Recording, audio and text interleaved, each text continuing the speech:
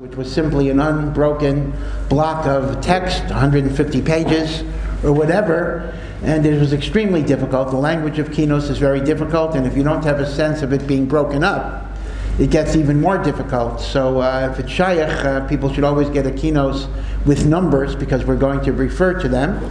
And indeed, it's important to know that the kinos there are 45 kinos in the minhag of Ashkenazim.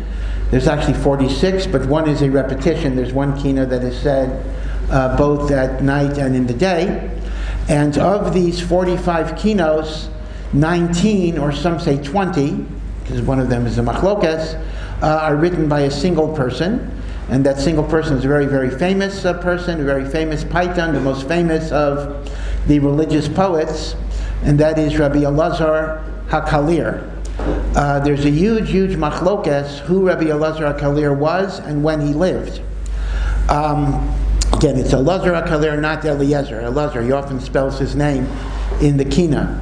According to Rabbeinu Tam, in Taisus and Chagiga, Rabbi Elazar HaKalir was none other than the son of Rabbi Shimon Bar Yochai, Rabbi Elazar bar Rabbi Shimon. He was a Tana. He lived shortly after the Chorban Beis Hamikdash, and the word Kalir does not mean, even though it's Rabbi Elazar ben Kalir, but Kalir was not his father, but Kalir means Kilorin li'einayim, a balm for the eyes, as Piyutim gave Nechama and Chizuk to Klal Yisrael. And according to Rabbeinu Tam, he was mamish a Tana. Many Achronim ask on Rabbeinu Tam that if that's the case, how come there's not a single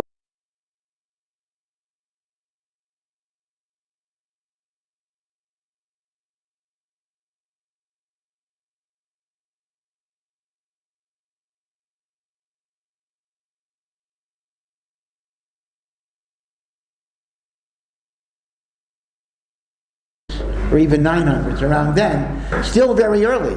Rashi, for example, Rashi will quote Rabbi Elazar HaKalir a number of times, and Rashi will bring rayas to various nekudos from Rabbi Elazar HaKalir's piyutim. So Yivadai was early, he was before the time of the Rishonim, but he was from the time of the Gaonim. He did live in Eretz Yisrael. In fact, the acrostic that he often signs in his poems is Elazar HaKalir Mikiryat Sefer. So literally that was the place where he lived, the town of Kiryat Sefer, which is not necessarily the same place that is called Kiryat Sefer today.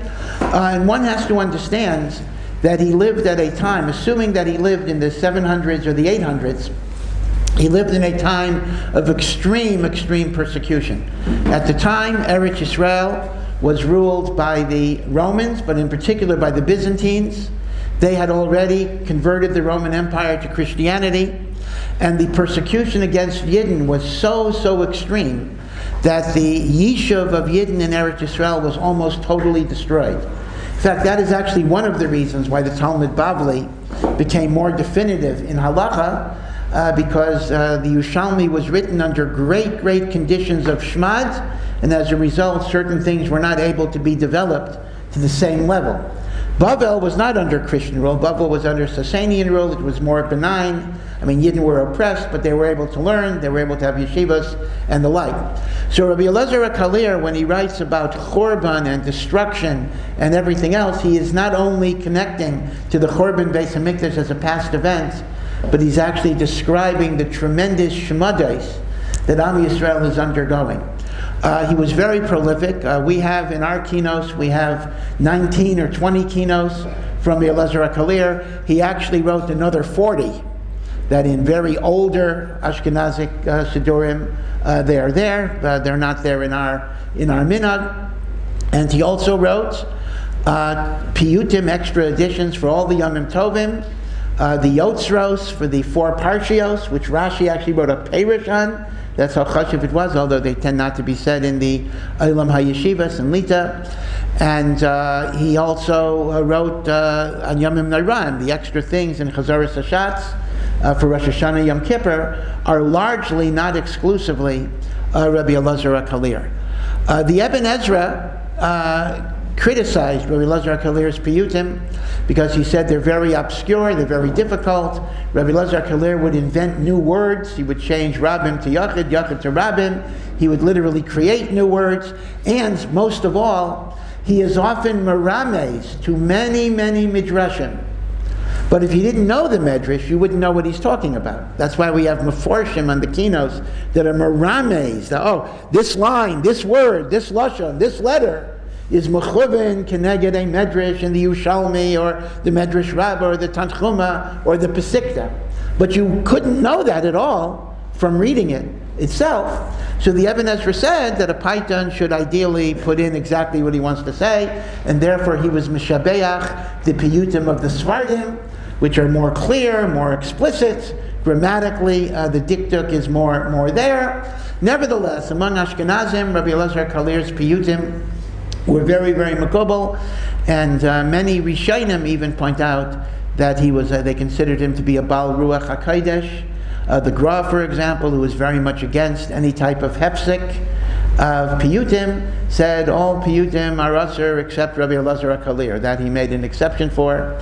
And the Arizal, which is maybe a pshara with Rabbeinu Tam, said that although Rabbi Elazar Kalir was not Rabbi Elazar Rabbi Shimon, he was a Gilgal of Rabbi Elazar Rabbi Shimon. So he says the shirish of Rabbi Elazar Kalir's neshama is indeed the neshama of Rabbi Elazar Rabbi Shimon. The original idea of kinais is none other than reading Eicha. This is already in the time of Chazal, that the minhag was to read Eicha both in the night and in the day. And indeed, the book of Eicha in English is called the Book of Lamentations, and that is exactly what Chazal call it. Chazal call Eicha Sefer HaKinais, and when they talk about kinos, they mean Eicha. Eventually, more and more kinos were added. Now, Rabbi Elazar Kalir's kinos are primarily about the Churban Beis HaMikdash, but we will see that there were other authors who added kinos about the Crusades and other tragedies that befell Am Yisrael, and indeed, we even have kinos that were written much later about the Holocaust and the like. When it comes to the kinos, because there are so many, and because the language is so difficult, so we apply the teaching of Chazal, Toiv ma'at b'kavana meharbe shelo b'kavana. It is better to say fewer kinos and try to have kavana when you say them than to try to say everything and not know what it is that you were talking about. So again, unfortunately, we will not be able to learn all of the kinos. That would be just too much to do. But we'll be selective, and hopefully the kinos that we'll do will have a meaning and a chashivas. So the first one, and again I'm going to refer to the numbers, so I hope you have a kinos with numbers.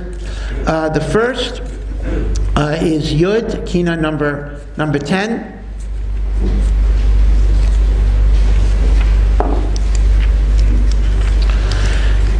And this is, again, written by Rabbi Elazar Kalir. Most of them will be for a while, and I'll say when they're not written by him. And the kinos he writes about, once again, have two different ideas. Sometimes there's a kina that's devoted to a single idea, like a single medrash. Those are actually easier because it's simply a single medrash. Other times he alludes to many, many different things. And Kina Yud is a kina about the 24 mishmaros of kahuna. So what were these? This goes all the way back to David HaMelech. David HaMelech, as you know, was not allowed to build a Beis HaMikdash because he was a man of war.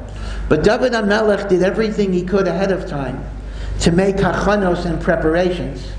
And one of the preparations was he divided all of the Kohanim into 24 families, and their names are listed in Divrei Hayamim. And the way it worked was, every week, a mishmor would do the Avodah for that week. The mishmor, in turn, was divided into Batei Avos, which were subdivisions of families, which handled every day of the week. On Shabbos, when was the change of the mishmor, the whole mishmor participated, and the new mishmor came in.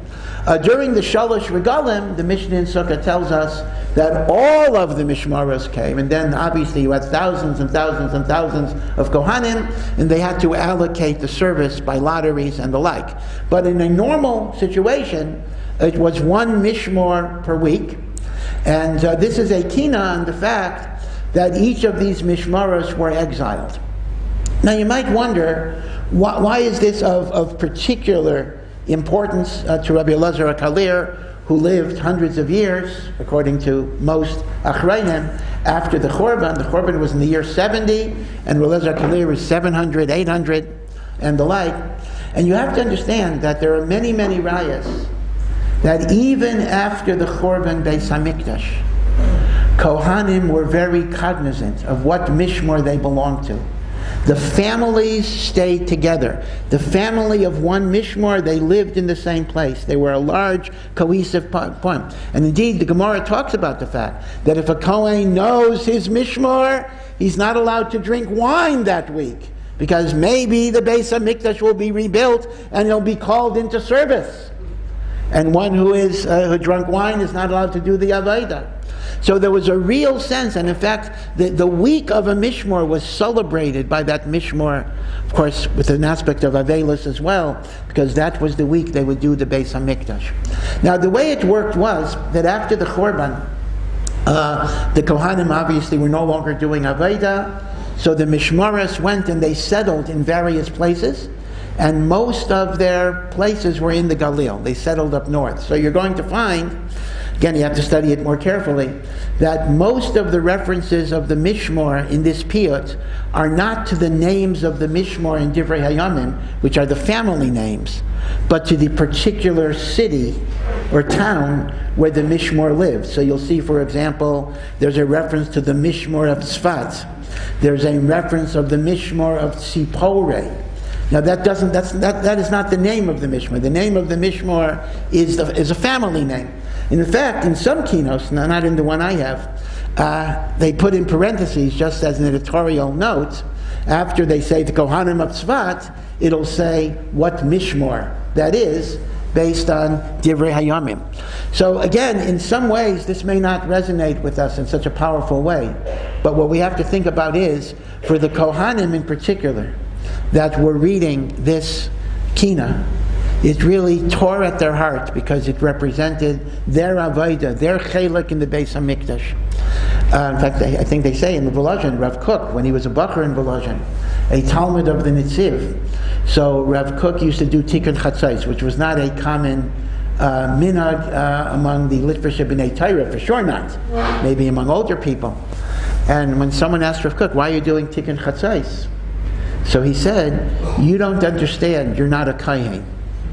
Again, the idea of a Kohen having a special connection to the Beis HaMikdash, and these are the Mishmaros. Now, it's interesting that Chazal records that the very first Mishmar in Divrei Hayamim that's listed, you go through 24 weeks and then you start again. The Shalosh Regalim, everybody comes, but after that you start again. So the very first Mishmar is a family that's called Yahayariv. That's the name of the family. Mishmar Yahayariv. And the Gemara says that both the first Beis HaMikdash and the second Beis HaMikdash was destroyed during the week of Mishmar Yahayariv. And the Yerushalmi says that is not an accident. Because although Yahayariv is a name, but it actually has a meaning. Ka, Hashem, Yariv, fought against his people, or it could be interpreted, they fought against God. It goes both ways. They fought against God, they rebelled against God. And as not that they were worse than anybody else, but symbolically, the Churban occurred at that time, connected to that name, because Ka Heiriv Esbanav, the Eibishter fought against his children, Kavyachol, because his children fought against him. Now you will see that in the first stanza, the bias was Nechrav in Misarvei Maron. So Misarvei Maron is a place, it's a village in the Galil where the Mishmar of Yahayariv went after the Churban. But again, the Yerushalmi says, everything is symbolic here. Misarvei Maron might mean a place, but Misarev is one who refuses. Maron is like Marom, to submit themselves to HaKadosh Baruch Hu. So there's a double meaning here. Again, we can't go through every stanza, but I just want to give you a general approach here, that the places are also merames to a spiritual yerida that was Gairim, the Chorban Beis HaMikdash. Now, obviously, as a poet, Rabbi Elazar Kalir has a stylistic problem. There are 22 letters of the Aleph Beis. There are 24 Mishmarais. So the way it works is, that's why he has 2 Shin stanzas and 2 Tuf stanzas. Meaning every Mishmar gets a letter of the Aleph Beis, and then Shin Shin, Tuf Tuf, that you have a total of 24 Charuzim, 24 stanzas for the Chaf Daled Mishmaras Kahuna. And it mentions all the different Averos. It mentions Bittul Torah. It mentions selfishness, Soros Ayin, not giving tzedakah for Aniyim. It actually mentions an Avera that Chazal don't talk about a lot, that there was an Avera that they didn't answer Amen. Okay, Amen is an important thing, but you get a Chorban Beis HaMikdash because you don't answer Amen. What does that mean? Why didn't they answer Amen? So again, the Mefarshim say that it's not so much the Amen to a bracha, but it's the Amen to the Nevi'im giving Musar. When a Navi or a Mochiach or a Rebbe gives us Teichacha, how do we respond to Teichacha? Do we simply say, get out of here, don't bother me? Or do I say, Amen, it's Emes, I'm Makabel, I want to change? So the truth of the matter is, if not answering Amen means a refusal to be Makabel, Musar, and Teichacha, that is a very, very serious thing, because that is the shirish of everything. Because even if a person falls and fails and does all sorts of averos, but if a person is Makabel, the Musar, when they get it, and wants to change, they have the shaychus of tshuva. If a person is not Makabel Teichacha, then they're in trouble. So that's the reference of not answering Amen. So we will say the kina for the 22 Mishmaris. Eicha Yoshva Chavetzeles Hasharain V'dam Amrain V'pinai Seyarain V'nahu Mishmarai Sam Kayanim B'nei Arain Kinim Sar HaBayis B'mesarvei Marain Bachai Tipcha Mechumeshes Svarim Kinera Kain V'navim HaKipurim V'yaldamai Nishretu Parachim Katzefirim V'nadu Kitzipayrim Kai Hanei Tzipayrim Golsa Me'arza Kalamakushata V'yavain Masrasu Shmita Yabashuatim Mufshvata V'yajushata Mishmeres Mifshata Darchei Heichel Shamog Nefratz Kaslai V'amil Kinikra Pesilai Yirad Vishbal Mitilai V'na Mishasilai Kayin Ayasalai Hayu Ayvim Alivim B'leichem Eilachem Kivitlu Halai Parais L'Rav Lachem V'uravu V'tzmo Mima Yimu Milachem Kivitlu Shtei Halachem Mibeis Lachem V'yesei Hadar Ein B'kesav Nechpas V'smuro Eivro Reisha Chipas V'nei Reis Nichbu V'neira Nichpas Kepashu B'lachem Upas Nilkada Yudfas Zachra Zman Asher Nasev Nishma Yeshiva Yivata Anais Amen Layavu Lanabareish Subu V'ravu Kayanei Ayalavai Chait Chatav Yamalei Lazeo V'yaliga V'siyata V'chayzayel Nabarkeinu Nabarkeinu V'yatzam Imaynel Kavaru Ziel Tumasa Hechanifa Sevel V'nala Rav HaChayvel V'yanan Avak V'adlav Ke'evel V'ein Miskabel V'chonei Arvel Chalach V'yav V'gdam V'kisai Shish T'chibur V'yitzei V'kavol V'chevel Kavol Kayhein Kavol Kol Amar Kainenu Kina Ki Yechisu Liel Kana V'gai Navalei Sam Kina V'nadada Mikina Mishmeres El Kana Le'mar Meitzmas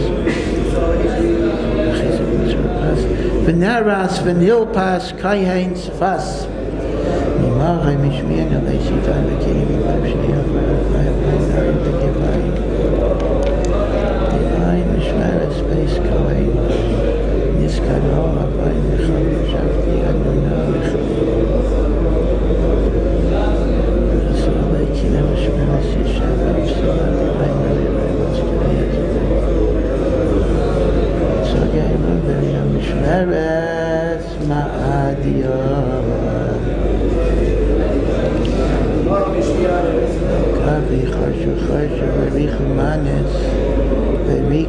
alai cherev v'chanes rebesi tzaimes v'sanes u'mitzuras tochnis yotza yevonis persa v'en yad sheleach ki lo hemina v'ashke v'shaluach v'ush v'sa b'ris melech v'en shemen mamulach v'reish mamlach Sadik hu Adonai ki fiyum aratz baru aru yisei bo ras.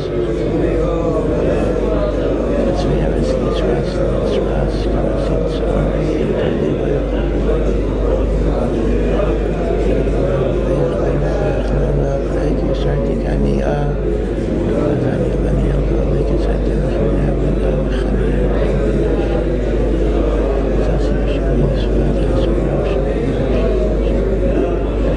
Hester Chavuya Nada Beis Chavya Shalom Knisam Titasach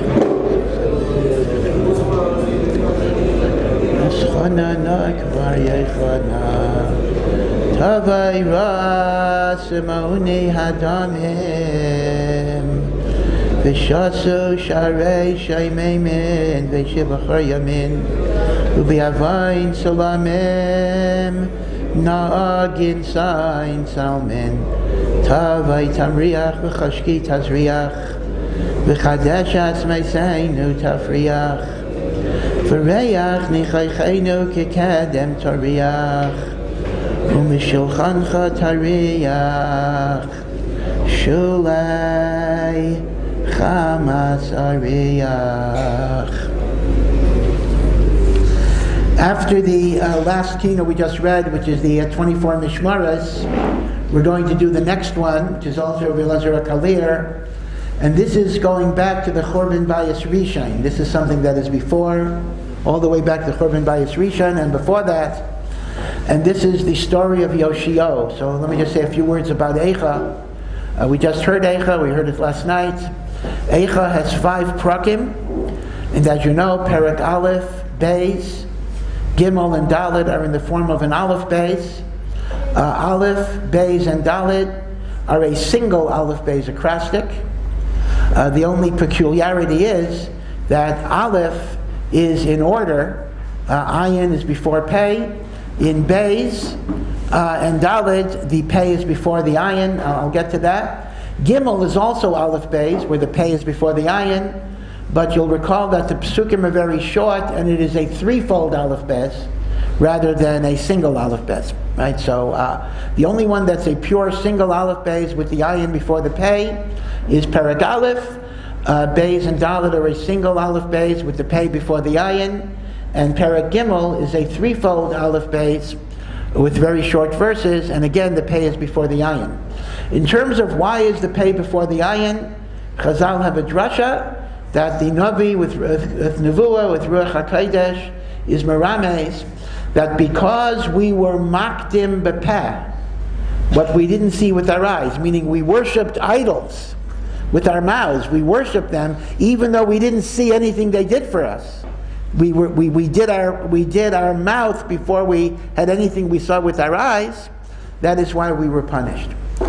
Now, Chazal also teach us that the 4th perek of Eicha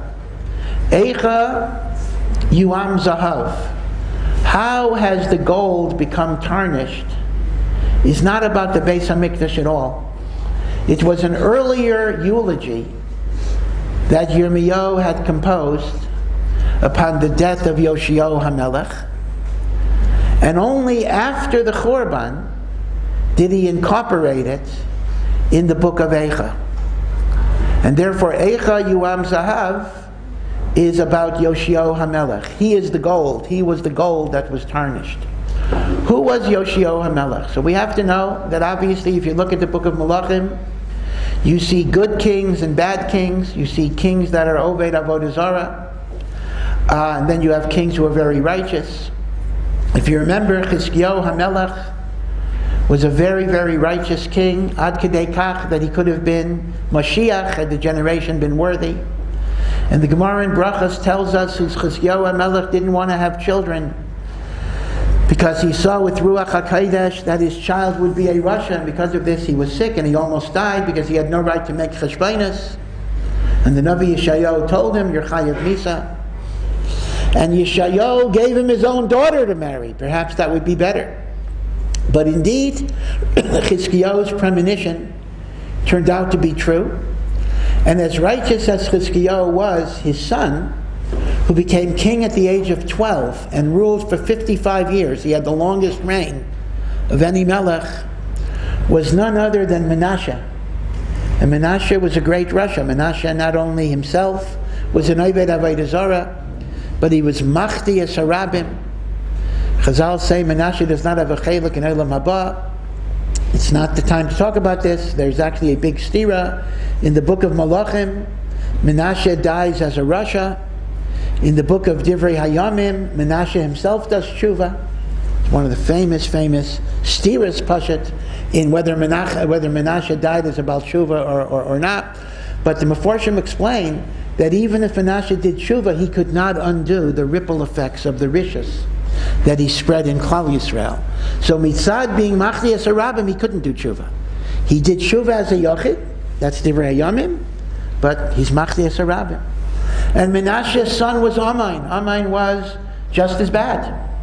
So there was a real downfall. But then Amain died, and Yoshio is the son of Amain, and Yoshio became a king at the age of 8 years old. 8 years old, he became a king, a child king. And Yoshio, his heart was drawn to serve HaKadosh Baruch Hu. His tutor was Chilkiyahu HaKayin. Chilkiyahu was a Kayin. Chilkiyahu seems to be the father of Yirmiyahu. Yirmiyahu ben Chilkiyahu seems to be the same person. And Chilkiyahu somehow taught Yoshio about Torah and mitzvahs. And Yoshio had a big hisayrus as he grew older to bring Am Yisrael back to HaKadosh Baruch Hu. And then it is recorded in the book of Malachim that they were doing renovations in the Beis HaMikdash. Again, they worshipped Hashem like they worshipped other idols. Even the Avodah Zarah worshipped Hashem too. So the Beis HaMikdash for most of the people was nothing more than another temple for paganism. But when they were doing renovations, they discovered a Sefer Torah. And they brought the Sefer Torah to Yoshio. Now again, there's a big machlokes. What are the implications? Why were they so amazed that they discovered a Sefer Torah? Some learn, this would create a big hashkafa problem actually, but some learn that Menashe and Amain had so successfully eradicated Yiddishkeit from Am Yisrael that there literally were no Sifrei Torah in Am Yisrael. And they found the Torah. They knew that, Yoshio knew there was such a Torah. Chilkiyahu told them that we have a Torah, but they didn't have it. This would be amazing. The Torah had been lost until it was discovered. That's how some learn. Others say that the hispilus, the amazement, was not that they had a Torah. There could have been many Sifrei Torah, but that it was open to a certain pasuk, the pasuk that we read this morning, that if you don't keep mitzvahs and you reject Hashem, there will be golus and chorban. And that was a siman min hashamayim. And Yoshio began to eradicate Avodah Zarah. And it says he was very successful. He was very matzliach. And at some point, Parai in Mitzrayim wanted to get permission not to attack the Jewish people, but he wanted to pass through Eretz Yisrael to wage war up north with the king of Assyria. And he simply wanted safe passage. He wanted the right to go through. Yoshio HaMelech was told by Yirmiyahu, let him go through, don't fight him. But Yoshio said, the Torah says in Parshas Bechukotzai, that if you keep Hashem's mitzvahs, Leisavor cherev bi'artzachem, a foreign sword shall not pass through your land. And that can't just mean a cherev of a hostile force, because that's obvious. And the chiddush must be even a cherev shel shalom, even a nation that is not waging war, but they want to use your territory as a launching ground to attack somebody else. Hashem promises us that's not going to happen. So Yoshio was so batuach in the tshuva of Am Yisrael that he refused to let Parai cross through his land, even B'Shalom, in order to reach Assyria. Yirmiyahu told him, you're wrong. The tshuva is not as great as you think. There are averos being done in secret. But Yoshio was confident enough that he ignored the words of the Navi. And it is recorded that Paro decided to go through anyway. And when Yoshio set out an army to repel Parai, Yoshio was killed with 300 arrows going through his body. And as he was dying, he was muttering some words. And people, the late sonim of the generation, wanted to know, what is Yoshio saying in his dying words? Is he rejecting Hashem? Is he saying Hashem doesn't keep his promises? Is HaKadosh Baruch Hu a liar? No.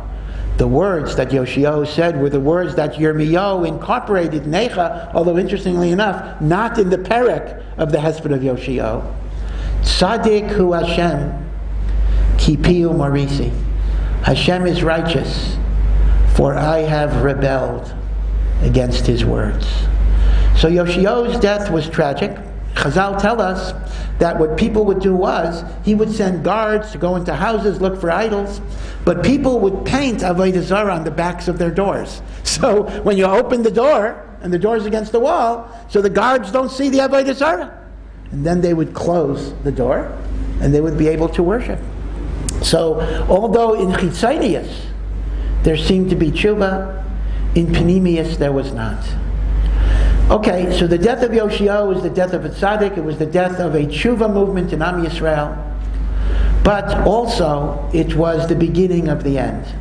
Because had Yoshio been able to complete what he was doing, that could have been mevatel the Churban Beis HaMikdash. After Yoshio, everything was downhill. You had Yoachaz, you had Yoakim, and his own sons were Rishayim, and it got worse and worse and worse. Only 22 more years till the Churban. And Yirmiyahu, in retrospect, Lemafreya, when he sees the Churban, he recognizes that it was the death of Yoshiyahu that put the nail in the coffin, in which there was no longer any hope for someone that'll be ma'ayrer Klal Yisrael to tshuva. In the very last line of the Kina, which we'll read in a minute, Rabbi Elazar Kalir mentions that in the merit of the Hesped that Yirmiyahu gave with the 22 letters of the Aleph base, Hashem delayed the Churban for 22 years. The Churban should have occurred with the death of Yoshio, but in the merit of Yirmiyahu being maspid the tzaddik in an Aleph base acrostic, Hashem delayed. What is interesting is that this is a statement that has no makar in Chazal. So it's interesting that this would be one of the indicators that Rabbi Elazar HaKalir, well, either is a Tana, so Mamela he has his own deya, or that he was in possession of midrashim that we don't have. And again, this is very, very pashut that Rishayim and certainly Gainim had many midrashim that got lost. So what this applies to us is, number one, it reminds us that tzaddikim are megan over the door. The great tzaddikim protect the generation, and when they go, when they leave, they are. We are all vulnerable. This is why we were vulnerable to the Churban Beis HaMikdash. But it also reminds us the other lesson. No matter how great of a tzaddik you are, you have to be mevatel yourself to Hashem. You can't make your own cheshbonus. Yoshio thought he was so righteous. He thought he did so much tshuva that he brought Klal Yisrael to tshuva that he thought for sure all of the haftachos in the Teichacha would be Mekoyim, that even a Cherev Shel Shalom will not be able to go through the land. But if the Navi told him, Hashem says no, you have to be mevatel yourself. And this was Yoshio's great accomplishment in the last moment of his life, when he was makir, Tzadik hu Hashem, ki piu marisi. Vayikainen Yirmiyahu al Yoshio. Eicha Eli kainu me'ela ben shmeina shaneicha l'dreish me'leihav. B'nei cham b'yavram chanu alav loy husker loy sigoy mifalav. Gam b'chol malchei Yisrael asher kamu ligdar. Lekam kamayu mimais avigdar. Damak vaychei vaychei neyadar. Kamu achar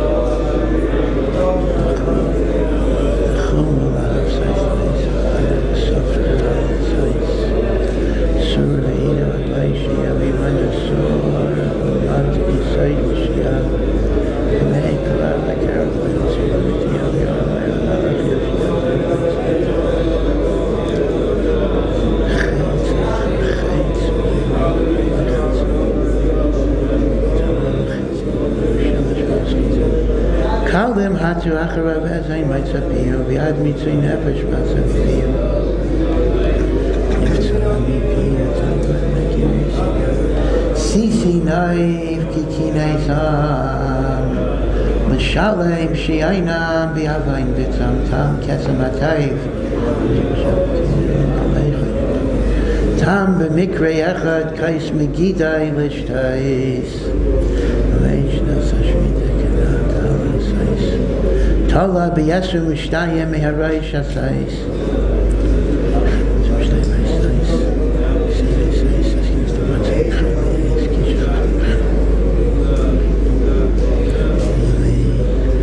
Mashati v'nasati v'nutash ahalei.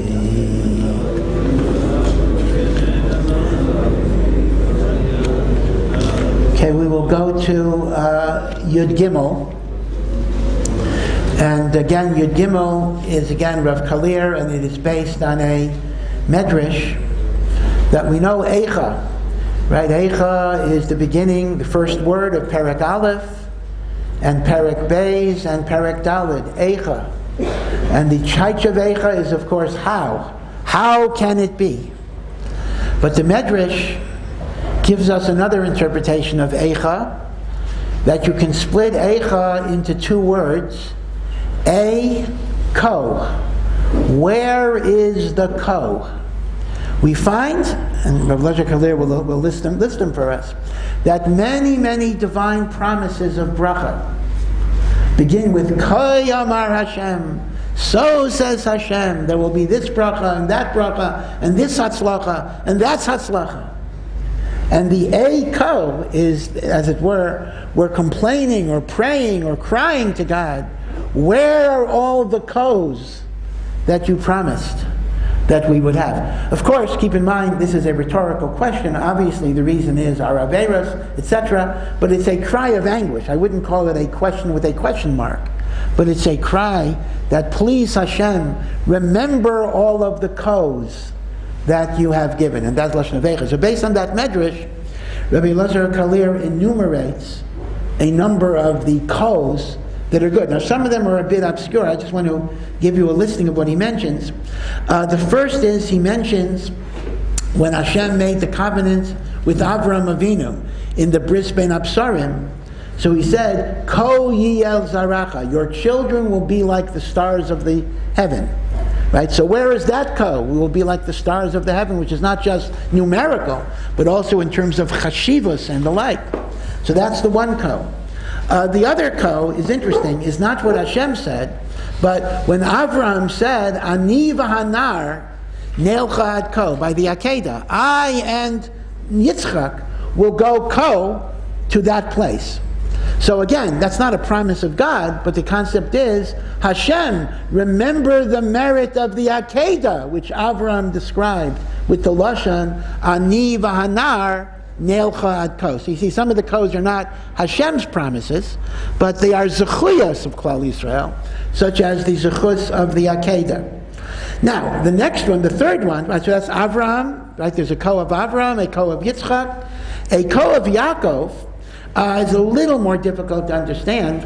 This is when Yaakov is complaining to Lavan that Lavan keeps on changing the deal. That when you say, I get the spotted sheep, then all of the sheep get spotted. As he's saying that no matter what you want to do to me, if you Lavan, say this, Hashem will give me that. And if you want to do this, Hashem will give me that. So the ko here is not so much either a zechus of Am Yisrael or a promise of God, a promise, but it's Yaakov's statement that the Eibishter took care of him. In other words, whatever you tried to do to cheat me, Lavan, Hashem gave me what it was. So again, we're asking Hashem, treat us the same way that you were nayeg with Yaakov, to give Yaakov whatever he needed. Then with Moshe Rabbeinu, Vayifen ko v'ko, when Moshe Rabbeinu killed the Mitzri, he turned this way and that way. Why is that a zechus for us? Because again, Moshe Rabbeinu was Meiser Nefesh to protect a Yid. And that Mesiras Nefesh is a zechus for Klal Yisrael. And then again we have Moshe, when Moshe said, Kai Saimar, say to Paro, send my people. Kai Amar b'chatzais Laila, the middle of the night. Again, this is bringing up Yitzias Mitzrayim. Then Matan Torah, Kai Saimar lebeis Yaakov, the merit of Matan Torah. So we have three of Moshe. Now then it says an interesting thing. A ko, where is the ko of the siach of Shishim Oisiyos Kedumais? Where is the ko of the 60 ancient letters? What is this a reference to?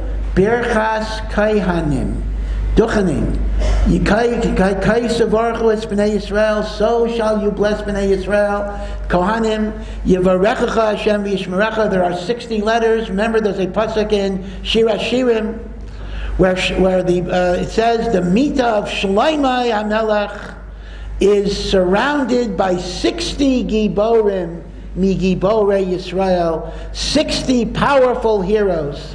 And the Medrash says these are the 60 letters of Birchas Kayanim that brings bracha into the world. And Birchas Kayanim is introduced with Kai Sevarchu es Bnei Yisrael. Hashem, where is the Kayach of Birchas Kayanim?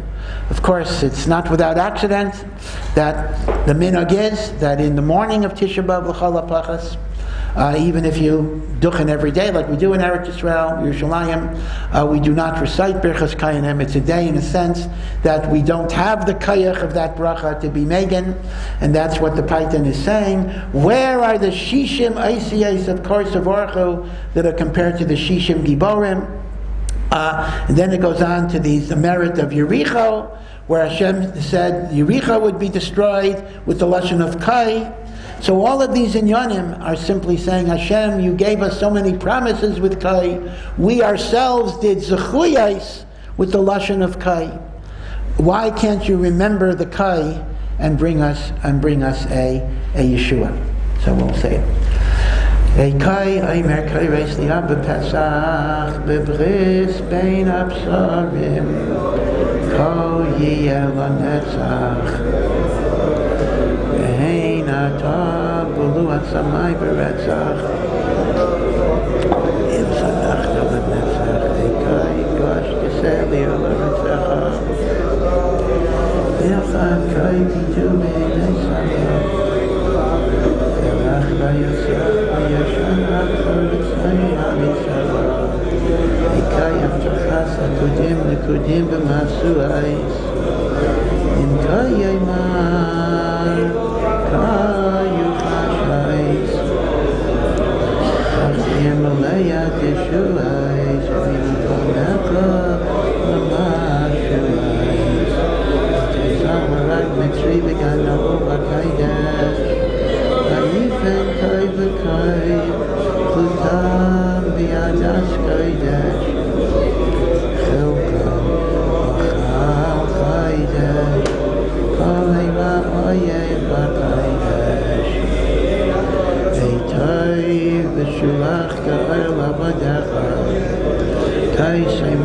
Sholayach Ban Liavdecha Ein Ata Yashvu Baignim Bebeis V'Yadecha Shagud Tzayremecha V'Kerav Mayadecha V'Kai Kerisus Chadashais Berisais V'Kai Amar Gechatzais Laila V'Maivsei Osas V'Nalayem Lasai Samu Aisai Sam Aisai V'Kai Mishmam U'Maishal Allah Kaisar V'Lavas Bayis V'Yulav V'Ne'avay V'Kenei V'Lavay V'Kai Siyach Yishmas V'Bayis V'Smachai V'Kai V'Tzlava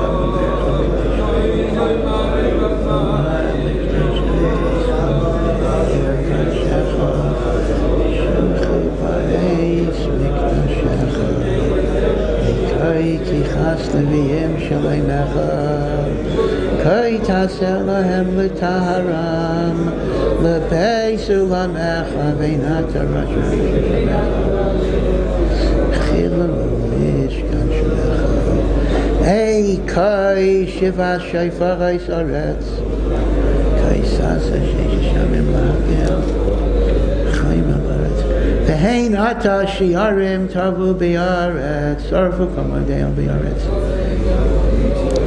Ei kai teshuai sasamai aitzar B'chayamar asher l'chayzim natzar B'chai b'chatzar ad masai Elohim Yecharef tzar Okay, we'll go to Tesayin 16.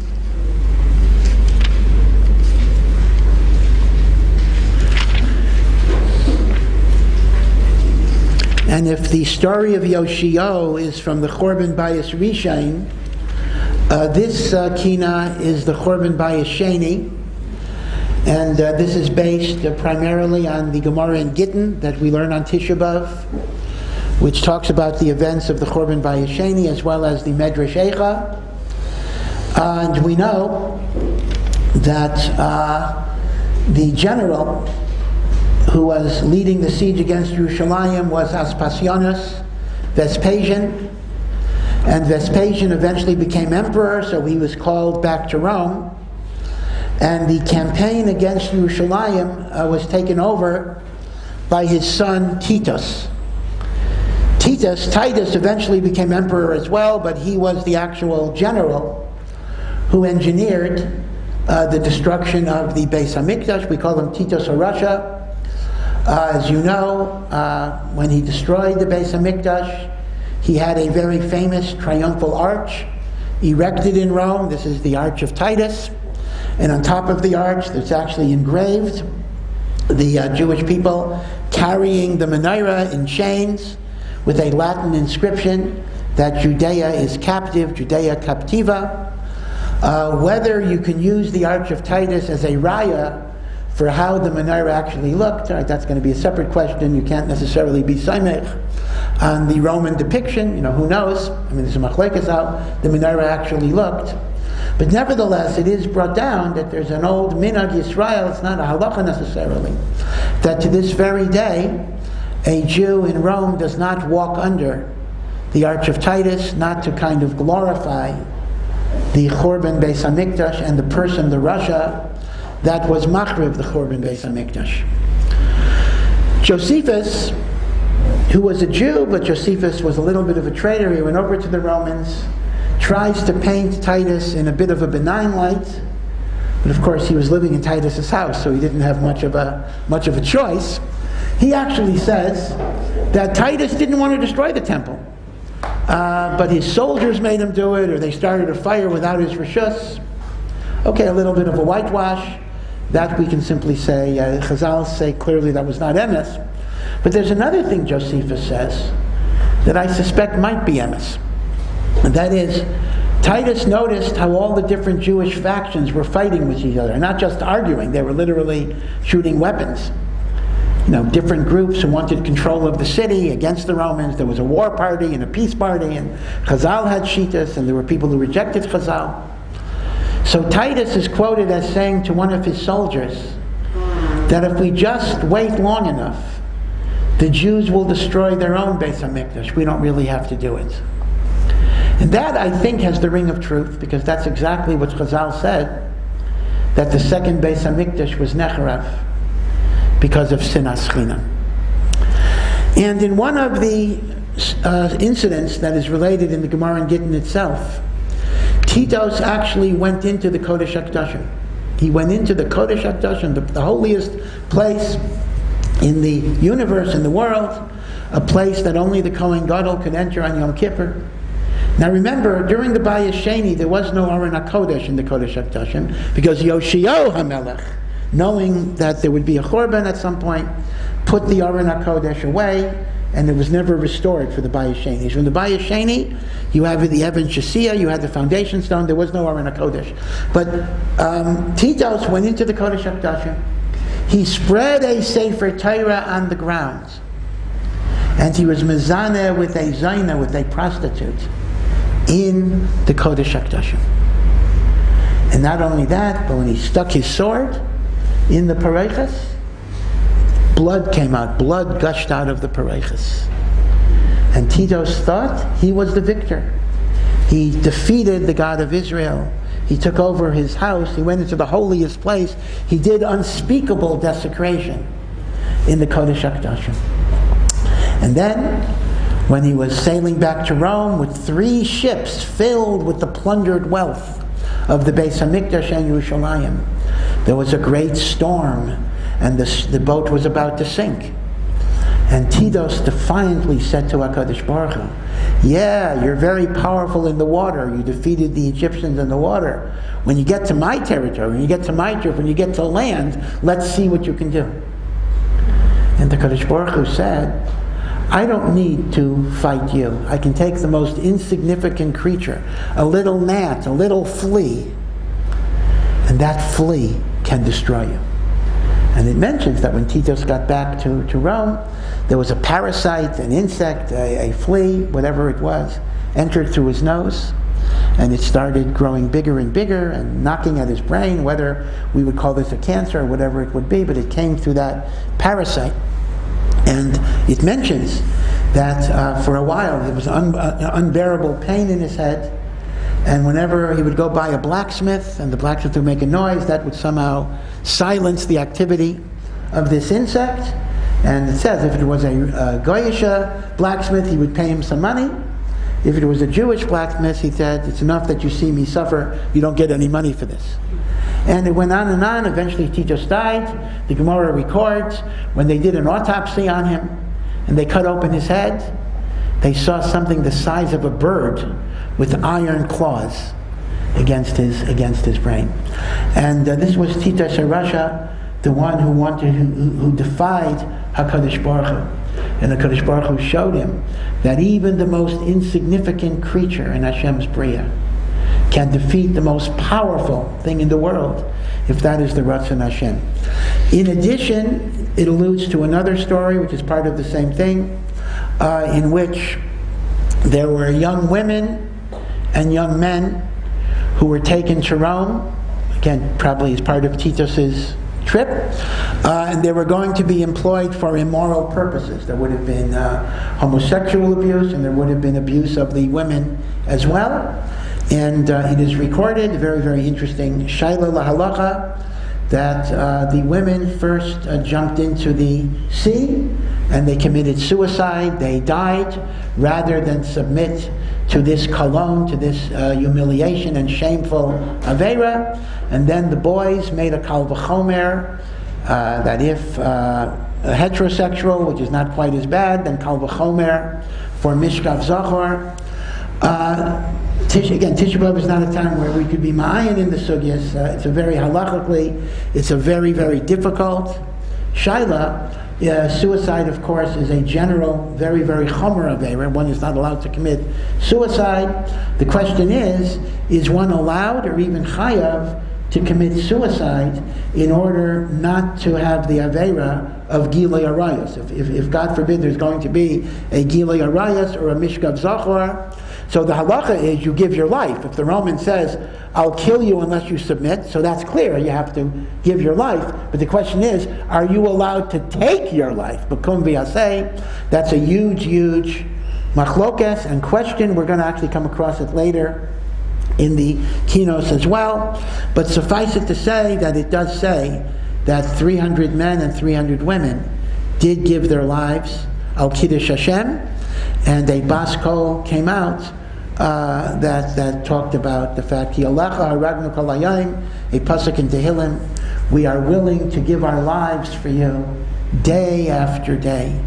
And HaKadosh Baruch Hu gave them a chelek in Olam Haba. So this is the story of Titus HaRasha, and it makes us realize in a very, very vivid way how much evil does exist in the world, and how much Rishayim in the short term can get away with. And we sometimes feel that HaKadosh Baruch Hu is hiding, as abandoned, but ultimately there is a din v'cheshbon. Zohar asher asat zar b'fnim shalav char b'ibalav nag b'fnim nachal seinu b'yeis k'tamei lechem apanim gadar p'reiches balas shtei panim Yisaimim giel b'magein ma'adam v'yemadet kol b'memedam dam imenu dalach Yitzah min habayis v'chai b'ayim alayadam Ha'avaka Yisayim lo yishkaver V'natayim el yadayim v'muvad v'kaber Yitzrayim v'chalayim v'nobadi v'zorim Achreish v'zayin v'zayin v'zv'nchaleish Avadim chita V'saychayim abas eish Yalma b'beis eish mimaram shalach eish B'nafsheinu tovanu kaitzik li shareis V'samram bi'ani shayet bam li shareis Oreinu yimakish kim shareis Shlishak li shareis Nashim b'sharki b'avetz b'kakabez l'machmetz Pasur b'zbez kashak l'jach l'sam yishmetz Tzarkim chazakim sarkim sarkim shishim v'zibim v'pasur yasham shchakim Shabbat Seitem Yomet Mayim Zivim Chamer Beizam Maydam Chaim Ram Yeh Pizza Nachum Tzir Madan Kim Tashbeitem V'Tzachar V'Tzachar Nachum Tzachar V'Tzachar V'Tzachar Tzachar Katsam Tzavishis V'Nesh V'Nem V'Shreit V'Kam Yisham V'Nei Islam Shel Chaver Etzmutz V'Shalais V'Nei Sashim V'Einu Shiv V'Omen V'Chayam Shir V'Sishvachaish V'Chai Chagno Kol Hayayim V'Vat Nafshan V'Zbastav Shachachnu Chachnu V'Zlamishim V'Shum V'Zkal Nishmu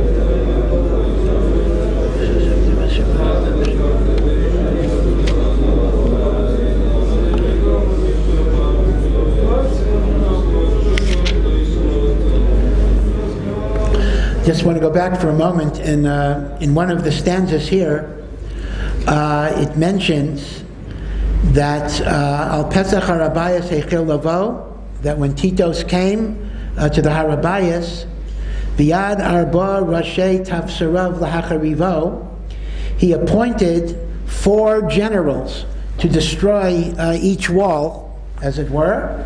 And then it mentions Al Sad Maravi Lezecher Hisrid Bo, that the western wall, the Kaisel Maravi, was not able to be destroyed. And this is actually one of the earliest Makairis of the idea that the Kaisel Maravi, which is not the wall of the Beis Hamikdash, it is the wall of the Harabayas, the Shekhinah has never left the Kaisel Maravi, and therefore it was not destroyed. Now the remez of Zecher is that the Medrash says, when the general was not able to destroy it, he gave Nebuchadnezzar an excuse. Now again, this is interesting because here you have an interweaving. This Kina is about the second Churban, Titos, but Rabbi Elazar HaKaler will bring in Midrashim about the first Beis HaMikdash. And this remez here about the 4 Rashi Tavsarav is not Titos, it is Nebuchadnezzar had 4 people. Right? There's an interweaving of all of these Midrashim.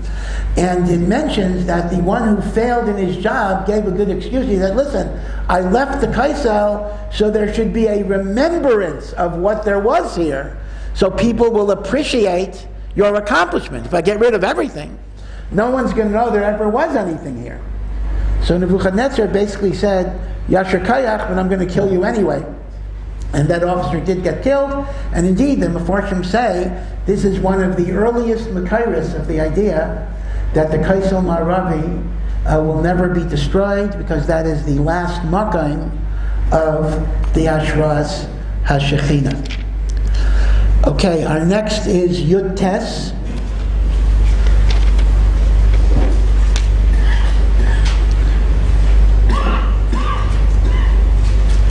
And this is a bit of a question if Rabbi Elazar really wrote this or not, but this is based on a pasuk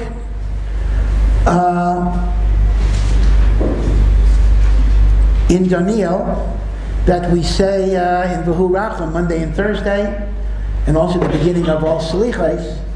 L'cha Hashem Hatzdaka V'lanu Baishes Hapanim. This means that whatever you do to us, Hashem, whatever you decree upon us, is righteous and good and correct. We are not entitled to anything. V'lanu baishes hapanim, and we come to you with shame and humiliation and embarrassment for all that we've done. This is what is called Siddur Kadin. Siddur Kadin is, just as a Levaya, etc., a person accepts the righteousness of Hashem's decree, even if we don't understand it, even if it doesn't make sense to us, even if it seems to be out of proportion. But L'cha Hashem Hatzdaka. So what the Paitan does here is, he splits the verse in two. L'cha Hashem Hatzdaka, with all of the good things that you've done for us, all the chastei hamakim. V'lanu baishes hapanim, but we are ashamed because all of the Averos that we did that caused this punishment. Which means, simultaneously, with acknowledging the Tziduk Hadin, one also has to be grateful for the Chasadim of Hashem. It's like Eov says, when all of the tzaras happened to him, shall we accept only the good that Hashem gives us, and not accept the tzaras? We have to understand that the tzaras are also for our good. So this will be a comparison. L'cha Hashem Hatzdaka, because of all of the good things you did with Mitzrayim and the Man and Matan Torah and Geulos and Yeshuos and the Beis HaMikdash. V'lanu baishes hapanim, because of all of the different Averos that we've done. So this is really a very important part of the Kinos, because Kinos are not just about complaining. It's not just about crying. It's not just about the tzaros, but it's also about acknowledging the Gamzu L'Tova, Kol Ma Diavad Rachamana L'Tov Avid. L'cha Adonai Hatzdaka, V'yayis Hashem Leisa V'yaz V'yadata, V'lanu Baishes Hapanim, V'bechina Asher Nitzrafnu V'yasanu Tiyavta, L'cha Adonai Hatzdaka, L'goy Mikerev Goy L'tachas B'masais, V'lanu Baishes Hapanim, V'dayvi Asher Nimsa Banu K'masayim Masais, L'cha Adonai Hatzdaka V'halcholim V'tashlaviyam, Yam Sof Gai V'Eloi HaVivasham, L'cha Adonai Hatzdaka B'zeicher v'atem eidai v'ani Elohim v'lanu b'ishas apanim v'charfeinu at night v'sin kol masei lanu Elohim.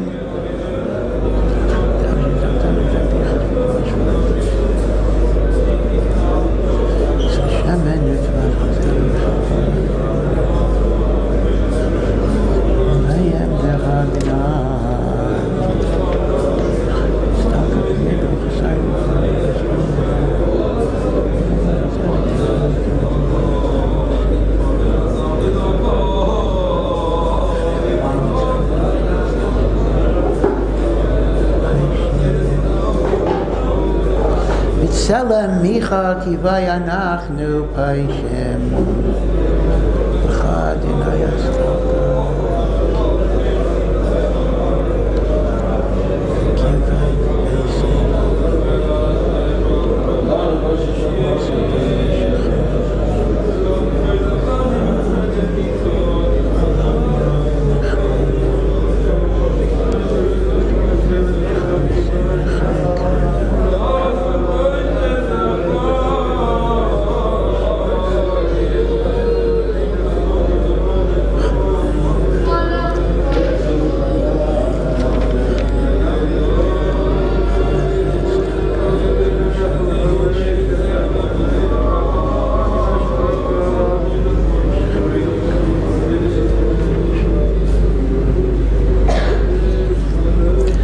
I want to point out that in the next to the last stanza, L'cha Hashem Atzdaka b'shnei churbanais shecharvu b'bitzenu v'anachnu kayomim. Your ways, Hashem, are righteous, because although the two temples were destroyed because of our sin, anachnu kayomim, we are still alive. One is expressing gratitude to HaKadosh Baruch Hu for the survival of Am Yisrael. In fact, the Gemara in Brachos tells us, in one of the Kapitulach of Tehillim, which David HaMelech prophesies, the Chorban Beis HaMikdash, Elokim bo goyim nachalasecha, the goyim have come into your inheritance, they have destroyed your temple. So the Gemara in Brachos asks, how can that be described as Mizmor LeDavid, a joyous song of David? It should be a kino LeDavid. It should be a lamentation for David. And the Gemara explains that there was an actual chesed, that when our Averos were Mechayav a Chorban, Hashem poured out His anger on Eitzim v'Avonim. Now obviously many Jews died as well, but a lot of the anger was displaced on Eitzim v'Avonim. And that's a chesed for which David HaMelech could say, Baruch Hashem, Shafach Hamasai, Al Eitzim v'Avonim. That is what Rabbi Elazar, that is what is being merumas to. Chorvu v'bitzenu, the building was destroyed, v'anachnu kayomim, and we're alive. There was a Shafach Hamasai, Al Eitzim v'Avonim. But we then say that we are humiliated to ask that we want more. Baruch Hashem, the fact that we're alive is in a sense enough. But we ask Hashem to return barachamim and be mashra the Shekhinah with the Beis HaMikdash. Now the next stanza, the last one, L'cha Hashem Atzdaka b'teisha meyais shana shahaisa sina kavusha milihi shama. To you, Hashem, is righteousness. For the 900 years in which there was a hatred or an enmity, that you covered up that we would not hear. So what is the cheshbon of 900 years? So the Meforshim explain that the truth of the matter is, Am Yisrael should have been destroyed as soon as we left Mitzrayim. Amazing. Why would that be? Hashem take us out of Mitzrayim and then destroy us? I mean, that's what Moshe Rabbeinu always says. You took us out to destroy us. The truth is, there's a certain truth to that. Because it mentions that in Kriyas Yamsuf itself, the miracle of Kriyas Yamsuf, there was a fellow Micha from the tribe of Dan, not the prophet Micha, who had a pesel with him, an Avodah Zarah. This was pesel Micha. Who was Micha? The Medrash tells us Micha goes all the way back at a point when Paro was throwing, this is before the Nile even, he was throwing Jewish babies into buildings, kind of, putting them into the cement. And Moshe Rabbeinu, who was growing up in Paro's house, would see all of these sorrows, and he would say to HaKadosh Baruch Hu, how could this be? And HaKadosh Baruch Hu said, save one of the babies and see what happens. And Moshe Rabbeinu took a baby out of the cement, out of the mortar, and that baby grew up, and that baby eventually became Micha, who brought the Avodah Zarah. So Hashem basically says that if I'm geyser that certain people would die, there's a reason for it. And don't make a cheshbon that you think you could make a better decision. So in reality, we were chayav misa by Kriyas Yamsuf itself because of the Pesel Micha. And even though most of the Jews were not worshiping the Pesel, but they tolerated the Pesel, and when we see throughout the Torah that the toleration of Avodah Zarah creates kind of a co-liability for it. So let's make a cheshbon. We are told in the book of Malachim that the Beis Hamikdash of Shlomo was built in the 480 years after we left Mitzrayim. And the Beis Hamikdash stood for 410 years. 480 and 410 is 890, close to 900 years. And the concept therefore is that Hashem kept his anger in check for almost 900 years from Yetzias Mitzrayim to the Chorban Bayis Rishon, because we were Nischayev Kaliyah by Kriyas Yamsuf itself. And therefore, the truth of the matter is, the Chorban was devastating. But the Rachamim of Hashem, the Yerech HaPayim of HaKadosh Baruch Hu, waiting for our Tshuva Shlema, was almost 1,000 years, and 900 years. And therefore, that itself shows L'cha Hashem Hatzdaka. The next one is Chaf Aleph, 21. And 21 is the first Kina that we know was not written by Rabbi Elazar HaKalir. It was written by a Paitan in Germany, Meir ben Yechiel. And in fact, if you have a correct version of this piyut, you will see his name spelled out. And this is based on the story of the Asara Harugei Malchus, the 10 great Talmidei Chachamim, the 10 great Gedolim that were massacred. Now again, this is the Bayis Sheni, by the Romans around the time of the Chorban Bayis Sheni. Now, there are a number of different midrashim, and the lists are not always the same. Meaning to say, this piyut, or this kina, is based on a particular list. There are other lists.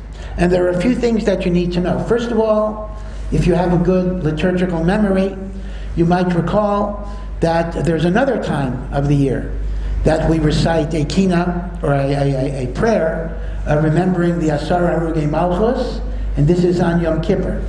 Two different poems, and in fact the lists are not exactly the same. It's like 8 out of the 10 are the same, and there are details in the Yom Kippur story that we don't have here. I'll try to fill it in.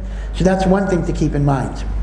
But the reason why we do it on Yom Kippur is a different reason than why we do it on Tisha B'Av.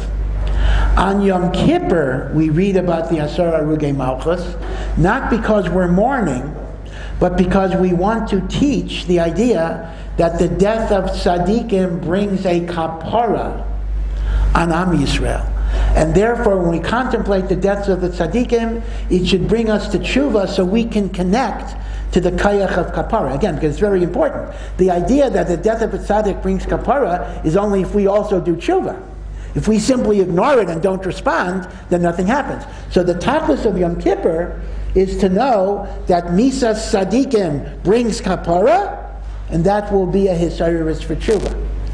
By contrast, on Tisha B'Av, we're not so much interested in emphasizing that Misas Tzadikim brings kapara. We are rather interested in mourning the idea that one of the great tragedies that might even be greater than the Chorban Beis HaMikdash itself was the destruction of Torah, which of course happened at the Korban Beis HaMikdash. The loss of Gedalim, the absence of Kedusha in the world. Because after all, what is the Korban Beis HaMikdash? You're missing a building. Missing a building is not a big deal. What you're mourning over is the godliness that has left the world. And yes, when there's no Beis HaMikdash, that shows that Hashem has left the world. But as long as there are Gedolei Torah, as long as there's Torah, we have the Shekhinah in the world. And therefore, the loss of Torah, the tragic loss of Torah, is part of the Korban. So again, it's a different emphasis. On Yom Kippur, the idea is that Misa Sadikim is Mechaper. And on Tisha B'Av, the idea is that part of the Korban is the destruction of Torah in the world. That is why, for example, there is a detail that appears in the Yom Kippur Piyut that does not appear here. You may recall this, that the emperor was learning in the Chumash, obviously he was doing it for his own selfish reasons, that if you kidnap somebody, right, you take a person and you sell him into slavery, it's a Chiyuv Misa. So we asked the Chachamim, Gonei Vishu Mecharo, if you steal a person and sell them, what's the halachas? They said, most you must, Chayav Misa. So he said to the 10, so all of you are descendants of those who sold Yosef, and there was not a din v'cheshbon on that, so you're Chayav Misa.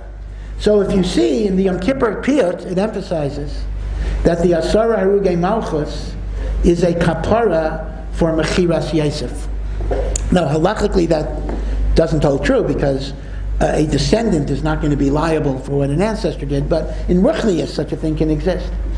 In the Tisha B'Av Piyut, there is no mention of that story, because again, that's connected to Misa Sadikim Mechaber.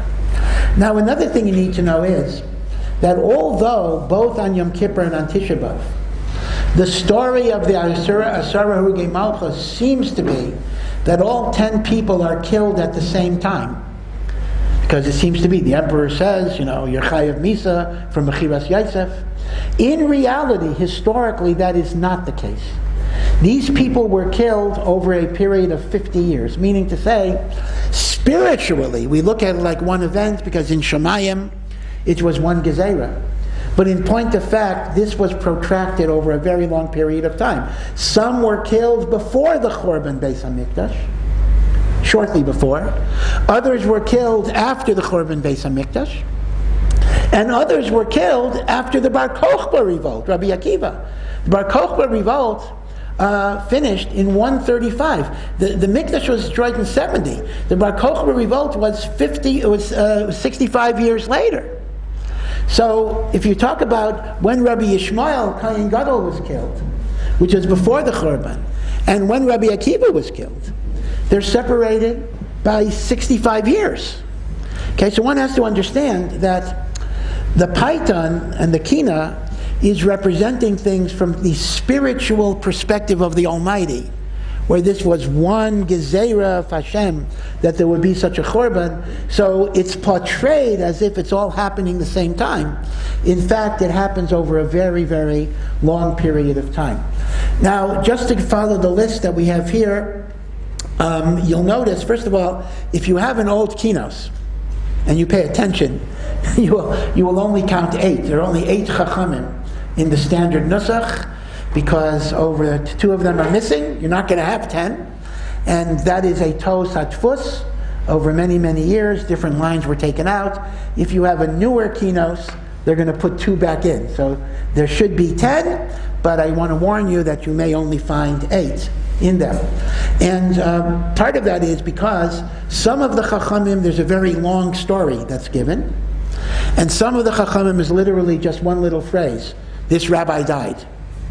So the ones that are very short, they just got forgotten, they got skipped in copying and the like. So it starts off with the 2 that we are given a fairly long story about, is Rabban Shimon ben Gamliel, who was the Nasi, the head of the Sanhedrin of Klal Yisrael, and he was murdered by the Romans as the Nasi. And let me just point out that the Rabban Shimon ben Gamliel that was a martyr is none other than the father of Rabbi Yehuda HaNasi. So Rav Yehuda Hanassi, who is the author of the Mishnah, his father, Rav Shimon Gamliel, was murdered. There was an earlier Rabbi Shimon Gamliel, but that's not the one that we are talking about. And he was the Nasi Yisrael. And then we have Rabbi Yishmael, who is the Kohen Gadol. Obviously, one of the questions that occurs to people is, why would somebody name their son Yishmael, particularly if they must have been righteous? In fact, Rabbi Yishmael's own father was a Kohen Gadol, Elisha, Rabbi Yishmael ben Elisha. Elisha was also a Kohen Gadol. The answer that the Meforshim give is Yishmael did tshuva. Yishmael also died as a righteous person. But obviously this teretz is not makubal by us, because nobody names their son Yishmael. But nevertheless, there were those in Chazal that held Yishmael's kayach of tshuva justified using his name. And the question was that the Romans had, who should we kill first? And the gairul fell, the lottery fell on Rabbi Shimon ben Gamliel, and he was killed. And when it was time for Rabbi Yishmael to be killed, Rabbi Yishmael asked for just a moment, and he took the severed head of Rabbi Shimon ben Gamliel, and he placed his eyes upon his eyes, and his mouth upon his mouth, and his nose upon his nose. And he said, how can the mouth and the tongue that poured forth so much Torah, how could it now be licking the earth? And again, we can't be ma'ayin in all the halachos, but the obvious question is, Rabbi Yishmael is a kayin. A kayin is not allowed to come in contact with a dead body. How could Rabbi Yishmael be metameh to Rabbi Shimon ben Gamliel? And there are different answers. One answer is for a nasi, the head of a Sanhedrin, even a kohen is allowed to be metameh. In fact, the Gemara says about Rebbe, when Rebbe died, batla kahuna, the laws of kahuna were nullified, and some understand that to mean that kohanim could become tameh. Others say a different cheshbon, that these people were killed indoors. So it turns out that Rabbi Yishmael is already tameh, because Tumas Oyel, he's under the same roof.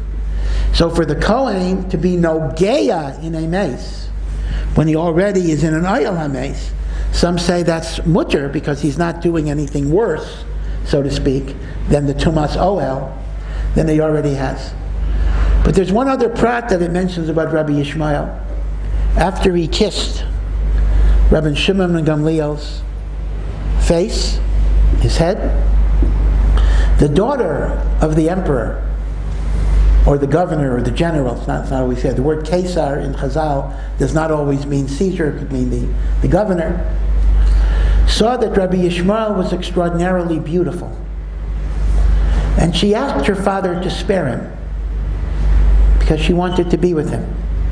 And he said, no, I'm not going to do that. So she said, can you at least give me his face? So what they did was, hard to imagine what this was, they scraped off, while he's alive, they scraped off the skin of his face so she could have it like a mask. And he did not complain, he accepted the din shemayim, but when they reached the place of the tefillin shel Reish, he shrieked a bitter cry that would have destroyed the world, because this was the place where the Shem Hashem was on his forehead. And the Gemara in Avodah Zarah records that this face mask of Rabbi Yishmael was preserved in Rome, and every 70 years, the whole ceremony, they would take a lame person who represented Yaakov, and they put a healthy person on top of the lame person, which is Esav. So Esav, which is Rome, is dominating Yaakov. And they would put the face of Rabbi Yishmael over the Esav guy, over the guy on top, as if to say, we have taken over the beauty that once belonged to the Jews. So that is the second. Rabbi Shimon Gamliel is the first. The second is Rabbi Yishmael. The third is Rabbi Akiva. Now, again, this is not chronological. Rabbi Akiva is actually the last one who died he died at Bar Kokhba, but they put him third here. And here we have again the famous story of Rabbi Akiva that we've always learned, that he was teaching Torah Barabim, and the Romans arrested him, and they were flaying his flesh with iron hooks. And when his Talmidim said to him, Rebbe, how could this be? And Rabbi Akiva answered, all of my life. The Torah says, you shall love Hashem with all of your heart and all of your soul, even your very life. All of my life, I wanted to give my soul for Hashem. And now I can do so.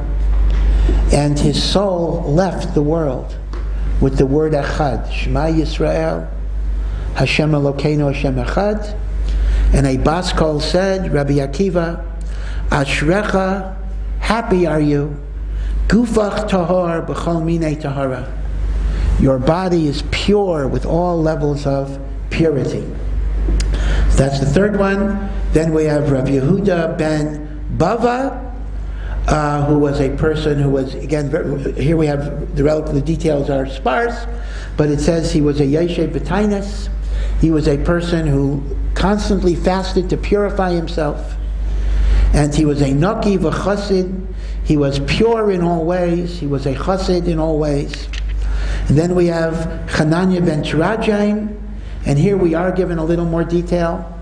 Hananiah ben Terajan was wrapped with the Sefer Torah, and the Romans put wet sponges between the Torah and his body so that the fire should not kill him right away. He should suffer torture, but the fire would not burn him.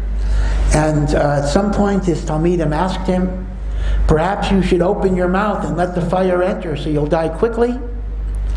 And he said, no, Hashem will take my life, I will not commit suicide. But then the guy asked him, how about if I take away some of the sponges and I add some wood on the fire? And Rabbi Hananiah ben Terajan was maskim to that. And the soldier said, on the condition that I get Olam Haba, he says, you will get Olam Haba. He did that. Rabbi Hananiah ben Terajan died, and the soldier jumped into the fire with him. And a bas kol said, Rabbi Hananiah ben Terajan and his guard are mizuman l'chayei olam haba. And Chazal said, this is an example of yesh kaina elam sha'achas, that even a guy who was a Rasha his whole life could get olam haba in 1 second. Again, this is not a time for great Iyun, but as a post-Tisha B'Av question, you might reflect on this.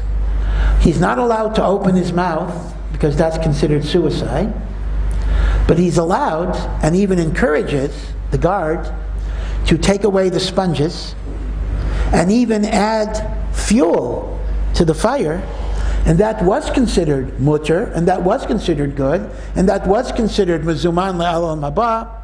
Question is, what's the difference, and how that would apply to modern medical interventions? A very, very interesting question. But the most important, beautiful thing that's expressed here is that his Talmidim asked him in his last moments, what do you see? And he says, I see the gevil, I see the parchment burning, but the letters of the Torah are flying up to Shemayim. They'll never be destroyed. And this is a metaphor not only for the Torah itself, but for the Jewish person that is a repository of the Torah. The Umos HaOlam, the Rishayim of the world, can destroy the Guf, but the Koach of the Torah will always be here.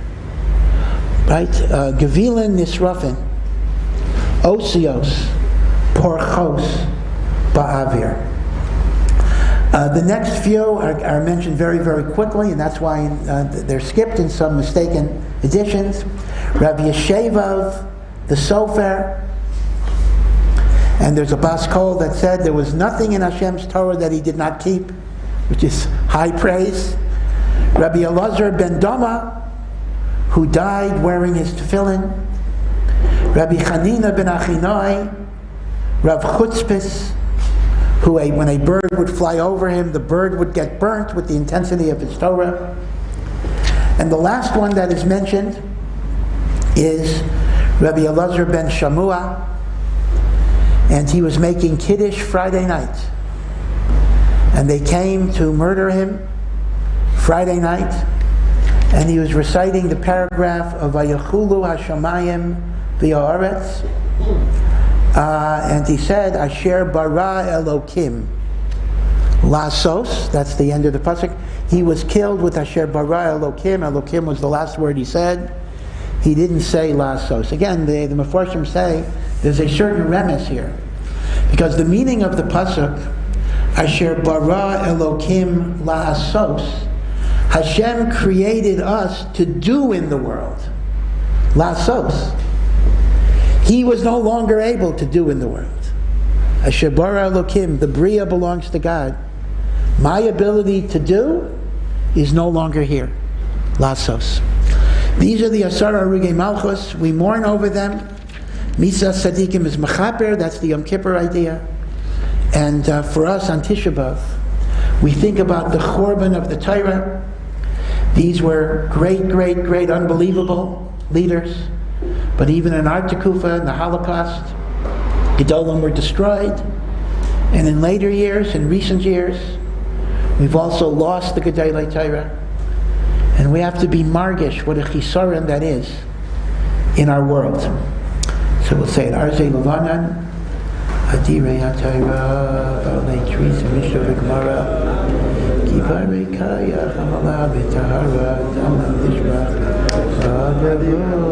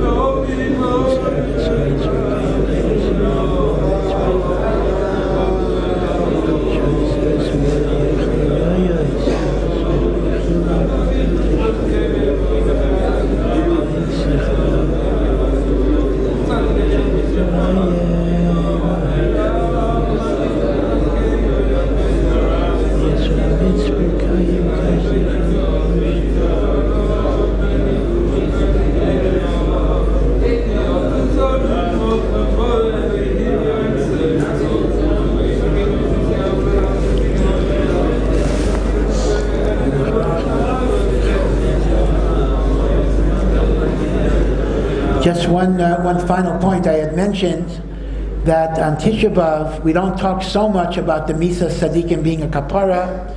We talk about the tzara of the loss of the Torah in the world. But there is, at the very end of the Piyut, one reference that's important to pay attention to. In the next to the last verse, Kohena v'Kohena hosifu b'nei Agla l'anais b'ga'ara. Like this and like this, meaning it's not just this, but over and over again. The children of evil have continued to afflict us with rebuke. Biskila, Serefa, Hereg, v'chenek. With the 4 types of death, stoning and burning and decapitation and strangling. Mi yuchal l'shara, who could even estimate this? Naiseres v'mena, whatever is left over, yeichlu arayos sapazura. The wild lions consume the scattered sheep, because we're compared to sheep. Now, but then, chazei hatnufa v'sheik hatruma, torfu aryeh v'akvira. This is an example of poetic style that you need to pay attention to, because it's not just rhetoric. There's a teichen here. Chazei hatnufa is the breast. When you bring a shlamim, so the chazei, the breast, is part of, that is the korban that is given to the kohanim. And the shaik, hatruma too, is the shaik is the thigh. The chazei v'shaik are the chalakim of a korban shlamim that are given to kohanim. So what it's describing is that the chazei v'shaik that should have been given to the kohanim, which is Am Yisrael, because Am Yisrael are called mamleches kohanim. We are a kingdom of kohanim. We should have benefited from all of the Torah and all of the learning and all of the aliyah that they could have given us. They were like the chazei and the shaik that are given to kohanim, and we are the kohanim. And instead, torfu aryeh v'hakafira, the old lion and the young lion ripped apart, referring to the enemies at different stages. So you see over here this very deep idea that the Talmidei Chachamim of the Dor are described as the chazei and shaik of a korban shlamim, because they are given to the Kehanim, which is Am Yisrael, where we are a mamleches, Kaihanim, V'gai Kadosh. Okay, our next is, the next one, Chav Beis. Now, Chav Beis is the first of the kinos that is not about the Chorban at all. Even the Asar Harugei Malchus is connected with the Chorban. This already is a kina that was written, not by Rabbi Elazar Kalir, about the Gezeros of Tat-Nu. Tat-Nu is the year 4856. We're now in 5781. This is 4856. And the secular year is 1096. 1096 was the beginning of the First Crusade. What were the Crusades? The Crusades were the Christians in Europe, mainly in France and Germany, wanted to organize an expedition to reconquer, or to conquer, Eretz Yisrael from the hands of the Muslims. The Jews, Mimanavshach, did not really have shlita over Eretz Yisrael, and this was said to be a holy campaign to liberate Israel from the Muslim infidels. On the way, Derech Agav the Agav, they thought they would kill any Jewish community they encountered on the way, and as a result, there was countless devastation, wiping out of Jewish communities throughout France and Germany. Let me point out that Rashi, the First Crusade occurred at the very end of Rashi's life. Rashi was actually alive for the First Crusade. Rabbeinu Tam, his grandson, virtually was on the verge of death. Rabbeinu Tam was very, very seriously injured, and he could have died as a result. Other great Rishonim, the Mordechai, wiped out. Many were wiped out. In fact, if you look at the tshuvas, like the Trumas Hadeshin that were written after the Crusade, they talk very much about the tremendous yerida of Torah in Germany as a result of the decimations of the First Crusade. It was very, very bloody, very, very devastating. Jewish kehilas were wiped out. They were given the choice to convert, and a few did indeed. In fact, there are even sons of some great Gedolim who converted out of pachad of death, but the vast majority of Jews gave their life al Kiddush Hashem. The prayer that we say every Shabbos, Av Harachamim is a prayer asking Hashem to remember those who died al Kiddush Hashem. That dates from the time of the Crusades. That actually was the time of the Crusades, and we will see that a lot of these massacres occurred in Tammuz and Sivan, and then Tammuz, or Bechlal, during the period of the Sfiras HaOmer.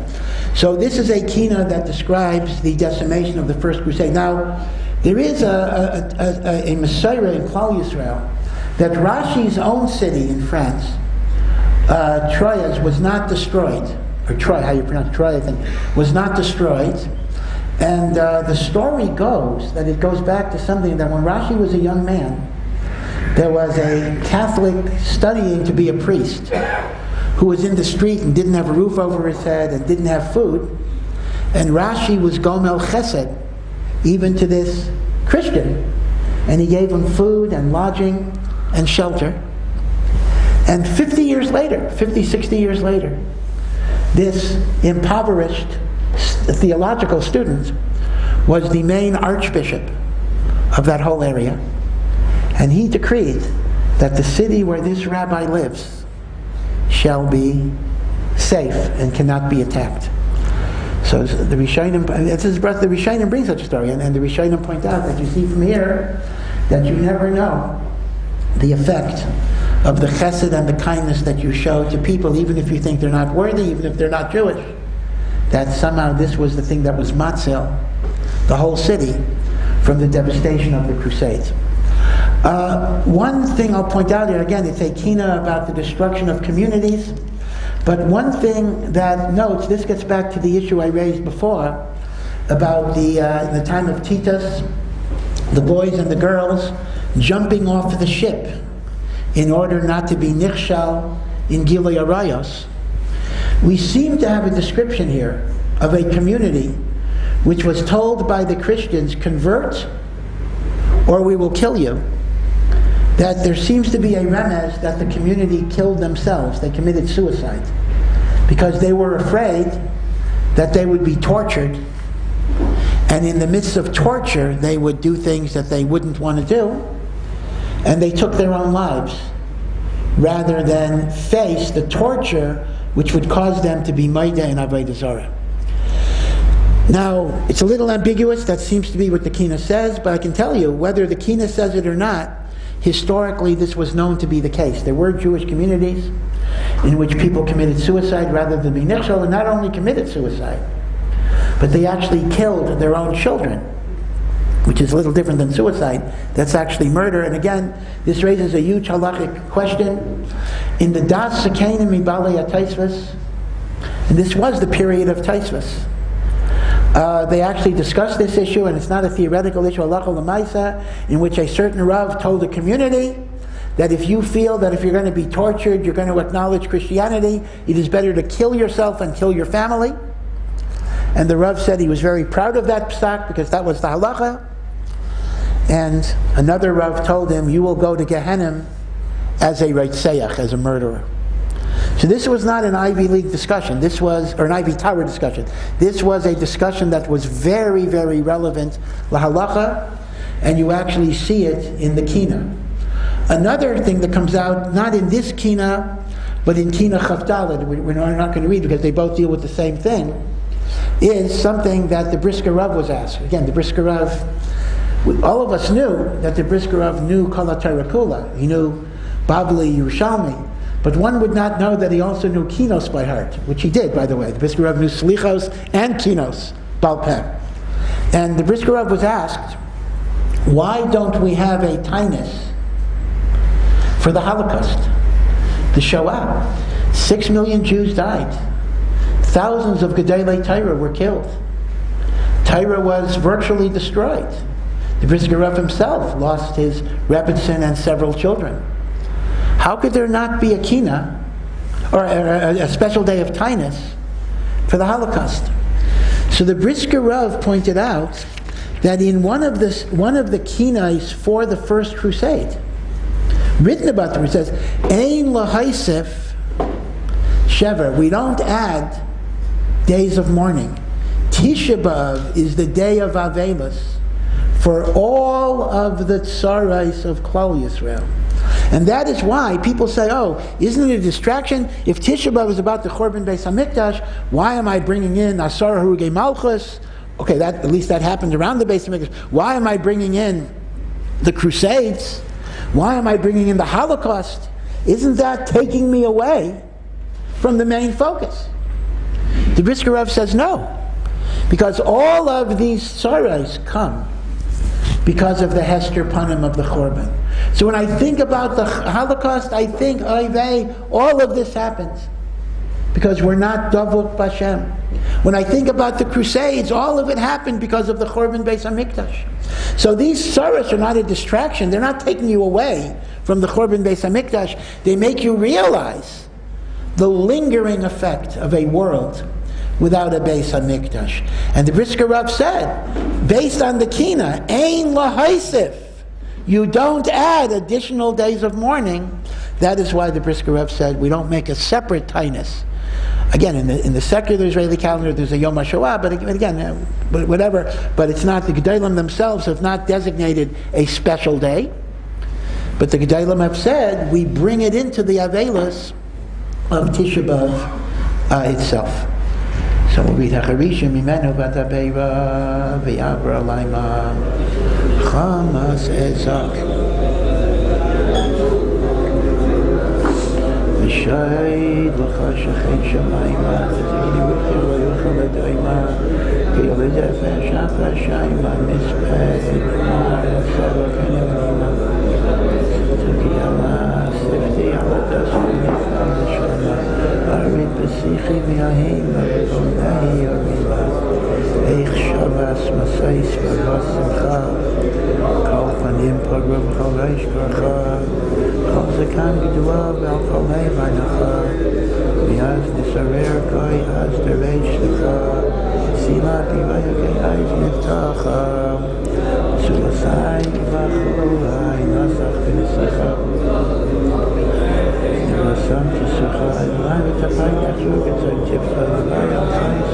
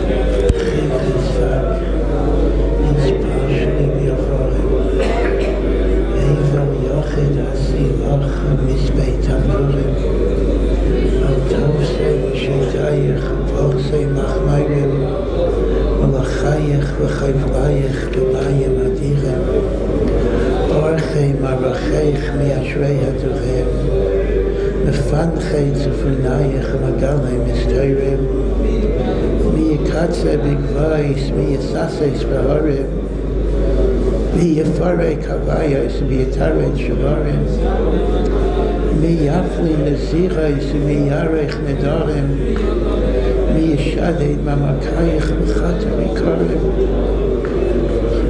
Teich v'yashav v'shachim V'ktiv v'nafliki v'ayrim Ashreyim askilim k'rakia zayrem v'nachal shalom nachal yisharem v'ayim v'avai and they sermon divas nefesh v'chavod v'tzir mechuli ne'nayim as well as l'sadar Imare name Hashem Hashem b'chutz shiklacher v'imam hudar v'adarim chadarim ad masita b'tveim Zchashasaf v'sarim kavod v'ruach v'leksorim nes kisirim savuchim iktilu amaturim ha'alei l'savakadam v'tzvantik Mayim amukachem Am shavei pesha liyunim u'murim rachaima Eisam bal tachrima karna magbia barima Ared v'sichi v'yahima v'kol nehi arima. Again, I just want you to look at the Lashon here. After it describes how a whole community, and many communities really, were wiped out. Al Kiddush Hashem.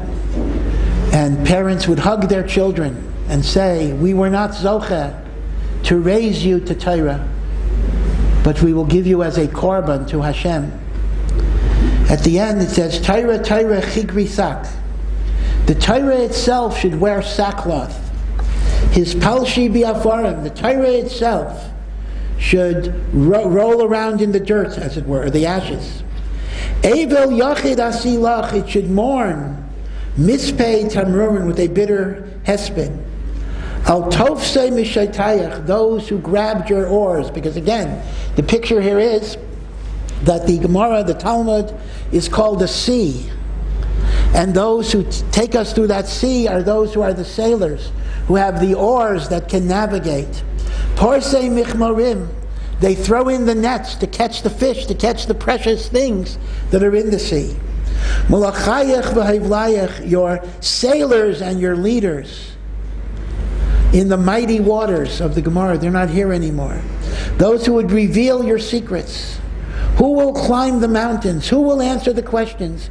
Who will reconcile all that is broken? Who will articulate nazirus and vows? Again, some Mefarshim say this was a remez that the taisvus in Nazir and Nedarim are not complete. This was the time of the Balei HaTaisvus, that Nazir and Nedarim were left incomplete. Who will give us the neder? Who will give us the nazirus? Who will fight your wars? Who will give us victory? The weapons of milchama, which are the chachamim, are lost, and the mighty ones have fallen. And again, 1096 was a long time ago, to be very, very sure. But we can each of us apply this to the matzavim that we face in our lives, and certainly within the memory of people who are still alive. You can take any of these kinos, apply them to the Holocaust and even events after the Holocaust, and they would be very, very relevant. Okay, we're up to Chaf Vav 26.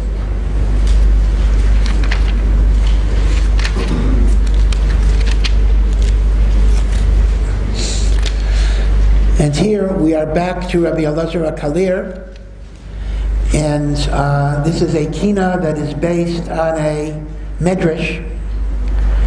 And we know that Yirmiyahu Hanavi was the actual prophet who witnessed the Chorban Beis HaMikdash. He is the author of Eicha, of course, and in the book of Yirmiyahu we have all the prophecies of Chorban. Unlike Yeshayahu, who lived more than 100 years before the Chorban, and unlike Yecheskel, who lived at the same time as Yirmiyahu, but Yecheskel was in Bavel already, Yirmiyahu was there. That's why Perek Gimel says, Ani hagever ra'ani, I am the man that saw the affliction. He saw it. He was there. And it mentions a Maisa that he went to the Maras HaMachpelah to pray, and on the way back No, I'm sorry. Yeah. So this is a kina. I'm sorry. This is a kina that simply describes him going to the Ohr Somayach. I was talking about the next one. Is that okay? So it mentions that he went to the Ohr Somayach, and he said, "Avos, Avram, Yitzchak, Yaakov, pray for your children. Look at how much they're suffering. Look at how much they're oppressed. Look at the Churban Beis Hamikdash." And all of the Avos got up from their kever, and they prayed to HaKadosh Baruch Hu. And we even included Moshe Rabbeinu itself. Avraham Avinu said, "What about all the promises that you made, and what about all of the nisyanos that I passed? Should not that be the Avtachas Zacharti lahem bris rishainim? Where is your promise, Hashem, that you will remember the covenant that you made to the Avos?" And Hashem responds that Klal Yisrael rejected me. They didn't want me. They didn't want to be connected to me. They looked for Avodah Zarah. They looked for everything else. What do you want me to do? I was there for them, and they rejected me. So we have Avram's prayer. And then we have Yitzchak's prayer, "I was willing to give my life for the Akedah." And Hashem once again says, "They rejected your miyah, they contaminated my Beis HaMikdash. How can I forgive?" And then Yaakov Avinu says, "Look at how I raised all my children in the environment of Lavan, and I was Meiser Nefesh to serve you." And Moshe Rabbeinu says, "Look at all that I've done." And basically, the Medrash goes on, this is based on the Medrash, that Avraham prays, and Yitzchak prays, and Yaakov prays, and Moshe prays. And Hashem says, not enough. Now, what the Medrash says is, it's very interesting that Rabbi Elazar Kalir seems to go from a different Medrash. The Medrash that we have is that it's Rachel Imenu that prays to HaKadosh Baruch Hu. And Rachel Imenu basically says that the night I was supposed to marry my husband, after he worked for me for 7 years, Lavan switched my sister Leah in my place. And Yaakov and I knew that there would be a type of deception in the dark, so we devised separate secret hand signals so that Yaakov would know that he's with Rachel or not. But I did not want my sister to be humiliated or embarrassed. So I gave those simanim over to my sister Leah. And that is why my sister Leah was not humiliated, and that is how she got married to Yaakov. In that merit, Hashem, can't you answer? I was not jealous. I was not jealous over my sister getting something that I had waited for 7 years. So you too, Hashem, should not be jealous.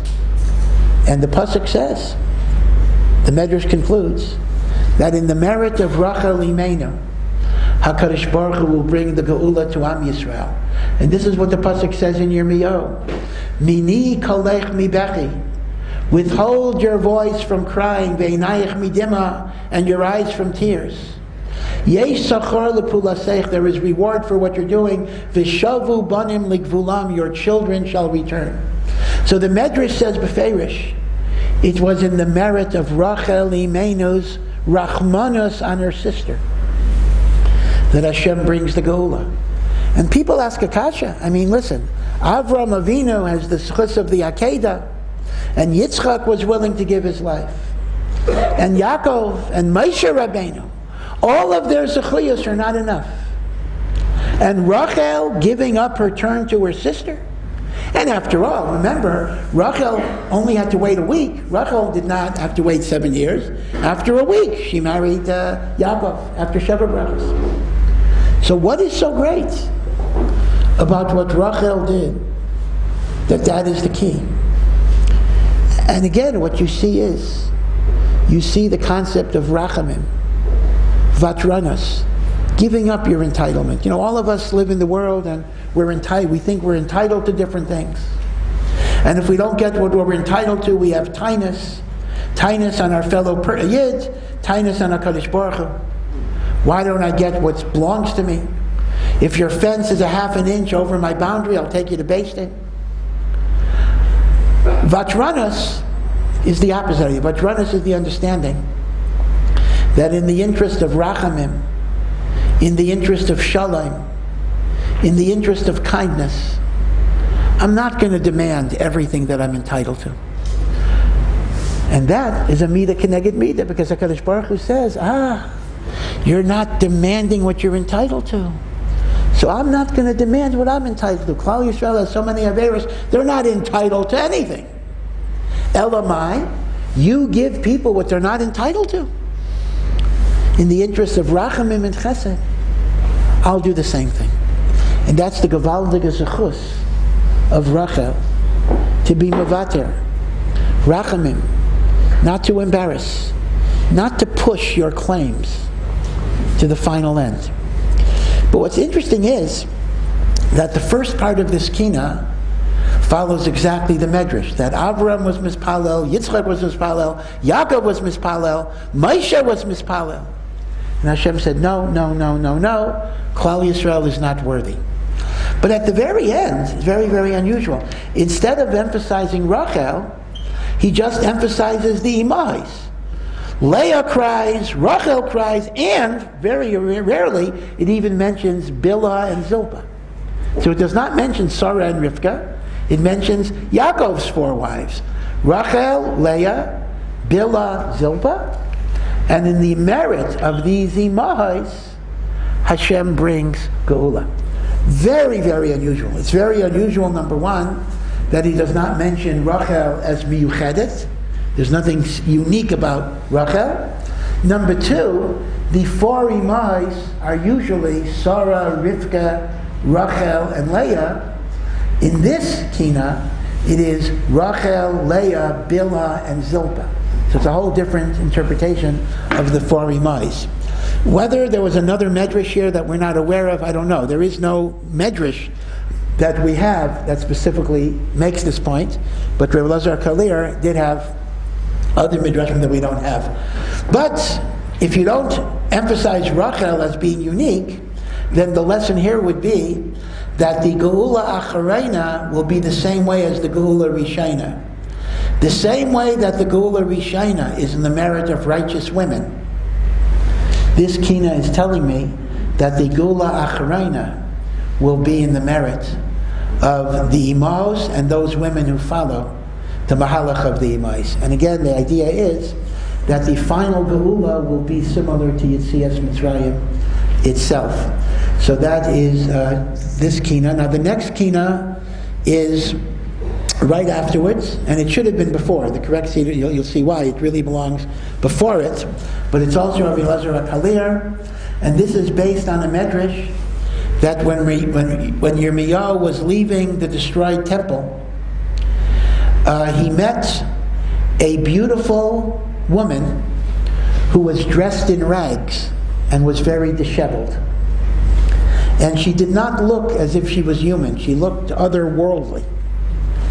And it was such an unusual sight, as if she was coming out of a destroyed building, kind of an apparition coming out of a destroyed building. So he says to the woman, he says, are you a shade? Are you an angel? Are you a human being? What are you? And she answers a very enigmatic statement. She says, I am not a demon. I am someone of great royalty. I belong to 1, and I belong to 3, and I belong to 61, and I belong to 12, and I belong to 71.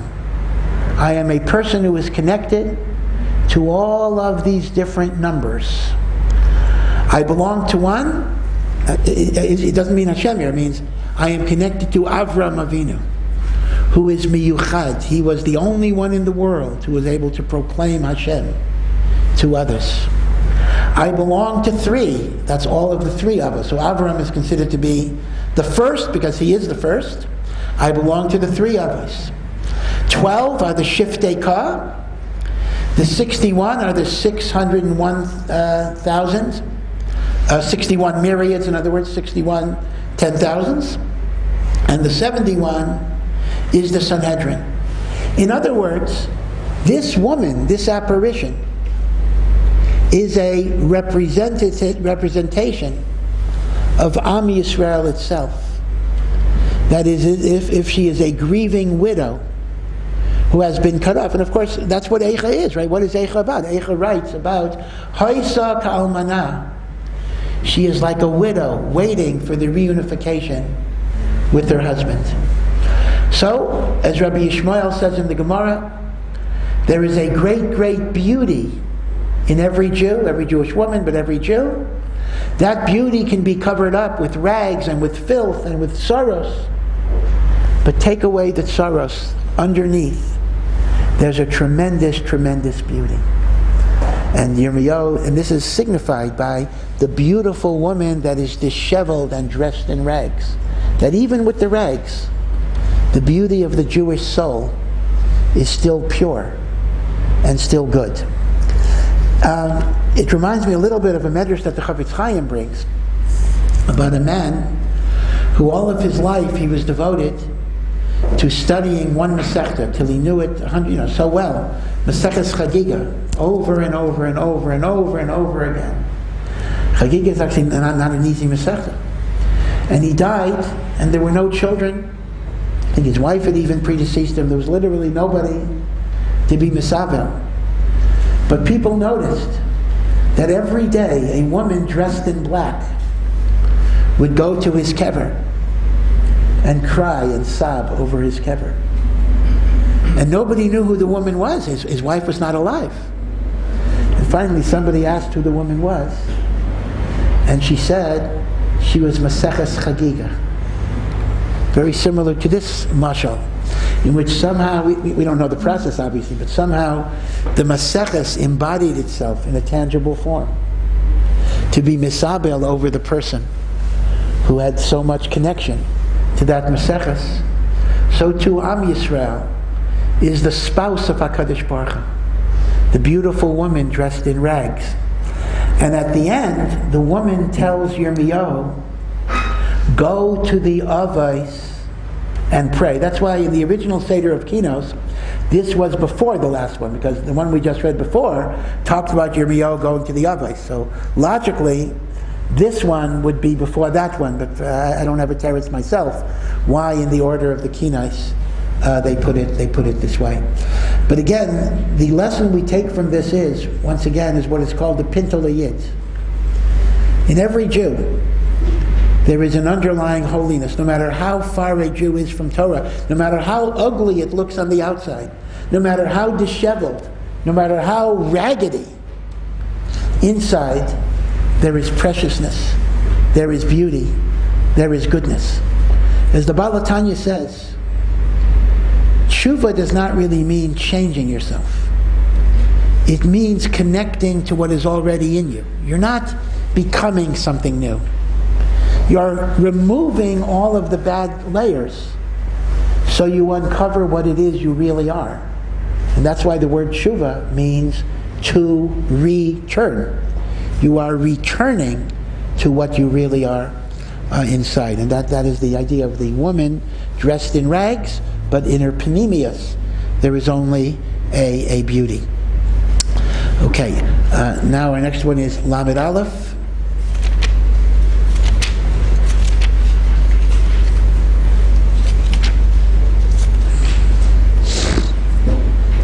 Lamed Aleph is comparing two events, both of which ironically occurred on the same day of the week, but they're absolutely opposites.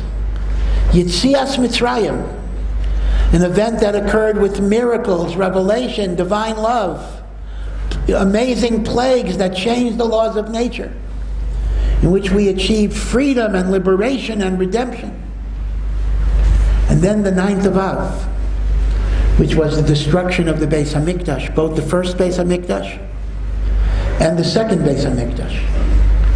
And you know, it's been pointed out many, many times, that Tisha B'Av is the same day as the day of Pesach, right? The Pesach preceding. So, there's a comparison here. We talk about the wonderful experiences and the closeness to Hashem, B'tzeisi mi Mitzrayim, and then we contrast it with the devastation and the darkness and the Chorban. B'tseisi miYerushalayim.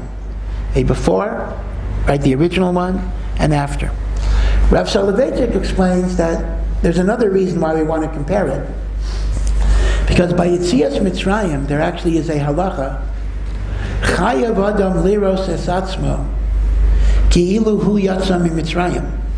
Each person must regard themselves as if they themselves personally experienced Egypt. In other words, Yetzias Mitzrayim is not just something that happened in the past.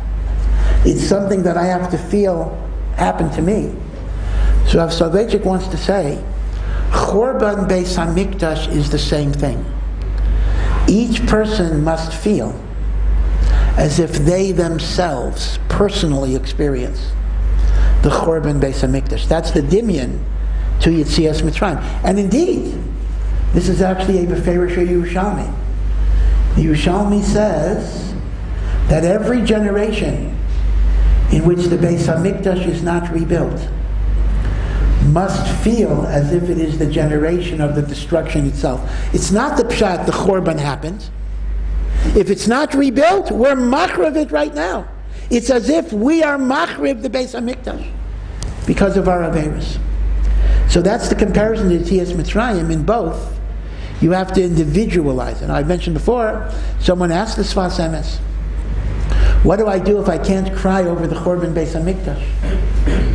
And the Sfas Emes says, we should cry over the Chorban of our neshamas that can't feel the Chorban Beis HaMikdash. That itself is the greatest Chorban of all. So the stanzas are basically, the good part, B'tseisi miMitzrayim, the tragedies of Tseisi miYerushalayim, and it goes through all of the different contrasts, because by the contrast we're margish the tsar in a much more powerful way. Eish tukad b'kirbi v'aleisi ali b'tseisi miMitzrayim kinem la'iva l'man ashkiva Tseisi miYerushalayim as yashir ma'ishes shir la'inashir Tseisi miMitzrayim v'yakaina yirmiyah v'nacha nehiniah B'tseisi miYerushalayim Tseisi iskainan v'shachananan B'tseisi miMitzrayim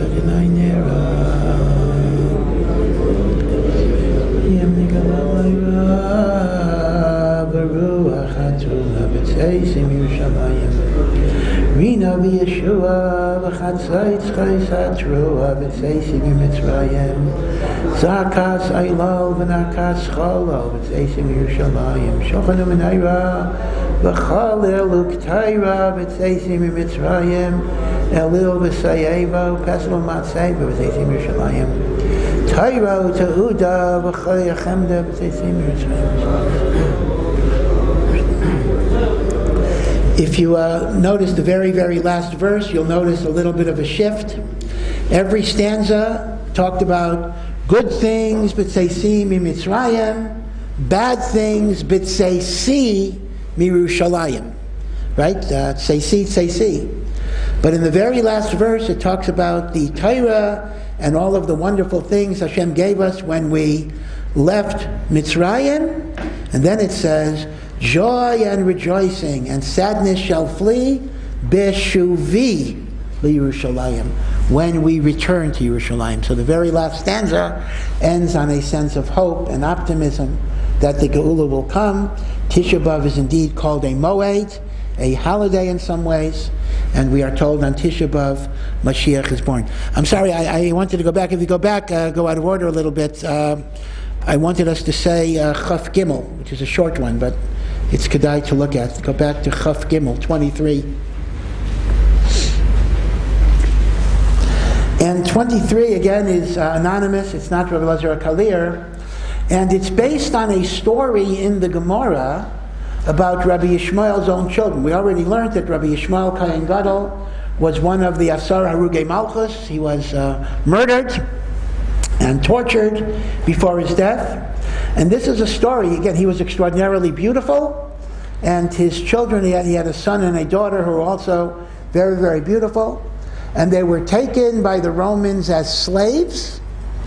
And the story goes, the Maisa goes, that the man that owned the son and the man that owned the daughter, they were talking to each other, and they said each of them has this beautiful, beautiful Eved and Shifcha. Why don't they make a deal to mate them together, reproduce children, that they can then split and sell as slaves? And the son and the daughter were put together in a room. It was dark. They didn't recognize each other. They were ordered to have sexual relations. And the son went into the corner, and the daughter went into the corner. They refused to look at each other. They refused to touch each other. And then in the morning, when they recognized that this was the brother and this was the sister, they cried on each other's shoulders until their neshama literally expired. They died out of the grief and out of the suffering. Again, one might wonder, okay, this is a tragic story, as there are many, many tragic stories, but this is a story that involved two people. When we're talking about the Chorban Beis HaMikdash, we're talking about hundreds of thousands of Jews being massacred, the Beis HaMikdash being destroyed, Torah not being able to keep. Is it worthwhile, so to speak, to focus and to grieve about a particular story that happened to two people? Right? This was nothing beyond the two people that were affected. And the short answer is yes. Even when we think about the Holocaust sometimes, we think about 6 million Jews. But 6 million is an abstraction. 6 million is a big number. Sometimes in order to understand the enormity of a tragedy, you have to focus on a particular life, a particular circumstance. So you feel the suffering, you feel the helplessness, you feel the sense of what has our life gone through, that we were Kohanim.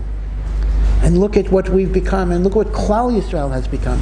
Sometimes it's only from the very pratiistic, the very detail of looking at one life, that you can extrapolate the massiveness of what a tragedy is. To work with big numbers doesn't always help.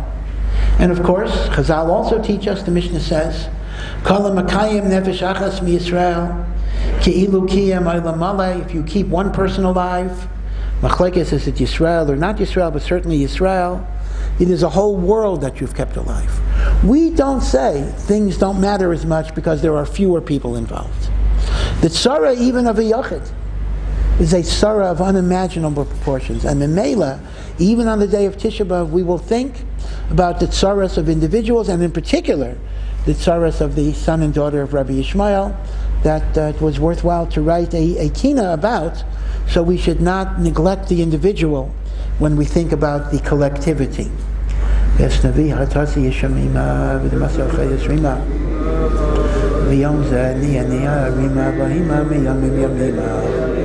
Avalei v'nicham chadal chadal Mikol ke'ev shirin yivdol badal Ben Abbas Rabbi Yishmael Tani Gadol Zichram yekaid bilvavi asim Aviahima miyamim yamima Eis nishvul nafle shnei adaynem V'hem shecheinem Zal yumasach aynem V'yisakru zal uzen yonem Zal amra mishuv yasi aynem Shebeisi shivra When I was able to step on him, I would tell you, I could see him, yam, Re'eyo, Sifar Loi B'chazmayim. Shavisi, Abba, Yafei, Naim, Kishemesh, Vasok, Lois, Sarayim, V'yam, B'chol, Rabbeinu. Zayis, Asinos, Naim, Yechazayis, Esmadaya, Freeman, Imaskiva, Sayishnaim, בחוץ, ליבם כי אחרי בכם ברנב שפחד הפרקי בחייסם ימי ימה סייספי בחל ובקרלי וימסנין הרונך לשפחי נסי וגם התיילל בסגרן שייסה בס יחבד החלבת ינסי וכי זייס כזר אמר וייסה לזייס יפחו אש וכסיל וחימה וימם ימים ימימה אור בייקר זה סקי קיבי היי אחי והי אחי סקבירי נסתבתו יחה ונסחבתו עד יצסה נשמסם בנשימה ויהימה מימים ימימה אז יקד ירמיה והשיעה גזירה זה הסתמן אני ביחיה רובה ויקד יקד וחביה על בן ובס מספד רב הרימה ארד בשיחי ויהימה וקייל נהי arima. Okay, now we'll go back to our order. This is Lamed Dalet is our next one.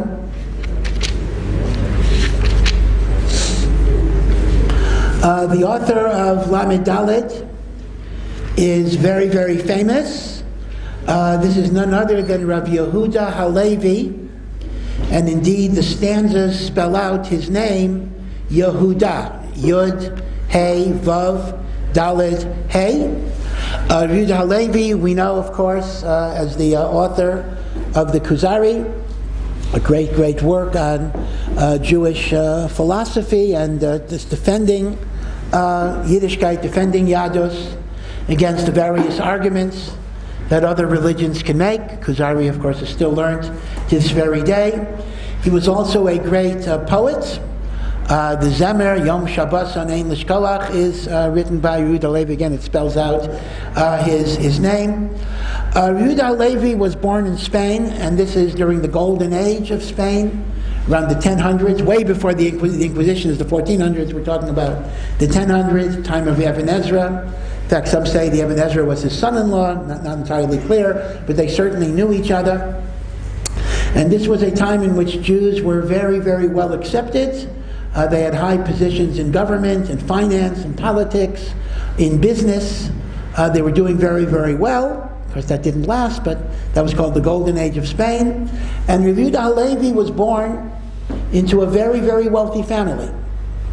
He was always a shomer mitzvos. There was no question of him not being religious, but he was very involved in the material aspects of his society. Even his poetry, even some of his poetry was actually secular poetry. He wrote poetry about wine and women, whatever it would be. Not all of his original poetry was dealing with Torah ideas.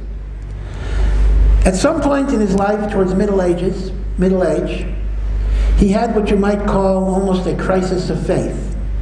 I won't say he became a Baal Tshuva because he was always a Shomer Mitzvahs, but he began to understand that the Gashmias and the materialism and the comfort simply did not make a difference in life. And the only thing that mattered was Avodas Hashem. And in the context of that epiphany, of that spiritual transformation, he had a tremendous hishtaikakus to go to Eretz Yisrael. Now, going to Eretz Yisrael was not like going to Eretz Yisrael today. It wasn't a 12-hour flight and the like, as uncomfortable as that is. It was a long, dangerous, arduous journey in which you could be attacked by pirates and marauders, by disease, by starvation. And even after you got to Eretz Yisrael, what was here then? The land was desolate, abandoned. There were hostile groups of Muslims and Christians vying for control of the land and the like. The Jewish settlement was almost zero. And yet, he was determined that he would come to Eretz Yisrael, no matter what. He gave up his life of prosperity and luxury to take on a life of poverty and deprivation. And we're going to see in the next Kina his love of Eretz Yisrael. And now the rest is already a little bit of Agadata. We know that he made the trip, and the story that goes is he actually came to the gates of Yerushalayim. And outside of the gates, an Arab horseman came and killed him, pierced him with a spear. And according to some Messiahs, Rav Yehuda Halevi died at the gates of Yerushalayim without ever having entered the holy city. Other historians say that that's not quite true. He died in Alexandria. He got as far as Alexandria in Egypt, and he got sick and he died, as was often the case. But be it as it may, the very story of his life is a very dramatic story, because it does represent a man who really changed the course and direction of his life when he understood a deeper and more profound emes. Again, as I say, he was always Shomer Mitzvahs, but he changed the Mahalech to focus only on Ruchnius. Now, in the Kuzari itself, you'll recall, is really an imaginary dialogue. It is based on a true story that there was a nation in Russia called the Khazars, that the king had converted his whole nation to Judaism because he had a dream, and that was the story. There actually was a Khazar nation that converted. Was it a halachic conversion? Who knows? We don't actually know the details of the actual Khazar conversion. But Rav Yehuda Halevi took that historical fact and he made a whole story about the king of the Khazars, Kuzari, having debates with different people and eventually debating with the rabbis. Rav Yehuda Halevi wrote both sides of the debate. He wrote the questions, he wrote the answers. He writes that he found this record of a debate, but he wrote the whole thing. So the questions are his questions that the Melech asks, and the answers of the Chaver, of the rabbi, are his answers. And in the middle of the second shar, the Melech asks the Chaver a very difficult question. The Melech asks the Chaver, if your people love Eretz Yisrael so much that you pray 3 times a day to come back to Eretz Yisrael, how come so few Jews come? And the Chaver answers, Your Majesty, this is our shame, this is our humiliation, that we pray and we ask and we ask and we ask, and when we have a chance to come back, we don't bother to come back. Our prayers are like the twitter, the tziftzuf, the Twitter now is a modern meaning, but the Twitter of birds. Now, Rav Yehuda Halevi was talking about a time when going back to Eretz Yisrael would have been totally, totally difficult. Very, very, very difficult. much more so than today. And moreover, obviously even today, it's not the Geula, it's not Mashiach, it's not Beis HaMikdash. And yet, in the Kuzari it writes that if a Yid really, really loves Hashem, they will want to be in HaKadosh Baruch Hu's land. They will want to come here. And therefore, it's such a beautiful thought that he did arrive, but so tragically he was not able to enter the gates of Yerushalayim. But that's really more of an introduction to the next one. We're going to read two keynotes from Rav Yehuda Levi. The first one here is Rav Yehuda Levi's rendition of a medrash that is recorded in the Gemara and Gittin as well, about the death of Zechariah HaKayin. This is a very, very pivotal story. This is not the Navi Zechariah, this is another Zechariah. This is Zechariah ben Yehoyada. He was a Kohen Gadol before Yirmiyahu. He was a Navi before Yirmiyahu. And he would give the Yidden Musar that they have to do tshuva. And he would constantly be mochiach them and say, if you don't do tshuva, bad things are going to happen. And finally, people lost patience with this non-stop Musar shmuz, and they murdered him in the courtyard of the Beis HaMikdash itself. They murdered him next to the Mizbeach. That's the reference in the book of Eicha, Im Yehareg b'Mikdash Hashem. What a tragedy it is that in the Mikdash Hashem you have a Kayin and a Navi. And the Gemara answers, in addition, he was killed on Yom Kippur, and it was Shabbos. Different. They added other Averis as well. And it says that the blood of Zechariah ben Yehoyada could not be covered up by dirt. Whatever you'd cover it up, it would bubble up, and it continued to bubble. And it could not be covered or removed or cleaned away, as if to say, this Aveira remains. And when Nebuzaradan, who was Nebuchadnezzar's general, came. Oh, is this microphone? I'm sorry. You didn't know what that was. I'm sorry. Okay, thank you. I'm sorry. When Nebuzaradan came, he was the general, and he sees this blood bubbling. He asks them, what is this? And they say, oh, it's the blood of korbanos. So he shechs a lot of animals, and none of the blood bubbles.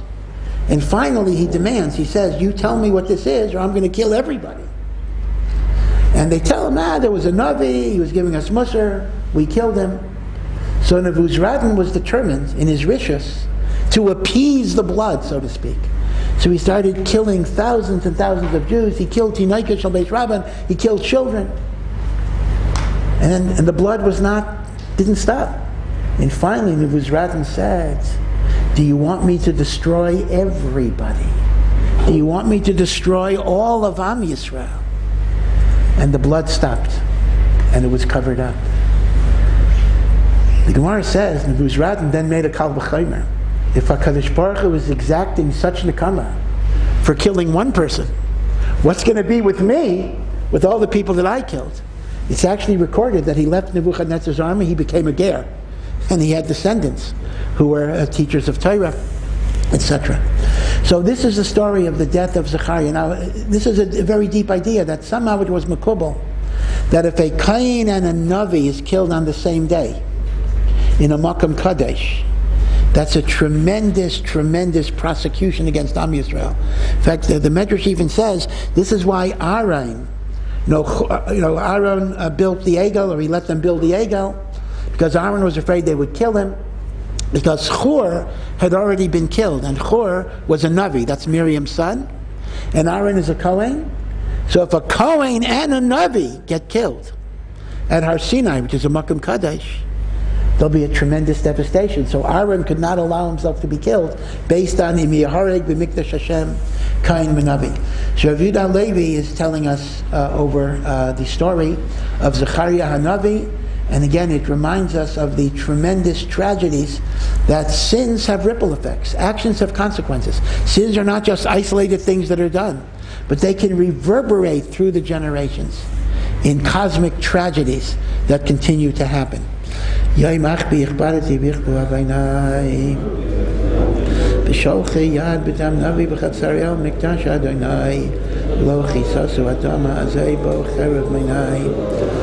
shakat adei yukam dal navi Zechariah V'yarei b'bas Yehuda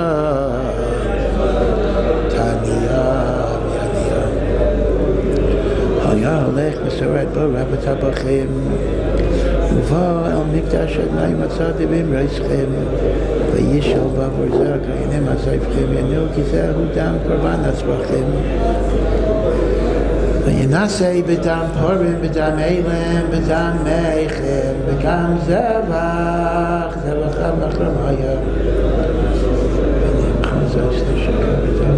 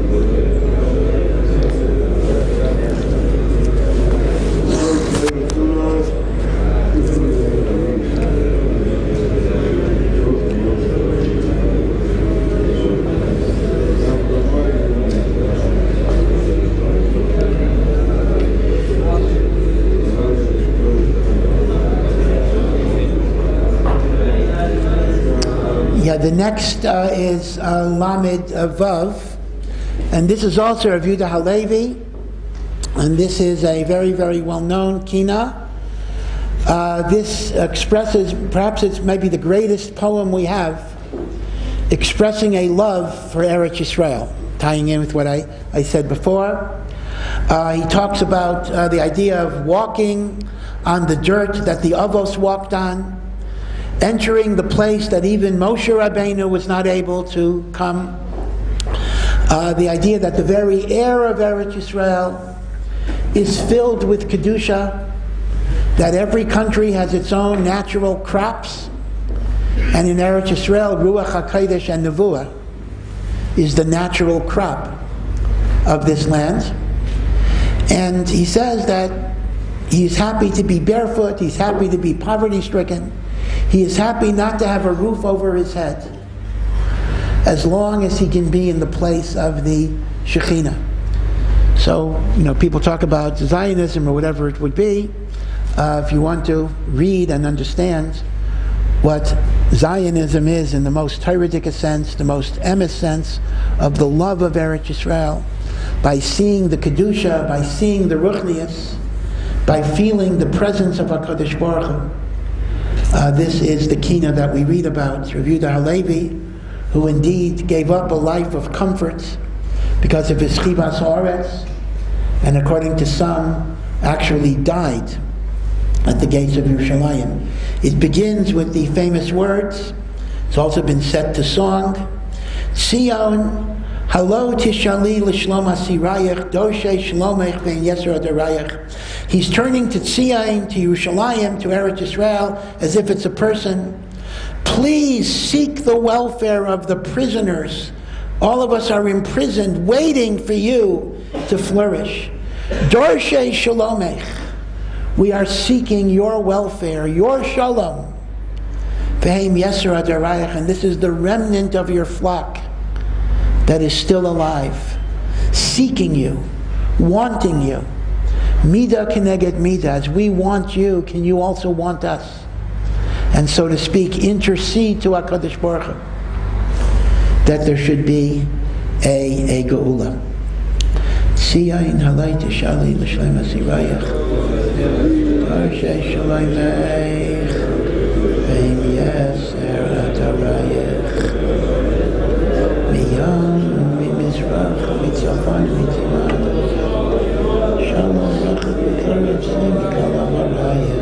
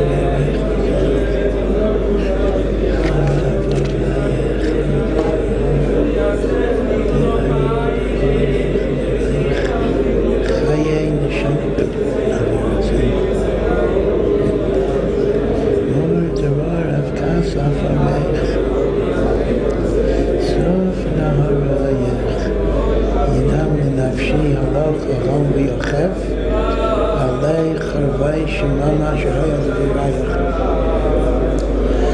Makai Maraynech Asher Nignas Uvenkaim Keruvayach Asher Shachnu Chadrei Chadarayach Egoiz V'yashlech Bernei Zerekav Zman Chilel B'aretz Temeya Es Nizirayach Eich Yarav Liachol Shesais B'Eisach Hazem Ki Yischavu Aklav Eskefirayach Eich Ma'or Yaimi Masuk Li'enai B'Oyder Rebbe Fior B'Ripsa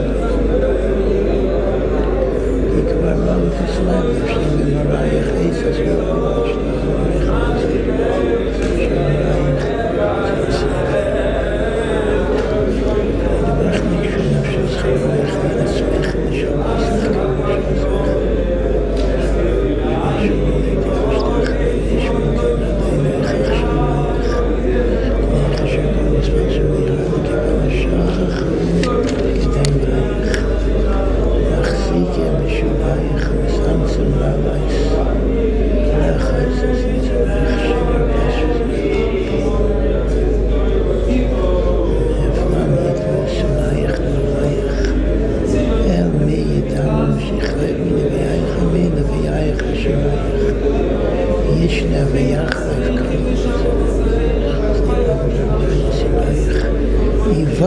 Maisha v'lehayach Yevchei Gravishkin Chasirayach Ashrei Mechakeh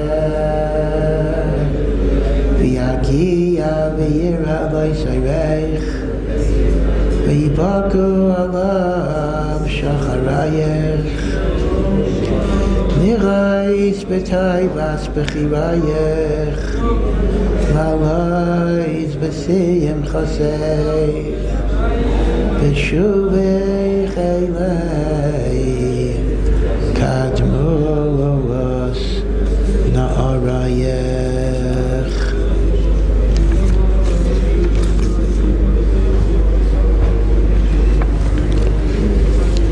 Okay, we look at Mem Aleph.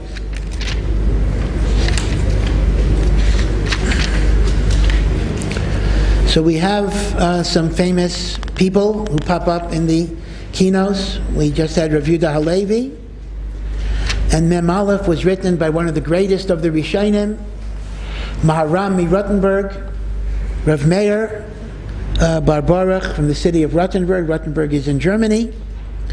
Maharam Rottenburg was the Rebbe of the Rosh, the Mordechai, but he himself was considered to be Mamash, the Gadol Hador. And this is a kina based on a historical event. In the year 1242, now again, Maharami Rottenburg was born in 1220, he died in 1293. So this event happened when the Maharami Rottenburg was 22 years old, but I don't know the date that he wrote the kina. In Paris, the Catholic Church burnt 24 wagon loads of manuscripts of the Gemara, of Talmud Bavli. Now one has to remember what this is. First of all, this is 200 years before printing. There is no printing. Every single Gemara, every single Sefer had to be handwritten. That takes a long time. A lot of mistakes could be made, very expensive. Think about a wagon. A wagon load is also quite big. 24 wagon loads of Gemara were burnt in a public square based on the determination of the church that the Talmud was anti-Christian and therefore had to be destroyed. This was virtually the destruction of all of the Sfarim that were available in the entire country. It created a tremendous Yerida. In fact, it's even said that some of the Balei Atosos are France. Originally, the first ones are France, and then they're Germany. Part of why it moved to Germany was France could no longer be a Makam Torah. There literally were no Sfarim. Essentially, this was the Chorban of France as a Makam Torah. A tremendous tragedy. Again, you think about it just as book burning. I mean, every time a single sefer is desecrated, that's a tragedy. But this was mamish, the destruction of Limud HaTorah. And Marami Rittenberg wrote a kina to commemorate this tragedy. Now what's very, very interesting is, stylistically, it is modeled after Rav Yehuda Halevi's kina that we just read, Tzion Halo Tishali, where he asks Tzion to pray for us. This begins, Sha'ali Serufa Me'esh. You, the Torah that has been burnt with fire, ask. And if you go through the kina, and if you study the style, you can see that this is a deliberate imitation of Rav Yehuda Halevi. There's something very significant in that. Because what these two kinos side by side, if you juxtapose them, they represent the two Yesaides.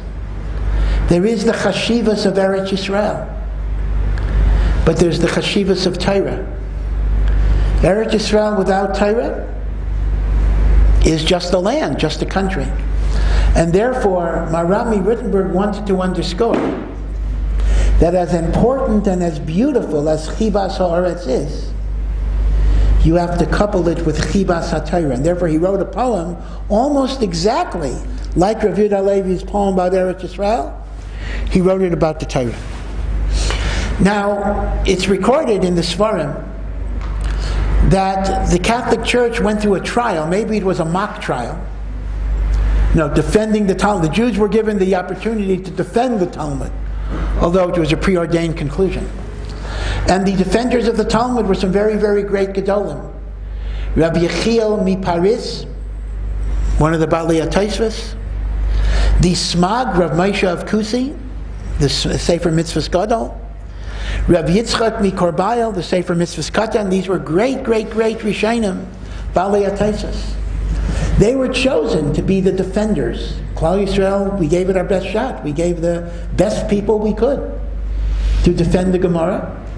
But it was a show trial. The church decided what it would do, and shortly afterwards they came to a decision that they burnt Sreifas HaTalmud. As a result, Rav Yechiel Miparis made Aliyah. He actually brought a number of Balei HaTosfos to Eretz Yisrael. They left France, they went to Eretz Yisrael. In that sense, something good came out of it, in some way, although their yeshiva was unfortunately destroyed in the Crusades, but okay, in the later Crusades. The Sreifas HaTalmud took place Erev Shabbos, Parshas Chukas, the month of Tammuz. And because of this, the Magen Avraham records that Tzaddikim have a minhag to fast the Erev Shabbos of Parshas Chukas to commemorate the Sreifa and destruction of the Torah. Now obviously one might ask a kasha. Normally you would assume that you would commemorate a fast based on a date. The date happened to be the 4th of Tammuz. You don't make a fast on the day of the week. That's a changing date. Why don't you make a fast on the 4th of Tammuz? Why did they make a fast Erev Shabbos, Parshas Chukas? And the reason that's recorded is that it came to them b'chalaim. Some of the Gedolim got a chalaim that when they asked Hashem, b'mavatal the gezerah, Hashem said, Zois chukas ha-Torah, interpreted to mean, this is the gezerah that I'm making on the Torah. In other words, it was connected to the lashon of the parsha itself, and that's why they connected to the day of the parsha rather than the date. There is another nekuda to keep in mind about this event. And this is noted by Rav Hillel of Verona, who was a Rishon who lived at the time. And he said that shortly before the Sreifas HaTalmud, both in 1242, the same year, and in 1234, 9 years earlier, many Sfarim of the Rambam were burnt. Not by Yidden, this is a common misconception. Jews never burnt the Rambam Sfarim, but there were many Jews, including some Rishonim, who felt that some of the Rambam's writings were controversial and shouldn't be studied, particularly the Moreh Nevuchim, which dealt with Greek philosophy and trying to reconcile Torah with Greek philosophy. And as a result, there were Kehillas that put the learning of the Moreh Nevuchim in Cherem, as well as the Sefer Hamada, which was the first work in the Mishnah Torah, that, especially Yesodei HaTorah, the first 4 prakim, deals with Aristotelian philosophy. The Catholic Church saw that the Jewish Kehillas had excommunicated some of the Rambam's Sfarim, so they used that as an excuse. Even the Jews don't like it. We're going to burn it. So there were massive burnings of the Rambam's writings in 1234 and in 1242, and Rav Hillel of Verona says that the Shrefas HaTalmud was literally 40 days after the last burning of the Rambam in the same place in Paris. And he even said that the ashes of the Rambam's Sfarim were still on the site. They weren't even cleared away yet. And he connected it. He said, Hashem made this gezerah l'chavod the Rambam. That if Klal Yisrael was mavazeh the Rambam, who was a shaliach of HaKadosh Baruch Hu to teach Torah to Am Yisrael, HaKadosh Baruch Hu took away even the Shas, even the Torah that everybody learns. There's a Messiah that's brought down, I think, in either Seder HaDairis or the Chidah, I don't remember it now, that this was actually the impetus for Rabbeinu Yaina to write Sharei Tshuva. Rabbeinu Yaina was of that door. Rabbeinu Yaina was a nephew of the Ramban. He was Ben Achaisai. And it is said that Rabbeinu Yaina, as a young man, was an anti-Rambam person. He was involved in protests against the Rambam's writings, the Moreh Nevuchim. And he experienced the Sreifa, and he realized that he had to do tshuva, and part of his tshuva was to teach other people. In fact, he writes in Sharei Tshuva that one of the derachim of a Baal Tshuva is to teach other people. Darchei HaTshuva. And that's why he wrote Sharei Tshuva. And in addition, it is recorded, he wanted to go to Eretz Yisrael from Spain to be Mavakesh Mechila at the Rambam's Kever, and he died on the way. He died on the way to Eretz Yisrael. So this is what Maharam Rothenberg is memorializing. One other point of Maharam Rothenberg, again, in his biography, there's very, very tragic elements, and that is Maharam Rothenberg, towards the latter half of his life, or third of his life, he was taken prisoner by the local rulers. They used to kidnap Jews and hold them for ransom. He was literally arrested and held for ransom. If the Jews want him back, they have to pay a huge amount of money.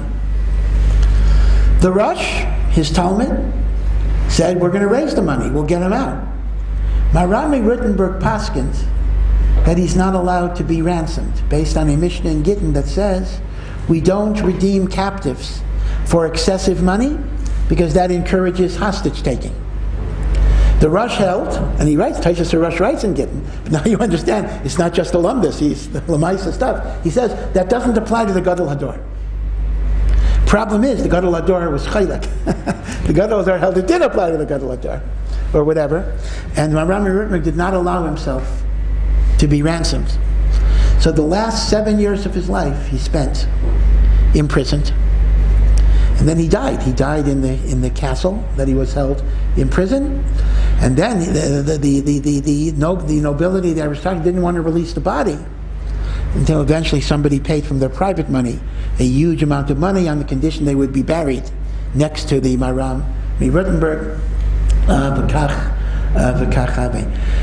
It is interesting that even when he was in prison, some of his Sfarim were written in imprisonment. For example, his Perish on Tyrus. If you look in Seder Tyrus, you will see Maharam Rothenberg on Tyrus, and that was actually written during the 7 years of imprisonment that they were able to publish the manuscript later. But this is his kina on the Shrefas HaTalmud in 1242. Shali Sharufa Ba'esh Nishlayim Avirayach Hamisavim Shechayin B'chatzar Zabulayach Hashayafim Rafra Sakavim Mishtanim Alilayka Dulilayach Chalchem Chashaychem B'inayka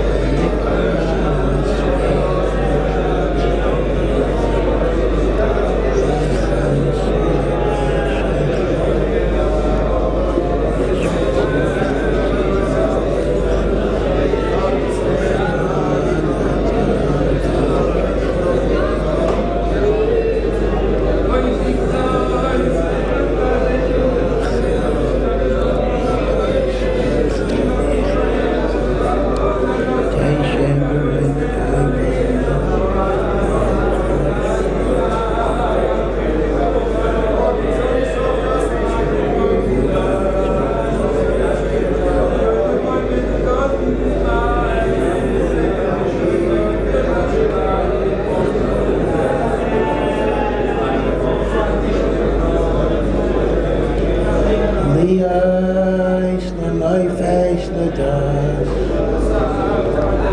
Ki tisma'el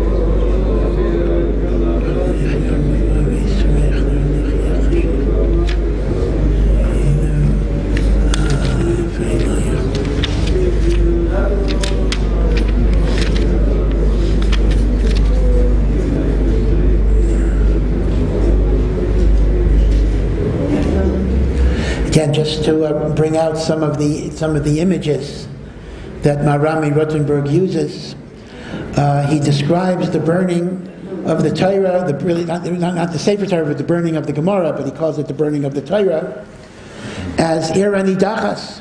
What does the Torah say by Ir Anidachas? A city of idolatry.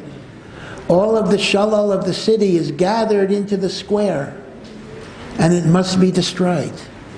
Is the Torah chas v'shalom like the shalal of an Ir Anidachas that should be burnt? And then he says, how could the Torah that was given with fire be destroyed by fire? Or maybe it's the other way around. Maybe Hashem gave it with fire because he knew it would eventually be destroyed with fire. And then, again, paralleling Rav Yehuda Halevi by Eretz Yisrael, he says, how can I eat or drink or enjoy life when the Torah has been desecrated and destroyed? How can the sun shine? How can the moon give its light? How can there be rain? How can life go on when the Torah has been taken from the world? And you see the depth of his grief, and he talks about the fact, and again, it's not clear, is Maram talking about himself as a Yachid? He says, I remain alone. This must be a reference not only to the burning of the Gemara, but the destruction of the Chachamim too. Perhaps he's combining the Crusades with this, because he lived through that, again, the later Crusades. The first Crusade was 1096, this is the 1200s. So, once again, the idea here is that in the middle of the chelak of the kinos, all of which, these last kinos, the last 8 or 10 kinos, that most of us were not looking at, are all about Eretz Yisrael. In fact, they're called Sionim. All of them begin with the word Tzion, Tzion, Tzion. But it's very, very almost odd that in the middle of the Tzionim, we have the Shali Sarufa Meyesh, which is a dafka not about Eretz Yisrael. It really doesn't belong there. It's not in the Chalakim, which are dealing with Eretz Yisrael, but it's there to emphasize the idea that Eretz Yisrael cannot be separated from Torah. There was an old saying, I don't know if it's Chazal, but it's a popular saying, Eretz Yisrael b'li Torah k'mo guf b'li neshama. Yeah, you need a guf. You need a guf for the neshama to carry out its mission. We need a guf. We have mitzvahs teluyos b'aretz, right? We need Eretz Yisrael. But without the Torah, it is a guf without a neshama. And that's why in the middle of the tziyonim, we put in the piyut, or the kina, of Shali Sarufa Meyesh. The next kina is Memhei. It's really the last kina, the one afterwards, that we repeat what we did at night.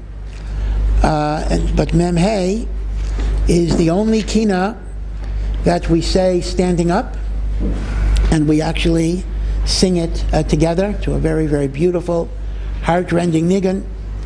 And let me just correct a mistake that a lot of people make. It begins with the words Eli Tzion V'Yareha, and a lot of people, sometimes I've heard it read, they read it Keli Tzion V'Yareha, as if they're speaking to Hashem. That is not what this word means. Eli is a verb that means lament, cry over. So it's not Keli Tzion V'Yareha, it's Eli Tzion V'Yareha. Let us cry over Tzion and her cities. And it's a very important idea here, because you'll notice that in this very, very beautiful and moving kina, there are two mishalim that are used. Cry like a woman in the throes of severe labor pains, and like a virgin bride who is grieving over the husband of her youth that she never got to know. So look at the two mashalim here. One mashal is a woman going through the pains of labor, and the other is the mashal of a woman who lost her husband as a psula, meaning she never even consummated the marriage. She never got to know the husband in an intimate way. Certainly in Megillas Eicha, the mashal of the widow whose husband has left her is pronounced. That's exactly what Eicha starts with. Haisa ki almana. And yet, at the very end of our kinais, we want to emphasize that there's a difference between the imagery of widow and the imagery of woman in childbirth. The widow who loses her husband has lost her husband. In this physical world, she'll never see him again. It's gone. The loss is forever, at least until Tchias Hamezon, but in Olam Hazeh, it's forever. It's a pain for which there is no tashlumin, there is no comfort. That pain can never be undone. On the other hand, a woman goes through excruciating pain of labor. That is painful. Indeed, there might be, the woman might even say, chas v'shalom, occasionally she wants to die. But that pain is a hachana for birth, for life, for goodness, for happiness, for joy. And that's why the Medrash says that even in Eicha, when it says Haisa ki almana, she is like a widow. Chazal have a drasha, ki almana v'lo almana. An almana never gets her husband back. Ki almana, it looks like an almana, but it's not really an almana. So side by side, on one hand, we feel like a basula, chagurasak. We feel like the widow that is wearing sackcloth on the husband that she never even knew. That's why it says basula. She never even had the experience of being close to him in the deepest way. But in reality, our lamentation should be like a woman who is going through the pains of childbirth. That after this suffering and after this difficulty, there will be birth, there will be renewal, there will be geula, there will be light, there will be hope. And that is why this kina is said standing up. Because what is standing up? Standing up, we know when a person sits Shiva, at the end of Shiva, you get up. There are minhagim, you walk around the block, whatever it is. And getting up is a gesture that I'm ready to try to resume a normal life. I'm ready to go back. I'm ready not to be crushed or destroyed by my grief. It's a way of resuming society. So getting up from Kinos also means, after Chatzais, a little early, but after Chatzais, basically, we already begin thinking about Nechama, thinking about Geula. There's a certain leniency, although we're still in the fast of Av. So we get up. But when we get up, we don't forget the Beis HaMikdash. We don't say, okay, I finished the Beis HaMikdash stuff, now I go on with my regular life. Even when you get up, you got to think about the Beis HaMikdash and think about the Churban, and don't forget. So there's kind of a double message here. We get up because we're maimin in Geula, we're maimin in Nechama. But we get up not by stopping the Kinos. We get up and we continue the Kina, as if to say, as the Shulchan Aruch says, a Yarei Shemayim must always be doyeg umetzar, always worry and think and be bitzar over the Churban Beis HaMikdash, because the Geula is not here yet. And that is kind of the message of Eli Tzion, and that is why we have the two metaphors, that on one hand, we could be crushed like an almana, but we have to realize it's kamo isha b'tzireha, that the Golus and the Churban are a springboard for Geula and growth. Eli Tzion li'areha kamo isha b'tzireha v'chipsula chagurasak al bal niyorah Alei Armain Utash Biashmas Al Bias Mechar Feyel Tov Mikdash Chadareh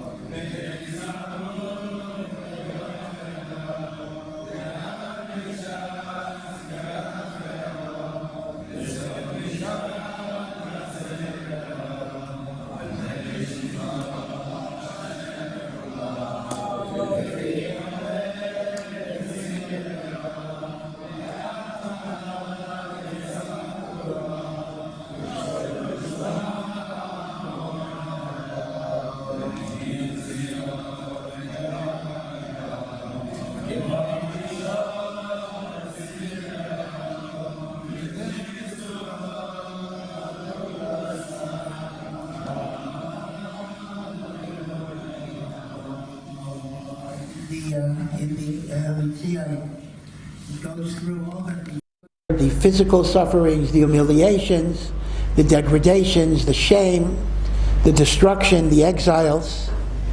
But then at the very end, it summarizes what truly, truly, truly we should be heartbroken over. And that is, Alei Shimcha Asher Chulal B'fi Kamei Mitziraha. Because of your name, HaKadosh Baruch Hu, that has been desecrated among all those who rose against us, against Sion. Maybe this is a madrega perhaps we're not able to achieve because we see things through our own tsaros. And if we could be margish the tsaros, that would be a very high madrega as well. But at least we need to be aware that there's a madrega that's above that. And to feel the pain of HaKadosh Baruch Hu and the chilul of His name and the desecration of kavod shemayim that exists in this world. And therefore we actually end our kinos with the idea that we suffered A, B, C, D, Aleph to Taf, and more than that. But ultimately, it's Alei Shimcha Asher Chulal, it's because of your name that has been desecrated, that we turn to you to listen to our tefillas. The last kina is the only one that is repeated twice, and there'll be a reason for that. This was said last night, and it's going to be said now. And this is also a well-known author from the Golden Age of Spain, around the same time as Rav Yehuda Halevi in the 1000s. This is Rav Shlomo Ibn Gabaral, who is the author of many things, but the best known that we know is Adon Olam, a great short piyut that's in the Siddur. And this tells the story, again, it's based on psukim in the book of Yecheskel. We know that the Jewish people, after Shlomo HaMelech died, were divided into two kingdoms. The 10 tribes were the northern kingdom. Is that me?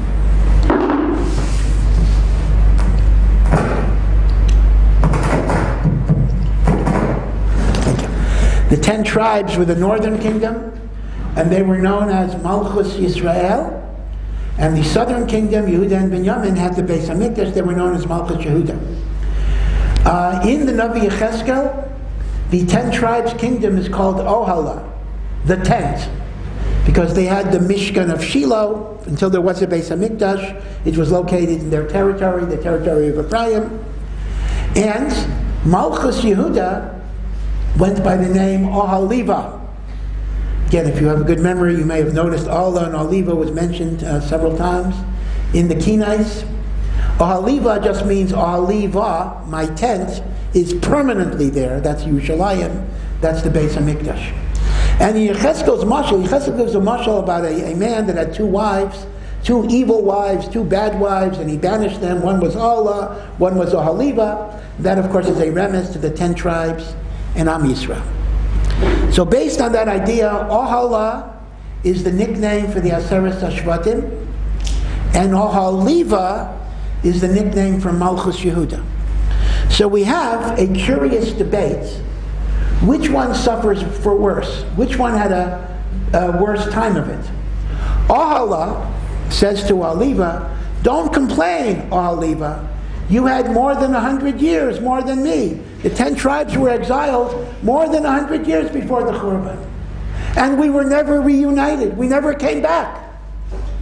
So don't complain about your plight. I've suffered much more than you.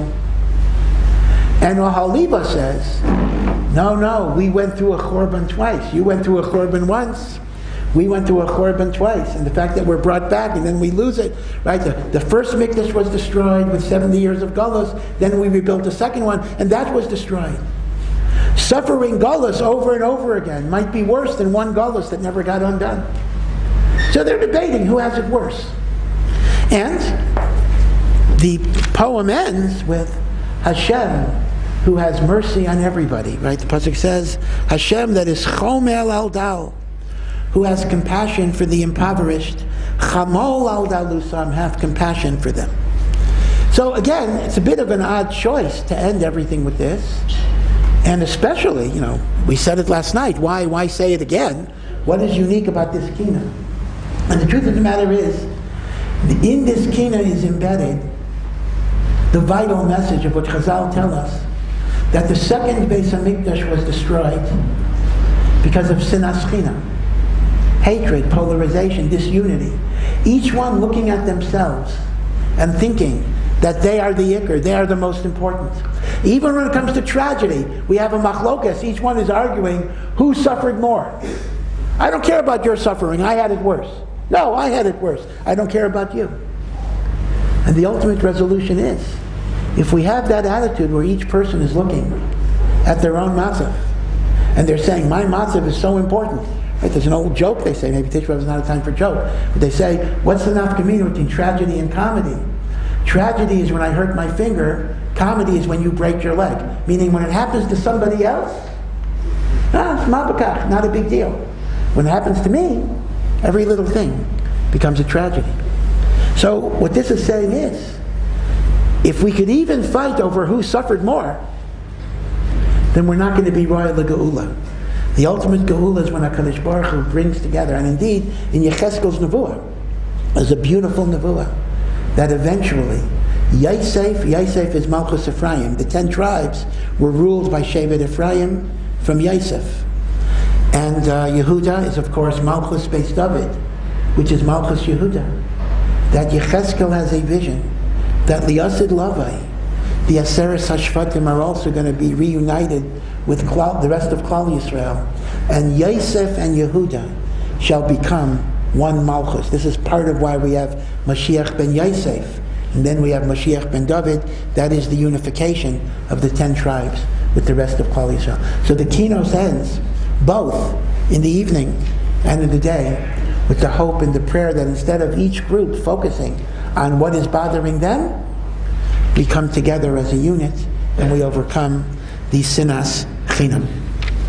Shaimrain titain kailam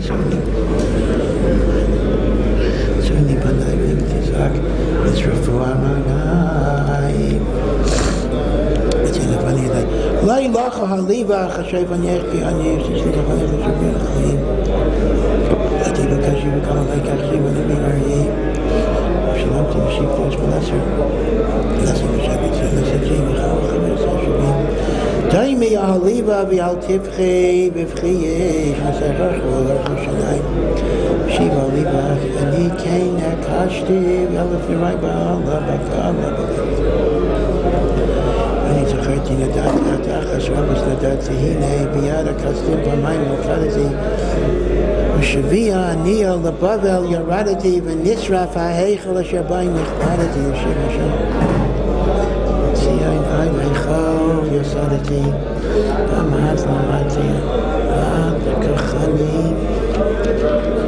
Chvat avadati Yakol artsois nafaitzu ha'maynai Ha'chaymel al dal chanol al dalusam Urei shema maisam V'yai rech dalusam Al tiktayv ad miyai Urei shiflusam V'yala tiskor avaynam V'sichlusam Refanai shivram V'nachem aveilusam Ki ata sivram V'ata eyalusam Kadesh yameinu Ki mei kadmainai Kenamacha B'nei Yerushalayim Adonai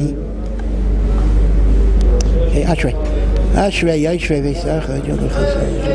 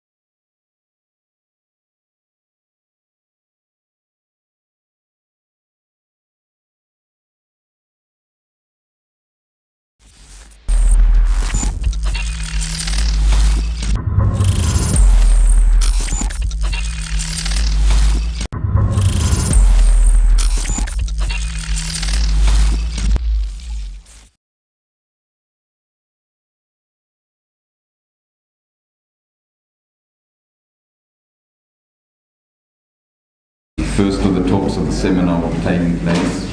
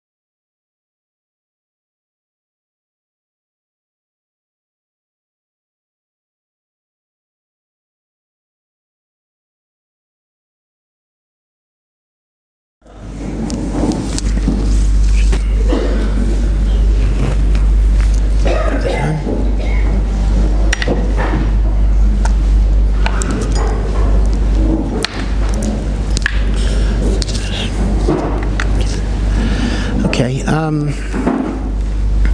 Again, as I said at the beginning of Kinos, we always hope that all of these Tisha B'Av programs will be over ubatel. We hope that they'll never have to do them again. And next year, B'Ezras Hashem, we will also have a Tisha B'Av program, but it'll be a program of Sasein B'Simcha, in which we will take a walk down, a mile or so, to the Beis HaMikdash. That should be B'mheira V'yameinu, not just the Kaisel, but Mamish, the Beis HaMikdash, Mamish, in all of its glory. But L'tzarenu, we are still observing the 9th of Av as Avelis. So let me first start off with really a halachic observation. What is the halachic basis of Tisha B'Av as a fast? Like, where does it say, or what is the earliest source where it says you have to fast in the 9th of Av? So the answer is, it is really a pasuk in the Navi Zechariah. The Navi Zechariah speaks about 4 fast days. He talks about Som HaRavi, the fast of the 4th month, again, we count from Nisan, so that's Tammuz. There's a fast in Tammuz. In Soma Chamishi, there is a fast in the 5th month, which is the Av, month of Av. Som HaShavi, there is a fast in the 7th month, and that's not Yom Kippur, it's referring to Tzom Gedalia. And Som HaAsiri, a fast in the 10th month, which is Teves. So all of these days that are presently fasting, they will become days of Sasa and V'Simcha when there is redemption. So as a result, we see clearly that these 4 fast days are at least Midivrei Kabbalah, they are from the prophets, they are from the Nevi'im themselves, and that is why there's a Chiyuv to fast. But the Gemara in Rosh Hashanah explains that there's actually 3 levels. And that is, there is a time that's called Shalom, and there's a time that's called Shmat, and there's a time that's intermediate. And here's what the Gemara says in Rosh Hashanah. When it is a time of Shalom, which means when you have a Beis HaMikdash, then the 4 fast days become days of Sasain and Simcha. You're not allowed to fast. They are days of joy and rejoicing. That's when you have Shalom. Now the opposite of it is, you don't have a Beis HaMikdash, and it's a time of great religious persecution. It's no Shalom, and you have Shmad, then you're mechuyev to fast, then you're obligated to fast. But the Gemara says, what about an intermediate time? An intermediate time is we don't have a Beis HaMikdash, but there's no actual Shmad against your community. L'chaira, that would be the situation of most places. Most places. I know people have opinions about the present government, but I think we could safely, I wouldn't call it a shmat, right? We're not going to use that lashon at all. So the Gemara says, when there's no shalom and there's no shmat, ratzu, if you want to fast, you fast. If you don't want to fast, you don't. Now, the Rishonim say that vadai doesn't mean every individual person makes his own decision, but it means every kehillah decides. Which means, technically, the status of Shivas or B'Tammuz, Asara B'Teves, and Som Gedalia, in a time when there's no Shmad, is not a Chiyuv Midivrei Kabbalah, it is Mitam Minhag. It is Mitam Minhag. It's a Minhag Klal Yisrael was Makabel, but it is Mitam Minhag, and that's why it has certain leniencies. By contrast, the Gemara says,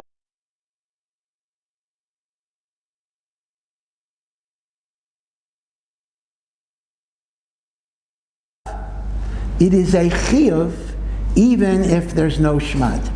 So this explains how luckily everybody knows that Tisha B'Av is more chamor than other fast days. But if you want to know the reason why it's more chamor, is because the other fast days when there's no shmad is only mitam minhag, and Tisha B'Av is mitam chiyuv. That's one thing to know. Now, here's the question though. You see from the Gemara that Tisha B'Av is a chiyuv even when there's no shmad. In other words, you don't have category 3. But here's the question. What about category 1? What about when there's shalom? When there's shalom, when there is a Beis HaMikdash? The Gemara does not address it. But the Rambam says in the Perish Mishnayos a very fascinating thing. And it's not clear what the Rambam's makar was.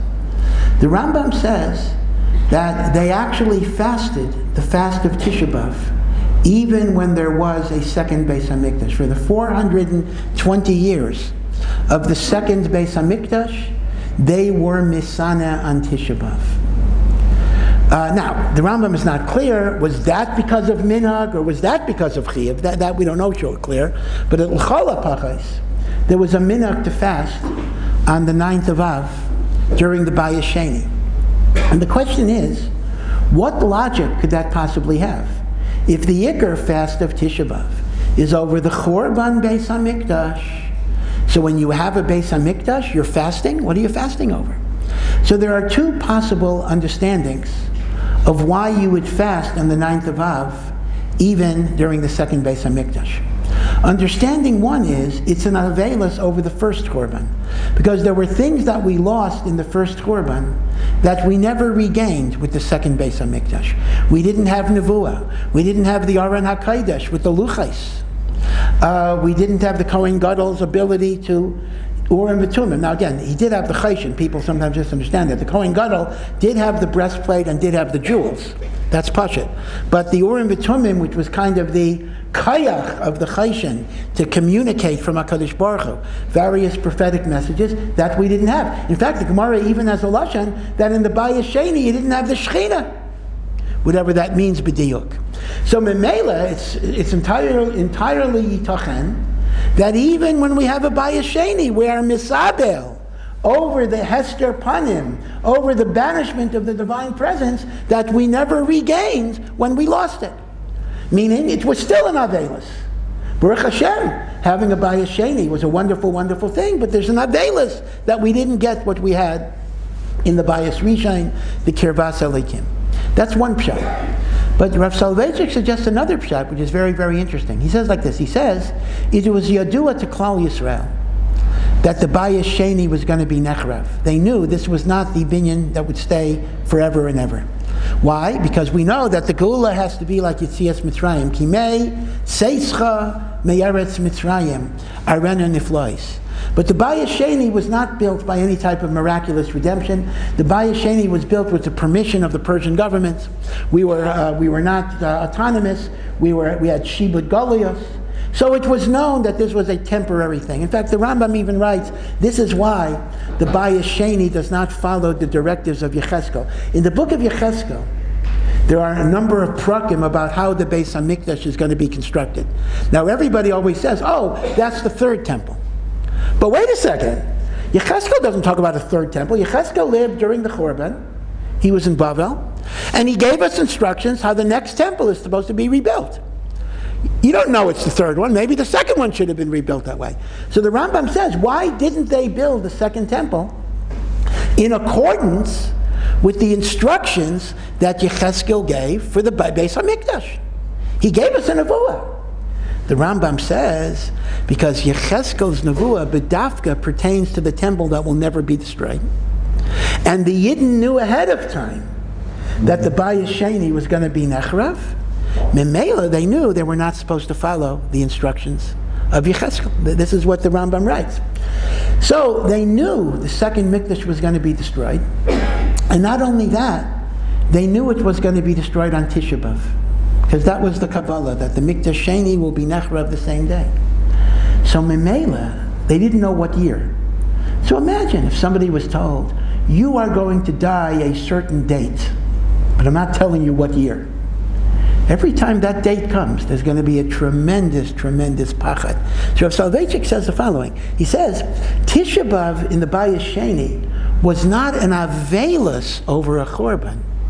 It was a prayer to HaKadosh Baruch Hu that the other shoe shouldn't fall, shouldn't drop, so to speak. Meaning, to every Tisha B'Av there was a meridik, a pachad, and yira that the Mikdash should not be Nechrav that day. And every time Tisha B'Av passed, there was a great sigh of relief that Baruch Hashem, this was not the year. And it lasted for 420 years. So he has a whole binyan, I won't go into it now, that Tisha B'Av as Avelos is only when there's a Chorban, but Tisha B'Av had another function of tefillah, that the Mikdash should not be Nechrav, which was the Tisha B'Av of the Bayis Sheni. But be it as it may, Bizman Hazeh, where we don't have the Beis HaMikdash, certainly Tisha B'Av is about Avelos. Right? All the halachas of the Noyeg B'Avel are Noyeg B'Tisha B'Av. So here we have an interesting conundrum, so to speak. If you look at Hilchos Avelos normally, you normally see that it starts off very, very severe, and then it gets progressively relaxed with the passage of time. The Avel is Shiva, sitting Shiva, he doesn't leave his house, people come to him. Then after Shiva, there's Shloshim, he rejoins society in a gradual way, but there are still restrictions. After Shloshim, for most relatives, everything goes off. For parents, there's Avelis up to a year, Yud Beis Chodesh, but it's still much more lenient. So Avelis has a trajectory that you run from the Chamor to the Kal. When we talk about the Avelis over the Churban Beis HaMikdash, we see that we are moving in an opposite direction. We start off with the 3 weeks. First of all, in Medina de Gemara, there's really no limitation at all. I mean, there's a fast of Tammuz, and there are no restrictions in the Gemara during the 3 weeks. I mean, there's some statements in the Yerushalmi, but let's say even the minhag of Ashkenazim. So by the 3 weeks already, we don't make weddings, we don't listen to music, we don't get haircuts. Okay, then you have Rosh Chodesh Av, which is stricter. You know, you don't bath, you don't bathe, you don't do laundry, don't eat meat or wine. And then we have the week of Tisha B'Av, which this year you don't have. For many Sephardim, the Avelis really starts Shvuah Shechal Bai. And then you have the Suda Mafsekes. And then you have Tisha B'Av, the crescendo of Avelis. Which means the Avelis over the Chorban moves in an opposite direction. It starts off light, and it gets progressively stricter with the passage of time. Why is it the opposite of private Avelis? For private Avelis, I start off very strict, and it gets easier. With public Avelis over the Chorban, I start off light, and it gets heavier. And the answer that's given is that the tachlis of the Avelis is moving in 2 opposite directions. When a person suffers a private tragedy, their life is often devastated. They often feel they cannot go on. A person loses a parent, loses a spouse, God forbid loses a child, loses a sibling. Their life is shattered in many, many ways. If the relationship was a good relationship, that's certainly the case. And I want to point out that even if the relationship was a strained relationship, that will still be the case, because there's all sorts of unfinished business that never got worked out. And it leaves a person with a tremendous emptiness and a tremendous pain. So when it comes to Avelis, a person's life is shattered, a person cannot go on. So one of the mechanisms that give a person healing and resilience and the strength to be able to go on is the Avelis. I mourn, I grieve, I talk to people, people come to me, and eventually, la'at, I'm able to get back into society, like putting my toe in cold water. So during Shiva, people come to the Avel. He's not able to go out. And then afterwards, he makes his first tentative forays into general society. Because the end goal is to take a person out of their misery, to let them rejoin society once again. And that's an important point. Grief is never forgotten, but grief must and can and must be compartmentalized. You don't have it an all-consuming thing that paralyzes you. So it's the Ratzon Hashem that we contribute to the world. It's the Ratzon Hashem that we do mitzvahs, that we learn Torah, that we serve in besimcha, that we relate to people, that we create families. To be consumed with grief that you're so immobilized that you can't go on, that's not the derech of Torah. The Gemara says in Cheskes Habatim that the generation of the Chorban didn't want to eat meat and didn't want to do all these things, and Chazal said that wasn't the right way. So the tachlis of Avelis is to provide a mechanism, one of the purposes, not the only, is to provide a psychological mechanism that enables a person to rejoin society. So if the purpose of that mourning is normalization, so you understand, it starts off very, very strict, and then eventually we relax the restrictions. We relax the restrictions until the person is able to rejoin. When it comes to the Churban Beis HaMikdash, Litzarenu, we have exactly the opposite problem. How many people, maybe I'll just include myself, I don't want to talk about anyone else, but are we so immobilized, are we so paralyzed with grief that we can't move, we can't go on, our lives are shattered? It's like a new excuse for someone who doesn't go to Minyan or doesn't go to Seder. Says, Rebbe, I could not get out of bed. The Churban Beis HaMikdash devastated me. I could not go on. I could not move. I could not breathe. I can tell you that no Rebbe will believe you. If you come with that reason, they will not accept it. Maybe you'll have another excuse, but that's not going to work. And it's not going to work because, I guess for the overwhelming majority of people, it just isn't true. Our problem is the opposite of private mourning. The problem of a private mourner is that they're so incapacitated with grief that they can't go on with their lives. And Avelis is a mechanism to get them back on track. With the Churban Beis HaMikdash, it's very much the opposite. We simply don't know what it is we're crying about. We're not mourning, we're not sad, we're not grieving. And we need to get into it, not get out of it. Right? And therefore, the trajectory of the mourning is to increase the restrictions in the hope that through the chitzonius, through the restrictions of Avelis, which are really external, somehow we would internalize within our personalities the magnitude of the loss and the tragedy of the Churban. The goal is not to get out of something, the goal is to get into something. And that is why it has to work min hakal el lachomer. You know, as I said, if a person was born blind, they'll have difficulty appreciating color. If you're born deaf, you'll have difficulty appreciating music. We don't even know what it is that we're missing. I mentioned Friday night a famous story in kind of Israeli culture, that in the Six-Day War, Yom Yerushalayim, 28th of Iyar, when the old city was recaptured and the Harabayas was Baruch Hashem reclaimed, and people could go to the Kaisel. So the first soldiers that were there were religious soldiers, and they were davening at the Kaisel, and it was a time that it was still very dangerous. The snipers had not been cleared from the adjacent areas. But they were davening and they were crying, and again, the crying is a combination, the crying of joy, that Baruch Hashem, we have the Harabayas, and the crying of sadness, because what is the Harabayas? Harabayas sheshamem, desolate, shualim hilchubo. But whatever it is, the crying was a mixture of joy and a mixture of sadness. And next to these religious soldiers, there were Chiloni, soldiers who were not keeping Shabbos, Kashrus, didn't even believe in Hashem necessarily. And one of them was crying as well, sobbing along. And when one of his colleagues said, what are you crying about? They're crying because they believe in Torah, they believe in God, they believe this is a holy place. You don't believe in any of that. Why are you crying? And his response was, I'm crying because I don't know what they're crying about. And I feel that I'm missing something. Now that was the response of the Chiloni, but the truth of the matter is, that is a response that is true for every one of us. We don't know what it is that we're crying about. We don't know what it is that we're mourning about. We don't know what it is to have a Beis HaMikdash. We don't know what Hashras HaShechina means because we haven't experienced it. We don't know what we lost. That first generation knew, and that's why many of them didn't want to eat meat, didn't want to have wine, didn't want to get married. They were devastated with grief, and the Chachamim had to tell them, you got to live, you got to be in this world. We don't need to hear the message, you got to be in this world. It's the other way around. We have to feel a little bit that maybe we can't be in this world. Meaning we need to be devastated a little bit, simply because we're not margish the tsar, we don't even know what it is that we are missing.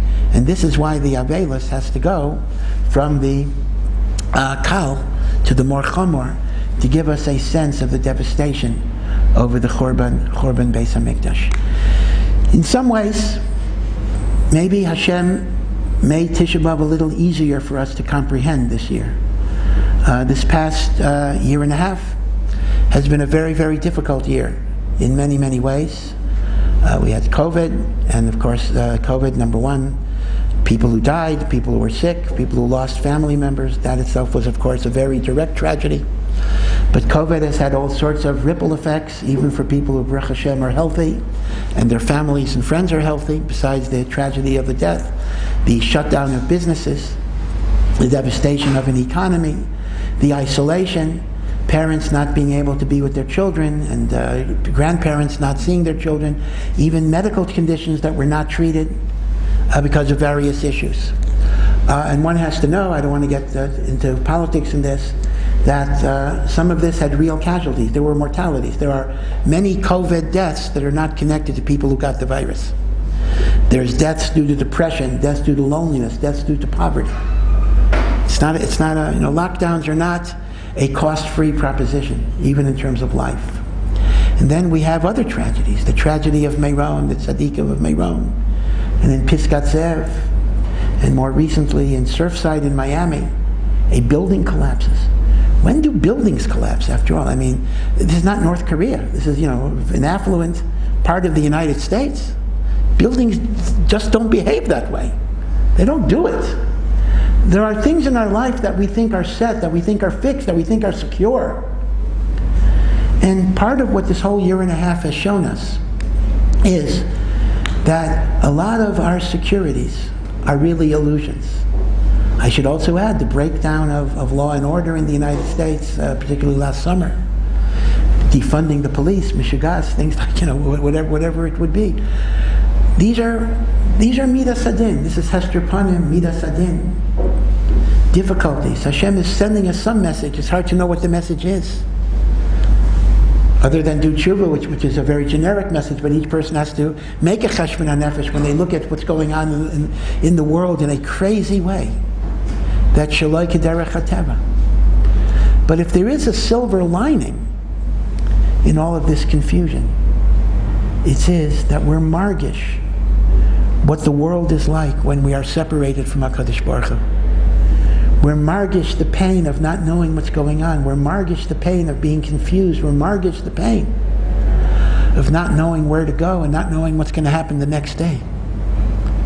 And maybe, just maybe, that makes us be margish the pain of the Churban a bit more. And through that pain, we can be zeicha to a geula. So there's a silver lining in the tzaras, that the tzaras give us a sense of what we need to be mispalel for. Ideally, as I said at the very end of Kinos, we should be margish the tzara of the Shekhinah, and that should be maspik. HaKadosh Baruch Hu's home is not here.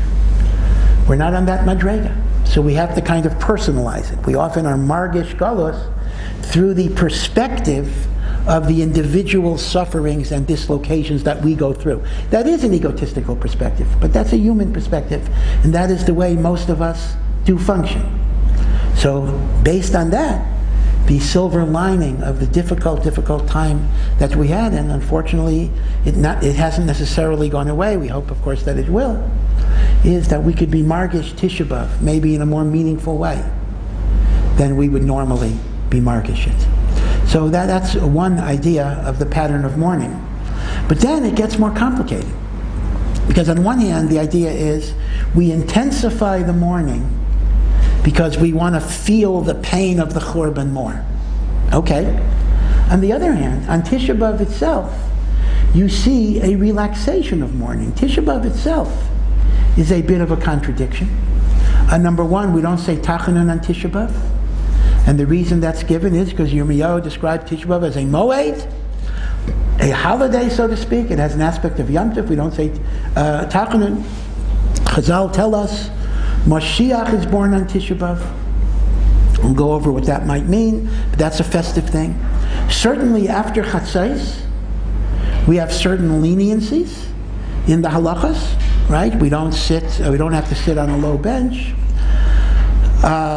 We're going to say, for example, in Mincha, we also say Tiskabel and Kaddish. Hashem will be makabel our prayers, which we didn't say in the Kaddish after Kinais. There are certain minhagim that people have that are actually associated with the women of Yerushalayim. That many women have a minhag that Tisha B'Av afternoon they sweep up the house in honor of Mashiach. Some have a minhag of lighting a candle in honor of Mashiach. That's called Arichas Ner LeBen Yishai, setting up a Ner for Ben Yishai.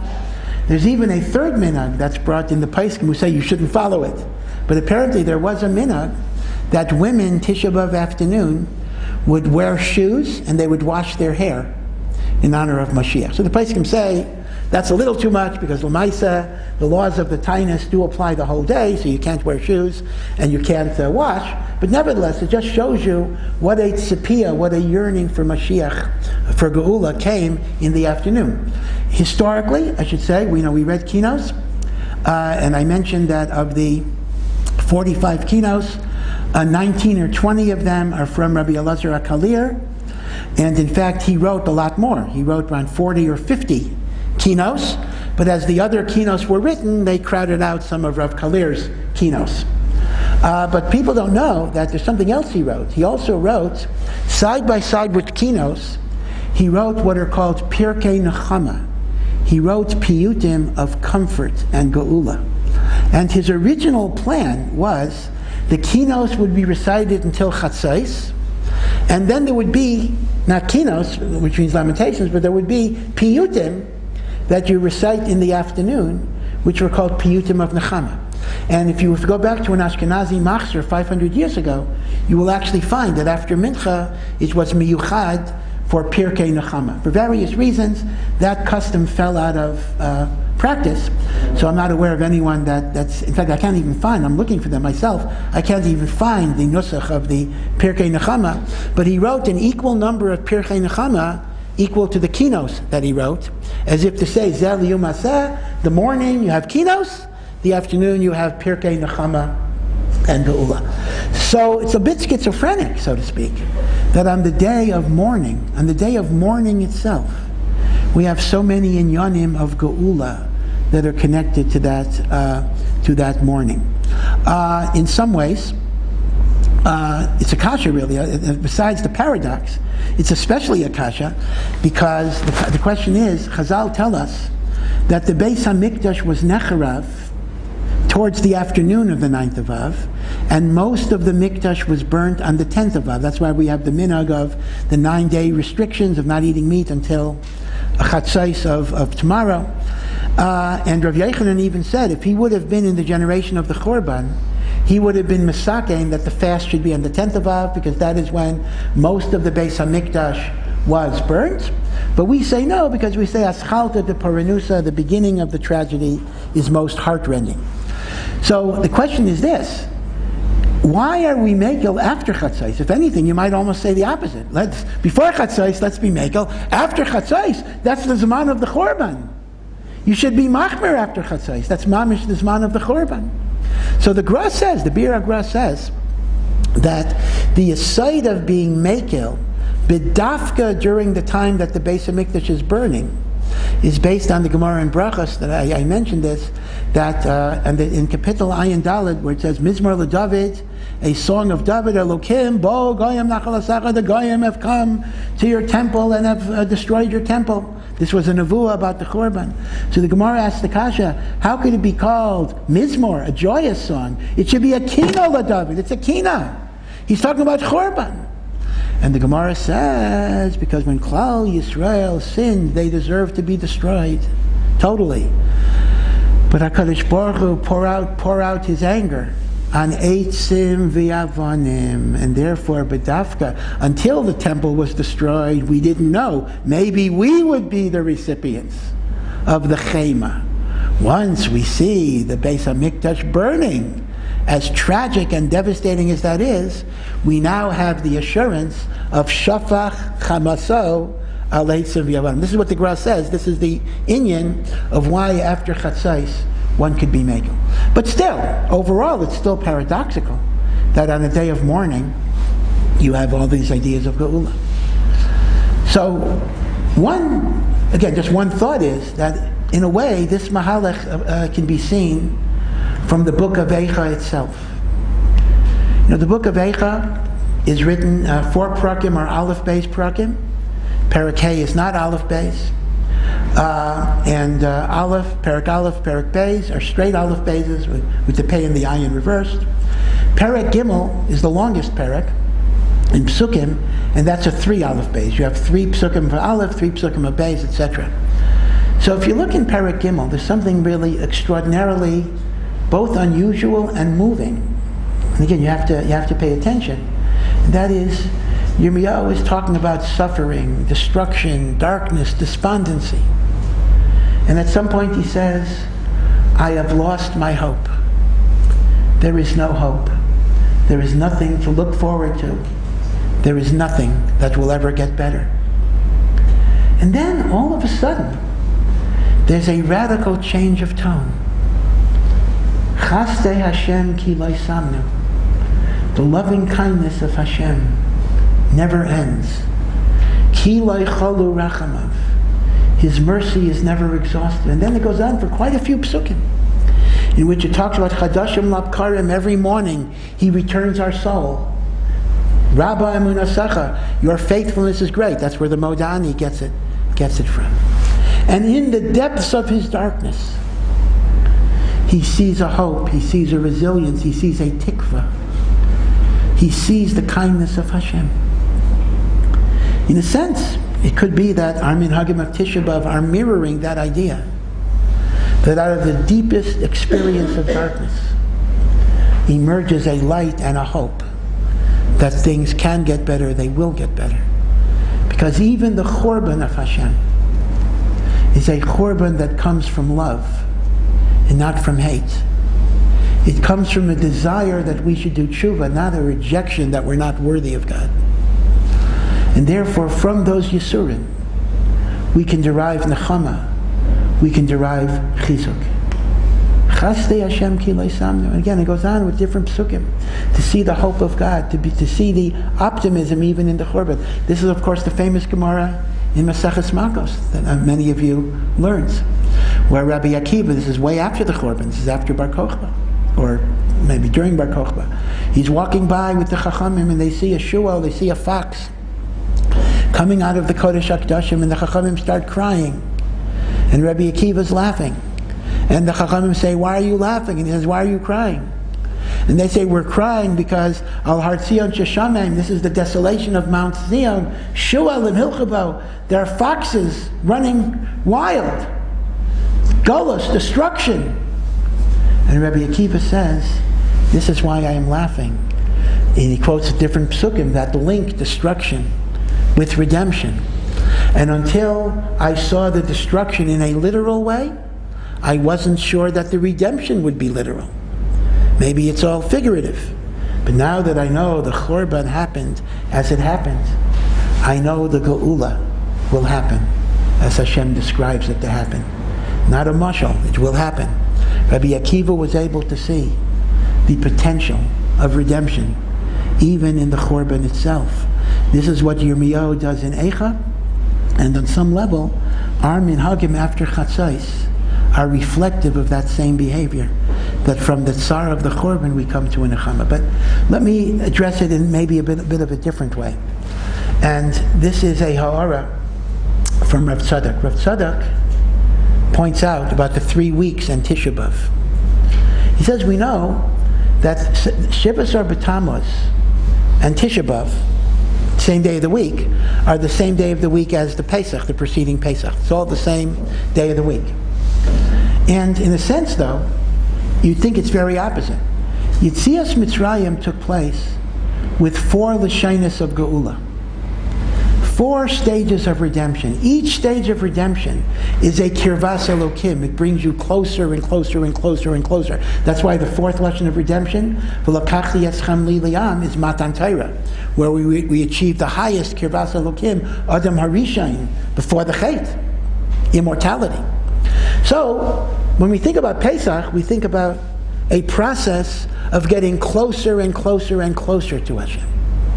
Now, Rav Tzadok wants to say the 3 weeks and Tisha B'Av, which is 4 events, each week plus Tisha B'Av, he says, represents 4 stages of estrangement. It's as if you're rolling back. If Pesach is we achieve A, and then B, and then C, and then D, things get rolled back. During the 3 weeks, we lose D, and then we lose C, we lose B, and finally on Tisha B'Av, we lose everything, we lose A. In other words, Rav Tzadok suggests that the 3 weeks plus Tisha B'Av is a reversal of the 4 Lashonos of Geula. If the 4 Lashonos of Geula represents a progressive increase in Kirvas Elokim, the 3 weeks on Tisha B'Av represents a reversal of that korva in which we're going backwards and backwards and backwards and backwards till we experience the ultimate distance, the ultimate richuk, the ultimate estrangement. But says Rav Tzadok, that is only true in chitzonius. That is only true superficially. That is not true in panemius, if you examine internally. Because in truth, there is a certain type of closeness that you only gain by distance. You know, I think it was Shakespeare that said, absence makes the heart grow fonder. And the emes is, sometimes it is only through a richuk that in our heart and our soul there is a passion to be connected to God. It is the richuk that generates the kiruv. Rav Hutner once remarked, when he came to Eretz Yisrael towards the end of his life, somebody had the chutzpah to ask him, do you miss anything about Chutz La'aretz? A little bit of a rude question, I think, but they asked him the question, what do you miss about Chutz La'aretz? He said, I do miss something about Chutz La'aretz. I miss the yearning to come to Eretz Yisrael. And as everything Rav Hutner said, there's always a great deal of depth in that remark. A person lives in Chutz La'aretz, and they think about Eretz Yisrael. You know, they want to live in Eretz Yisrael. They think about Eretz Yisrael day in, day out. It's in their mind. It's in their heart. They think, they yearn, they love. They wait for the great day when they will have the opportunity. And then finally comes the great day where they have the opportunity. The buses don't run often enough, the air conditioning, it's too hot, whatever it is. Can't get some American product, well, now Baruch Hashem you largely can, but let's say 20 years ago, whatever it would be. What's going on? The person's whole life, he was thinking about the day that I'll get here. But this is the nature of things. Yearning creates hishtaikakus, a desire to be connected. The yearning creates a passion, and this is not only mitzad us, kaviyachal, although we don't fully understand it, this is even mitzad HaKadosh Baruch Hu. How HaKadosh Baruch Hu mourns and yearns to be with us. The Gemara in Brachos says HaKadosh Baruch Hu cries every day. He sobs every day. And he says, Oy labanim, shegalo mi'al shulchan aviyim, alas to the children who have to be exiled from their father's tent. But, Oy li'av, alas to the father, shehigles banav, who had to exile his children. And therefore what happens is that the yearning and connection we have to Hashem through the richuk can itself be the catalyst for a tremendous korva.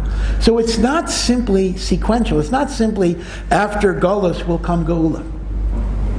It's not just chronological. First there's this and then there's this. It is actually causal because of the pain and the yearning that Golus generates in my heart. That creates the closeness that will enable me to achieve redemption with HaKadosh Baruch Hu. Right? It's mamish causal. And therefore, the sense of nechama that I have even on Tisha B'Av comes from the Avelis itself. The Avelis gives me that nechama because the Avelis creates that kirvas elikim, a closeness that can be unparalleled in many, many ways. In fact, the Sifrei Chasidus say on the pasuk in Yirmiyahu, in Eicha, Kol reitfeha hisigua bein hamitzarim. It's a pasuk. What does that pasuk mean? All who are pursuing her, all who are pursuing Yerushalayim, hisigua will capture her between the walls. So the simple meaning of the pasuk is bein hamitzarim simply means they're in a narrow place, they can't escape, and the enemies will capture them when they have a narrow place they can't escape. Right? That's the pshuto shel mikra. But we also know that bein hamitzarim is the rabbinic term for the 3 weeks between Shivas or B'Tammuz and Tisha B'Av. It's called between the two walls.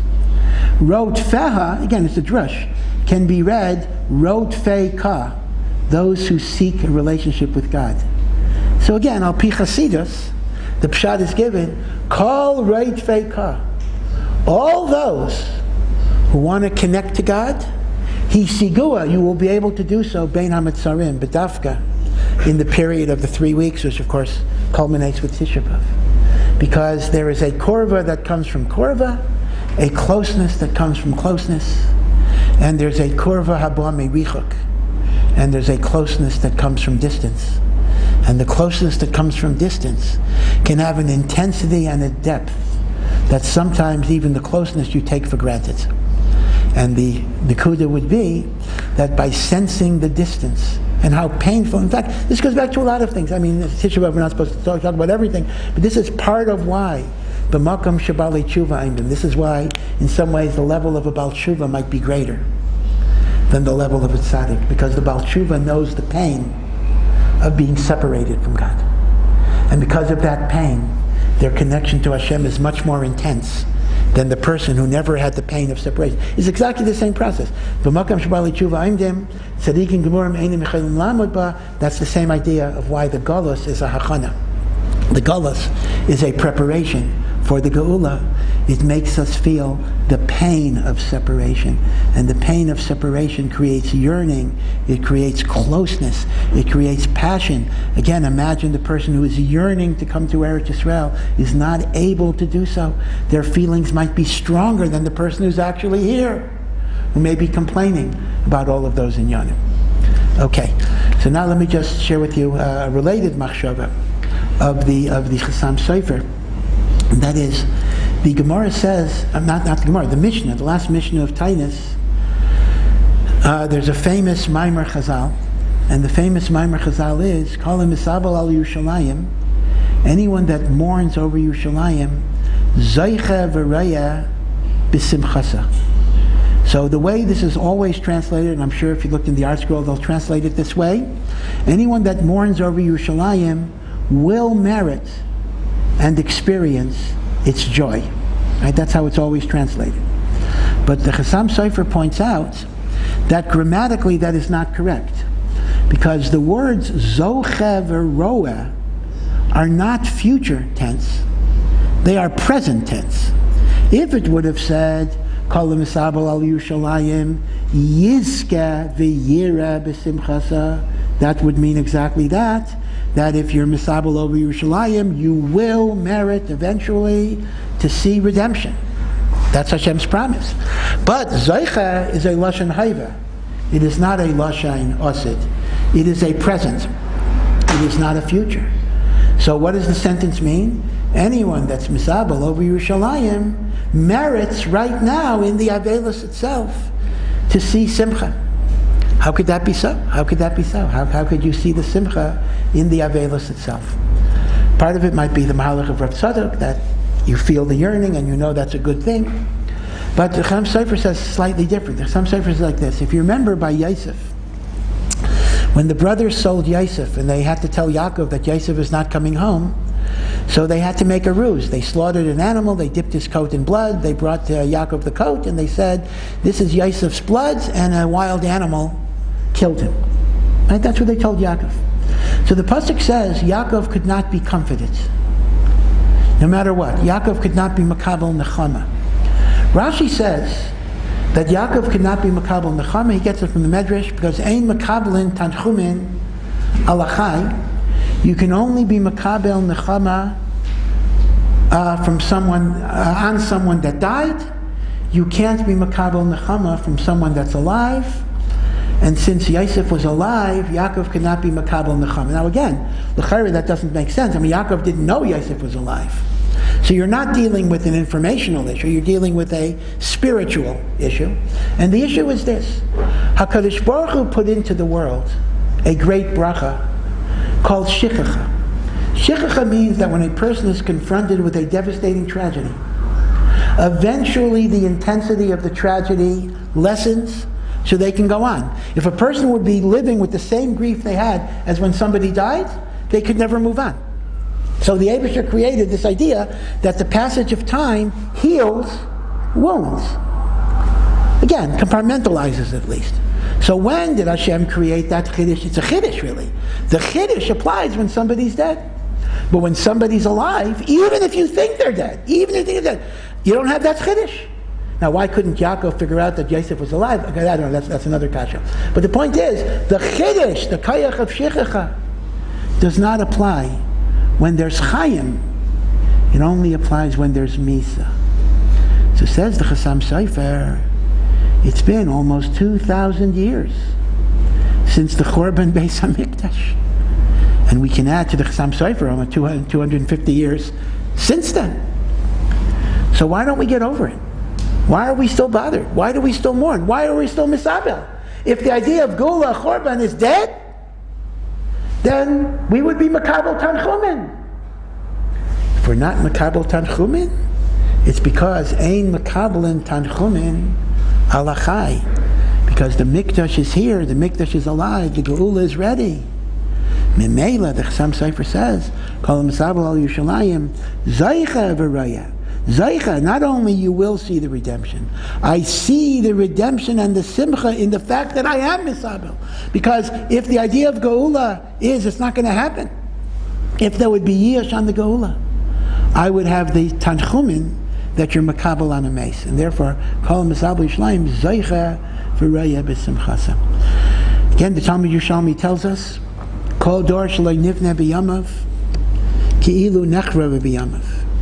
Any generation in which the Beis HaMikdash is not rebuilt is not just a generation in which we don't have a rebuilding, it's ki'ilu, the Chorban took place.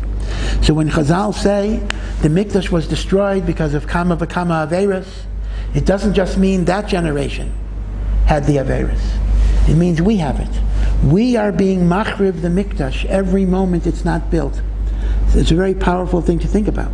We are actively being machriv the mikdash if it's not nivneh.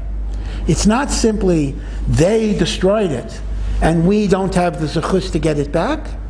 The Yerushalmi is saying we are the machrivim. So when Chazal talk about chatoim like sinas chinam was gairim the churban of the bayis sheni, then obviously we have to make a cheshbon hanefesh regarding Avas Yisrael, sinas chinam. And again, ein kan mekayim laharich, but there's much to talk about. But I want to be meisif that even the averis of the first Beis Hamikdash are part of our cheshbon hanefesh, and that may be a little problematical. Avodah Zarah, Gilui Araya, Shvichas Damim. How do I stem with that? How do I connect to that? Okay, sinas chinam, unfortunately, we're very prone to in various guises. But Avodah Zarah, Shvichas Damim. So the emes is, you have to understand. Number one, Shvichas Damim itself can have different manifestations. Chazal say, if you're malbin pnei chaveira barabim, you embarrass somebody publicly, you're a murderer. Chazal say, hirhurei avera, thoughts of improper arayas, are as bad as the Maisa itself, and maybe even worse. And even Avodah Zarah, Reb Tzadok says, Avodah Zarah doesn't have to be bowing down to an idol. Avodah Zarah is when you set any idea in your life as the central focus of your energies and attentions, other than Avodas Hashem. Your Avodah Zarah can be your wealth, it can be your ego, it can be your power, it can be your influence, it can be your political system and your culture. It can be yourself, ultimately. And the notion that anything besides HaKadosh Baruch Hu is the fundamental principle of my life is Avodah Zarah.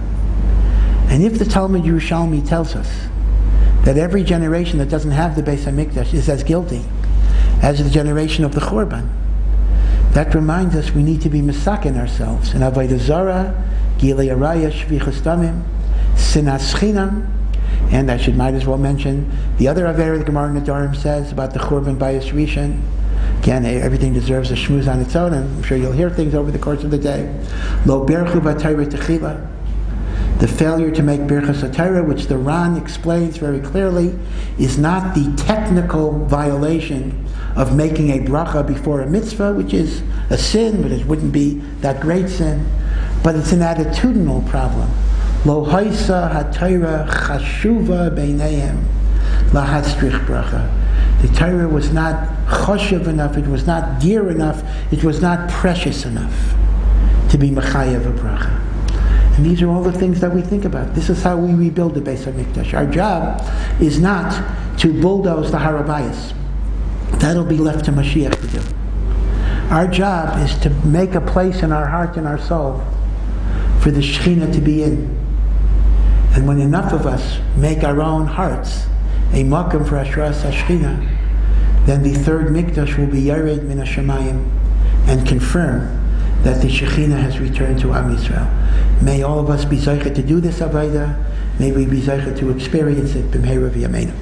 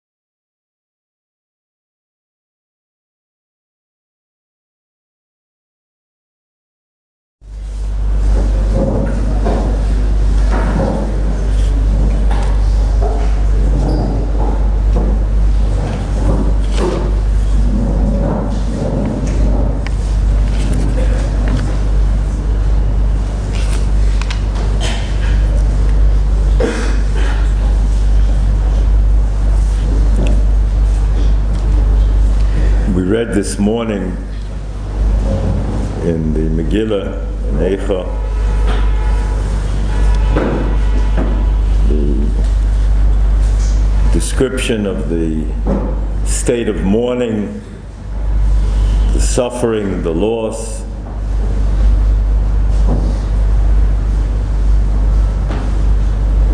Seems to be saturated with pessimism up till a certain point. And then the posuk right after, he says, the Novi Yirmiyahu, V'oma ovad nitzchi v'sochalti me Hashem, my eternity, my future, it's lost. He's remembering his state of dejection, of loss, of failure. And then there's a posuk, Zocho tisko v'soshoach olai nafshi. Something happened, something changed. Zois oshiv el libi al kain ochil. I will return this, internalize this into my heart, and therefore I will be hopeful. Chasdei Hashem ki lo yisomnu. The chasodim of the Rebbeinu Shalom have not ceased. Ki lo ycholu achamov. His mercy on Klal Yisrael hasn't ended. Chadoshim lapkom rabo munasecho. There are intervals between the suffering, between the cataclysms, the crises in Klal Yisrael, and because there are intervals, that gives a respite and it gives a certain opportunity to recoup strength. But is that enough to be optimistic? Chelki Hashem Omo nafshi al kain ochel nafshi. My portion is with the Rebbeinu Shalom. My soul said, Ki ochel lo. I will be hopeful to him. Hard to understand what brought about this transition. What changed? The summation afterwards is again one of going back to summarizing the pain. But now it's modified because it's been interspersed with a hopefulness. But what brought about that hopefulness?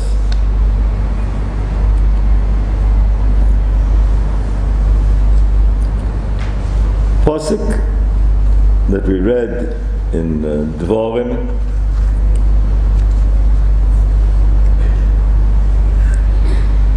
Hoyel Hashem, Hoyel Moshe Be'ez HaTorah Zos.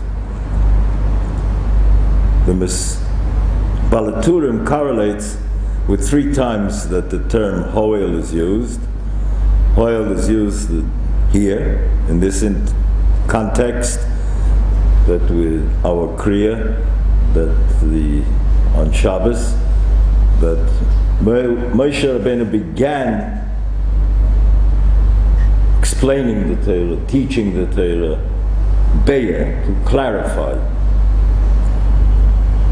Second time, says the Meseres, brought by the Balaturim, is Hoyel v'holchu achay hatzav. They went after the tzav. They went after the Avodah Zarah.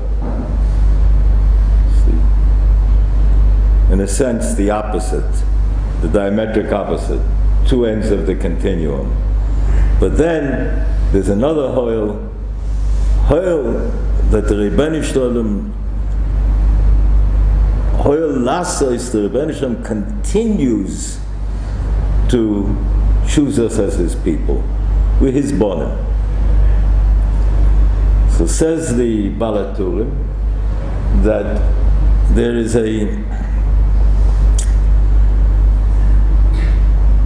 there's a haftocha here that ideally, when we're learning the Teres Moshe, but even in the moments of total failure spiritually, there's a remnant, something residual in the Jew that the Rebbeinu Shalom continues to relate to Kavayachol, and that is cause for optimism. Chazal teach that there are oisius, there are letters that for the sake of interpretation, that those letters are interchangeable, the ches and the hey. Alkein ochil can be read hoil. That it's relating back to that Maseres. That even in the worst situations, Zos Oshiv Elibi Al Kain Ochil, I will be optimistic. Why? Because Hoil that the Rebbeinu Shalom is Ochil Hoil, continues to re-choose us as His Am throughout history. Where do I see indications of that? How do I get a grip on that kind of in the midst of the melancholy, the sadness, the mourning? Chadoshim Labkolim, the fact that there are these intervals that give us a certain sense of an opportunity to recoup, and to recoup really means to do tshuva. Tshuva can be any time, all the time, but it's perhaps when we have a breather between megatzaras, then that in itself is a kind of message and an invitation. The Rebbeinu Shalom stretching out as it were, Kavayachol, an arm to us, a hand to us. There's a medrash. Medrash says that the king made a decree that a massive boulder would be dropped on anyone who defied his orders, his laws. Lo and behold, his son is a Avrayan, a transgressor, is a culprit.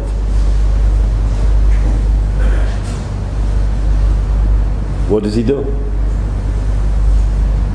His yortzim, his counselors, his chachomim, his sages, tell him, what you do is you grind down the stone into gravel.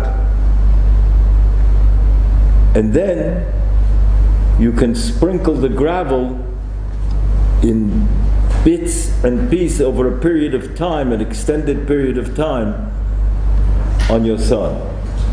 So you're fulfilling your decree, but you're accommodating the urgency to relate to him as son. Similarly, HaKadosh Baruch Hu has spread the tzoros that should have been in one shot, overwhelming,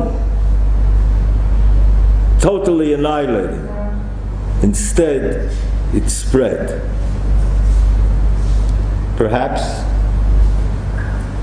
there's an allusion to that medrash in the posuk that precedes, just a few psukim before the ochil, hoil, ochil, the optimism suddenly breaks out.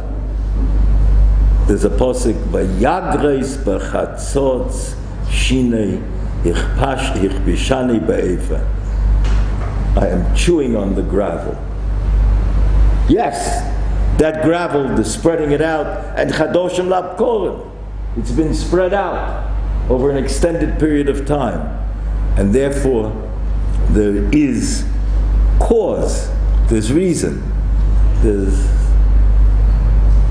an opportunity for justifying, for relating to this surge of optimism.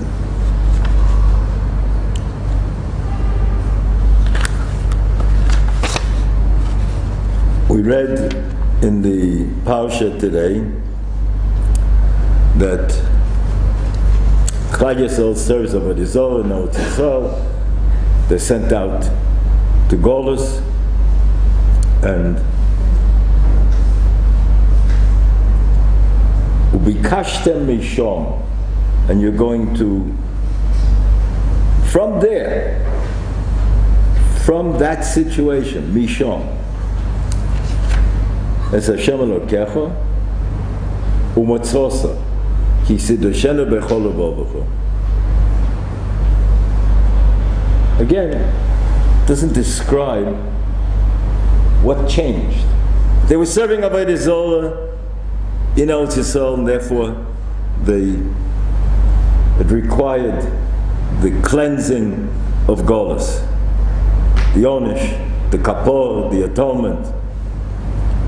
And now in Chutz La'aretz, they're continuing to serve Avodah Zorah. So what changed?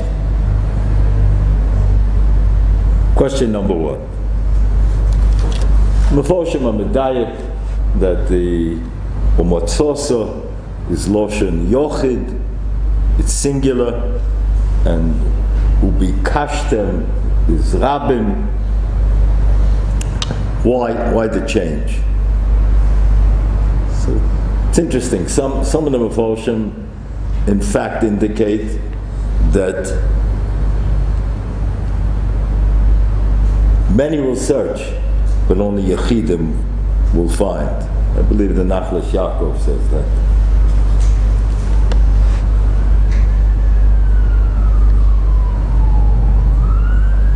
There's another question that we might ask, that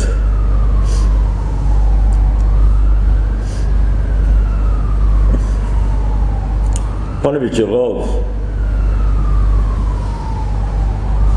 once asked on the Asora Ravonim, there were 10 main famines that the Medrash lists in a few places, that the B'zeh Sapecha Toich HaLechem is reckoned as a famine by the retribution, the punishment to Adam and Chava, and going on through different periods in history, including Rus, earlier by Avram, by Yitzchak. There are famines. But one famine that's listed there is the famine that the Novi says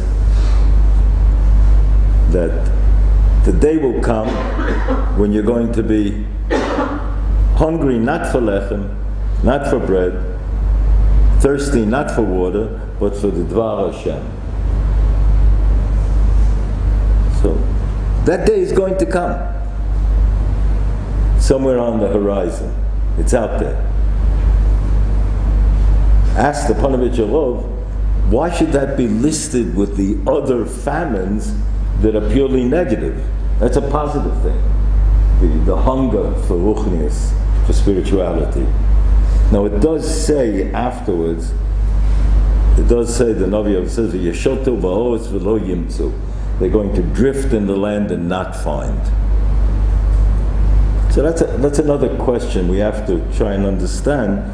Why over there won't they find, and over here will they find the posuk we read today?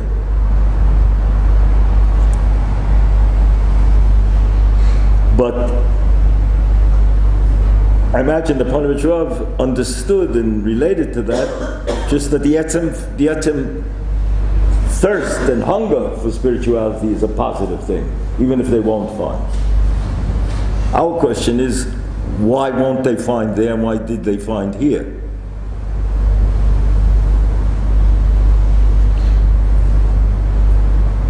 The word Vayishotu we find by the Mon. Rashi says, when they went out to collect the Mon, Vayishotu, Bamidbar, the lo omo, without any effort. No strain. It was right there. It got delivered on the spot. You didn't even have to go online to order it. It was there. So what is Vayishotu? Without an effort. Without an investment of my heart and mind. So there's a Tanai that we read in the Kriya. It says, "Ubikashta mishomes Hashem Elokecha b'chol levovecha u'matzosa ki k'zidishena b'chol levovecha." With your entire self, not just in a casual, cavalier fashion, drifting, dilettantish, not window shopping for ideas, not surfing on the web.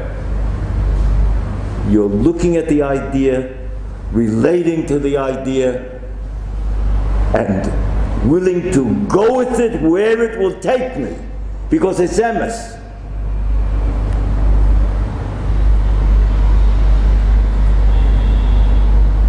So one of the Mephoshim says on the Posuk, so Guru Mipnei Ish, the judge, the Shofet, is cautioned not to be intimidated. Because the Guru Mipnei Ish is Rosh Tevis Emes. Lo Saguru Mipnei Ish. Saguru Mipnei Ish is Emes. But that means me, in my relation to my judging, and every time I have to be machriya, when I'm being mitdayen, weighing the alternatives of how, where, and what I should do. But perhaps,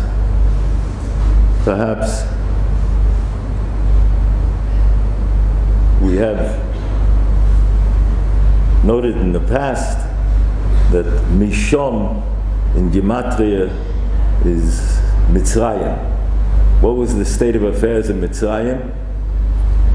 Mitzrayim, the state of affairs, was Isarusa de Le'ila, the Rebbeinu Shalom reached to us. The Rebbeinu Shalom continues, Lasois Le'ilom, we are his people. Adrabah, the very frequency of the Puranius is the father disciplining his son. And the Shlomo Melech teaches the lack of that discipline is a failure of chinuch and is a disservice, is not being loyal to your son. So I look around and I see Chadoshim Labkon. There are intervals. I see Jews sitting on the floor and saying kinnis. Whether it is apocryphal or isn't apocryphal, but the story is told of the famous story of Napoleon seeing the Jews in Paris continuing to mourn on Tisha B'Av and inquiring and being informed, and he says they'll make it back.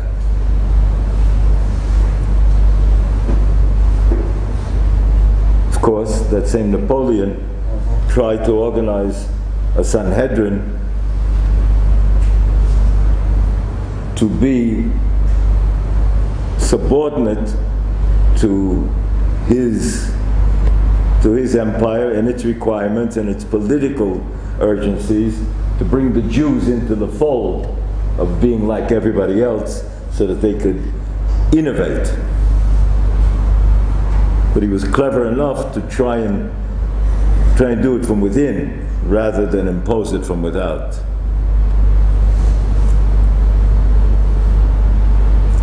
But the Simonim, are we back in Eretz Yisrael? How can we deny that after millennia of not being here, the Rebbeinu Shalom has granted us a chesed?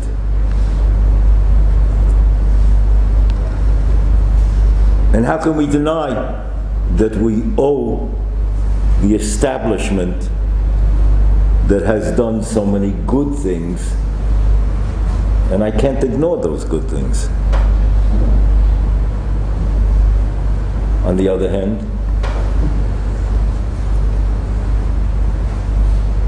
I think of Reb Chatzkel Levenstein Zatzal, the Mashgiach in Ponevezh. The story I'm telling you now, I heard from my Chavrusa, Reb Yosel Tzendret, one of the Akira Yerushalayim, Zatzal, that told me he heard it from the Bocha. He heard this story from the Bocha. This Bocha was a brilliant Bocha in learning in Ponevezh, but he was in the habit of demonstrating, projecting, and parading his excellence. Reb Chatzkel never said anything to him. One day Reb Chatzkel was down on the Chov Rebbe Akiva in a blisteringly humid day, maybe that's a redundancy, in Bnei Brak, and Reb Chatzkel was going into the post office to carry some swollen out. And this Bocha happened by. He said, Reb Chatzkel is an old, frail man, terribly hot, terribly humid. He'll take it. No, yes. Finally, Reb Chatzkel relented, and he carried it up the hill to Ponevezh for Reb Chatzkel. The next day, Reb Chatzkel called him over and said,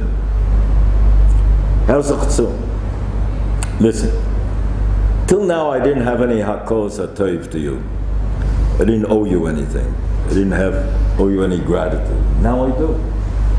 So I have to tell you, you're a mushchas in Midas. If you don't change, you're parading, you're wearing it on your cuff, your excellence, nothing will come of you. This Bocha told the story to my Chavrusa that Reb Chatzkel saved his life.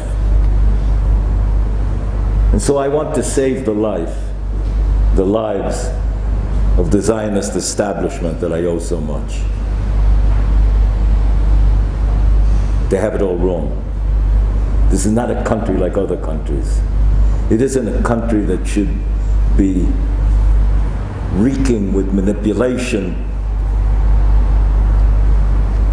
dishonesty, corruption, disappearing witnesses, lying as part of the norm.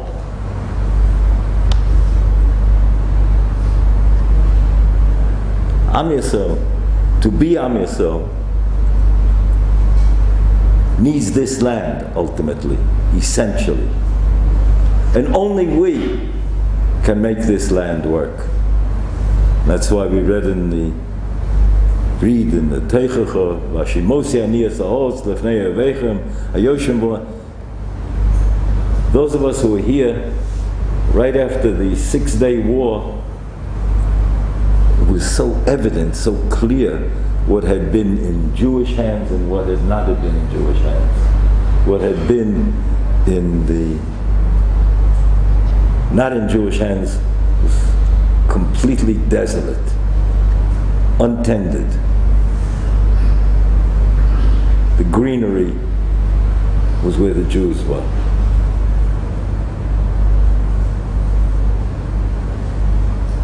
Not every cheshbon is right. When they drained the swamps in Chulon, they were getting rid of malaria. But it created an ecological disaster. There are still remnants of the disruption to the environment.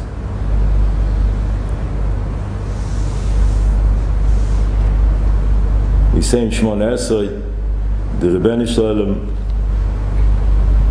is Gomel Chasadim Tovim.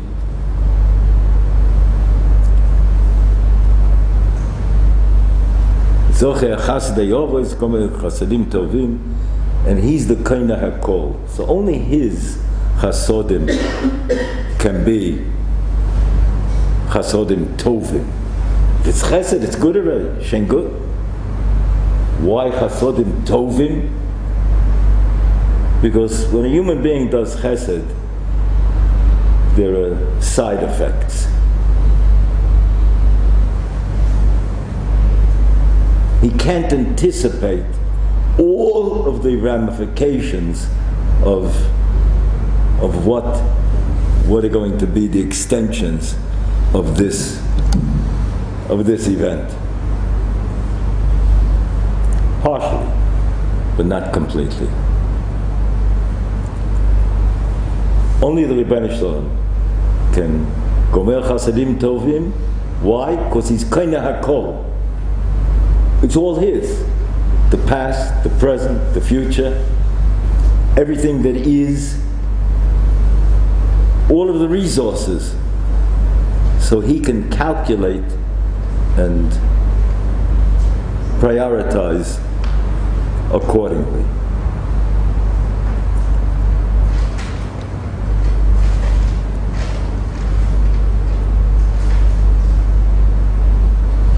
We read in the Haftarah that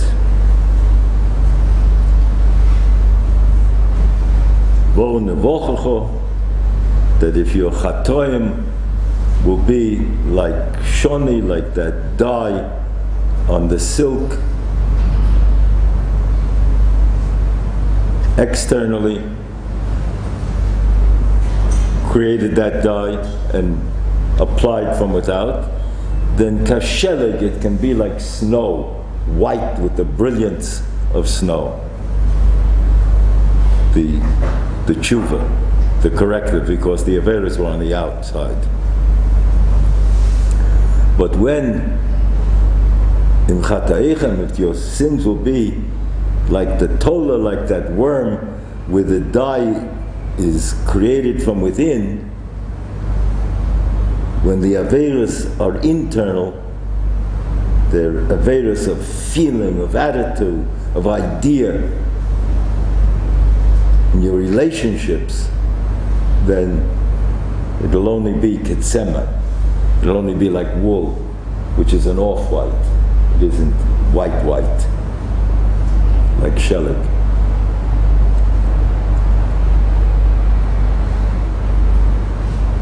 And we asked the Rebbeinu Shalom, says the Bnei Yisoscha, that Uvechein, give us the opportunity to do tshuva so we can be mitdayim fairly, because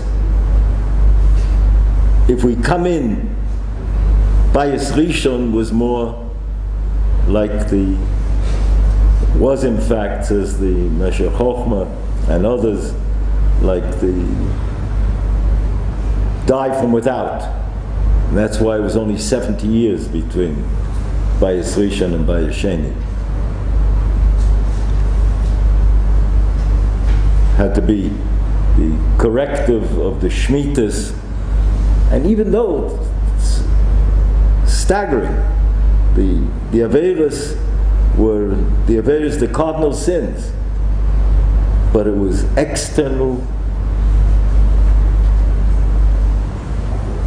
brought about from the culture, the environment, with all kinds of stiras. Achov, murderer, the most Machiavellian of kings, and yet he had a preciousness, an appreciation of the preciousness of the Torah, and that he wouldn't give away, the Sefer Torah. Contradictory, but it's the case in point that we always must carry with us, like the Rambam says, a man is a gregarious creature, he's Ish Medina, he's influenced and impacted by his environment, and therefore his prior responsibility is to set up the odds in his favor.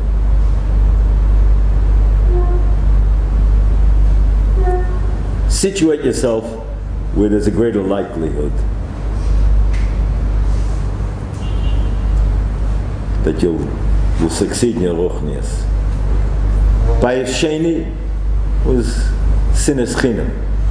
That was internal, like that worm that creates its dye from within, internally, and only like shellet. But the Meir Simcha continues, he says there are two kinds of terchocha. There's a terchocha that's given from a darshan, a rav, a rebbe. His ideas can be heard, but not necessarily translated to action. Because the listener says, he's not in my situation. He doesn't understand my nisyanis.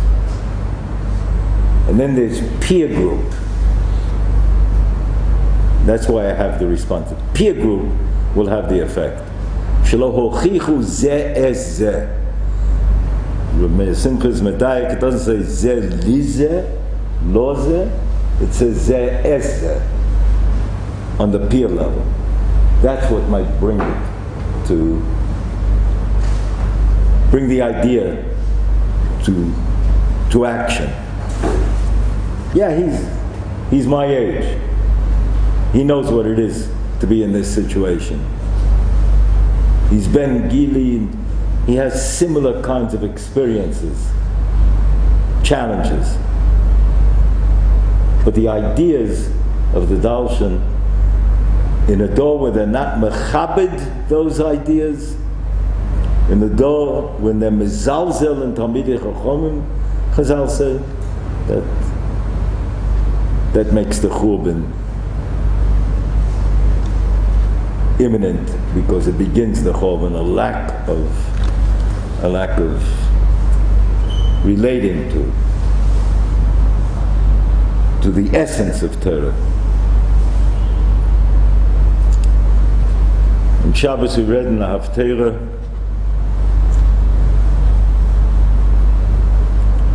Tzion b'mishpat tipodeh v'shoveho b'tzedakah.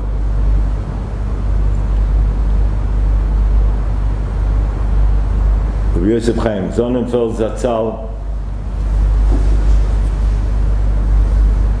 100 years ago,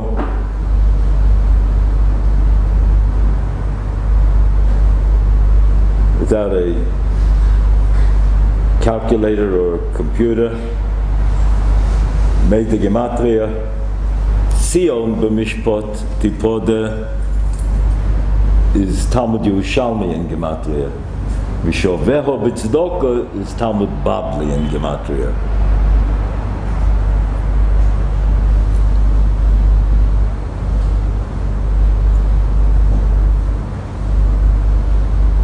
The author of Badei Shulchan, the Feivel Kohn, Shvishlaken gesund. We were in yeshiva together, Chaim Berlin. He told me that Chazal say that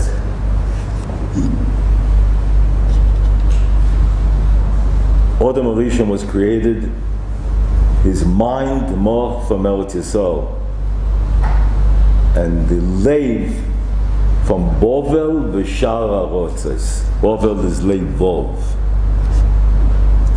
That's why in Yerushalmi, when somebody holds somebody's position, it says Adaite. And in Babli, it says Alibe.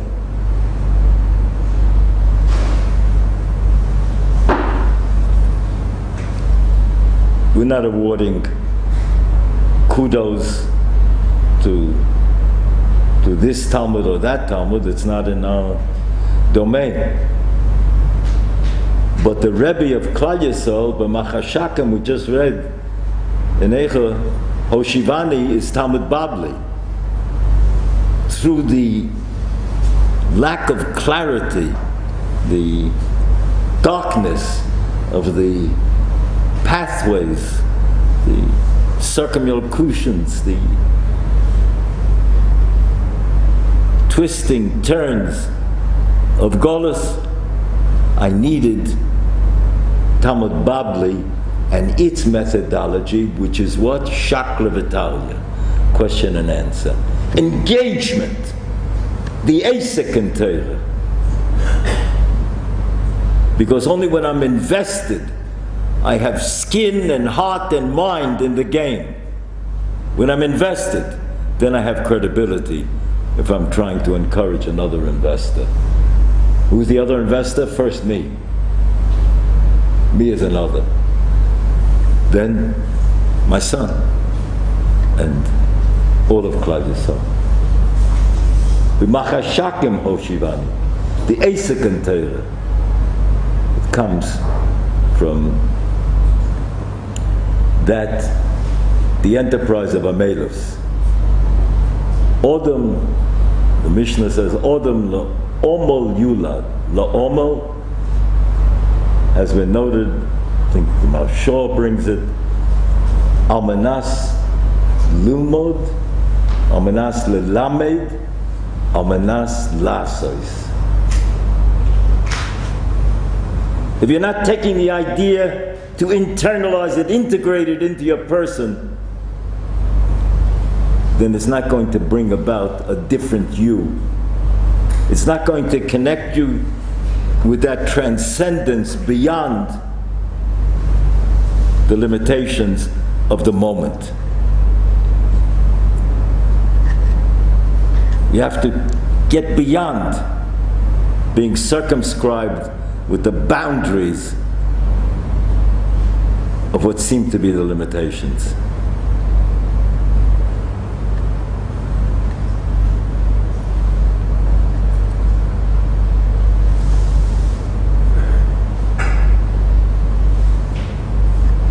Practical applications of this thesis. We are all affected by the environment in which we find ourselves. The place, the time, the people, the state of mind. There's an avirah, there's an atmosphere which seeps in.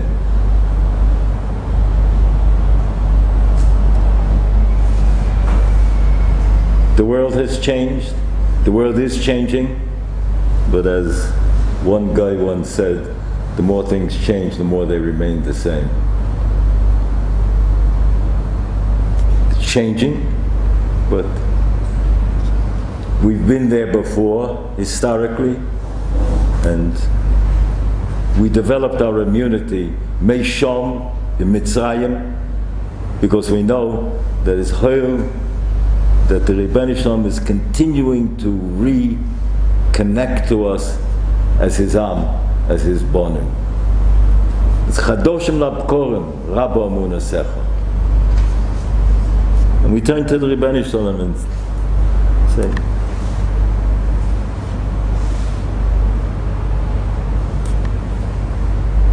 49 years of Ohr Somayach.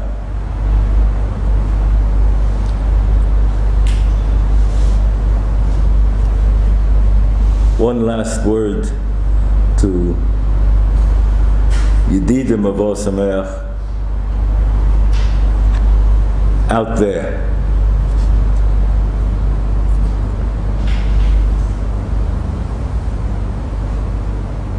A little over 30 years ago, I believe, Ohr Somayach had a dinner, and the guest of honor, as is the custom in these things, you get a prestigious guest of honor. It's part of the culture of America, business world, that his business associates and friends will participate in him being honored financially. We used to call it a Rolodex when you had all the names on the spin.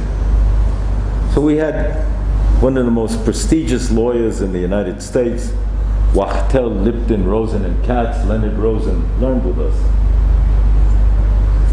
Forbes lists them as one of the 5 top law firms in the United States. Leonard Rosen was an elegant gentleman, really an elegant gentleman. He was learning with us. At his dinner, the room was packed with lawyers. I told him I couldn't resist sharing with them some idea in halachic jurisprudence.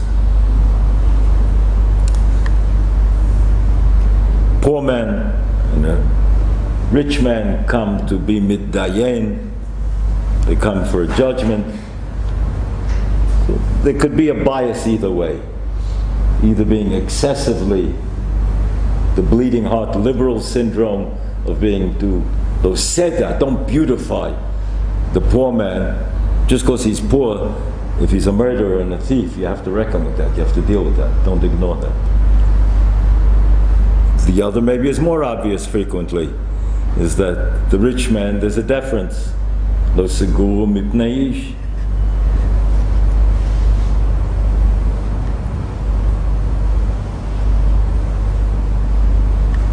Room full of lawyers, most were Jewish.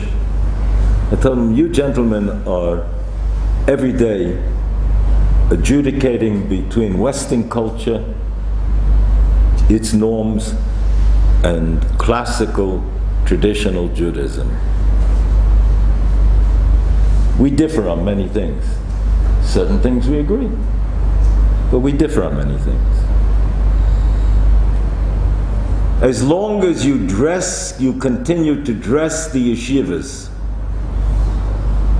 in poverty and the universities in the pomp and splendor of royalty, you can't make a fair judgment. Start relating to the yeshivas in that manner and dressing them, supporting them accordingly. The world has changed. Is it the same? Yes, but it's changed. And therefore, there's a new Beis Medrash that for today's dor, whose concentration span has been greatly, greatly reduced, who are so affected by the external. But they're bonim l'Hashem. The Am that Rebbe continues to choose, Lases Leilam. Are they immersed in Avodah Zarah? As the Rav said so poignantly, elegantly before, anything that I take as a life's passion to displace and replace Torah is a kind of Avodah Zarah.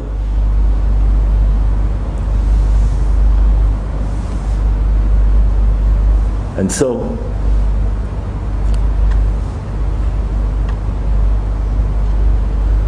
Yaakov Kaplan is sitting here. when his grandfather, Zichron L'Bracha, and I first began the discussion about starting Ohr Somayach a little over 50 years ago,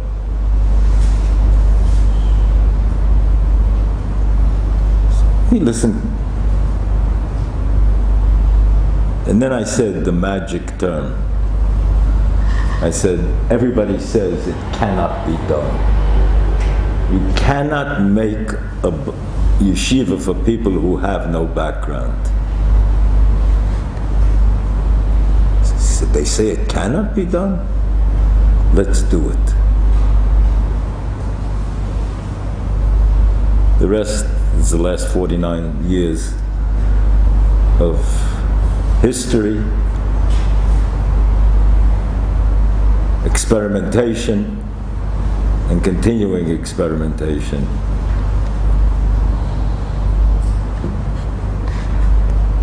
The bittersweet sense of Kol Alai Moyed, it's a yontif, no tachnun.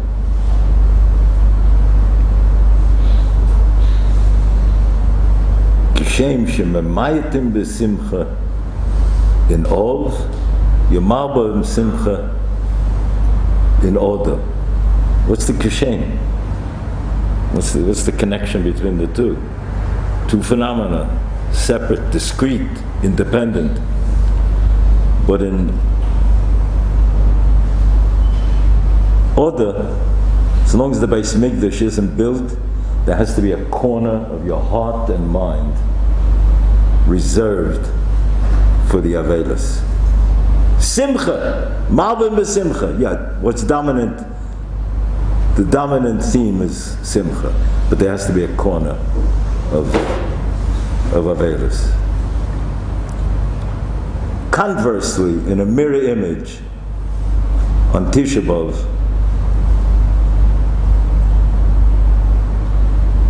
Memaitim b'simcha. Memaitim means that there has to be a corner, a little piece of simcha that we have seen, are seeing, in the midst of a sense that the Rebbeinu Shalom is reaching to us, is speaking to us, the shevet and the meshenet, the crutch and the cane to discipline simultaneously, the crutch to lean on. Shem Yitain, that we should see Bias HaGoel B'mheira B'yameinu.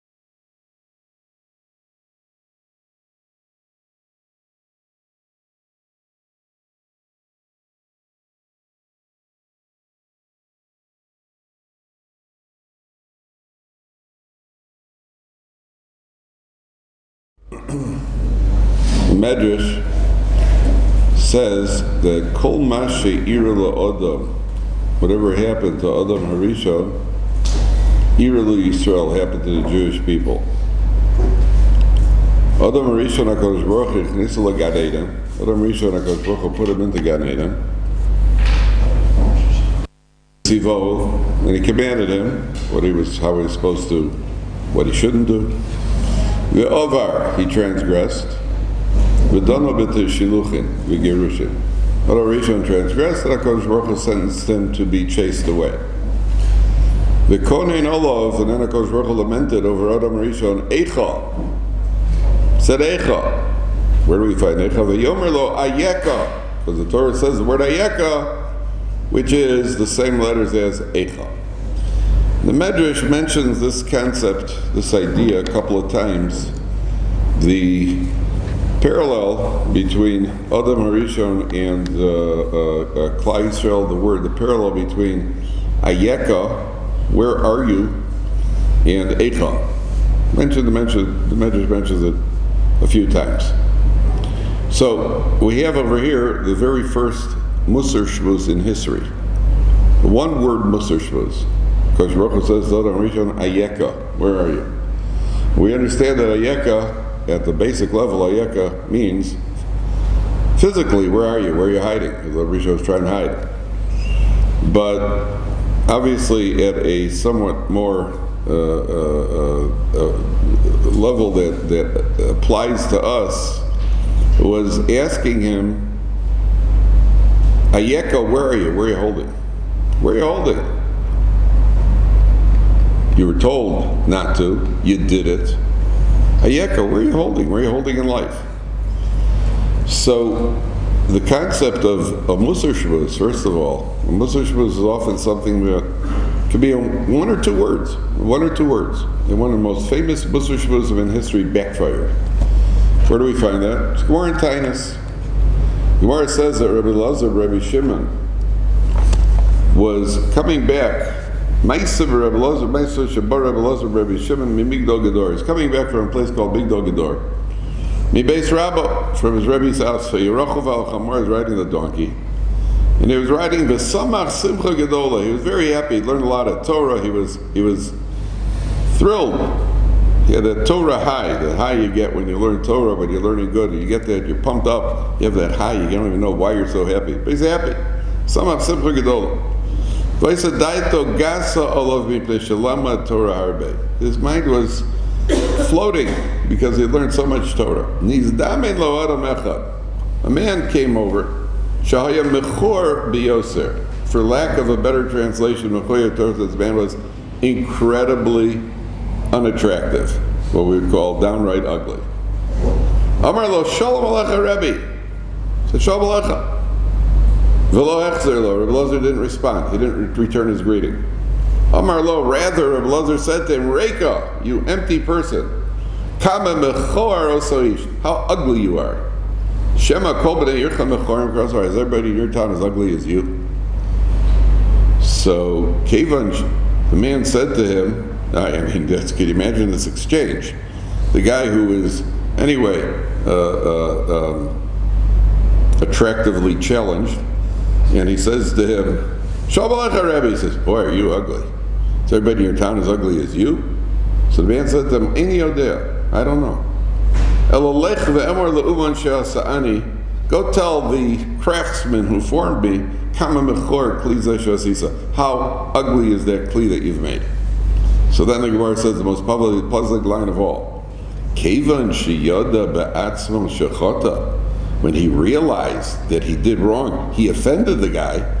Yorad min hachamar v'nishtatach lefanav. He got off the donkey and he bowed down to him and he said, "Please forgive me." And the Gemara goes on to the conclusion of this story. That's very, very bizarre. Guy comes over and he says to the guy, "Wow, you ugly. Everybody in your town is ugly as you." And he takes offense. Then he realizes, "Oh, did I offend you? I'm sorry." Well, you didn't realize. Well, what were you thinking when you said it? What were you thinking when you said it? So the answer is, before I should explain, that obviously Rabbi Elazar Rabbi Shimon was not talking about the man's physical appearance. He was clearly not addressing his physical appearance. What happened was the man said, Shalom Aleichem Rebbe. There's a minhag, mindset in Derech Eretz, you don't go and greet a Rebbe first. As you see a Rebbe, you could nod your head, you could maybe say, you don't go, hey Rabbi, it's like, hey Rabbi, how you doing? How are things, Rabbi? And, that's a breach of Derech Eretz. Rebbe Shimon was saying to him, wow, are you ugly? I mean, you have ugly midos. Is everybody in your town as ugly as you? Yet the man took it personally, and because obviously he was very sensitive about the way he looked. And then Rebbe Shimon realized, you know what? Even though that wasn't my intent, I should have been sensitive enough to realize that he may take it that way, and therefore I should not have said it.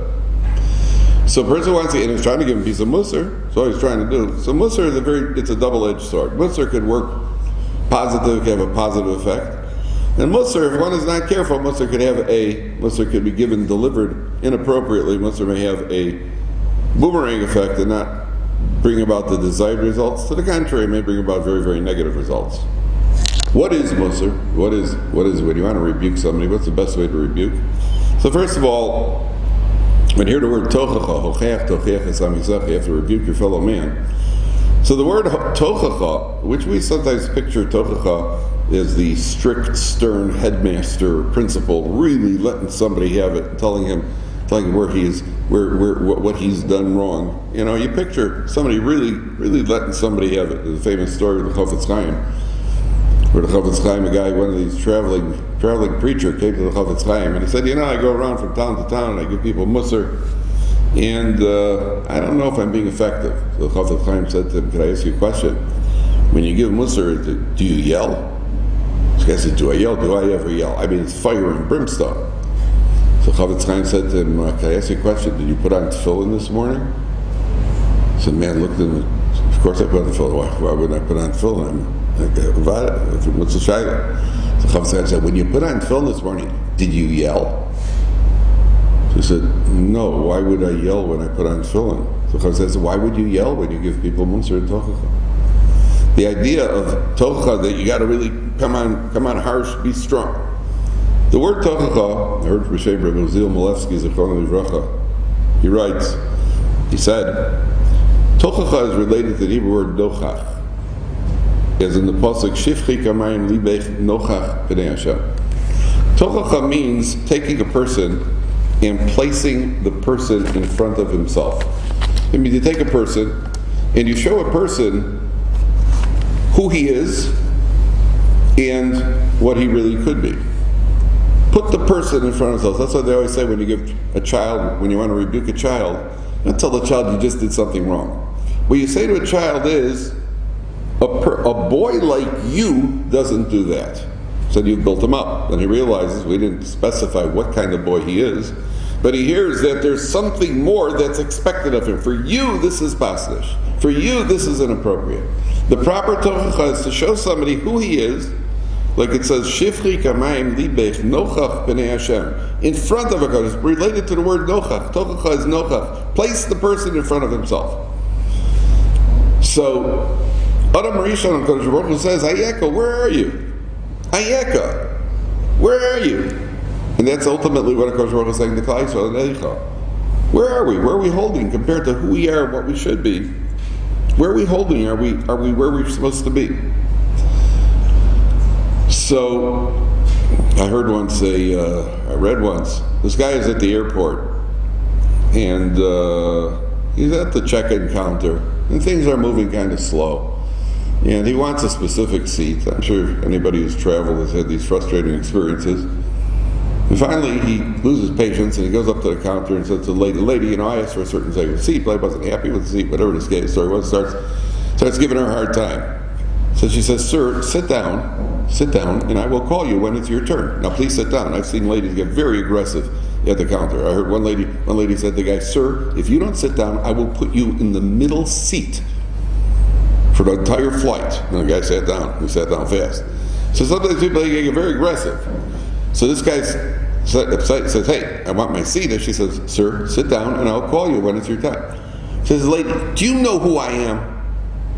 She looks at him, he goes, do you know who I am? So she takes the microphone, she announces over loudspeaker, ladies and gentlemen, we have a man here who does not know who he is. So I heard his story and said, you know what? That's us. That's every one of us. Hayeka, do you know who you are? Do you know what your potential is? Do you know where you could go? I was once walking here in Yerushalayim in a secular neighborhood, a not yet religious neighborhood. And sometimes they have, unfortunately, when somebody passes away, they put out the big posters. And you can tell when it's a frum poster. And then they have once in a while, you can tell there's a different style. You get used to the nuances when you live here long enough. And I saw a poster in a secular neighborhood. It was obviously a secular man had been nifter. And this poster caught my attention. I was walking past, and the poster caught my attention because the name on the poster was Yaakov Kamenetsky. And I thought to myself, my goodness, you could be Yaakov Kamenetsky, or you could be Rav Yankov Kamenetsky Zatzal. Can you imagine there could be two Yaakov Kamenetskys? What's your potential? Who could you have been? Yaakov, did you end up Yaakov Kamenetsky? Or you were Rav Yankov Kamenetsky? The potential that a person has. Show a person. That's proper tochacha. Who are you, and who could you be? I was once flying from LA, and being a Kohen, complications of flying for a Kohen, checking the flights, if there's a body, different, all sorts of halachas. It's a whole world that many people are not Kohanim, are not aware of. And you have to check if there are going to be bodies on the plane and so on and so forth. So I had booked my flight from LA to Germany. And in Germany I was going to get El Al. El Al in Germany is not a problem coming out of an American major city, coming out of Los Angeles, Chicago, New York. So the likelihood, what David Feinstein told me many years ago, the likelihood is better than 50% on El Al that there's going to be a body. So I don't book, I go through Germany. And in Germany you don't even have to check, because the likelihood of a body on a plane in El Al coming out of Germany is very slim. So I booked my flight, and I was flying from El Al. I was supposed to be on United. I get to the counter, and they tell me I'm flying on Lufthansa. United and Lufthansa have a code sharing agreement, so I have to get on a United flight. Okay, on a Lufthansa flight. All right, so I go to the counter, and it's basically me and a couple of hundred of them. And I figured this is going to be an interesting experience. And I give the ladies at the counter, and I give her my passport. And she says, "Just 1 second, sir." And she turns around, she goes over and talks to the supervisor. And I was waiting, I had plenty of time to the flight, but I decided that she comes back, and again she starts doing something. She says, "Sir, just wait." She goes back a second time, and I wait about 10 minutes, she comes back, and at that point I said to her, what seems to be the problem? It's a perfectly good ticket. And she says to me, to my utter shock and dismay, she says, "Well, there are 2 David Kaplans on this flight." So, I didn't expect any other Jews. I certainly didn't expect another one of me. And she says, "There are 2 David Kaplans on this flight." Now, at that point, I'm very curious to see, well, who am I? Right? Let's see the other me. And so, I'm waiting, and she said, "Well, we just don't want to get the baggage mixed up," and so on and so forth. I looked around to see myself. I couldn't find myself anywhere among the people. They all looked like it was me and 200 Aryans. And I get on the plane, and after about 20 seconds, I'm going to sit down, and I hear, "Well, passenger David Kaplan, please identify himself." I was honored. I'd never been called. I thought maybe, the first thought is, they just remembered they're going to upgrade me to first class. What could this be? And it just is nice to get a little attention. And so I stand up immediately, and the guy comes over to me and says, "Oh, you're David Kaplan." He says, "And you're David Kaplan." I turn around. There's a guy who looked like he came from North Tel Aviv, a man that was going back about 20 years ago. This guy looked like he was in his late 60s, no yarmulke. And the stewardess says, "Okay, I just want to know, you ordered a kosher meal, right?" I said, "Yeah." And he says, "You did not?" He says, "No." And the steward turns around and leaves. And I turned to the guy. I said, "You didn't order a kosher meal?" And he goes, "No, I don't eat kosher." And I remember thinking to myself, now? Here? In front of them? And you're not going to eat kosher? And I remember realizing I'm not necessarily contrary to rumors, I am not one of the 36 tzaddikim of the generation. But I try to do my best. And to not eat kosher on a Lufthansa flight that's where a person could go. That's what, put the person in front of himself. Put the person in front of himself. That's what effective tochacha is. The end of the story, by the way, was I actually got I got up to daven. I used to be very self-conscious about davening when I'm traveling. You know, you kind of get stared at, looked at. And I was very self-conscious till I was once sitting in the airport in New Jersey, and I had a daven, and I was sitting with my wife and like trying to think what corner am I going to go to and how's this going to play out. And I heard a low rumbling sound, and this rumbling sound got boom, boom, and it got louder and louder. And all of a sudden, a whole group of Hare Krishnas came by with these blazing orange robes and this hair, just one big thing sticking out of their head with the rest shaved off. And I just remember thinking, you know, if these guys aren't self-conscious, I certainly don't have to be self-conscious. So I got up and I davened. So on this Lufthansa flight, at a certain point, I went over to one of the, what do they call them now? You're not allowed to call them a stewardess. You get sued. What are they called? A cabin attendant, a flight attendant, whatever they're called. I said, is it okay if I say my prayers over there? So she says to me, yeah, I'm a Muslim. I like when somebody prays on the plane. Yeah, you can stand over here. So I thought of the irony of the Jew and the Muslim standing in front of 200 crowds on this plane. And there I am with my tallis, and 200 people were trying not to look at me. You could tell they're trying not to stare. I loved it, every minute of it. It was a highlight. So a friend of mine told me, as a young lady, she developed a parasite in the brain, and she had to have surgery. So she went to the doctor. The doctor did the surgery. Surgery was successful. And after the surgery, the doctor says to her, can I ask you something, young lady? Are you Jewish? Now, you know, nowadays, to ask a question like that also is, you know, you're setting yourself up for a lawsuit. You can't even ask, are you human? You can't ask, what are you? No matter what you say to a person, says, oh, hello, sir, don't call me sir. I'm not a sir, I'm a turtle, right? So you can't call me that. And that's the world we live in. It's not my fault, that's the world we live in. And you get sued if you think otherwise. So, even thinking it. So he says to her, young lady, are you Jewish? And she says to him, yes. Why do you ask? Very unpleasantly. He says, well, the parasite that you had in your brain is a parasite that comes from massive pork consumption. And I know that Jews don't eat pork, so I'm just wondering how you got this parasite. So she said to him, well, as a matter of fact, I am Jewish, but I'm not religious, and pork is my favorite food. And she is today a Balas Tshuva because of that Musar Shvuz.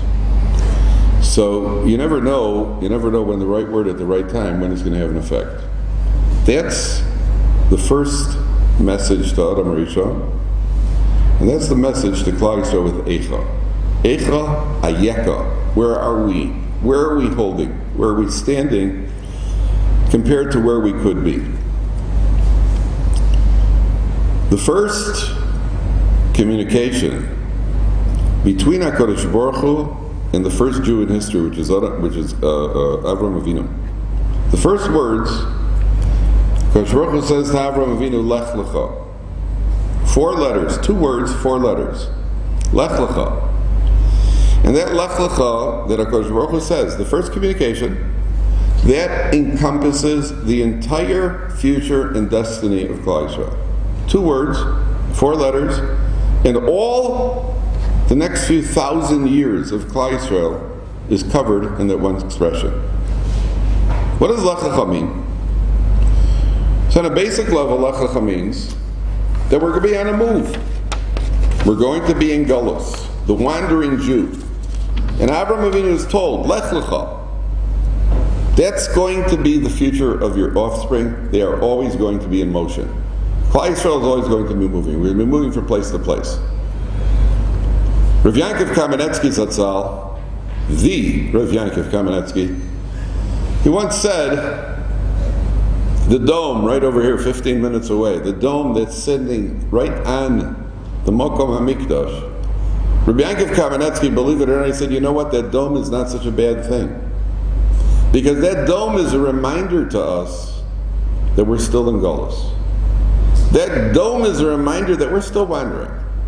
The fact that we are here, and the fact that we're in Eretz Yisrael, and that we are more or less under our own jurisdiction, depending on what the Americans decide. At the end of the day, we're still in Golus. And that dome is a reminder, don't get too cushy, don't get too comfortable. That dome is a reminder.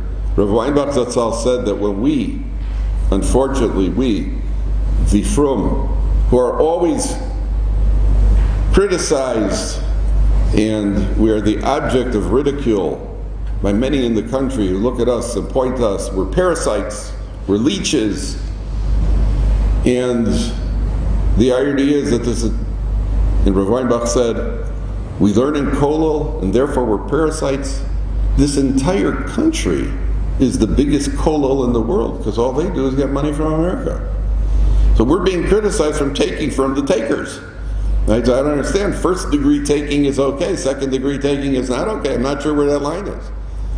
But at the end of the day, we're still in Golos. Here we are, we're in Golos. So we have to realize that it's a Golos.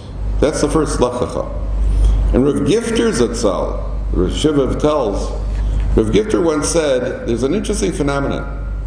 Every single city that you go to in the world, go to New York, Chicago, Los Angeles, Toronto, Johannesburg, if you're brave enough, go to any city in the world, and there's always the old Jewish neighborhood.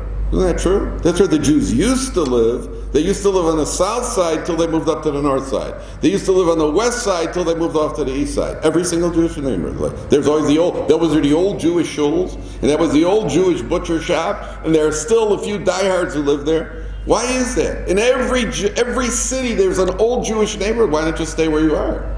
The answer is, our Gifter said, that's also part of Golos. That's a reminder that we're in Golos. That even when we're in Golos, we go into Golos. That there's no such thing as the Jews dropping roots in any city, and this is it, this is the new neighborhood. The new neighborhood, there's always a new Jewish neighborhood. And the new Jewish neighborhood is always going to last for a while until there's a next new Jewish neighborhood. Because that's a reminder that we're in Golos. That's what our Gifter said. So the first idea of Lechacha is go. You'd be on the move. You're going to be moving around, the wandering Jew. Idea number two, Rabbeinu Bachai says that Lech Lecha is related to the Hebrew word lichluch. Lech Lecha and lichluch spelled the exact same way, out of yud. Lichluch, filth, dirt, vulgarity. Lech Lecha is the tafkid of the Jew in the future is going to be get away from the vulgarity, the filth, the disrespect of your society. Lech Lecha, move away from it. That's the tachlis of a Jew.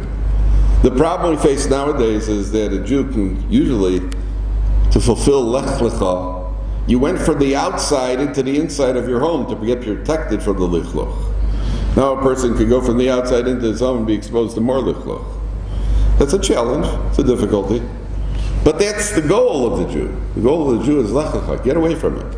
Whether it's values, filthy values, vulgarity, exposures, and that's the second tachlis of the Jew.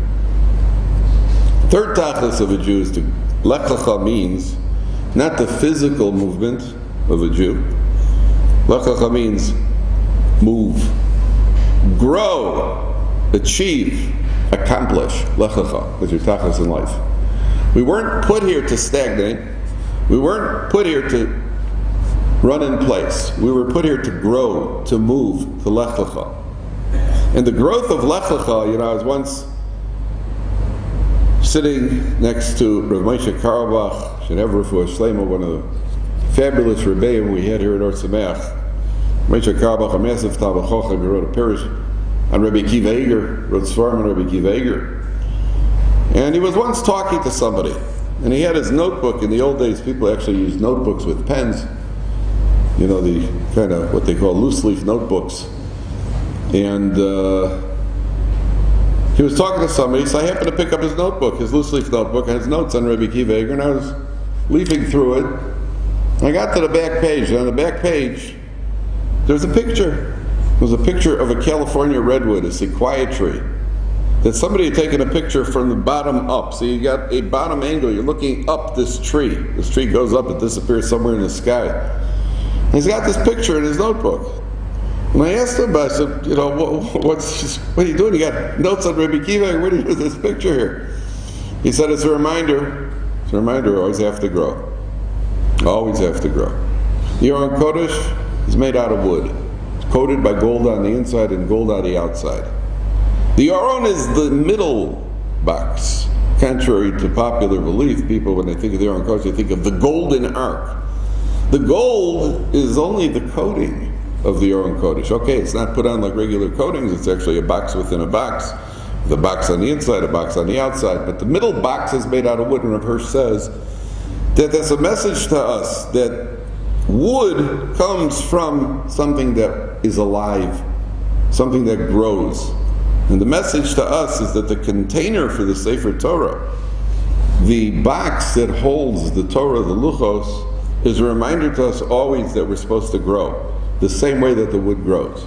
The box is there as a reminder that the Aron Kodesh reminds us that we're supposed to look at Torah and use Torah as a means of growth and constantly growing. So there are all sorts of areas of growth.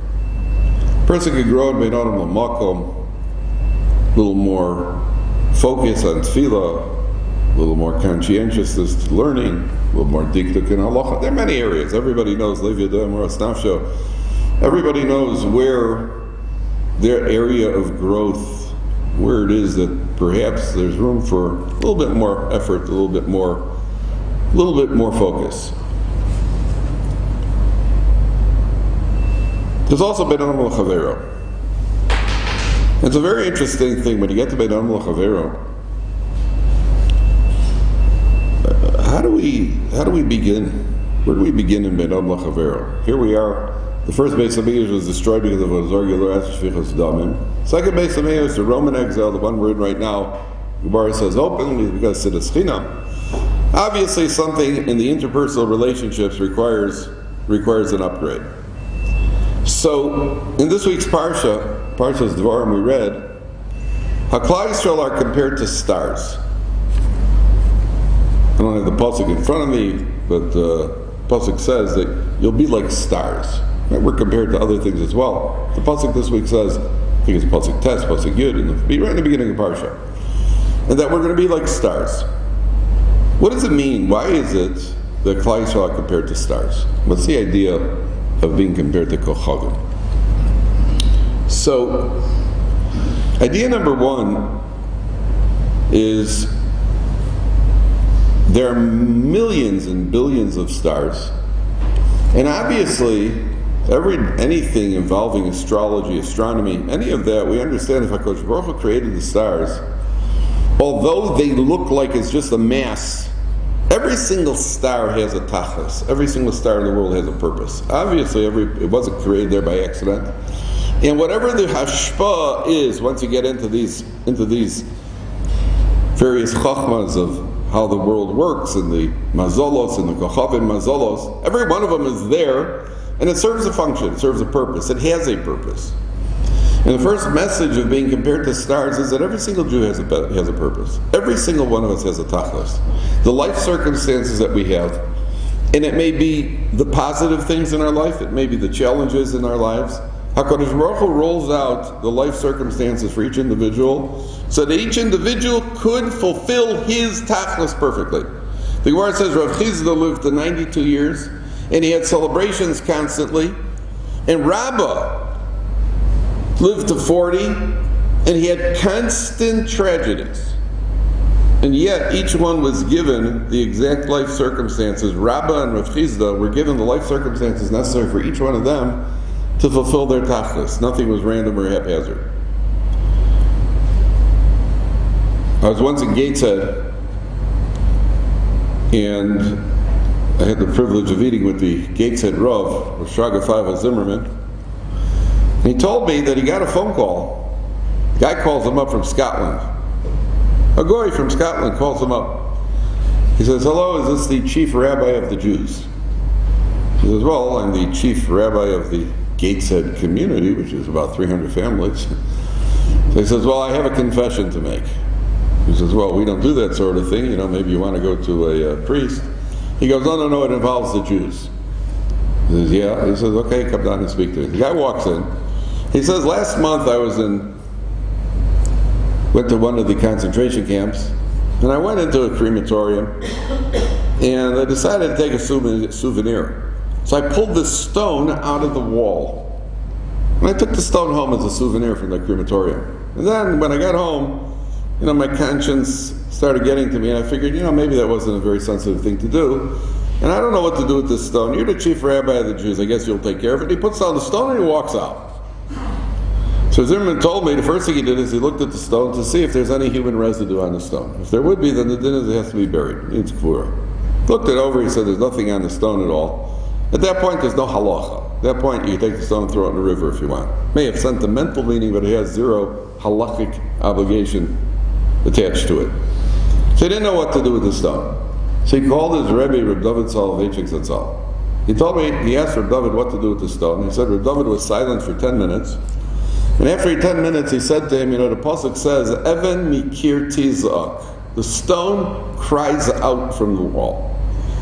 He said that stone, in that crematorium witnessing what it witnessed, was fulfilling its purpose in the Bria. It was serving its tachlis in the Bria by being playing witness to that, the atrocities that it saw.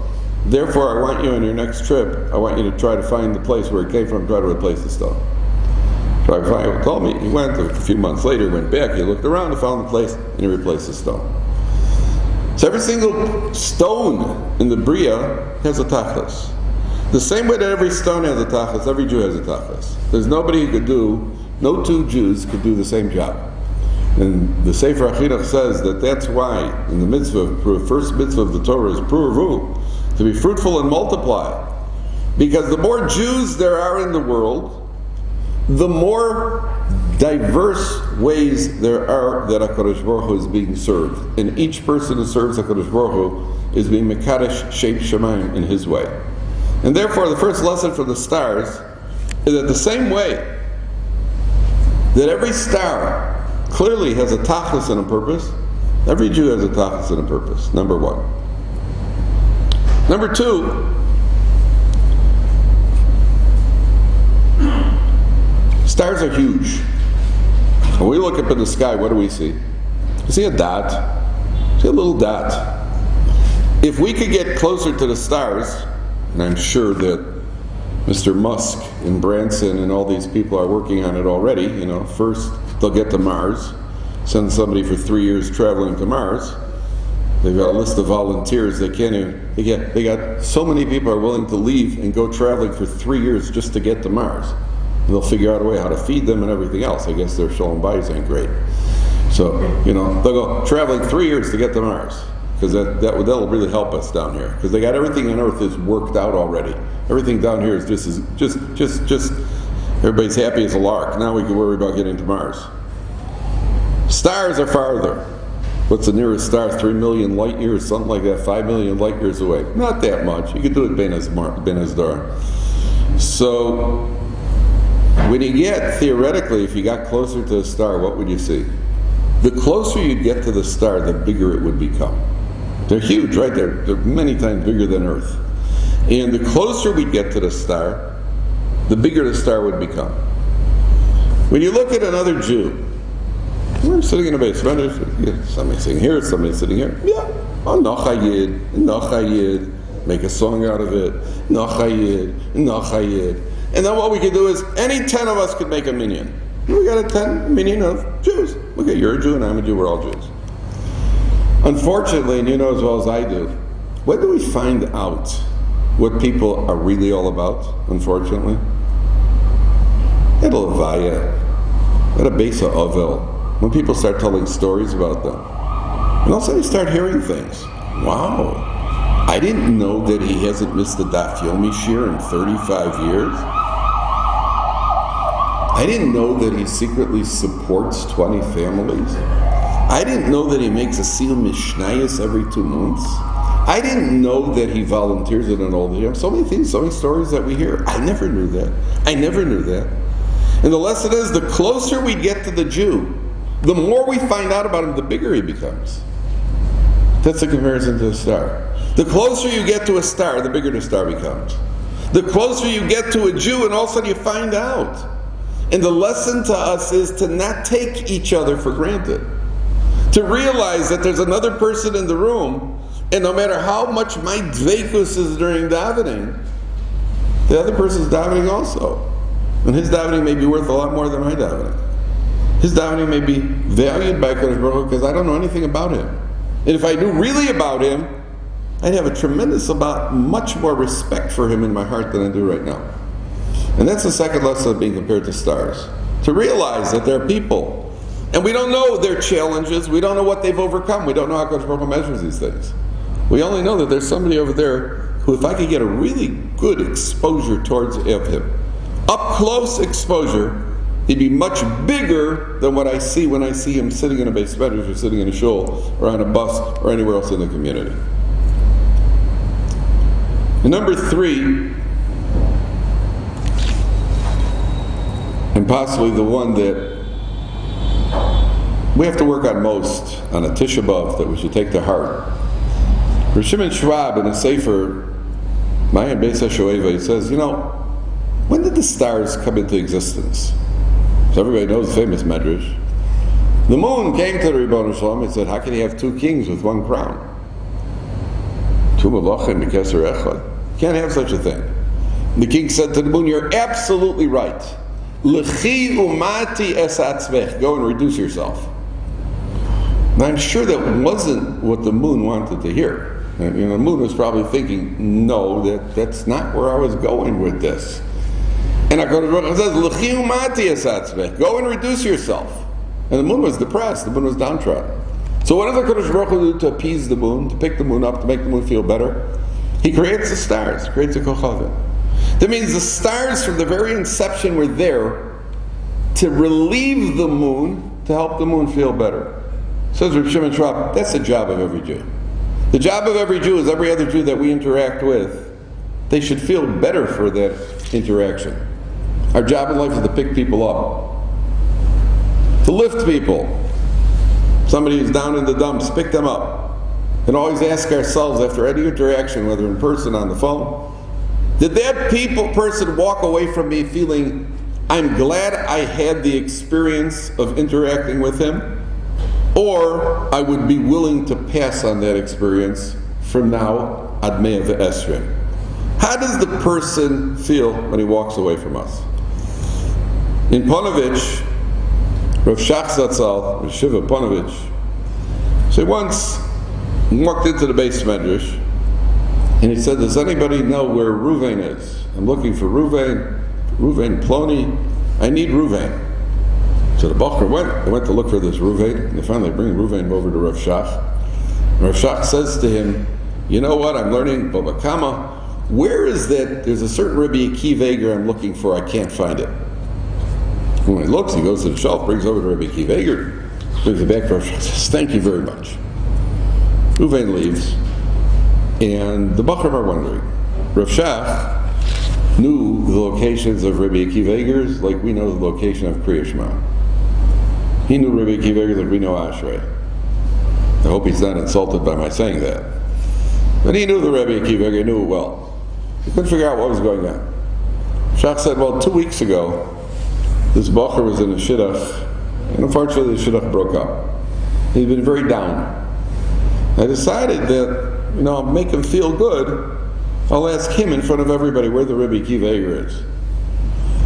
And the Yeshiva Ponovich, the Gaonim, one Bacher is hurting, and he goes and he does something in order to pick him up. And by the way, it worked even better than perhaps that's what Rav Shach expected, because word got out that Ruvain Ploni is the person, the go-to guy for Rav Shach when he can't find a Maramako, and he had a shidduch with her a couple of weeks. And she was rich. So you never know. But one thing is clear, the tachlis of a Jew, that the person around us, make them feel better. Sensitivity. Careful. People have feelings. Rav Amgen Achovsky Zatzal was Rosh Yeshiva of the Chibin Yeshiva. Massive masbid, massive Talmid Chacham. And he had a chavrusa with an avrech every Friday night. Every Friday night, this avrech after the Suda would come over to Rav Ganachovsky's house. They would learn together. One Friday night, this avrech is walking up to the door, and his mind was somewhere else. And as he gets to the door, he rings the doorbell. World Shabbos, he rings the doorbell. And he's like, oh, I just rang Rosh Yeshiva's doorbell. And he waits, nothing happens. Waits, nothing happens. So he starts knocking. He knocks. After 10 minutes, a bleary-eyed Rav Ganachovsky in his pajamas comes over, opens the door, goes, "Uy, oh right, we have a chavrusa." Fast after the Suda tonight, I was tired. I went to sleep. I heard you knocking. So I answered, just 1 second, let me change and we'll learn. So he changes, I sit down to learn.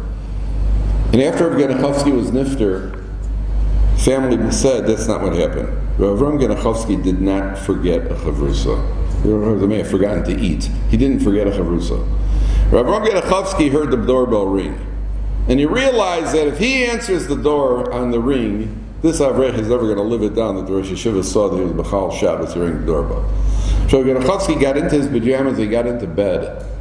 And he waited till he knew the Avrech would then knock. And he got out of bed, and that way he could tell him it was the knock that woke me up, and he'll never know that it was the doorbell. That's the kind of sensitivity. That's what it means to be a star. To be a kochov. The same way that the stars were there to try to bring relief, try to bring a certain sense of joy to the moon, that's the job of every Jew. One of the areas that we find so tricky is avoiding confrontations. You know, somebody says something, somebody does something, and it could even be something like somebody sitting in our seat in shul. Somebody sits in our seat. You know, you walk into the Beis Medrash, you walk into your shul, and somebody's in your makom. That's my makom. Right? And there are very few crimes that are worse than taking somebody else's makom. And also, there are three types of people. There's the one guy who walks over, you're in his makom. There's one guy who just walks over, he's like, shh, that's my makom. He just thumbs you out. Okay, straight to the point. You got the other guy who's mamash at tzaddik yesod olam. He sees somebody in his seat, he goes sitting on the other side of the Beis Medrash, pulls his talus over his head so the guy won't even know that he's in shul, that he shouldn't feel bad he's taking a seat. Mamash at tzaddik. Then you got the third guy, somewhere in between. He's the guy who walks over, he just kind of stares at you. And when you look up, you go, oh, is this you? No, sit. But I'm not going to be a tzaddik without you knowing about it. Right? You're going to have none of this cheap, none of this tzaddik for free stuff. So we have so many potential confrontations. What happens when you avoid a confrontation? I'll tell you the Gemara in Chulin. It's unbelievable. The Gemara says, Eina olam miskayim ela bishvil misha bolem es atzmo b'shas meriva. The world is sustained in the merit of somebody who is bolem es atzmo. No, theoretically it means he keeps his mouth closed when there's a fight. He doesn't respond. I heard once about a kehila. There were certain tragedies that happened in the kehila that made a takana. You know, every kehila takes on no lashon hara and say some tehillim, give tzedakah. This kehila took on that whenever somebody comes over and gives you musar, you won't respond. How's that for Kabbalah? No defending yourself. Right? Now bring on the tehillim, bring on the tzedakah. That's hard. That's tough. Somebody comes over and starts a confrontation, and you don't say anything. And the Gemara darshans us on the pasuk of Tola Eretz Al Blima. Kosh Baruch Hu suspends the world in nothingness. What's holding us up? What's holding the world up? You know what's holding it up? The person who does not respond. Bolem es atzmo b'shas meriva. But I was once looking, if you're medayik in the words of the Gemara doesn't say somebody who does not speak when there's a confrontation. It says, Bolem es atzmo. He completely restrains himself. There isn't a move or a gesture that indicates displeasure. Because it's very often, a person can say something to you, you don't have to say anything. All you got to do is go like that. That's not avoiding a confrontation. I didn't say anything, but I wasn't bullying myself. I reacted, I responded. Torah says, Bolem es atzmo, b'shas meriva. Somebody who completely restrains himself. That's what keeps the world going. We get to a Tisha B'Av. What's the purpose of a Tisha B'Av? What's the purpose of a fast day? The whole point is to do a little bit of self-introspection. A little bit thinking, Ayeka. Who are we? Where are we? Where are we meant to go? Rav Shteiman Zatzal, a bacher once approached Rav Shteiman. He said he wanted to know in the yeshiva that he's at, they have a regular half-hour Musar Seder. Like in all yeshivas, the Musar Seder, half-hour. He wanted to know if they could extend the Musar Seder in the yeshiva. Let's make a little longer Musar Seder. Science fiction. That's what he said. Rav Shteinman said to him, I'll tell you the truth. The reason the amount of mussar a person needs a day is 5 minutes. You need 5 minutes to sit, reflect, think, introspect a little bit. That's all you really need. The reason we make it a half hour is it takes a half hour till you get warmed up, till it actually taps in, and you get that 5 minute window, that 5 minute chunk of introspection. But 5 minutes enough, you don't need more than that. To think, Ayeka, where are you? Where are we? Where are we going? What are we all about? Why are we here? What's our purpose? It's the whole purpose of the day. To mourn, to cry for a Beis HaMikdash. Okay. To the degree that it has a real connection to us.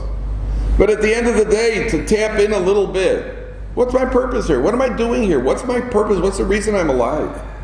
Ayeka, where are we? Where are we going with all this? What's our purpose?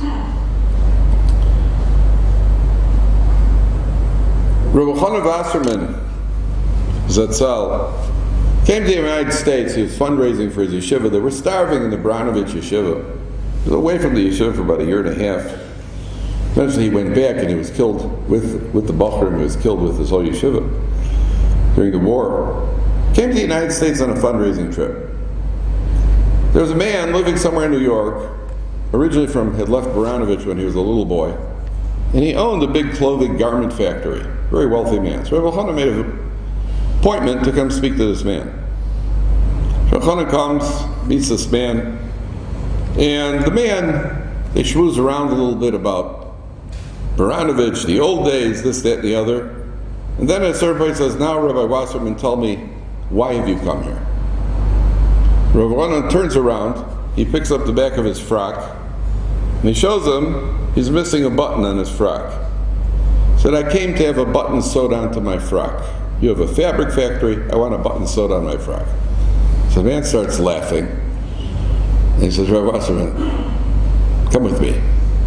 And he takes him out of his office and he shows him the 3 stories of his factory, hundreds of workers making garments. And after showing off his wealth and his factory, he says, now Rabbi Wasserman, tell me, why have you come? Rabbi Chana says to him, I want to have a button sewed on my frock. So the guy says, okay, he wants a joke, I'll show him who the comedian is. He says, hey Fred, come here. Calls Fred over, he says, sew a button on the rabbi's frock. He takes the frock, he sews the button on. Rabbi Chana says, thank you very much. He turns around and goes back to his host. Gets back to his host, and the next morning the phone rings very early. And the guy is going out of his kalim. He starts yelling and says, Rabbi Wasserman, why did you come here? I lost a night's sleep because of you. You couldn't have come here just to get a button sewed out of your coat. Now what do you want? So Rabbi Chana says, I'll speak to you later today. So he goes down again to the office, and he says to the guy, you're troubled. I traveled a couple of 1,000 miles from Europe to the United States, and I told you I want to get a button sewed on my uniform, on my frock. That disturbs you. My friend, your neshama came down through 7 heavens, which is a lot further than Europe for the United States.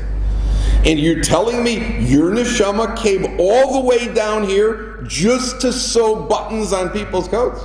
That's what you came down here for? The man became frum and became a supporter of the Baranovich Yeshiva. One Musar Shmos. That's what Tisha B'Av is all about. That's what a fast day is all about. It's about a little bit of introspection. And Rabbosai, I just want to tell you, it doesn't have to be something drastic. And to the contrary, generally preferable not. A slight step forward. Rav Perlman, Shev Refuah Shleima, one of the fabulous Rebbeim we've had here in the yeshiva. So I just spoke to him a couple of days ago. He told me a maisa. The young lady was looking for a shidduch. And she called a Rav, I don't remember if he said it was Rav Chaim Kanievsky, one of the Gedolim. She said, what could I do as a schus to find a shidduch? So he said, I want you to be mischazik in Shmiras Shabbos. She said, what should I do? I would like you to take on Shabbos. Make sure every week to take on Shabbos early. So the girl started just kind of rolling her eyes, wow, that's not as easy as it sounds. Every single week does it. He says to her, I see that might be overwhelming for you. If that's too hard, I want you to go out and buy a new pair of shoes And I want you to designate these shoes as your Shabbos shoes. That'll be the way you're mechabed Shabbos. And only wear them on Shabbos. At that point, she lights up. Can you imagine a female in the world doesn't want to buy a new pair of shoes? Hey, it doesn't matter how many you have. You don't have to be Mrs. Marcos or Marcos over there had 12,000 pairs of shoes, but every young lady in the world would like a new pair of shoes. And she scampers out happily to go buy her new pair of shoes. That's going to be her special Shabbos shoes. The Prophet said, you see, the message is, it doesn't have to be something drastic, it doesn't even have to be something hard, but it has to be something. Something. One step, no pun intended. One step, one move, a little bit, just shake it a little bit, and move up with it a little bit. That's all the Rebbeinu Shalom asks for us. If we pick up our end of the deal, we respond to HaKadosh Baruch Hu's Eicha, Ayeka. Where are you? Who are you? Where do you expect to be? And we move in that direction even a little bit. Then we all know it's been a difficult year. It's been a difficult year on many fronts. We need a lot of Yeshuas. We need a lot of brachas. We need a lot of Yeshuas. We do ours. HaKadosh Baruch Hu, Yisrael Hashem, bring us all the Yeshuas and the Chamas, Bekorov. Amen.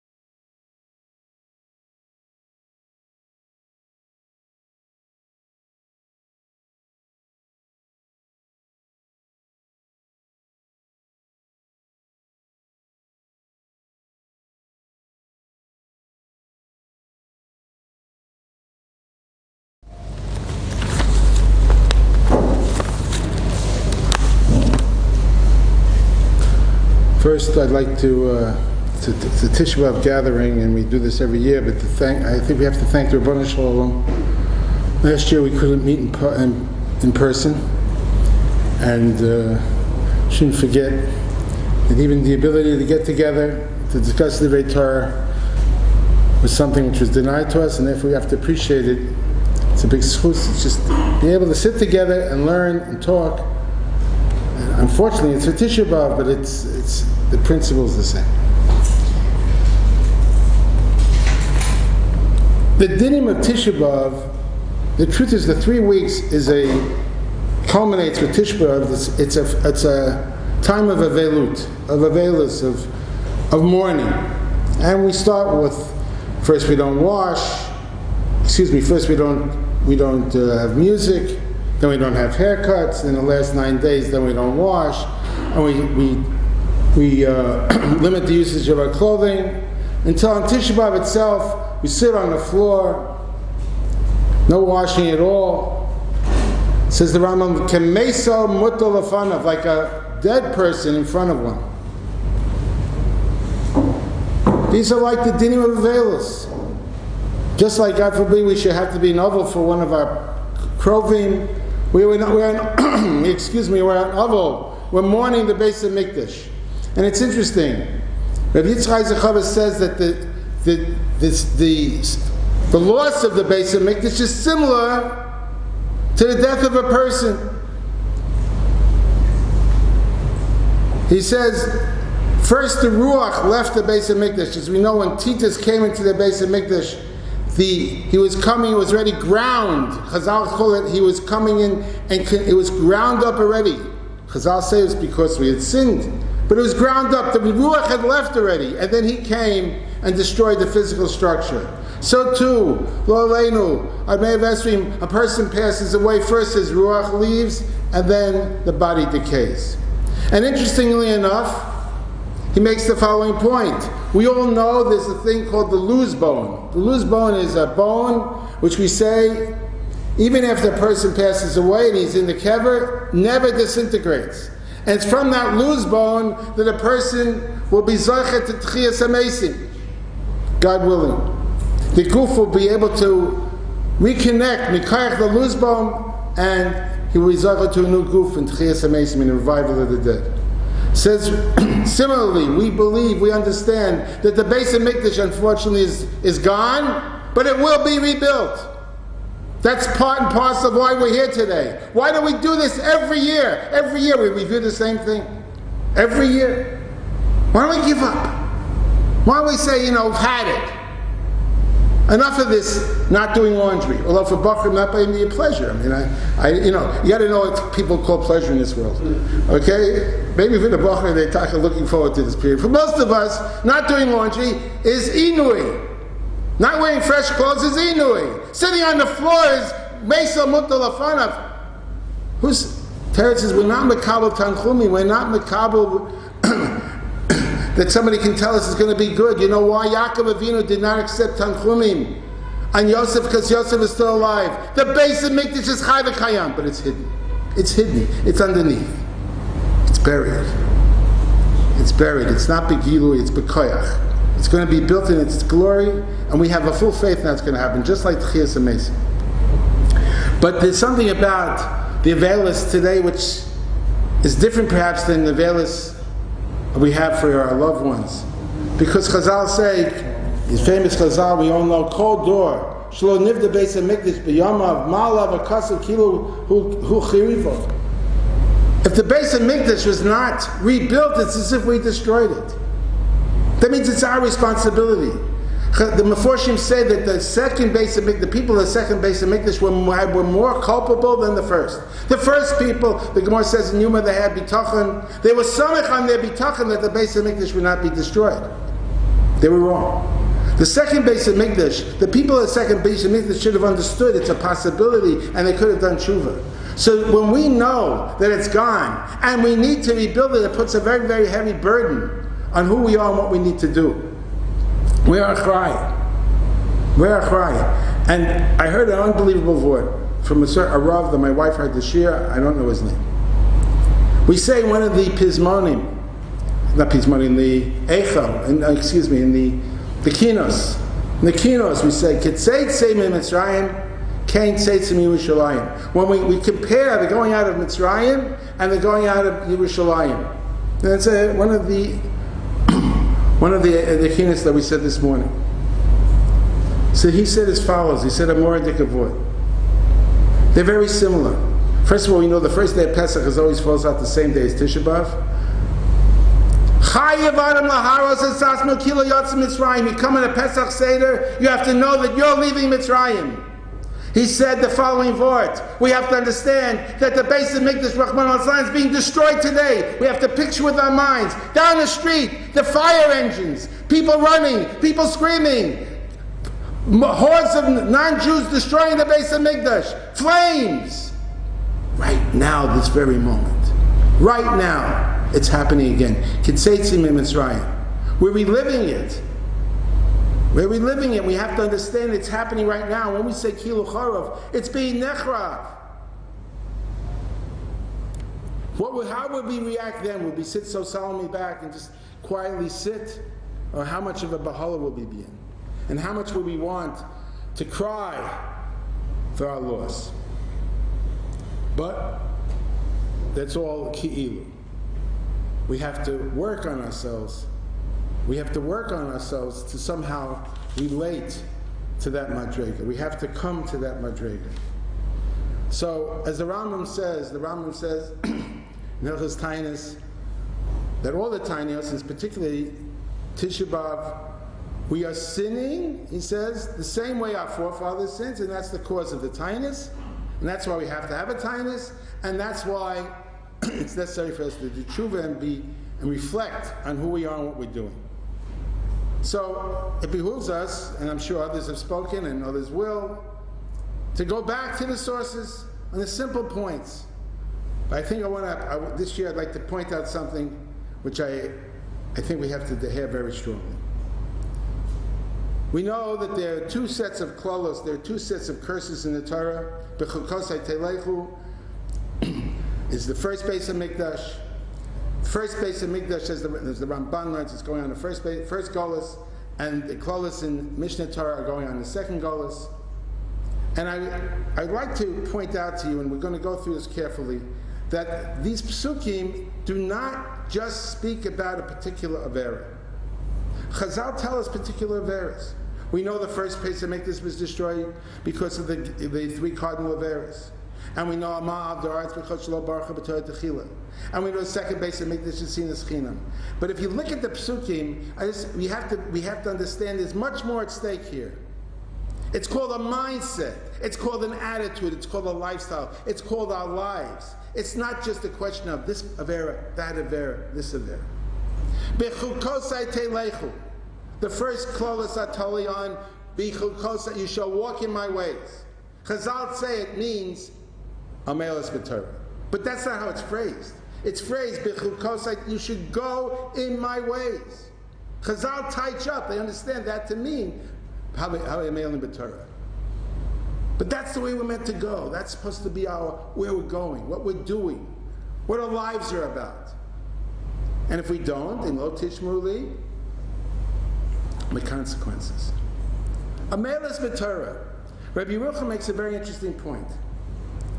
A person could say, well, why do I have to have amelas b'Torah? Why doesn't the Torah just say, give me the mitzvah Talmud Torah over here. Learn a lot of Torah. What's amelas b'Torah? Why dafka amelas? Amelas means toil. Why dafka toiling in Torah? What's the pshat? I'll know it, I'll learn it. So Rabbi Yerucham says like this. He says, you have to understand that Torah is not like any other chachma in the world. That's not similar to any other chachma. It's a metzias. It's a reality unto itself. Torah is not just chachma. It's a reality which we have to relate to. And in that reality, there has conditions. There are 48 ways that the Torah is nickness. 48 ways. You look at Pirkei Avos. Well, one of the Tanayim, the conditions for learning and understanding and acquiring Torah is amelas. You can't learn Torah sitting around drinking pina colada.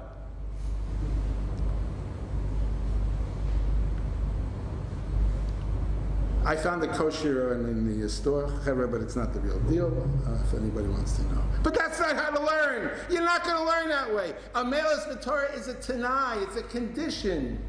It's a condition. When you're learning, you have to be amol. By the way, this goes for anybody. Those who learn full day and those who learn part of the day and those who come home at night and go to a shir. Amol b'Torah. If you're not amol, that's a condition for the acquisition of Torah. Because Torah is a metzias. It's not just wisdom. It's not just some sort of chachma that you understand it, you know it, and it's good. You have to acquire it. It has tanayim. That's point number one he makes. Point number two is like this. Why amol? Why so much amol? Why do we have to work so hard? I mean, okay, it says it, but why? Why does Hashem make it so hard? We look at this, I gotta break my back, I gotta stay up late, I gotta get up early, gotta work so hard, why? Why is it so hard? I'd like to remind the people here listening, and anybody who might be listening elsewhere, Rav Aaron Cutler was a god of a Torah. One of my rabbis, should be well. Rav Moshe Karbach said over, he would learn by him. He said, the Rav Aaron used to be Mekana, beginning Bachram. He says, beginning Bachram, sit down and they're learning before 10 minutes is up, they're screaming and they're yelling and they're sweating. He says, for me to get into that level of males, I have to go so much deeper into the sugya. Amal Batar, but why? Why does it have to be so much Amal? Why? So it's a condition. Why does Hashem make that condition? So Yerucham said like this, imagine, it's a Moradik mashal, this is a beautiful mashal.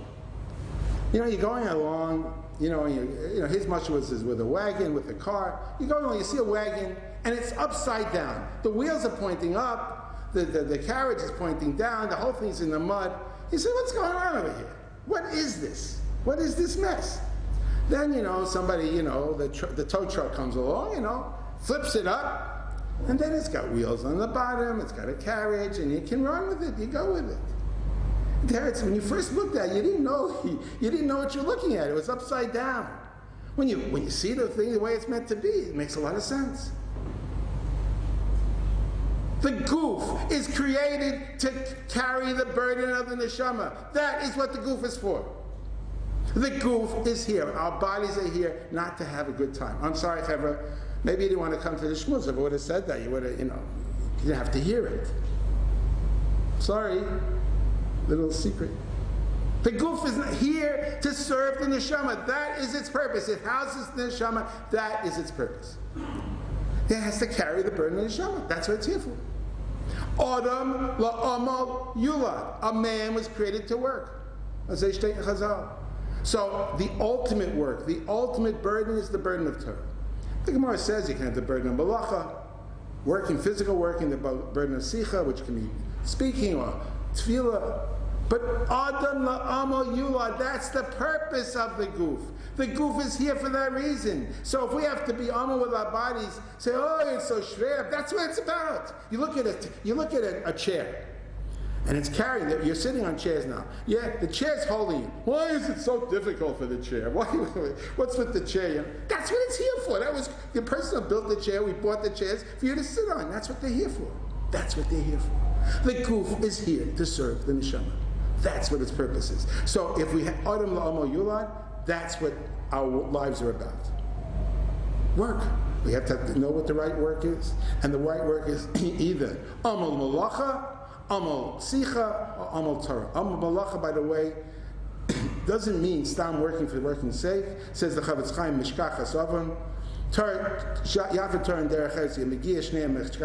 By working in both of them, you'll clear yourself from sin. Amal sicha is either tefillah or emotion, it's talking, or it's amal Torah. But that's it. We're talking meant to work. We're supposed to be tired.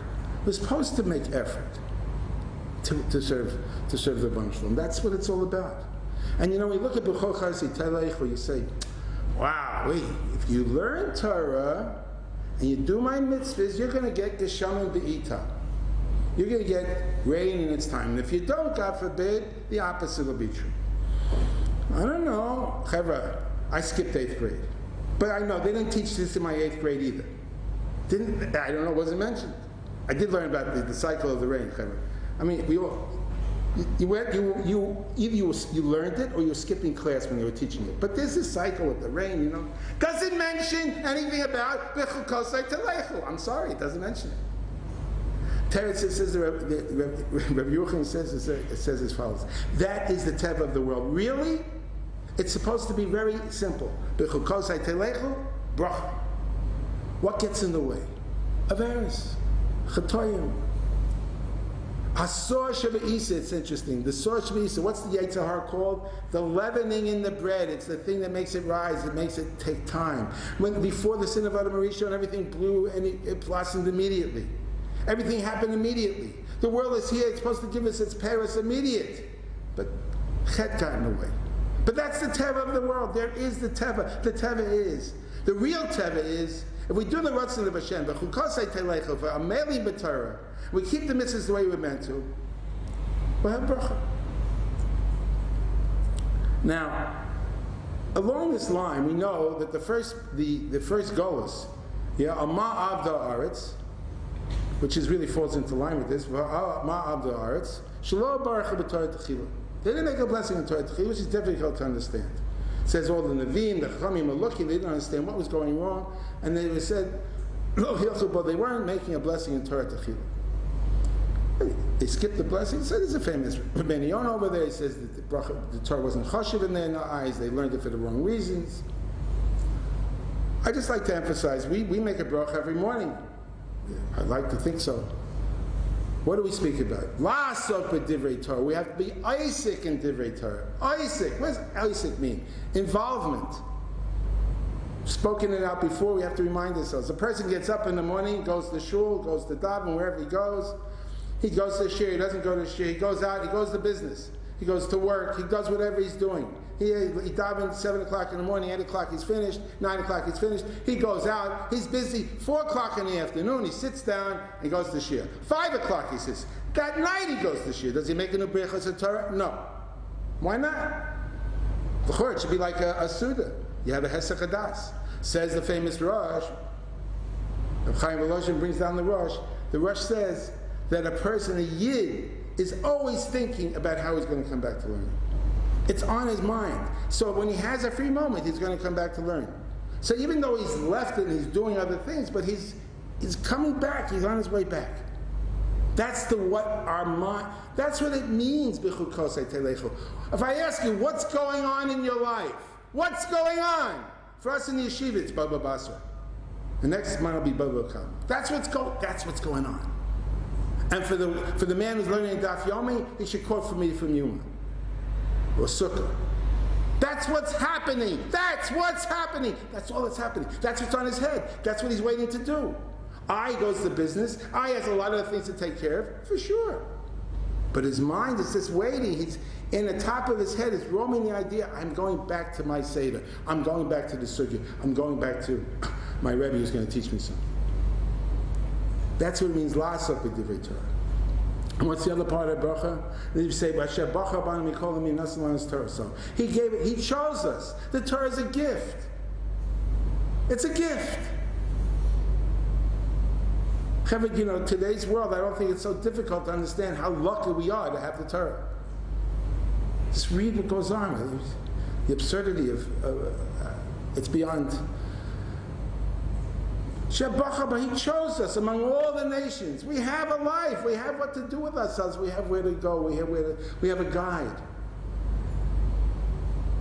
But say make it sweet in our lips and make it sweet for our children. This is what we want for our children. We don't want, we all want our children to have, a nice parnasa, right? But that's not what we're davening for. We're davening that they should be able to have sweetness of Torah in their lips. May the sweetness of Torah be in their lips and their children's lips. This is what it's about. However, you want to know what your life's about? This is what it's about. This is what it means.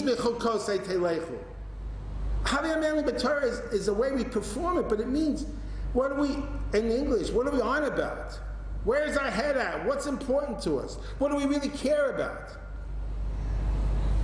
What's our lives about? What are we trying to accomplish? Now, for sure, people do a lot of things. I don't know, oversimplifies life, but that's what it means. That's Aleph. Base. The second clause are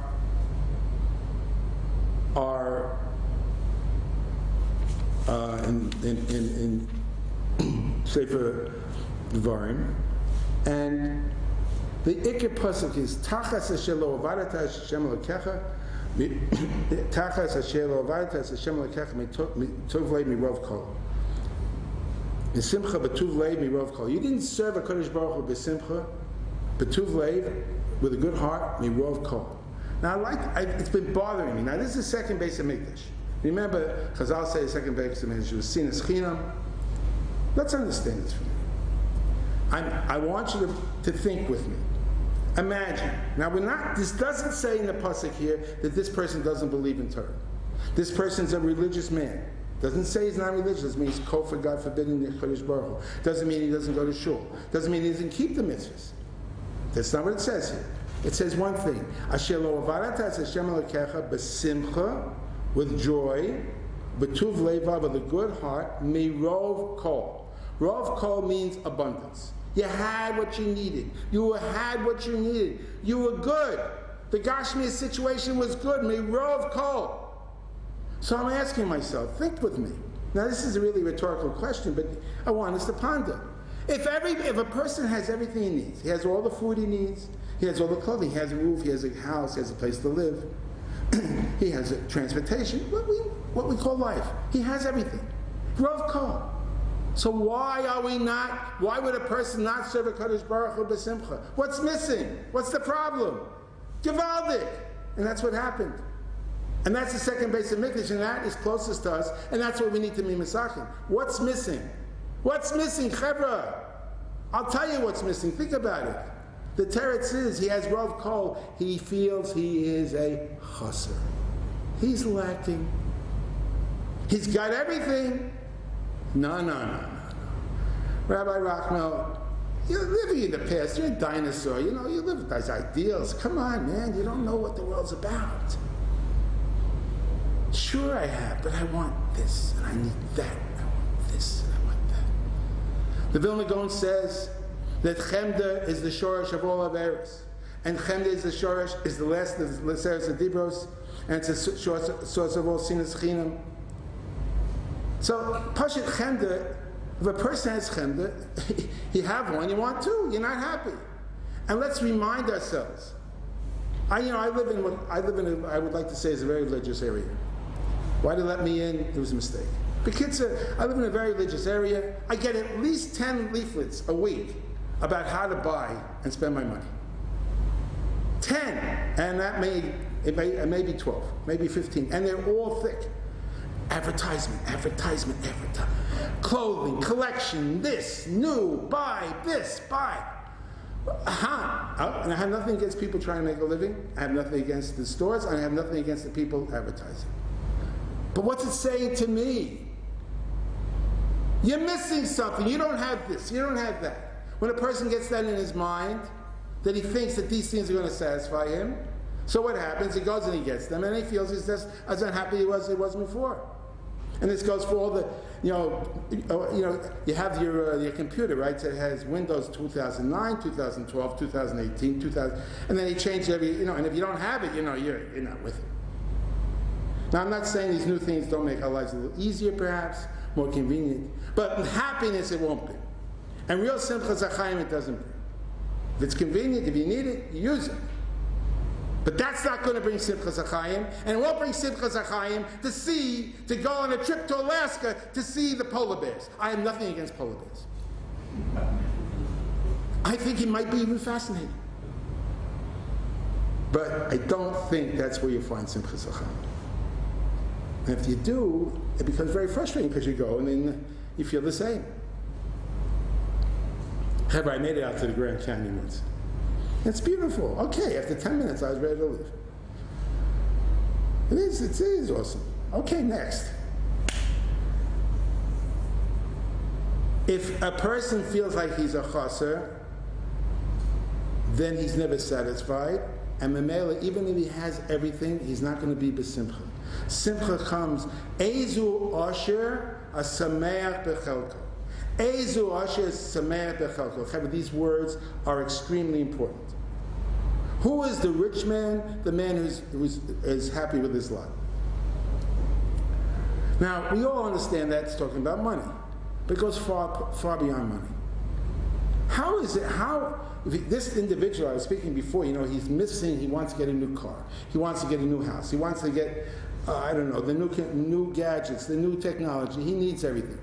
Why? Well, you see, there is a premise here. The premise is that he believes in the Rebbeinu Shalom. Now, it's not just he believes in the Rebbeinu Shalom. You have to be tough in the Rebbeinu Shalom. You see, this is a little bit of a catch, and this is where it's all at. If we would really have bitachon, if we would really have trust that a Kadosh Baruch Hu gives every one of us exactly what he needs, meaning, right now, everything that each one of us has is exactly what is fine-tuned for him. That's what Hashem thinks is best. Mamela, we really believe that, and we really live that way, there'd be no room for kina, and there would be no room for sinah. We wouldn't have to be jealous of anybody, and we wouldn't have any hatred, because we're good, we have what we need. But if a person is missing that kind of an understanding, if we don't understand that the Eibush is giving everyone exactly what we need, so there's room for a lot of frustration.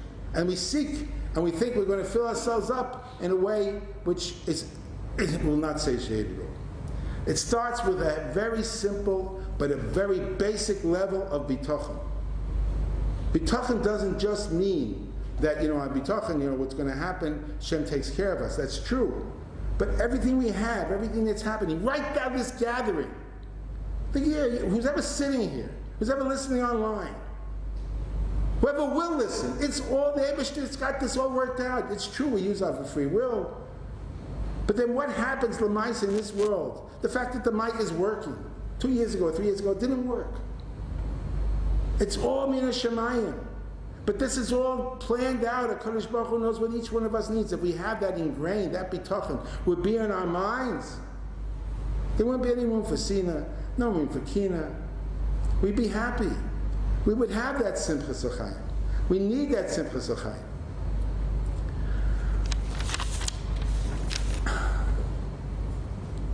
I'd like to tell you a story. This story is unbelievable. I hope it helps.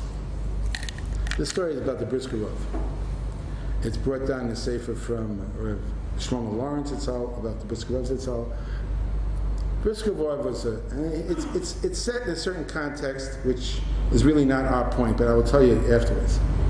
The Brisker Rav, somebody came into him, a fellow in the town, says, Rabbi, I want you to help me. My mother, who's elderly at this point, lives in a different place, and she refuses to come live here. I want her to come here. I'll put her up. I'll give her a place to live, etc. But I can't go to where she lives all the time. My parnasa, etc. gets in the way. I just can't travel there. And she refuses to leave. She won't come. And I want to be Makayim Mitzvahs Kibbut Avim, the way it's meant to be done. Could you help me? And he said, maybe the Brisker Rav, the rabbi speaks to her, she'll listen. So the Brisker Rav thought about it, he heard the details, says, I think you got a point. When she comes in, both of you should come in and visit me, and we'll see what we can do. Kachava, sometime later, the woman came, she's an elderly lady. So she comes in with her son, and the Brisker Rav says, Madam, his son wants to take care of you. It's good for you, Gashmias, it's good for his Ruchnias. Come here and live with him. There's no reason for you to stay in the town where you're in. So she says to him, Rav, you can tell me to do anything. I'm not leaving where I'm coming from. Sorry, that I won't do. I cannot leave. So he says, Madam, why can't you leave? So he says, Rabbi, it's like this. My grandparents, listen to this story. This is not, by the way, this is not from the Talmud. This is written about people who lived 100 years ago. Okay? Got that? 100 years ago. 150, 120 years ago. My grandparents were older. My grandparents were very poor. And in those days where they lived, my grandfather could never afford a esrog. So they said, let's save up for an esrog. So they put their pennies. You got to picture this. Anytime they had an extra penny, they threw their little money into a jar, cookie jar. They're saving up for an esrog. That one day he should be able to have his own esrog. That's how poor they were. And that was not uncommon in those days. So after years go by, 10, 20 years, not exactly how long, they're really older couple. So they take the kufsa, they take this jar with their money, and they go to Vilna. They go into a soicher, and they put it on a table. He said, we'd like to buy an esrog. See, he counts out the money, and he says, in all due respect, I'm sorry, but this is not enough even for one esrog. But you saved up, okay, this is a lifetime of savings. Yeah, it's not enough for one esrog. Obviously, they're very poor. So they were not happy with that. So listen to this conversation. So the wife says to the husband, says, we're already old. I got an idea. Let's sell the house. I will live in a rented room in town. We don't need the house now, we're older people. And we can use the money from the house to buy an esrog. This is a true story. We'll use the money from a house. Now, obviously, their house was not, Boardwalk Park Place. Yeah, whatever. It was a house. They lived there the whole life. Sell it, and we'll have enough money for an esrog. So he said, yeah, that's a good idea. And the Kachava, they went and they sold the house. Got to picture these people. They sold their house.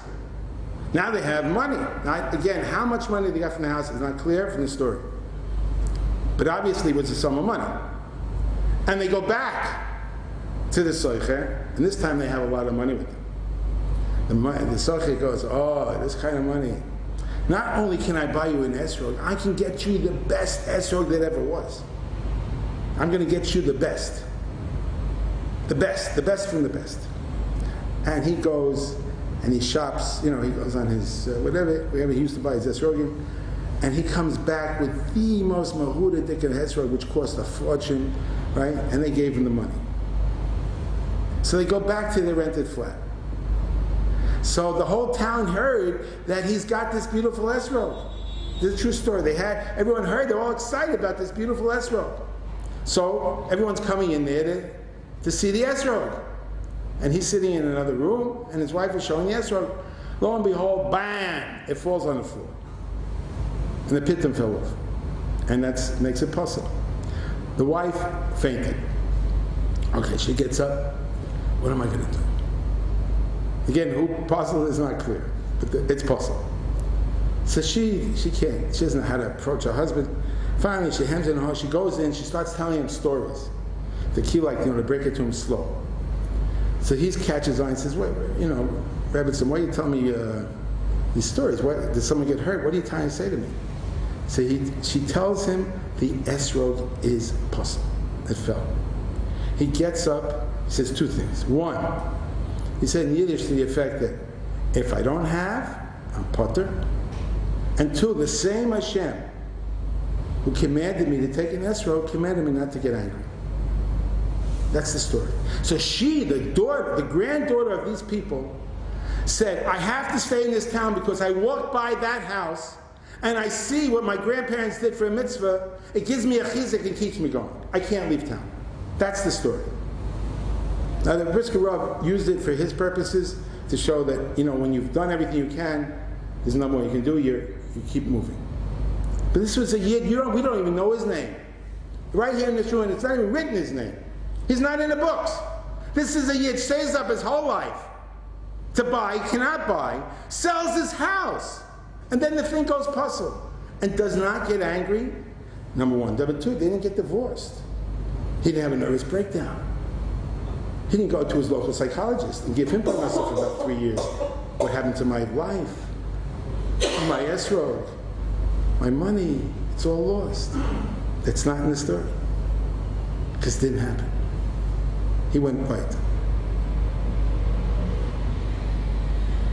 The same, that's a person who's Somayach Bechalko. He understands, he's in this world with Kodesh Baruch Hu. Obviously, Yesrog was not thrown on the floor, it broke by accident. It's a very big thing, it's a very big loss. To lose all one's house, money, and everything, it's huge. But these are people who are living in a different perspective. They're saving up their whole life for an Yesrog. They're here to serve their Rebbeinu Shalom. That's what they're here for. If that's what we're facing, if that's the way we look at life, life has a different picture. And in that regard, I like to just speak, but saying that, excuse me, I think we have to, I'd just like to make a word about Nisuin, marriage. Now, many of you are single here, many are married, people listening may be married. Today's generation seems to be plagued, seems from what I hear from others, and that people have a lot of problems in Shalom Bayis today. And divorce is very common, or more common than it used to be. And it's bothering Rabbanim people. It's an issue. It's become an issue. Where does it come from? Teretz is. I'm sure there are people who are not. Well, we're not going to go into every case.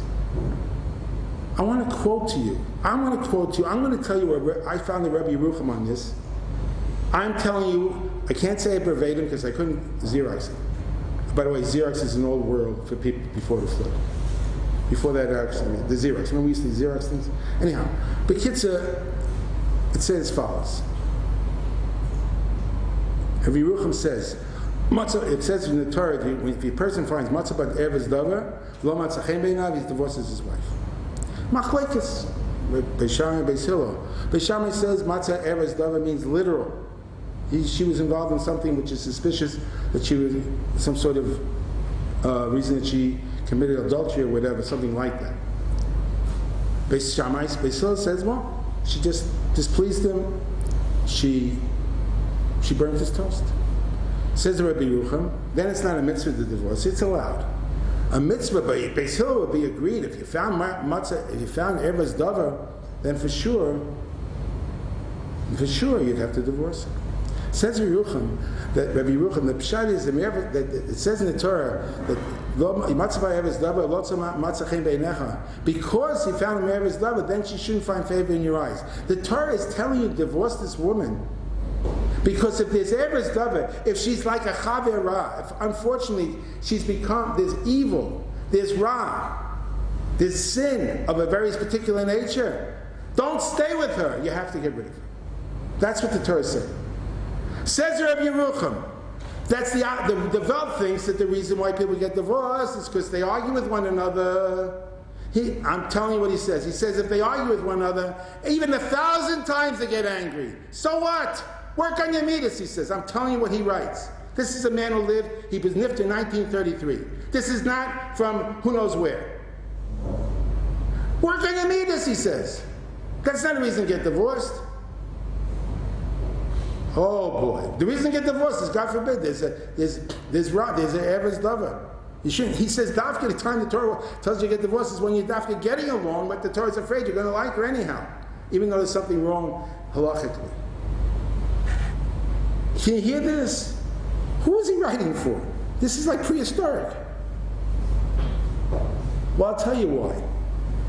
We ever hear Rav Aaron Feldman? He should be Baal Machaim Chaim. Rav Aaron Feldman used to be Rebbe here in the yeshiva. Rosh Yeshiva here. He's not Rosh Yeshiva in Israel. Why don't you read his book, Torah Kettle and the Bird? Torah is a midas. He writes it. Marriage is a midas factory. Work on your midas. What is marriage? Why are we married? Why are we married? The Torah says people think we're married for another reason. Just like that people don't have. They don't think their chelik is right. We all think, and married people in particular sometimes, think there's another script. There's some other script. There's another script. This is not what it's about. They're supposed to be over there. It's happening, but this is not it. This is not what it's about. Yeah, Rav Asher Sinclair always says, life doesn't have a dress rehearsal. This is what it's about. This is what it's about. Yes! And behold, that is what, unless God forbid a person is not, under very extreme circumstances, this is what the Eibishter sent you. You chose her. This is your life. These are your children. You work with it. Work on it. Improve it. No, you work it, it doesn't fit. All the garbage that people write today in the paper doesn't fit with me. I can't, it doesn't feel right. Oh, this is such rubbish. Because they don't believe in the Kadosh Baruch Hu.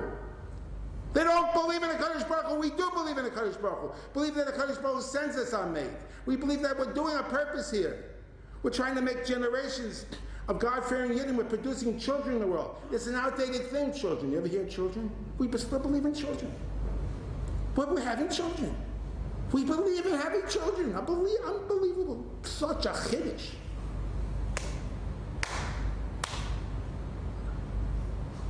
We believe in it because we're doing something.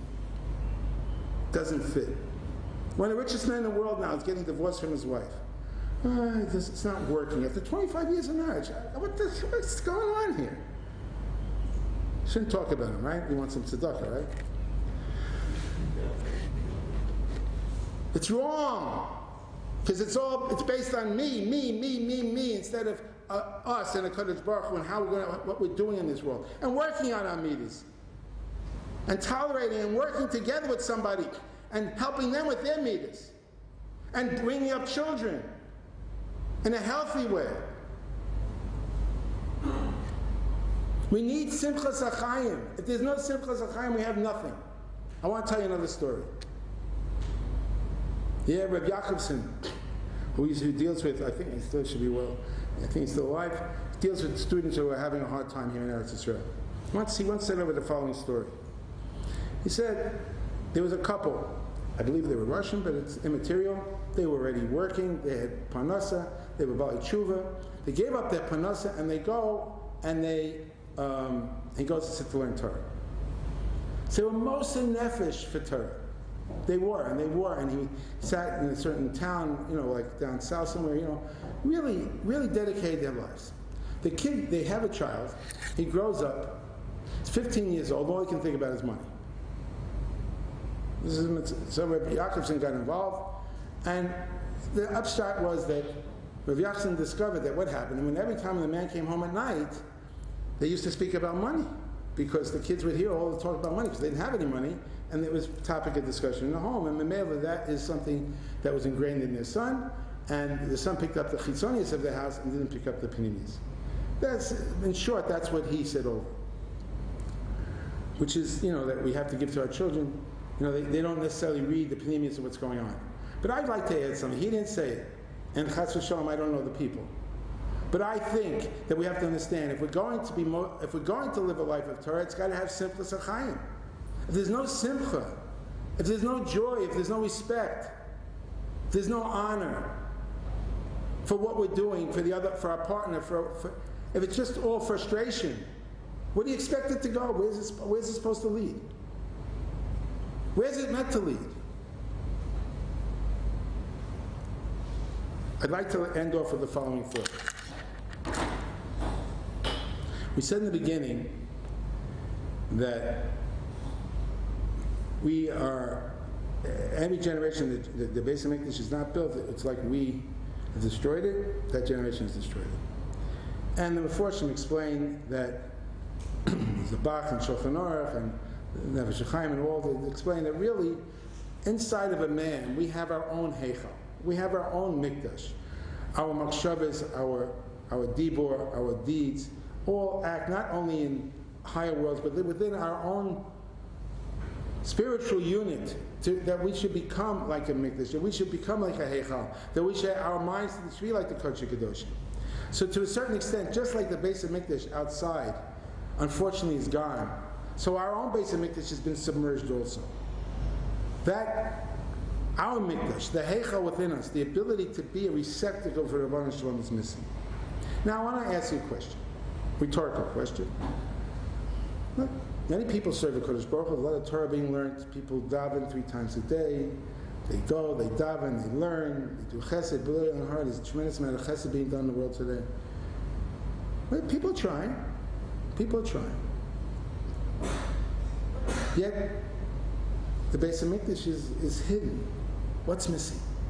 Very simple point. What's missing is the glory of a Kodesh Baruch Hu. The kavod of Hashem is missing. If you look at the Rambam says the 5 things happened on Tisha B'Av. One of them is the destruction of Beitar. Destruction of Beitar, he says, I had a gathering of Chachamim. They thought that Bar Chochma was going to be Mashiach. There was like tremendous Jewish existence, and it was destroyed. And he said it was like the destruction of Beis HaMikdash. That means the kavod, the honor of Klal Yisrael, and the chil of Hashem was comparable to the destruction of Hashem, of the Beis HaMikdash.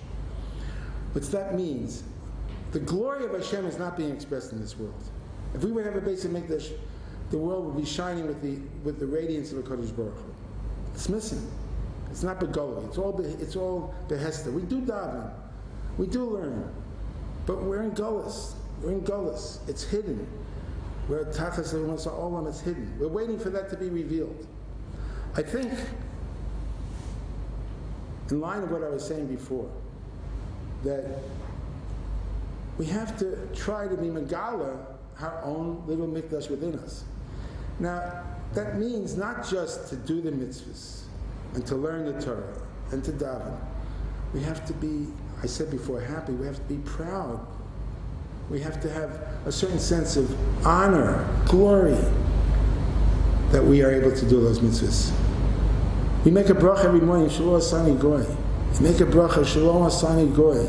We don't have to spend our whole lives imitating the Umas Ha'olam. following their fashions, following their cars, following their dress, following their habits, what they do and where they go. Shelo asani goy.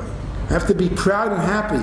And I don't mean an external, I'm not looking for the revival of the JDL over here. It's not my point. It's not the JDL, and I'm not talking about, Kochem Botziyadi, showing ourselves off to the Ummah Solam. That's not what I'm talking about. I'm talking about an inner pride, an inner glory, an inner satisfaction that we're Yidden, that this is what our lives are. To be happy, not just be happy, be proud inside. Baruch Hashem, Shelo asani goy. Baruch Hashem, I get to learn Torah. Baruch Hashem, I can sit here in Yerushalayim. Baruch Hashem, I have a life which has meaning.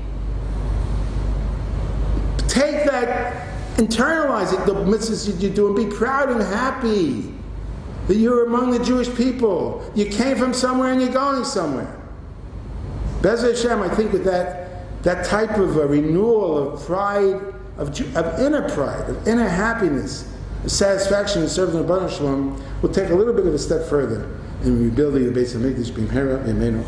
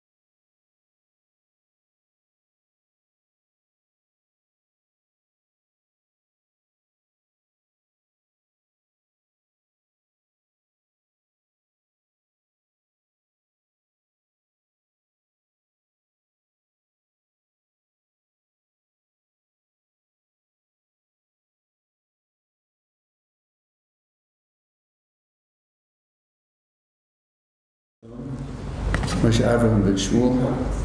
So this shir is dedicated to the Nishmaso.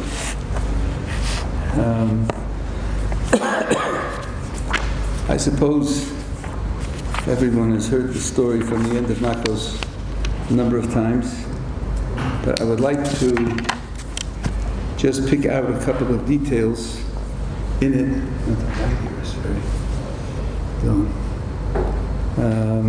And comment on them. Shu Pam Achas Hayola Yerushalayim, Rabbi Kiva and his 4 friends. Another second incident where they came to Yerushalayim, and they all tore their clothes. They saw Yerushalayim and the Beis Hamikdash destroyed, and as the halacha is, they all tore their clothes, which means they were all mourning, including Rabbi Akiva.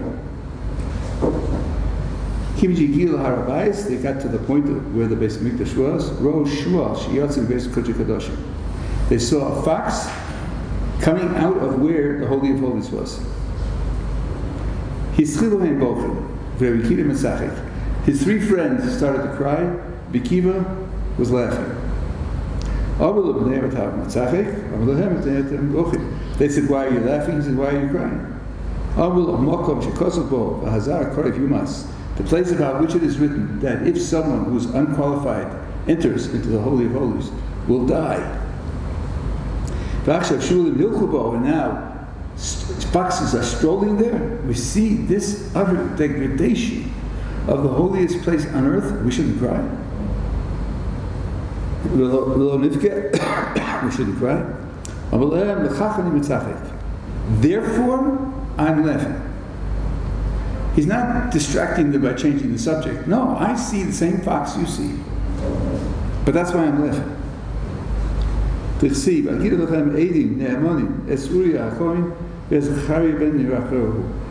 Pasuk says that I'm going to call witnesses against you, and then names the names of 2 different prophets, Uriah and Zechariah.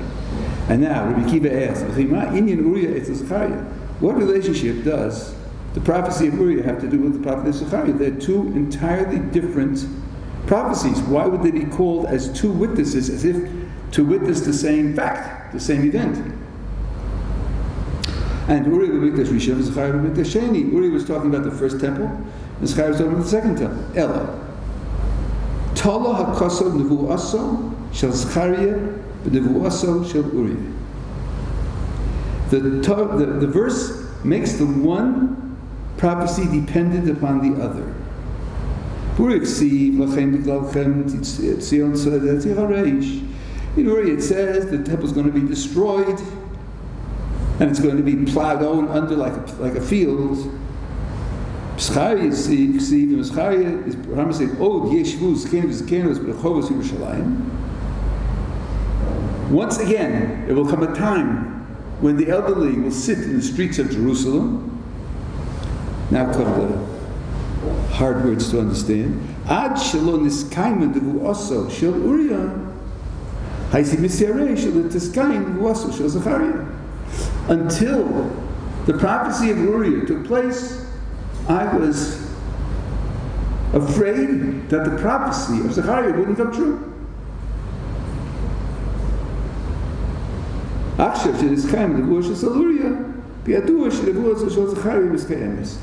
that I see that the prophecy of Uriah, of the destruction, has come true, now I'm sure that the prophecy of Zechariah is going to come true. There are two problems, I think, on the surface here with this Gemara. First of all, Rabbi Kiva was in doubt about the veracity of a prophecy. How could that be? Not sure that the prophecy is going to come true? Rabbi Kiva? And second of all, let's say there was some doubt about the future prophecy of the rebuilding of Yerushalayim, and now something happened and made him confident that it will come true. Is that a reason to laugh now? Well, what has it got to do with laughing now? When it happens, you can laugh. When it happens, you can celebrate. Right now, you're standing in front of the Churban. You're standing in front of the destruction. I think that The first question has an answer. I've asked people, looked around, I haven't found an answer that I could understand. But the Rambam writes that prophecies come of different types. There are prophecies of bad things to happen and prophecies of good things to happen. There's a big difference between them. A prophecy that something good is going to happen to the Jewish people in particular must come true. It must come true, no matter what. Prophecy that something bad is going to happen is really in the nature of a warning. You're in a bad situation. You're performing in a very bad way. If you continue and if you get to a point where it's irredeemable, then this is the disaster that will overtake you. Prophecy of something bad is never guaranteed. And the Rambam brings a raya for this from what happens in Sefer Yirmiyahu, where Yirmiyahu was prophesying the destruction of the temple by the Babylonians, and there was a group of false prophets saying God will never abandon his house, God will never let his house be destroyed by Goyim. And Yirmiyahu says to them, you and I are not alike. Because if my prophecy comes true, and it gets destroyed, that proves that you're false prophets, you're liars. Because you say something good is going to happen. And something good is going to happen, it must happen. But if your prophecy comes true, and mine does not, it doesn't prove that I'm a liar, because I'm prophesying something bad, and something bad might not happen. It's only in the meaning of a warning. Warnings don't have to be carried out. Okay, so now, Rabbi Akiva says I'm confronted with two prophecies. One of destruction and one of redemption and rebuilding. Not only are they of different types, but there's a pasuk that puts them together. You only redeem and rebuild something that's been destroyed. If everything's going well, if everything remains built, if everything remains populated, there's nothing to redeem and nothing to rebuild. So the prophecy of rebuilding and redemption is dependent upon the truth of the prophecy of destruction. Therefore, since the destruction hadn't happened yet, it's not possible to be sure there'll be a redemption and a rebuilding. But now that the destruction has taken place, I now know that the prophecy of redemption is going to take place because it's a prophecy of something good. It's just dependent on rebuilding something destroyed. That's what the prophecy is. So that's why he said, I'm only sure of the later prophecy of Zechariah is going to be true now that I see that the prophecy of Uriah took place. But why would they bring him to laugh now? I think our normal understanding is that there are times of Avelos, times of mourning, private times of mourning, and public times of mourning. And then there are times of Simcha. And the times of Simcha are for times when something good is happening, something wonderful is happening, and you should rejoice. And when you come to standing in front of the destroyed temple, that's no time for rejoicing. Maybe there are reasons to rejoice, but not now. Especially since what you're rejoicing about is an anticipation of something that will happen in the future, not knowing when in the future it will be.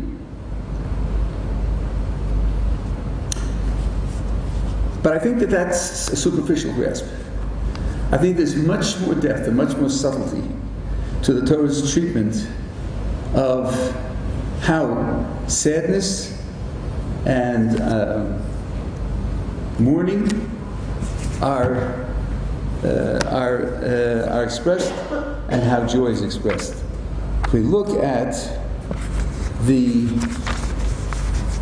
Kriyas HaTorah this morning, this with A.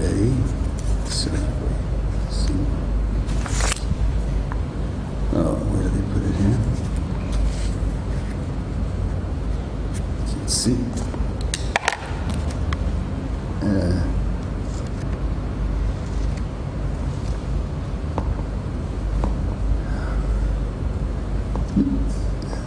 The Kriyas Torah this morning starts off with the Kisoli Bonim, when you'll give birth to children and grandchildren of the land, and you become old and accustomed in the land. Let me see here. And then there'll be terrible destruction. But then it goes on for a great distance. You'll be scattered in Golas, but you'll remember Kadosh Baruch Hu. And you'll do tshuva, you'll come back to Kadosh Baruch Hu. And He'll have mercy on you, and He'll bring you back, and He'll restore you. Very positive promises for the future. In the Kriyas Torah that we read this morning of Tisha B'Av. The Haftorah is heartbreaking. 8th parak of Yirmiyahu, with all of the description of the terrible destruction. And it could have ended, 2 psukim from the end, simply, Ve'ei ma'aseh. Everything is destroyed, everything is scattered, nobody's gathering it in, and it's over. But no, it goes on another 2 verses, where it says, you know what's worthy of being praised? Not riches, not power, not even other wisdom. No, it's not worthy to be praised for possessing those. The only thing to be praised is knowing me, says the Kodesh Baruch Hu. Haskel v'yado osi, that I am the one who does chesed, mishpat, utztaka ba'aretz, ki be'elech hafatzni l'um Hashem. I'm the one who runs the world with kindness and with justice and with charity, because that's what I want for the world. Why are those verses included if we're down, if we're black, if we're just emphasizing the suffering? And then, since I had the maftir this morning because it's my yahrzeit, you have the last bracha on the Nevi'im, Samchenu. Because Baruch Hu should give us simcha in the coming of Eliyahu Hanavi and the Mashiach. Is that really appropriate for Tisha B'Av? Please give us the joy of the coming of the Eliyahu Hanavi and the Mashiach. Somehow, in the very readings for Tisha B'Av, these elements of simcha and of hope are included. We happened this morning in regular Shabbos. In the Shachos, there are various psukim. Now, Hodu Lashem Ki Tov Ki Le'olam Chasdo. I praise God and acknowledge God because His chesed, loving kindness, is forever. I mean, the impression of many people on Tisha B'Av, when you say that verse, they sort of say, yeah, but not now. That's for tomorrow. Hodu Lashem Ki Tov Ki Le'olam Chasdo. How can I say that now? Now it's the destruction of the Beis HaMikdash. But it's there. They don't skip it in Tefillah. Say Ashrei. 3 times we're going to say Ashrei today. Poseach es yadecha u'mazbiya l'chol chai ratzon. The most profound praise and thanksgiving to Kodesh Baruch Hu, to caring for us, providing for us, satisfying us. We're not meant to simply turn our eyes away and say if I wrote and sort of forget we said it. No. That's also part of Tisha B'Av. And it goes even deeper than that. A famous Mishnah in Brachos, the Shulchan Aruch brings down, just as you make a blessing for something good that happens, so you make a blessing for something bad that happens. And it says, "Umakablo b'simcha." You should receive the bad thing that happens with simcha. Now, that's a very tricky idea. It's a bad thing to happen. I should receive it with simcha? Why should I do that? Just ignore the fact that it's bad? So listen to the words of the Shulchan Aruch, which are really word for word from the Torah, which are very profound, and not that the others aren't, but this needs thought and care. Chai bodem levarech al hara kishem b'das shlema u'b'nefesh chafetza kederek shemavorech b'simcha ala tova. I'll translate. A person is obligated to make a blessing on something bad with a full mental identification. That's how I'm translating Das Shlema. But Nefesh Chafetza, his soul is yearning, thirsting for it. For the bad thing. Kederek shemavorech b'simcha ala tova. Just like when something good happens, he makes a blessing with joy. So look carefully. The words don't say you bless with joy on the bad thing. No. It's Das Shlema and Nefesh Chafetza. It's full mental identification and a soul that is desiring it, welcoming it. Just like for something good, you make the blessing with simcha, with joy. So if you stop there, you think, okay, I hear now. For good things, there's joy. But for bad things, that's joy. No. Maybe I can accept it wholeheartedly, accept it and recognize it and acknowledge it. But no, Shulchan Aruch goes on. Why should he, at something bad, accept it with full mental identification and a desiring soul? Ki hara'ah la'ovdei Hashem hi simchasam. Because when something bad happens to someone who serves Kadosh Baruch Hu, that's his joy. So the simcha came back in. There is a simcha. V'tovasa, and it's good. The bad thing that happens to the servant of Hashem is for them simcha and good. Now, bad isn't good and good isn't bad. What he means is it's a bad thing, but for them that bad thing is good. And I'll explain that to you. Why? Because he accepts with love that which Hakadosh Baruch Hu decreed for him.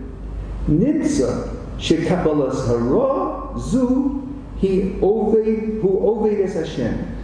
The result is that when he accepts this bad thing that happened to him, he's serving Hashem. Shehi simcha lo. The simcha he has because when this calamity occurs to him and he's in pain and suffering, the fact that he accepts it with love from HaKadosh Baruch Hu, that acceptance is a supreme act of serving HaKadosh Baruch Hu, and all service of HaKadosh Baruch Hu creates joy. In these few words of the Torah, that's the message that's being conveyed. The Bach says, when you lose a relative, when some health disaster or financial disaster occurs to you, that it is necessary that you feel pain over the event. Don't pretend. Don't close your eyes. The event is painful. The idea that the event gives you joy is just it's not realistic, it's not true. But the pain in the event gives you an opportunity to serve HaKadosh Baruch Hu in a very special way, and all service of HaKadosh Baruch Hu brings joy. So the joy comes from the consequence. The thing is really bad. That's another shmooze for another time. Can things really be bad? It's a long subject, I'm not going into it now. But that's what the words say, and that's what the truth is. Bad things can happen. But the occurrence of the bad thing, being bad, gives the person an opportunity to serve HaKadosh Baruch Hu in a way that's very precious. Precious to HaKadosh Baruch Hu and precious to the person himself. David HaMelech says, Ibtu Hashem b'simcha, serve HaKadosh Baruch Hu with joy. If you thought that Tisha B'Av was a day with no joy, would come out, you think that Tisha B'Av is a day with no service. Because if you're serving HaKadosh Baruch Hu on Tisha B'Av, there must be joy. There has to be joy. Because all service of HaKadosh Baruch Hu must be done with joy. Here, the Shulchan Aruch is talking most typically about a person who loses a loved one. And he's sitting shiva. He makes the bracha before when he tears his clothes, dayan ha'emes. What should he experience when he's making that bracha? Says the Shulchan Aruch, he experienced two things: the terrible pain of having lost a loved one, and the joy of the opportunity to serve HaKadosh Baruch Hu by receiving it in love. Now, if this sounds too ethereal and too speculative, let me tell you another halach in the Shulchan Aruch. Let's suppose that your father dies, one of the son, and he's a wealthy man, and you're the only son. Well, at the funeral you make two blessings. You make dayan ha'emes, and you make shechayana because you inherited the money. Blessed be Hashem who kept me alive to this day that I could inherit this money. You imagine saying that at a funeral? But yes, because that's something good. It happened to you. And it deserves a bracha. I was attending the son of a Rebbe whose father died. He was sitting shiva. While I was there, another Rebbe came in, and the second Rebbe gave his condolences. And as he got up to leave, he said, Mazel Tov, Rebbe. Because the one sitting shiva inherited the position of his father.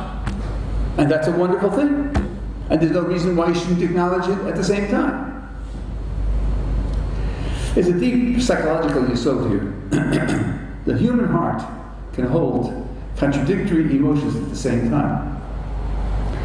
The world is complex. Relationships are complex. Circumstances are complex. And sometimes a single emotional response is unrealistic. It's not true. The pasuk says, "Gilu b'ra'ada," rejoice in trembling. Really? What kind of experience could cause you to both rejoice and tremble in fear? Wouldn't trembling in fear make you feel down, anxious, nervous? Why would you be rejoicing? Well, let's imagine that you are about to take a very important test. You're going to walk a tightrope blindfolded over Niagara Falls. You make it to the other side, your name goes in the Guinness Book of World Records, you'll be famous, you'll be rich. Of course, you might not make it. You might die. What do you feel at that moment? You feel tremendous joy at the opportunity and tremendous fear of failure. I'll give you a more realistic example. You'll feel both of them when you get married. It's a wonderful opportunity, it's a tremendous gift, and you know very well that some people fail. So here the Shulchan Aruch is telling you that in the midst of the pain of a loss, in the midst of the pain of a tragedy, there is a simcha of it. Simcha of knowing that Hakadosh Baruch Hu is entrusting you with an opportunity to serve Him under very difficult circumstances. And service of Hakadosh Baruch Hu is always something that produces joy. That's what the Shulchan Aruch says. So maybe now we can begin a little bit to approach Rabbi Akiva. He's looking at the destroyed temple, and he's able to see something that's joyful even in the present circumstances. And for him, it's not a contradiction. Remember, all four tore their clothes. They're all mourning. But Rabbi Akiva's mourning included laughter. Now, the statement in Chazal, which many people quote to point out a very subtle message in the language of the statement, in the vocabulary of the statement. Kol mis'abel ad Yerushalayim zoche v'roeh b'binyana. Anyone who mourns over the destruction of the temple merits and sees its rebuilding. Merits and sees, not future tense, will merit and will see, but merits and sees present tense. Some of Chazal are anticipating that a person who truly mourns for Yerushalayim, such a person will immediately have an experience of the rebuilding. Maybe that's something that Rabbi Akiva was experiencing, because he saw that this destruction was the trigger for the verse that promises the ultimate rebuilding, and he could see the seeds of the rebuilding in the trigger, and see it with the eyes of anticipation led him to see an element of joy to be present even now. Maybe a rough analogy of this would be surgery. Surgery is frightening, it's always painful, with or without an anesthetic, and it's dangerous. You don't worry about it, you don't reject it. I'm sorry, I'm having a dizzy spell.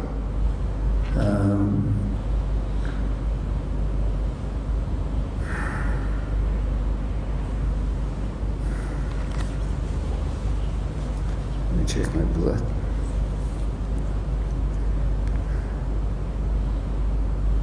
That's okay.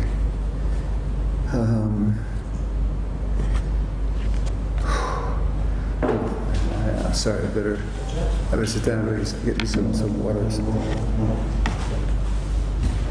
Ooh.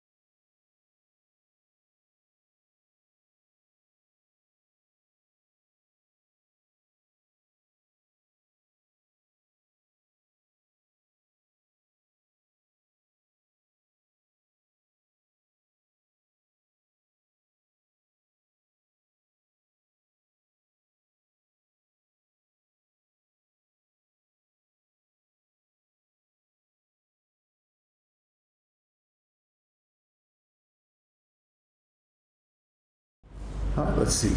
Let's see how it goes. So,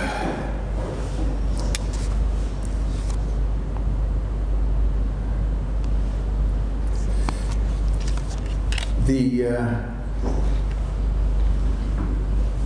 part of the background that I'm working with is the idea of Ivdu Hashem B'Simcha. The David HaMelech said, "What is avodah?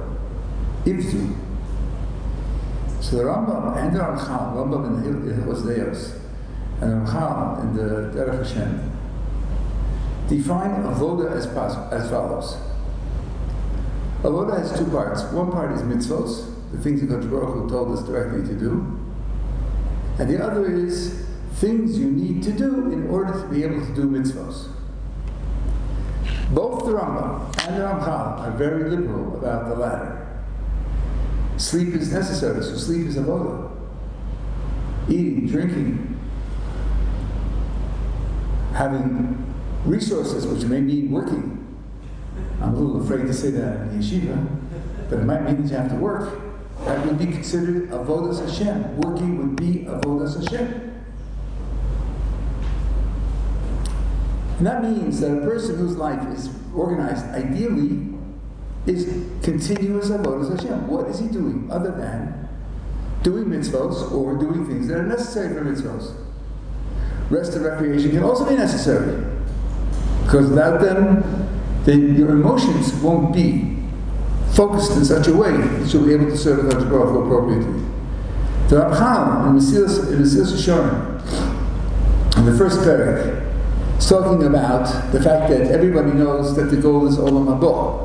And everything you do here is measured. Will it get me to Olam Haba or won't it get me to Olam Haba? And then he asks, what about physical pleasure?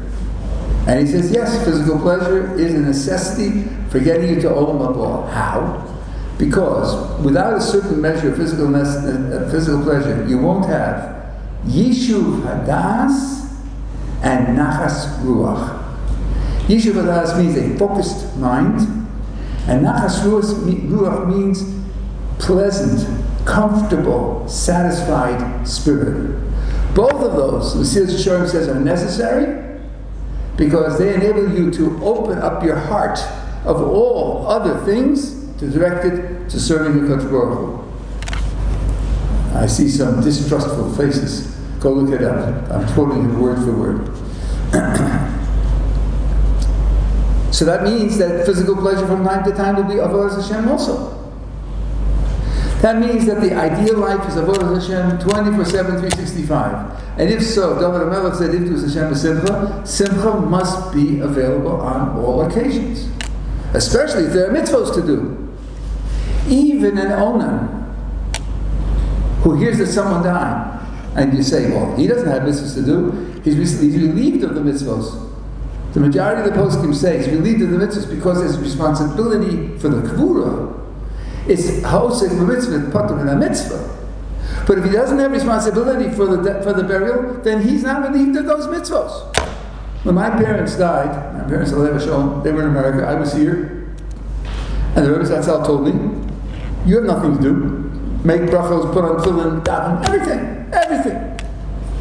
When you get off the plane and you're going to the funeral and you may have some responsibilities, then we could say that you're osek mitzvah, patur mitzvah, but otherwise not.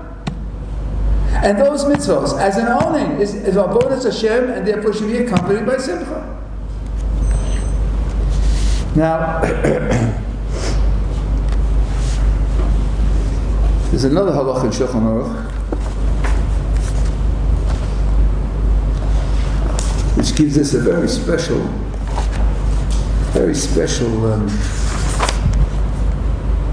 impact, I think.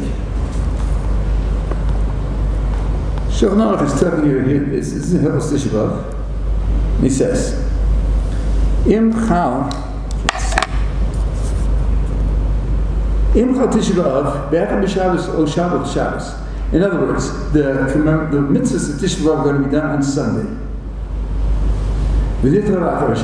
What happens Shabbos Shudas, Shabbos afternoon? Let's take the extreme case. Tisha B'Av is on Shabbos itself. When my father was nifter, it was Tisha B'Av on Shabbos. Imagine, this has happened to all of you on some occasions.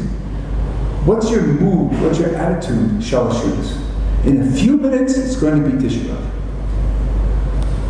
Maybe we should sort of limit Shalosh Shudas, Okay, maybe we have 3 types of cake, we should only have 2 types of cake, It's almost Tisha B'Av. It's Tisha B'Av today. Today is Tisha B'Av. The mitzvahs are pushed off till tomorrow, but today is Tisha B'Av. So listen to what the Shulchan Aruch says. Ochel Bosa, V'shose Yain, V'sudam Avsekes, Umava al Shulchano Afilu, Kesudas Shlomo Be'es Malchuso. Drink wine, eat meat, and deck your table with a serving worthy of Solomon when he was a king. Now, the Mefarshim explain because any change in your behavior, any limitations in your behavior on Shabbos would be considered avelos b'farhesed. One of the Mefarshim wants to say that the idea of not having it with people, have it with people, bring all your friends in, sing all the songs, because any change in your normal behavior, we don't pass it that way, but it shows you where the idea is coming from. What's the idea? I think that when Tisha B'Av comes out on Shabbos, we have a little foretaste of Rabbi Akiva. We have an opportunity on Tisha B'Av to celebrate. He celebrated. Okay, that's Rabbi Akiva. I don't put myself in his place. I can't say if he did it, I should do it. I'm not on that madrega. But here the halacha requires it. So when you perform that halacha, you can think of Rabbi Akiva and think, this is an opportunity to experience a little bit of what Rabbi Akiva was talking about.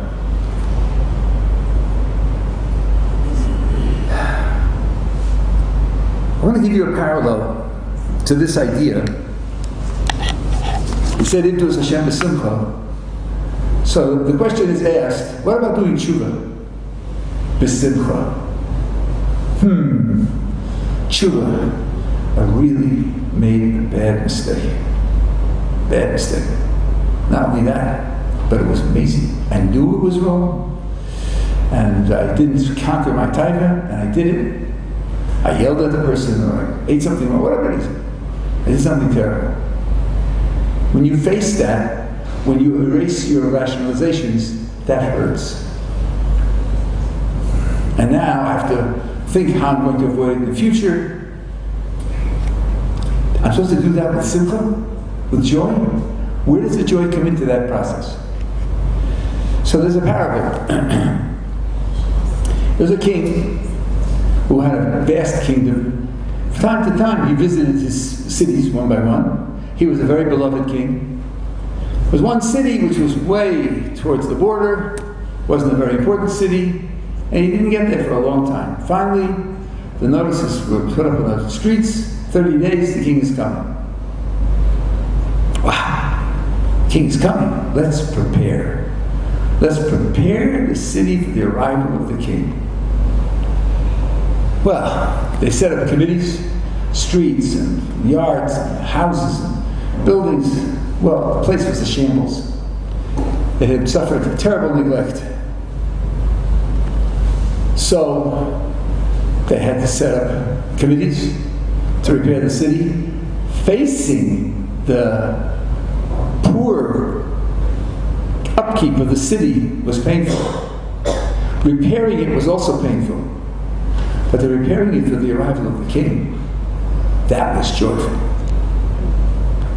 Tshuva restores a person to where he once was, to a closeness with the Kadosh Baruch Hu, to a confidence in his relationship with the Kadosh Baruch Hu. Yes, it's painful to look at the shmutz.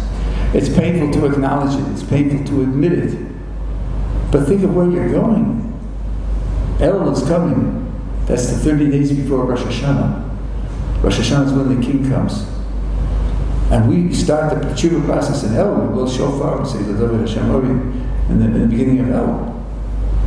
That's an example of how the pain of doing tshuva can be accompanied by the simcha of knowing that the Kadosh Baruch Hu is coming to arrive.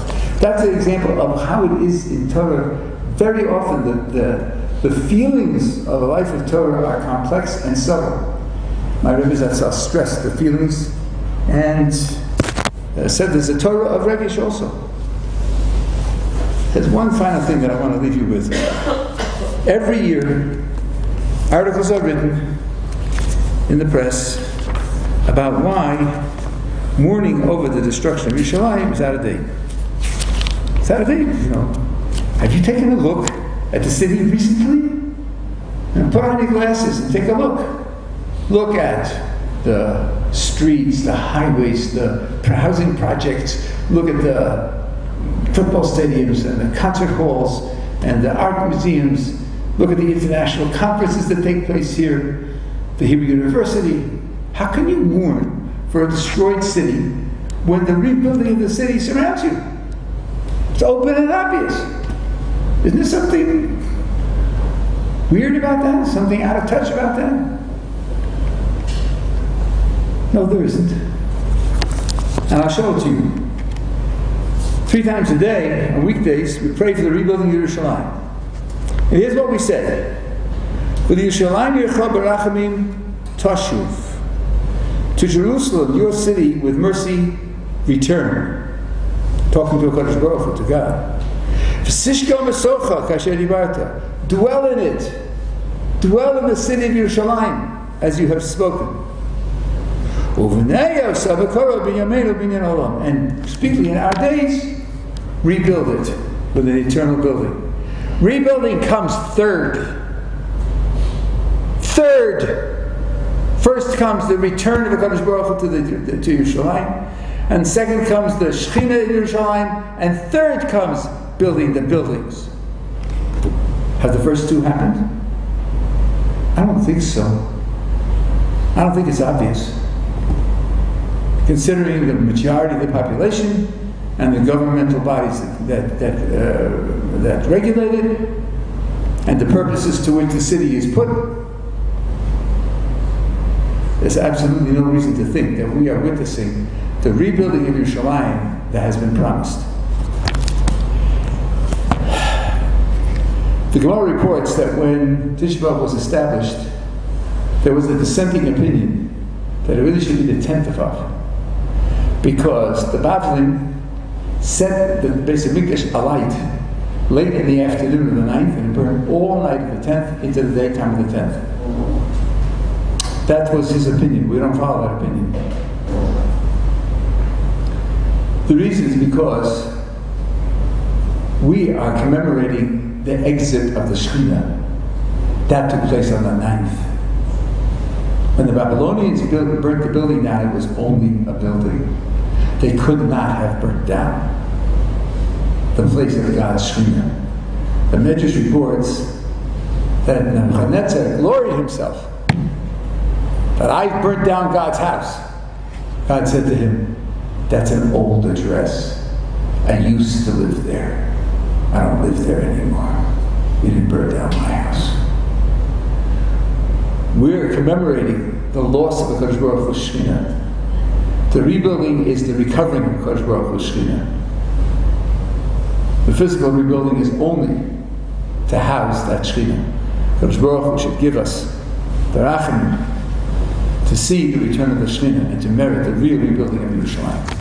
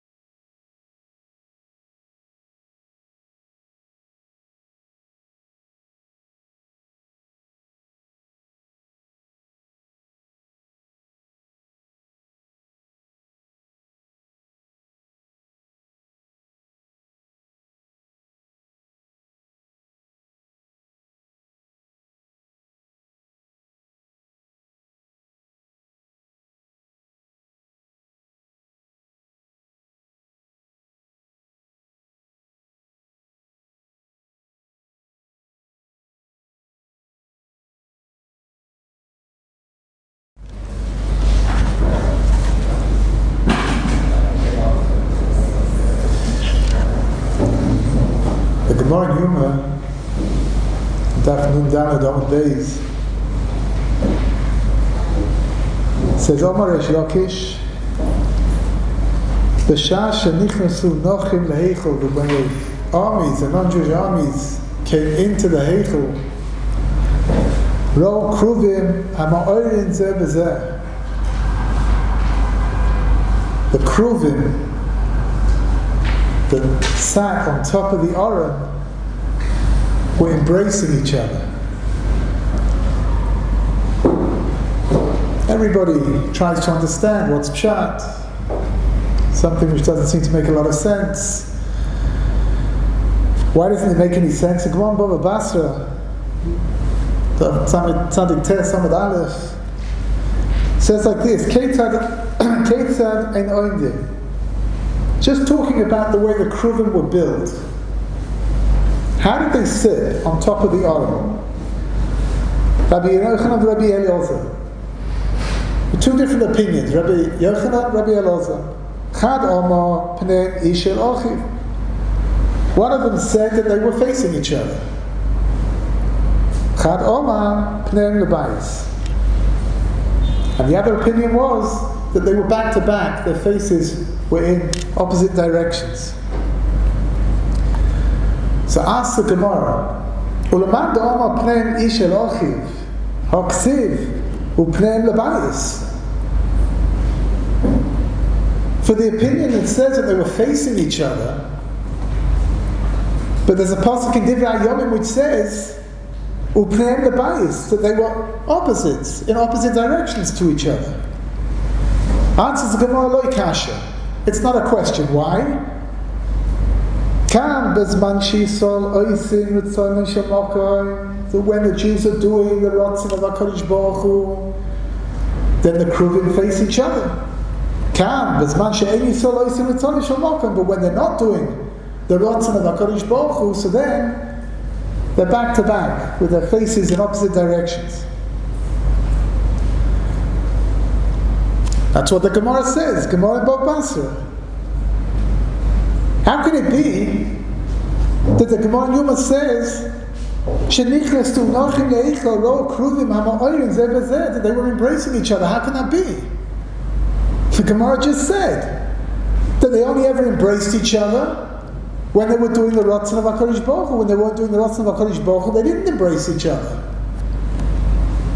There's a whole series of Perushim trying to explain how it can be that they were embracing each other. The Migash, cited in the Shita Mekubetzes, says that HaKadosh Baruch Hu wanted to show the non-Jews the extent of His love for Klal Yisrael. That even when we're sinning, nothing could remove that love. That the non-Jews should see as they go in to the Kodesh HaKadoshim, when they see the Aron, that they should see the kruvim embracing each other, as if to say that HaKadosh Baruch Hu will never let us go. That His love for us is eternal. Chaim Shmulevitz explains the point at the moment the Klal Yisrael's sins are being brought to the fore at the Churban HaBayis, when it's clear that we're not doing the Ratzon of HaKadosh Baruch Hu. That it was imperative for the non-Jews to see that the essence of Klal Yisrael is pure and uncorrupted. It could be that we behave in a way that's not the way that HaKadosh Baruch Hu wants us to behave, but our essence remains pure. And the embrace of the kruvim, that was the way to teach that lesson.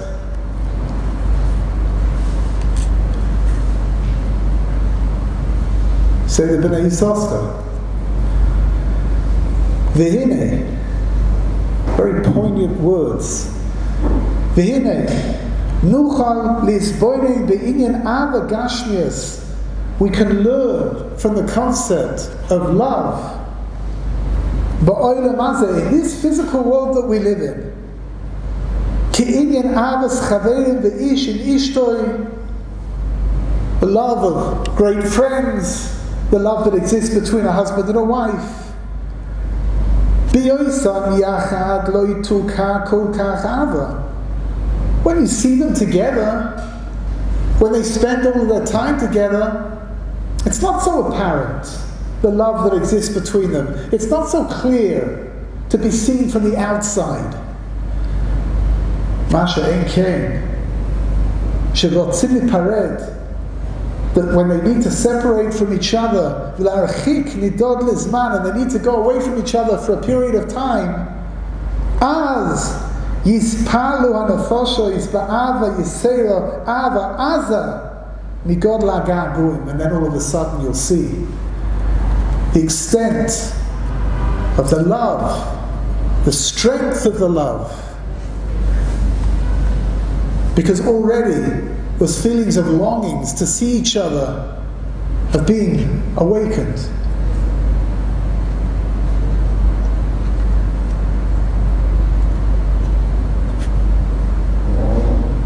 Ask the Zohar Kodesh,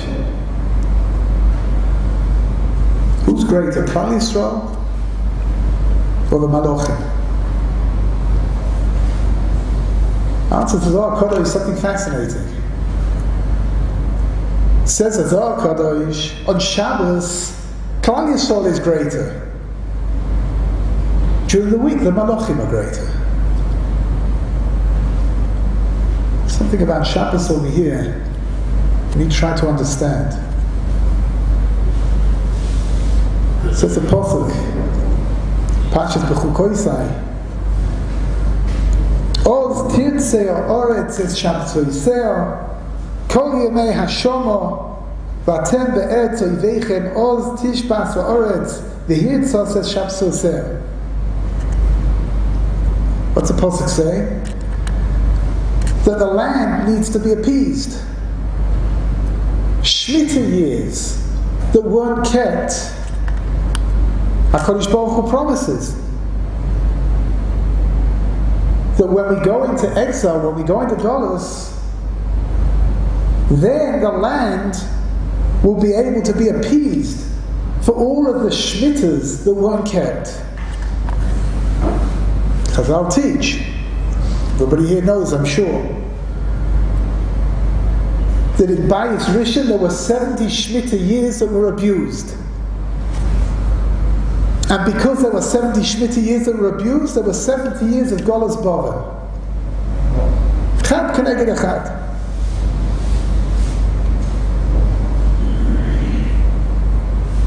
Says it Tiferes Shlomo. Va'atem be'eretz oiveichem.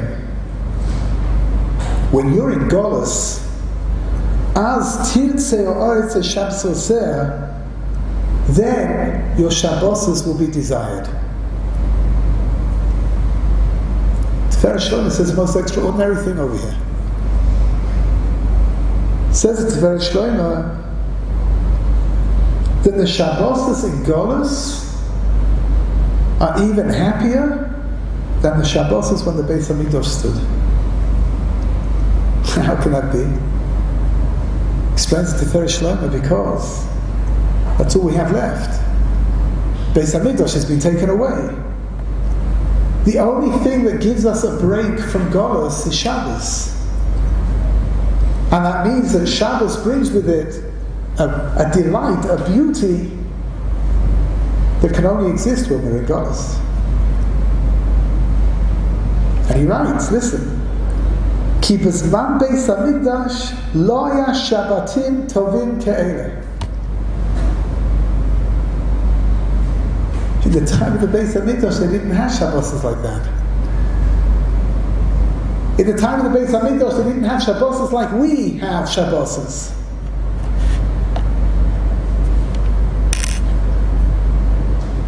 Says the Pasuk in Parshas Kedoshim.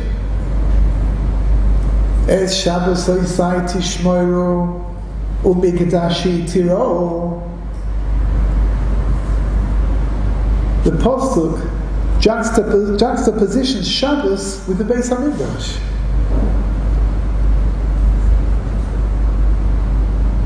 The Bali Amusar explained that if we keep Shabbos the way that we're supposed to, it's as if the Beis Hamikdash is still standing.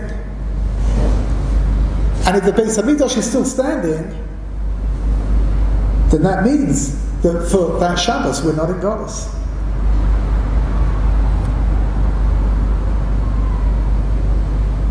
There's something extraordinary about this Shabbos and the way that it fits in with Chorban Abayis, and the way that it fits into our lives. Yid HaKadosh explains that every day of the 3 weeks, every hour within every day of the 3 weeks are times of din. Kodesh Baruch Hu is judging us from the attribute of judgment. But on Shabbos, says Yid HaKadosh, the din is turned to Rachamim.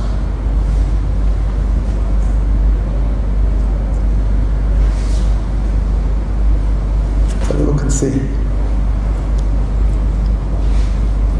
Says a pasuk in Parshas Shlach. Vayu bnei Yisrael b'midbar, vayimtzu ish mekoishesh eitzim b'yoyim HaShabbos. We're all familiar with this story. In the Midbar, the second Shabbos that Klal Yisrael were in the Midbar, somebody went out and did something which was completely forbidden to do. Mekoishesh eitzim, he gathered together sticks on Shabbos.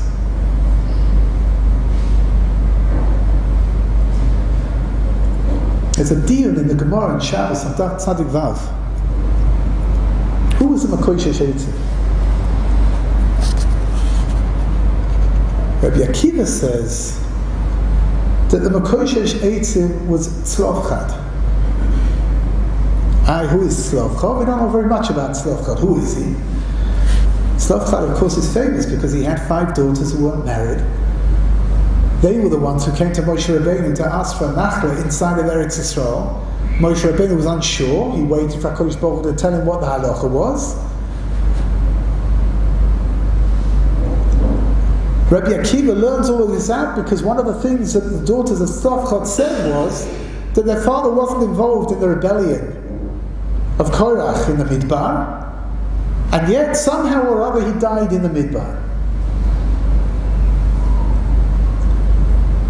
So Tzlovchad is a Mekoishesh eitzim. He went out and he gathered up sticks. Why was he doing something like that? Clearly it's also say Chazal, Tzlovchad is kaveh l'shem shamayim. Everything he did l'shem shamayim. Because Tzlovchad saw that already in the build-up to the second Shabbos in the Midbar, that there was a slight demeaning of the chashivas, of the importance and the kedusha of Shabbos. Something was missing. So he went out deliberately and was machal Shabbos to show Klal Yisrael just how serious it is to desecrate the Shabbos.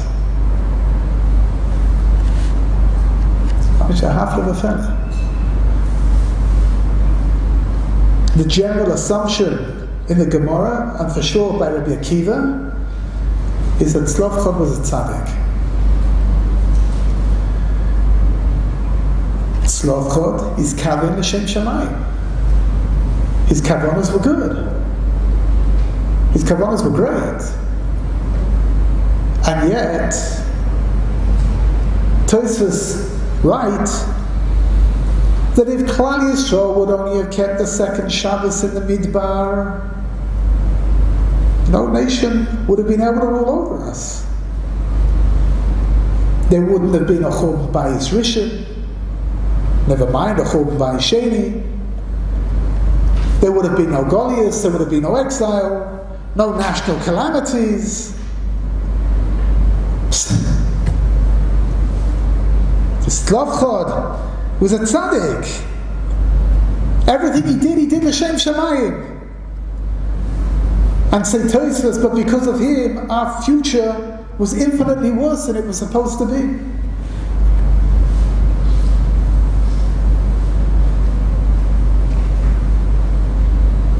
Says Rasimcha Zissel Broidi, David Poshet says there's a fundamental lesson needs to be learned from the Makoshe Sheitzim. Never take the law into your own hands. Follow the Shulchan Aruch. That's what it's there for. Don't say that what you need to do is a greater good or has a higher purpose than what the Shulchan Aruch says needs to be done. But Lamaisa, it's not always so easy to see and to recognize the subtle differences and the nuances between what truly is the right thing to do and what isn't truly the right thing to do.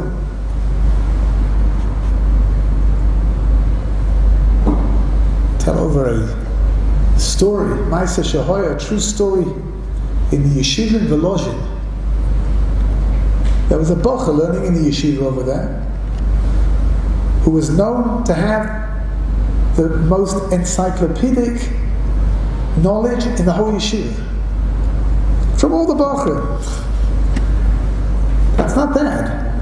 Yeshiva's Volozhin, in its day, the time of Chaim Volozhiner, had 400 bocher learning over there. They were the cream of European Jewry. And this bocher, he knew more than everybody else.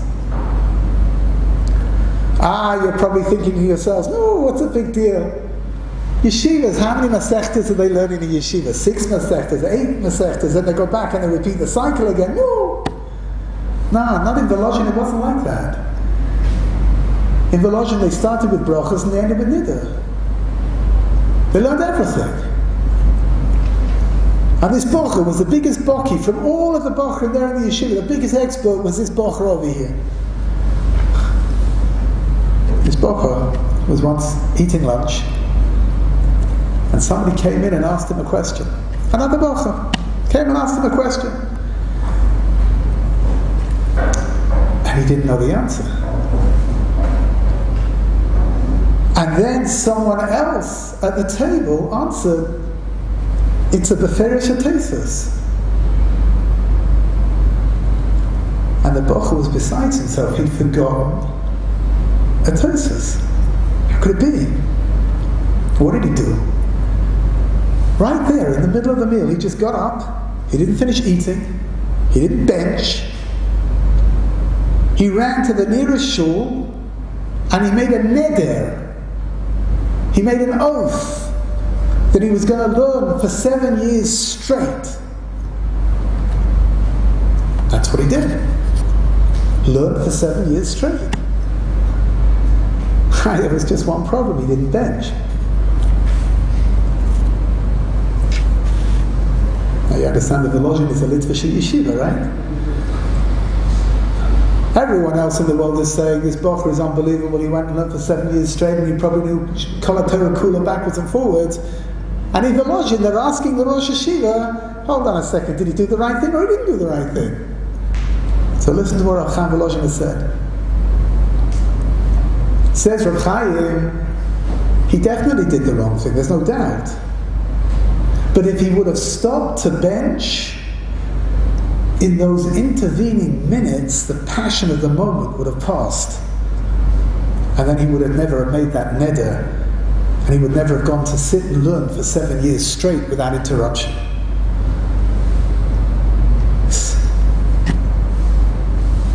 It's not a small matter to walk away from the Diorais Rebbeich Samozah. But if he would have waited, the inspiration would have dissipated, would have just disappeared into thin air. That's a Gemara in Shabbos. Tav Kuf Nun. Tana Rabbanan, the Brisa. Maisa b'chosid echad, sheniflet zaloi peretz b'soif sadeu, v'nimlach aleh legoydra. Chosid echad, a righteous person, was walking around in his field, and he sees there's a hole in the fence. And he decides, I have to fix a hole. Oops. V'nizkar sheShabbos hu. He didn't do anything. He didn't even say anything. He just thought to himself, I need to fix a hole in the fence. And then he remembered that it was Shabbos. V'nimtzoi oisei chosid v'loi godara. So he was makabel on himself. He says, you know what, I'm not going to deal with it. I made a decision that I'm going to do something which is forbidden to do on Shabbos, even though he didn't do it on Shabbos. And because of that, I'm not going to do it. I'm going to leave the hole by itself, and what will be, will be. Says the Gemara, V'nasa lo ineis v'olsa bot slof. HaKadosh Baruch Hu made a little miracle for him. And a tzlaf, a caper bush, started growing where the hole was to fill up the entire hole. But that wasn't all, says the Gemara. Umimena aita panasosoi or panosas anshe beisoi. Not only was the hole filled up with the caper bush, but he received his panasa from this caper bush, not just him, but the ones that came after him as well. Says the Ritva. He was a shoygeg.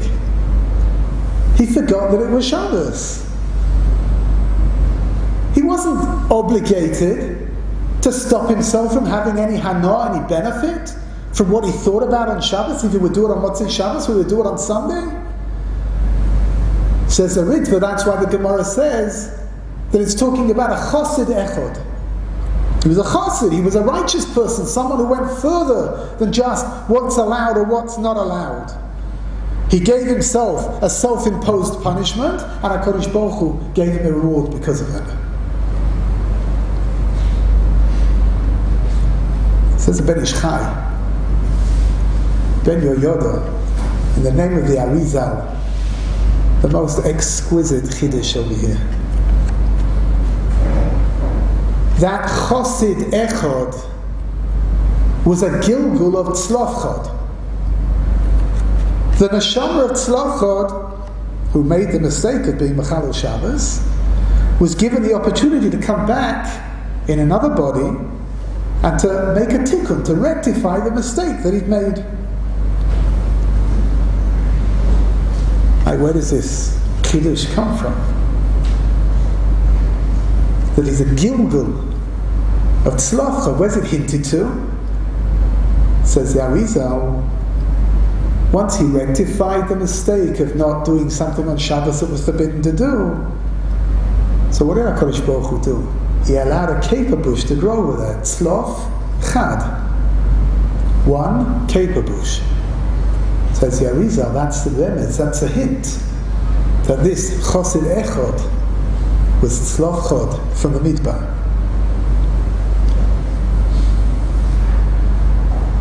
Says the Gemara Yuma, Omer Eish Lokish B'shah shenechasu nochim leicho, ro kruvim hama oivin zeh b'zeh. The kruvim were embracing each other. But be honest, Naibishitz, that's the most astonishing chiddush over here. Mamish, something completely and absolutely different from everybody else. Something completely new. Why were the Kruvim embracing each other? It's a time of the Churban. How can it be? So he cites Yerushalmi. Yerushalmi in Tainus. The walls of the Beis HaMikdash in Bayis Rishon were breached on Tet Tammuz. The Bavlim entered the Beis HaMikdash 21 days later on Rosh Chodesh Av. That was when they saw the Kruvim embracing each other. They didn't destroy the Beis HaMikdash immediately. The Churban took place 9 days later. Says the Gemara, Bavli and Tainis, Rosh Chodesh Av was Shabbos. How do we know that? Because the Gemara says that the Churban of Bayis Rishon and the Churban of Bayis Sheni was on a Sunday. That means the original Tisha B'Av, or the original Tisha B'Avs, were on Sunday, just like this year. If so, says Rabbi Yonasan Eibeshitz, Rosh Chodesh Av was on Shabbos, and that's why the Kruvim were facing each other. Despite all of the Chatoim, despite all of the things that Klal Yisrael were doing that was wrong, it was Shabbos. Shabbos is a day of perfection. And if Shabbos is a day of perfection, it's a day when there are no sins. And if there are no sins, then the Kruvim can embrace each other. Ma'orin zeh b'zeh. So koyach is Shabbos. Shabbos allows us to transcend the here and now. The power of Shabbos can keep us going even through the most agonizingly difficult times. Listen to this story. A few years ago, an elderly woman felt that her end was near. Revealed to her son a very painful memory. She'd suppressed it for almost 7 decades. She told her son, when I was in the concentration camp, the rations that we got were so small, we were always starving.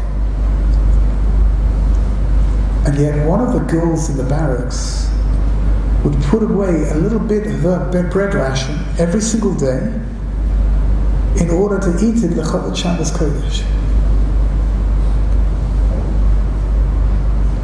I knew where she kept that bread. And one day, couldn't resist. And when no one was watching, I went and I ate it all up.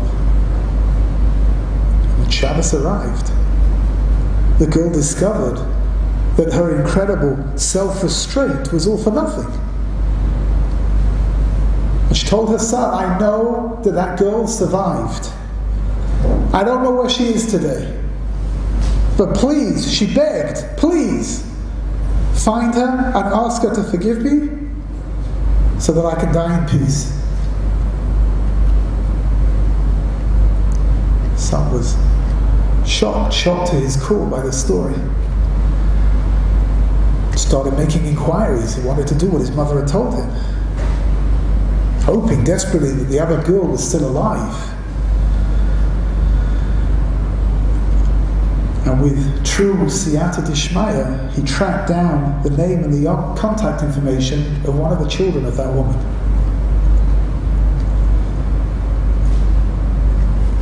And he phoned him up. And he told him, he said, my mother is still alive, but she's very weak and she's bedridden. So he told him the story. And he asked him to go to his mother and beg forgiveness from his mother. Hours later, he was at his mother's bedside. And slowly, he reminded her of the incident so many years ago. And his mother became very agitated. She told him, how do you know about this story? She demanded, how did you know? And then she told him, I knew already then who stole my bread. And I never told anybody about it ever, because I forgave her already back then.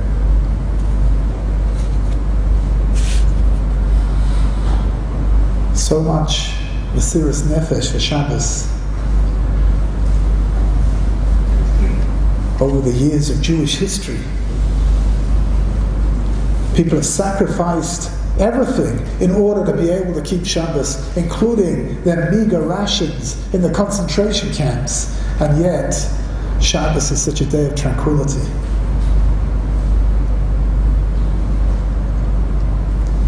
Rabbi Yisachar Doiv from Belz was once very impressed. There was a bocher in Vienna who studied with the most incredible hasmada, with the most incredible concentration throughout the whole of Shabbos. And after Havdalah, Rabbi Yisachar Doiv went over to speak with the bocher. He wanted to know who he was. So the bocher told him, he said, I was drafted into the army. And I had to work on Shabbos. There's no chochmas. You have to do what you're ordered to do. So I went to the head of the platoon and I asked him if he would let me take off Shabbos, and in exchange I would work extra hours during the rest of the week. And he agreed. He said, I realized this was a miracle. This is not normal. So he said, I made a Kabbalah to make Shabbos a day solely for Torah. Rabbi Yisachar Doiv, who was so amazed, so inspired by this bocher, that he said, who knows? Maybe this bocher is holding back the geula, maybe he's holding back the redemption. Because in the Shamayim they have so much nachas ruach from his Mesiras Nefesh for Shabbos. And when the Mashiach comes, that Mesiras Nefesh won't be there. Maybe he's stopping the geula from happening. But he added immediately, but nevertheless, the Mashiach should come b'mheira v'yameinu. By the way, you're all familiar with the phrase b'mheira v'yameinu. What does that mean? It's a little bit odd. B'mheira v'yameinu should happen speedily in our days. If it happens speedily, then it will be in our days, no? Avgad Leisner, the famed tzaddik and legendary mashkiach and mashpia in Gur, used to explain like this. The Pasuk in Tehillim says, Ki ele shanim beinecha, ki yom esmol. Chazal explain that one day in the eyes of HaKadosh Baruch Hu is like a thousand years in our reality. So he says, we ask b'mheira v'yameinu. It should be speedily in our days, in what we look at as being a day, not the days that HaKadosh Baruch Hu looks at, which is 1,000 years as far as we're concerned. Transpires that Shabbos is the key to the redemption. Var on Shabbos and Daf Nun Ches Omid Beis. Says the Gemara, Goy Shabbos Chayev Misa. If a non-Jew keeps Shabbos in its entirety, they should be put to death. Says the Chidush Yarim, it's important that we do tshuva on Erev Shabbos before Shabbos comes in, so that we enter Shabbos in a state of purity. We must ensure that we remove all of the impurities so that we can experience Shabbos the way that it's supposed to be. Goy sheshavas chayav misa. We have to work on ourselves to only be Jews when we walk into Shabbos, to remove every vestige of what's not correct, what's not pure, in order to experience Shabbos properly. That's why the Slonim Rebbe, Beis Avram, explains the most beautiful idea. He says that's the inference of the bracha that we recite over lighting candles. La'adlik ner shel Shabbos, la'adlik ner shel Chanukah. Says the Slonim, La'adlik doesn't just mean to light the candles, it means to ignite the fire of Yiddishkeit inside of ourselves, in our own hearts. To bring Shabbos into our lives.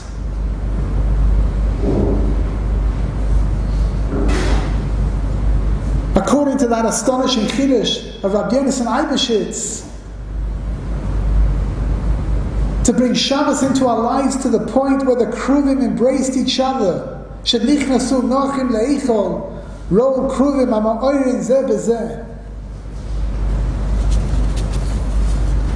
When I was 14, came to Eretz Yisrael for the summer.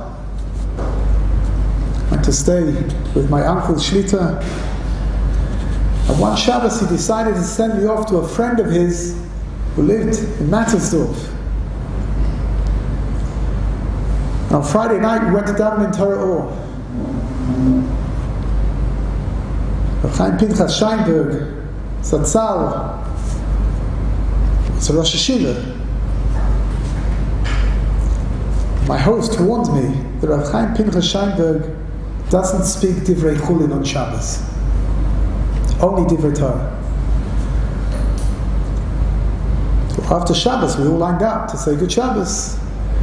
And when it was my turn, my host explained to the Rosh Hashiva who I was, and I was here for the summer. And he gave me a pat on my cheek, and he gave me his hand for Good Shabbos, but he didn't say a word.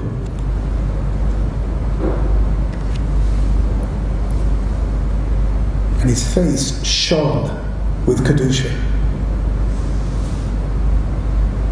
Never seen anything like it before in my life. And all these years later, those words that he didn't say stick with me.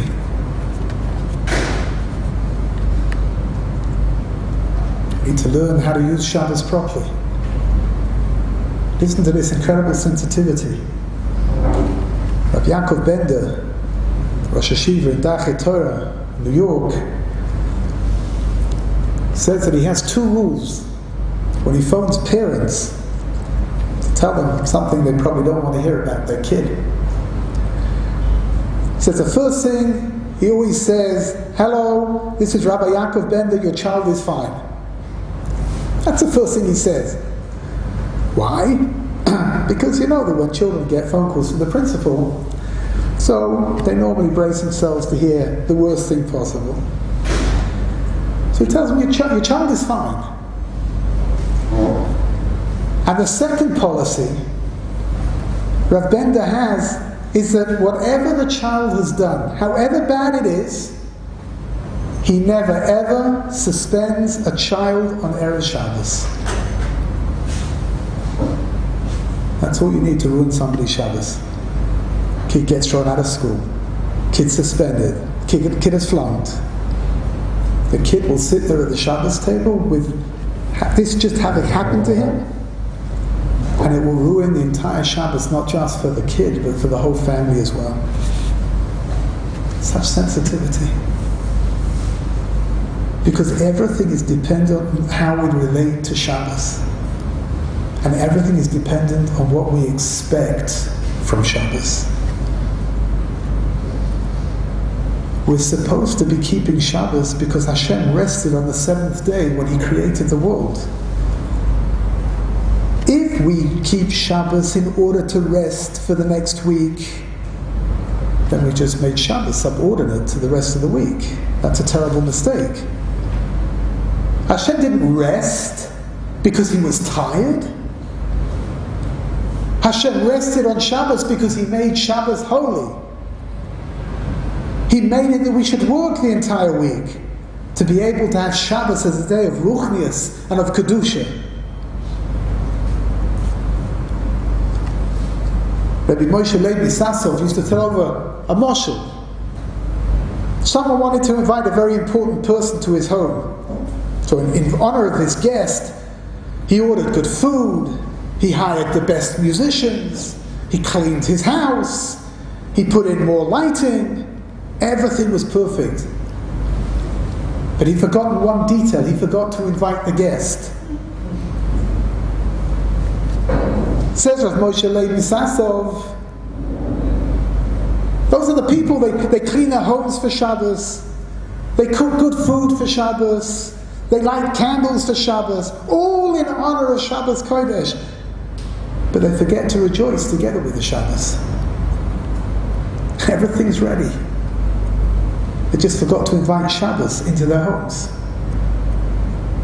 That's the meaning of the pasuk. V'karasta l'Shabbos oineg. Shabbos is an oineg, something that we need to enjoy, something that we need to delight in. Shabbos is an oineg. Call Shabbos, invite Shabbos. Just don't forget to make Shabbos a guest of honor. My wife's grandfather wasn't a tremendous Talmid Chacham, he wasn't a world famous rabbi, but he was a tzaddik. And whenever we used to phone him on Motzei Shabbos to ask him how Shabbos was, he always answered with the same refrain: Shabbos is always good. It took me a long time to understand what he was saying. It could be that a person's just had a lousy Shabbos. It could be that it wasn't enjoyable. But my wife's grandfather is saying Shabbos is always good. If your Shabbos wasn't enjoyable, it's not Shabbos' fault. It's the fault of the person who's not enjoying it.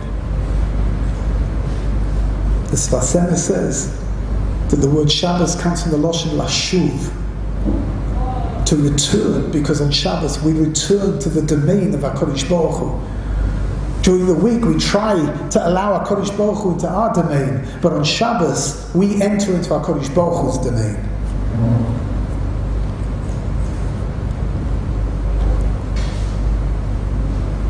I'd like to end with a story. Truly a poignant story. Rabbi Michal Lasri, one of the biggest influences in the Hebrew-speaking Baal Tshuva world today.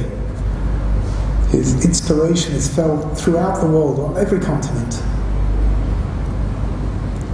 Not so many years ago, he experienced a personal tragedy. His young son drowned. Whilst he was sitting Shiva, the Shiva was very busy, as you can imagine. And among the many people who came was a group of pretty rough and tough looking teenagers. Piercings, tattoos, shaved heads, the works. But underneath those rough interiors were Jewish neshamas. They were Rabbi Lasri's Hasidim. Their inner essence had been touched by Rabbi Lasri. And they came to be Menachem Oval him out of their immeasurable love. And before they left, they told him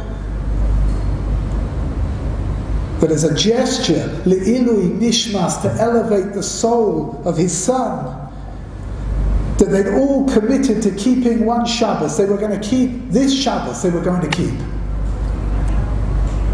That very week, Rabbi Lasri was incredibly touched. And he embraced each one emotionally and he thanked him. When they'd left, the others in the room turned to Rabbi Lasri and they said to him, one Shabbos? All they're going to keep is one Shabbos? How about keeping Shabbos from now on? To which Rabbi Lasri replied, do you know what I would give to spend just one more Shabbos with my son? To take him with me to shul? To share a story with him? To sing Zmiros with him? To pinch his cheek just one more time? I would give everything I owe for just one Shabbos. Avinu Shel Shamayim, our Father in heaven, misses his children, misses them terribly. How much would he enjoy spending just one Shabbos with them? One of the descriptions of Yemois HaMoshiach that we should experience B'mheira V'yameinu is Yom Shekuloi Shabbos. Here, when the Mashiach arrives, our entire week will reflect the tranquility and the spiritual delight that is Shabbos. The Shabbos that we have now. Shabbos that is perfection. Shabbos that returns us to Avinu Sheva Shamayim. Shabbos that allows the Kruvim to be Ma'orim, Zeh B'Zeh. May we all be Zoicher to bask in the Yom Shekulei Shabbos B'Mheira V'yameinu. Amen.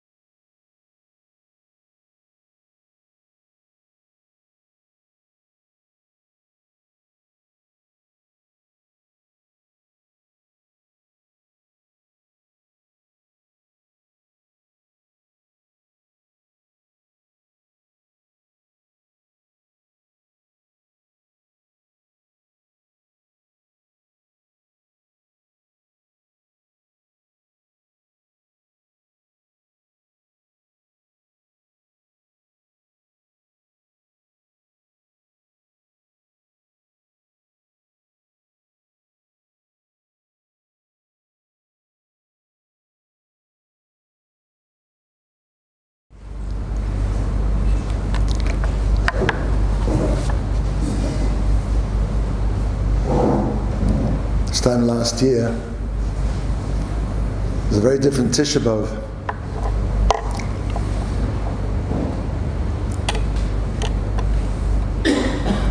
I think I'll start with something. The most common question I think I get answered in the 9 days is, Rabbi, can we use soap? We're a very generation which is very, very chalash, very shvach, very weak.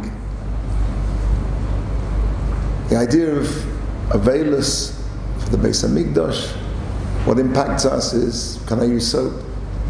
I remember when I was sitting Shiva for my father and my sister, Aleim Shalom, the last thing that entered my mind was whether I could use soap or not.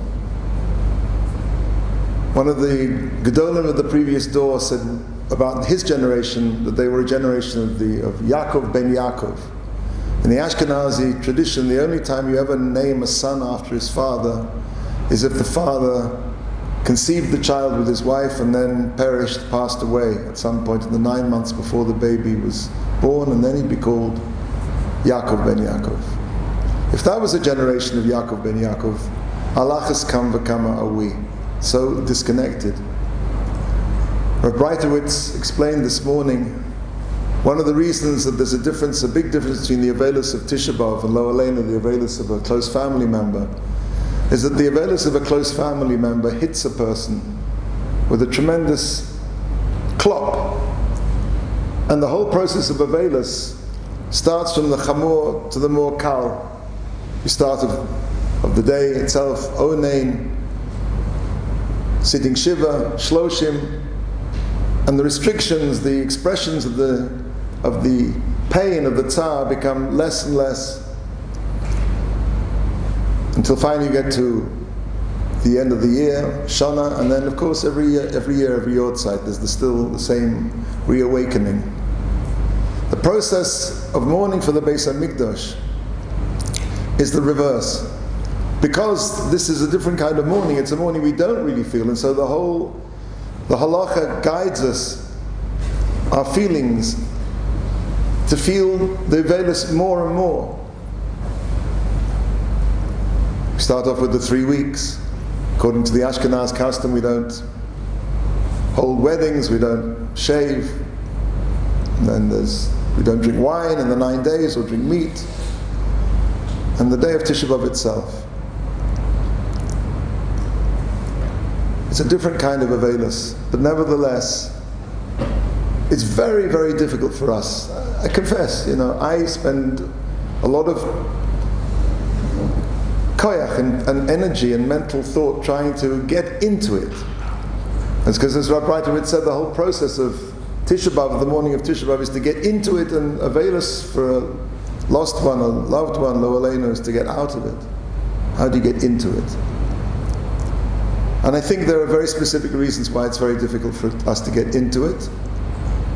Rav Gifter, one idea is, Rav Gifter once said to his Talmud, who asked him why it was that he couldn't, I've forgotten his name now, the author of the Arskol Kinos, if anybody has it, tell me what his name is, but Avram Foyer. He went to Rav Gifter before he sat down. I think he said it was like Motzi Chag, when he had to sit down and start writing. He'd been commissioned. He said, how do I get into the feeling? He said, the problem is that you're not misabel for the Churban every day. True, on Tisha B'Av there's a deeper sense of loss, but if a person doesn't feel the whole year any sense of loss, as we don't, then to suddenly arrive at a Tisha B'Av and expect to feel something is a little bit. To jump from 0 to 100. If you look in your Siddur every night, there's a thing called Tikkun Chatzos, where a person sits by the door, by the mezuzah, and mourns every day, not Shabbos, Yom Tovim, but every day for the Churban. I don't know how many of us do that. But I think there's something specifically about the world we live in which makes it very difficult for us to mourn the Churban.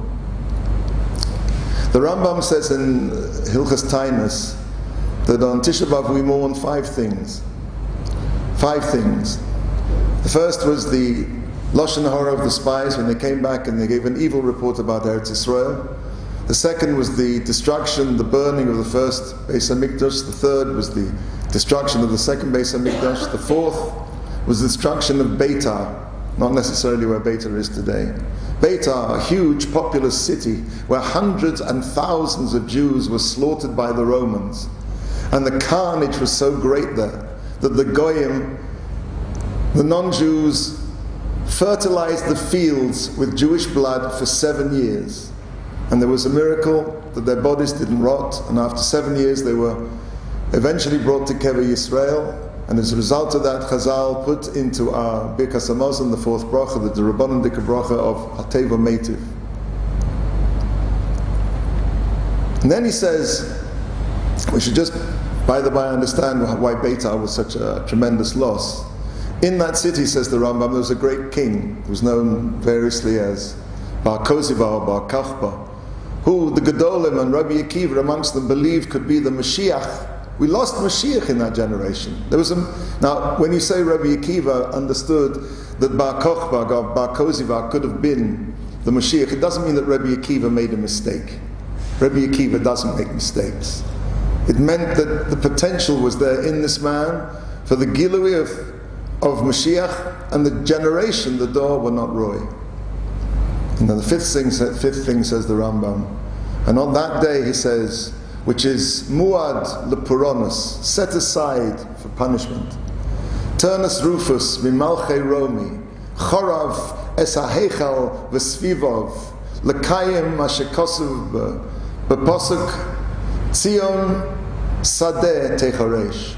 And on that day set aside for punishment, Turnus Rufus from the kings of Rome plowed over the Heichal, the sanctuary and its surroundings, to fulfill what it says in the Pasuk, Tzion, the site of the Beis HaMikdash, the Even Shasiyah. Tzion will be plowed over like a field.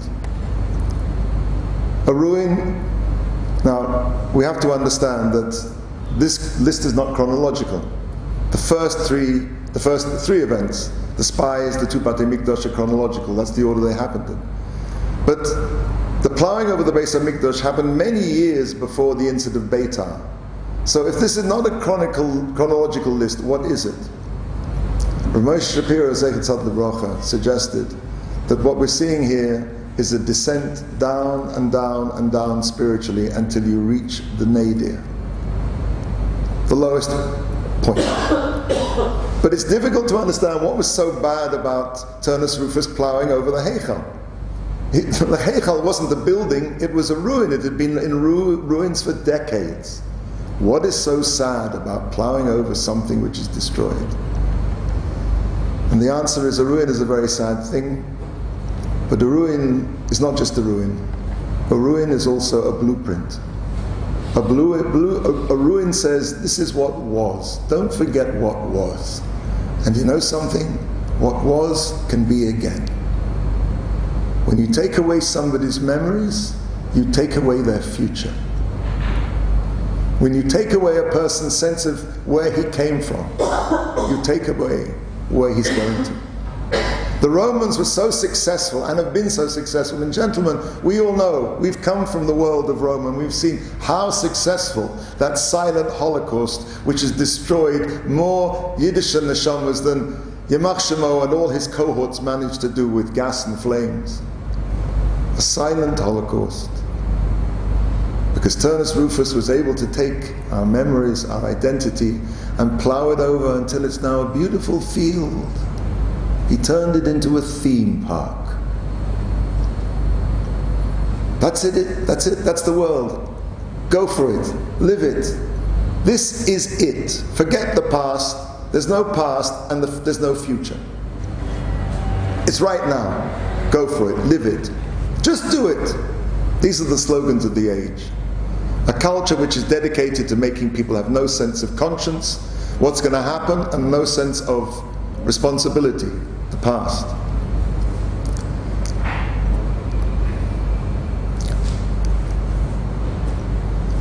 The language of our age is the language of film, or video, whatever you want to call it.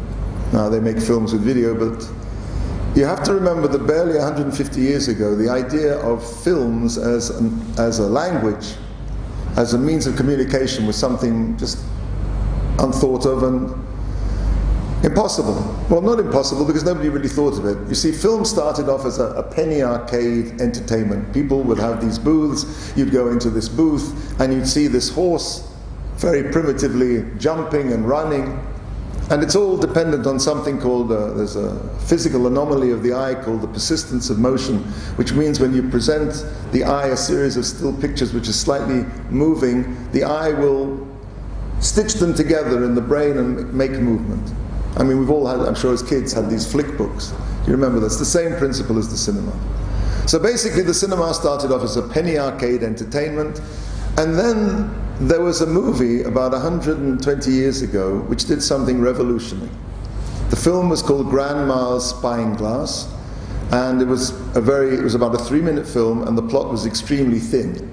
Basically, there was a young child who picked up his grandma's spying glass, magnifying glass, and walked around the room looking at various objects. What made the film revolutionary was this was the first use of something called a point of view shot, POV. Now, a point of view shot is something so elementary that you don't even notice it anymore. A point of view shot is where, for example, you'll see the character doing whatever he's doing, in a medium shot, let's say, and let's say Grandma's spying glass, he'll pick up the spyglass and he'll put the spyglass to his eye, and then he'll cut to what he sees through the spyglass. That was the beginning of the language of film. With that, film started to have a language, and then of course it developed from that. And people understood you could tell stories. And if you could tell stories, you could elicit emotions, and you could present an entire cultural agenda, an entire Weltanschauung, an entire worldview. And that's what they've done. That's the success of Edom, whose current ancestors, the West, dominate culture. The film is the language of the age. George Bluestone, in his 1957 book, Turning Novels into Movies, pointed out something very interesting, I think, from the Jewish point of view.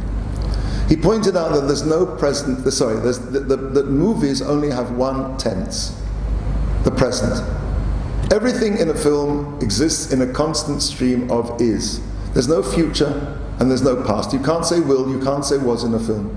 And if you have to depict that, if the script requires that, then film has this very lumbering, very awkward convention, which basically, if you want to go back into the past, you have to do what's called a flashback. Now, a flashback involves the screen sort of going very woozy like this, and then the sound going all echo, echo, echo, and yes, it seems like just like yesterday when, boom, and we're back into the present. What does this mean? It means that the language of the age says there's only the present. Now, on this most subtle of cultural messages, it says there is no present. Edom exists in a continuous present. It destroyed our past, and it destroyed our future. Because as difficult it is to think about the destruction of the Beis Hamikdash, it's even more difficult to think about Mashiach. Ani ma'amin be'emunah shalema, but that emunah is something intellectual. Can I depict it? Can I feel it? Nothing in my world suggests that anything will ever change. And you know something? Everything that Hashem does has a good side to it. And if there was one good side of this previous pandemic that we experienced, is there was something that we understood called catastrophe. Hippuch, the total overturn of the world order. You see, for me, I was born right at the end of the 1940s. And until last year, till 2019, 2020, I had never seen something apocalyptic. Nothing where, there were wars and there were battles but something which actually changed the world. Now, if I'd had my lifespan had started at the beginning of the 20th century in Europe, I would have seen the world turned over several times. But one thing this taught me was, something, things can change. I remember there was somebody in my family who believed in God, but he had a big problem believing in Mashiach. And I said, he was a Zionist, and I said to him, by the way, look, if I told you, when you were young, he passed away a number of years ago, 10, 15 years ago, but if I told you when you were young that in your lifetime you would see a sovereign state, Jewish state, in the land of Israel, would you have believed that would be possible? He said no. Cataclysmic, catastrophic events can happen. Mashiach is a cataclysm, and we've seen a cataclysm taking place in front of our eyes. But as I say, these ideas are intellectual, at best, because they turned it into a field. It's very difficult for us, and the farther away we are from these events, the further enmeshed we are in the culture of Edom, the more difficult it becomes the more, I'm not just saying don't watch films, which I am saying as well, but I'm saying the whole culture of the age we live in is in this idea of a continuous present. Now this, now this, now this.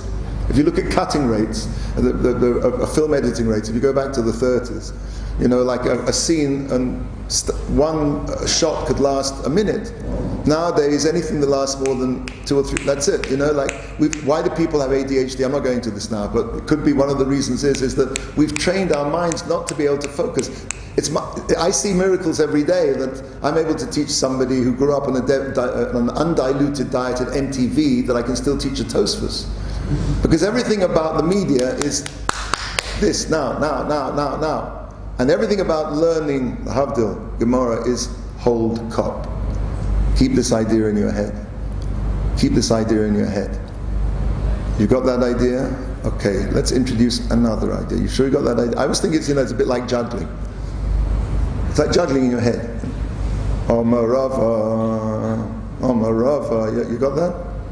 Yeah, sure. Omarava, Abaya, oh, whoops, you dropped Omarava. Let's start again. Omarava, Abaya, whoops, Omarava, Abaya, Omarabizera, Omarava, Abaya. And then, of course, that's just the beginning. And then you get into the flaming torches as the Achronim come out, and it's all taking place in your head. It's the most exquisite experience known to man. And it's the antithesis of everything that Edom stands for. Now this leads to immorality. Now this. It leads to Gilui Arai, it leads to Avodah Zarah. Now this. I want this now. The basis of all Avodah Zarah is the ability to try and control the forces around me. Now this. Shrichas Damim. I want this now, and I'm prepared to kill you for it. No conscience, no past, no future. That's the world we live in. My Rebbe, Rav Naftali Kaplan Shita, once told us that when he came to Yerushalayim, wow, it must be, I guess, about 60 odd years ago, he spent his first Tisha B'Av in the Shtiblach in Mea Shearim. And Mea Shearim hasn't changed that much, Baruch Hashem. And he told us he was giving us, and he told us that he sat down and he noticed that there's Alta Yerushalmi, this old Jerusalem Jew, and he had his kinos, back of book of kinos, which looked to him remarkably real for somebody of his age. And next to him was this box. And this Alta Yid said, as he said each kina, he tore it very carefully out of the book and he put it in Geniza. I'm not going to need this one again. Next year I'm not going to be here. I don't know how many of us are holding on that level. I don't know how many of us, and I include myself amongst us, I don't know how many of us thought that last year that Ohr Somayach would be hosting a celebration of Bias HaMashiach with appropriate lectures on that theme. And quite honestly, I don't know how many of us now are sitting here thinking, really believing that it's going to happen next year. That, my friends, is Churban. That is Churban Ba'etzem. And if we can't cry over that, if we can't cry, we have to cry that we can't cry. And we have to realize that we are Yaakov ben Yaakov. We're in a door which is completely cut off. The success of Edom. He's turned the Beis HaMikdash, the ruins, into a beautiful field, into a theme park.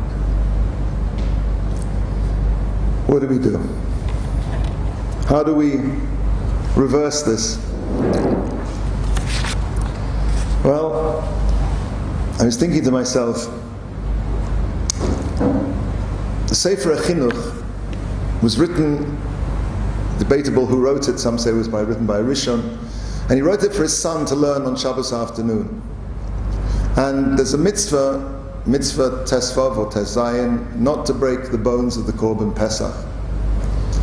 And the reason that he says is because that on the night of Leil Seder we're like princes, we're like Malachim, we're like kings, and it's not fitting for us, as we've come out of Mitzrayim like princes, like kings, to scrummage around and break the bones of the Korban Pesach to extract the last micro centimeter of the jelly in the marrow jelly, the marrow bone jelly. It says it's a mitzvah d'oraisa, hossa. And then he goes on at a very great arichus. And he says, he writes in the book, and if you'd ask me, my son, why do we have so many mitzvahs connected with Pesach? So many. Pesach is so complicated, so complex. You've got you've got the water, you've got the baking of the matzahs, you've got the arbakosas, you've got the Haggadah, you've got the bdikas chometz, beer chometz. You've got a whole krach, a whole volume of Shulchan Aruch just on Pesach. Why do we need this? If you'd say this to me, my son, you'd be asking foolishly, because you should know. And he gives a principle now of great value. Acharei pa'ulos nimshekim halavavos. That the heart is drawn after the actions. It took behavioral psychology about 1,000 years to catch up with this. The whole essence of behavioral psychology is to get people doing things, because doing leads to feeling, and feeling leads to thought. It's true a person thinks a certain way, and therefore they feel a certain way, and they act a certain way. But the reverse is also true. If you do something, even if you don't have the feeling or the thought behind it, it will lead you to that. So clearly our avoda is to do, or what we're supposed to do. It could be in passing, I was just thinking that's one of the reasons why we put the tefillin on the arm first. The action leads to the feeling, the heart, and only after that, the heart becomes the head. That's the same process. V'shachanti b'socham. The pasuk says that we should build a Kodesh Baruch Hu, a mikdash, a mishkan, and as a result of that, He will dwell in our hearts. In some mystical way, there's a parallel of the Beis HaMikdash that existed and its Churban, and the Churban in our hearts. We're all walking around with a Churban inside us. And the biggest Churban, as I said, is we don't see it. The biggest loss is when you don't even know you lost it.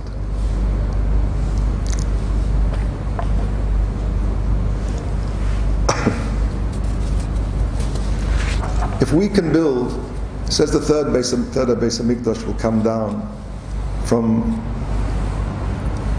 Shemayim. Now, I don't think it's like some kind of, how do you say, Deus ex machina, where the thing gets lowered down on ropes. I think that's a bit primitive to think that way. It seems to me that if we can rebuild the Beis HaMikdash, v'shechanti b'socham, inside ourselves, if enough of us can do that, then Mimela, there will be a gilui of the Beis HaMikdash, because we will already have built it. We rebuild the Beis HaMikdash every year with our tears, on whatever level we can, with our actions as much as we can.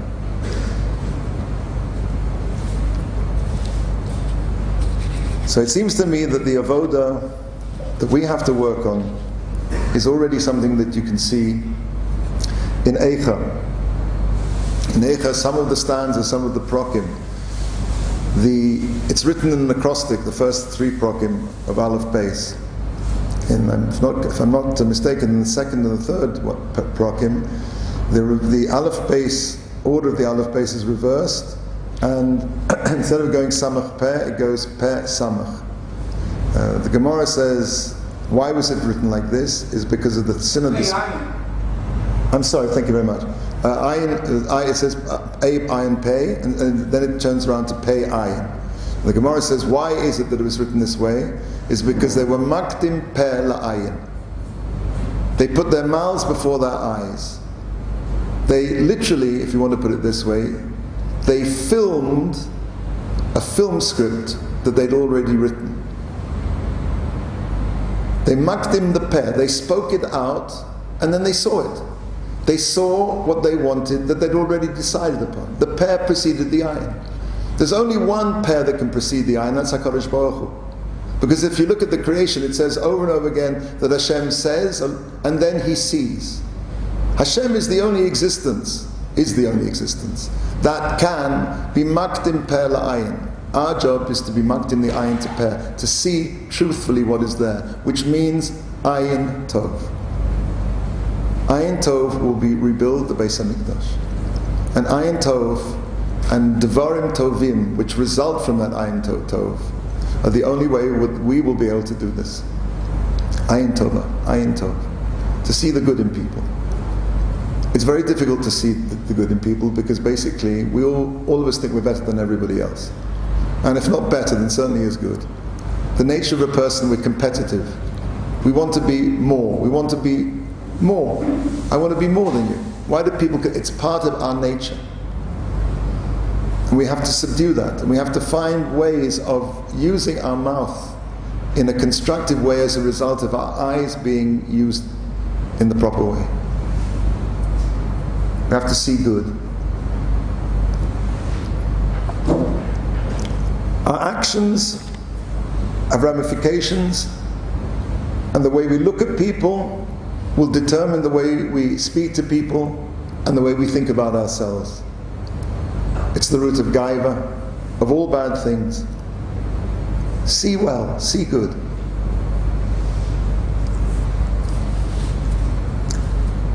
There's a story about a younger man who was about to get married. And as we know, when you go under the chuppah, for those of you who aren't married, B'ezrat Hashem this year, when you go under the chuppah, it's a Yom Kippur, private Yom Kippur, that you've forgiven all of your aveiros. So this younger man, he went to a gadol, and he said, listen, he said to the gadol, I cannot go under the chuppah, I've got this terrible weight on me, and I have to tell you about it. He said, when I was a young boy, this is already a while ago, in Yerushalayim during the Tzena, period of tremendous deprivation at the time of the beginning of the state. There was nothing there. I mean, he said, I grew up, we were so poor, nobody even knew what a banana looked like. And I was in Cheder one day, and the Cheder left a few coins on the stender, and he went out of the room. And while he was out of the room, I couldn't resist it. I was hungry. I took the money and I put it in my pocket. Rebbe came back, he saw immediately the money wasn't there. He said, who took the money? Who took the money? I wasn't going to admit. So he said, everybody please line up in front of the wall. And he went facing the wall and he searched each one of ours pockets. And I saw he was coming closer to me. So I took the money and I put it into the pocket of the guy standing next to me. And he searched me, I didn't have it, and he found the money in the pocket of the guy next door. And the Rebbe said, what's this? And this young boy said, I didn't take it. I didn't take it. And the Rebbe said, yeah. What's it doing in your pocket? What's it doing in your pocket? After that, the boy got a name of being a ganef. He lost all his friends. And bit by bit, he went down and down and down. He fell out of Yiddishkeit completely. He's a Chiloni now in Tel Aviv. He said this to the God. He said, I destroyed that boy's life.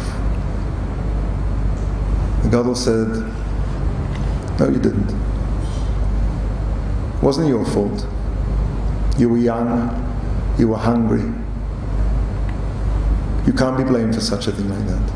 And the boy himself, HaKadosh Baruch Hu will understand what he went through in his trials and his tribulations, and he will judge him accordingly. You don't have to worry about him. So the Gadol who I'm worried about is the Rebbe. That Rebbe, with one unthinking gesture, move, ruined somebody's life. One word, one action. We're all so fragile, we're all so delicate, we're all so easily hurt. And each one of us knows this is true, because if you think about it, I know I get hurt very easily. I'm sure all of you do too. We know how sensitive we are. Shouldn't we apply that sensitivity to other people? Think.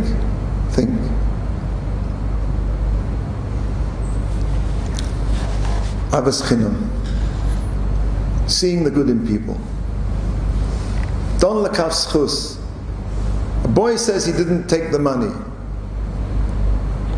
Maybe he did. You're going to ruin his whole life because of that?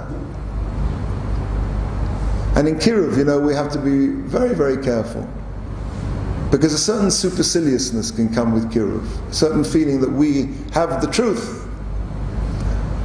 A couple of years ago I was invited to go and speak at a gathering of young boys and girls who were the cream of Israeli secular society.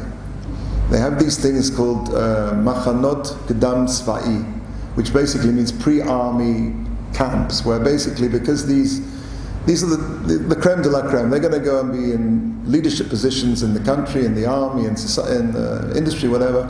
So quite wisely, they want to have some contact with all sectors of Israeli society.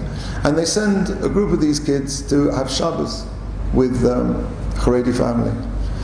So they'd all had the Suda Shnia with the Haredi family, and I was asked to speak to them in the afternoon, and I basically told over my story. And this girl stuck her hand up afterwards, and she says, Rabbi, come on, do me a favor. You're not really Haredi. So I said, look for my membership card. I said, what do you mean by that? She said, you're not judgmental. The people that I had lunch with, the hostess there, made me feel like a karkara reka, an empty wagon. Now, I'm not sure if she knew this. Karkara reka is an interesting phrase, because when David Ben Gurion wanted to try and establish some kind of truce with the Haredi community, he went to the Chazon Ish Zatzal in Bnei Brak, and he asked if there was some kind of way that there could be some coexistence, some pshara, some compromise. And the Chazon Ish quoted him a Gemara in Sanhedrin, which talks of a wagon, a laden wagon, struggling up the hill to Beit Choron. And the halacha is that the laden wagon has to give way for the unladen wagon. He said to Ben Gurion, we are a wagon laden with tradition, with thousands of years. He said, you are a karkara reka. You are an empty wagon. You have no traditions. You have to give way to us. I don't know if this girl realized what this conversation was, and she was being very clever in quoting it to me. But the worst thing you can do, except if you're the Chazon Ish, is to make somebody that you're trying to be makara feel like a karkara reka.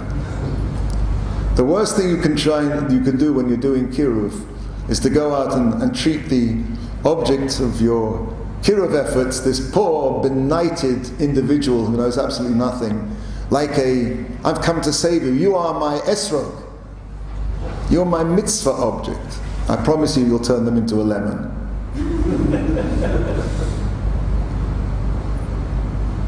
Somebody's a chiloni.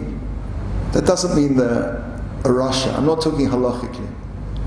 Could be that most people have the din of tinik shenishba, and even if they don't, even let's talk, purely practically speaking, you'll get nobody with somebody unless they genuinely feel that you love them. And it's, the nature of a Jew is to love another Jew. I love Jews. Jews are wonderful people. There's a story about Rav Aryeh Levine, during the time of the mandate. He used to go and visit the prisoners down there. They still got the prison there by Jaffa Gate. And he used to visit everybody. Of course, he went to visit the political prisoners who had no right to be in there. But along with them, there were a lot of very, very bad people. Murderers, ganavim, thieves, nasty people, seriously nasty people. And he used to treated everybody the same. He would go in, he would speak, he would try and bring comfort, he would try and say, can I do something? So he was talking to this convict. And halfway through the conversation, this convict said, Rabbi, don't you see, I don't have a kippah on my head. So Aryeh Levine said, didn't you notice I'm very short? I can only see up to here.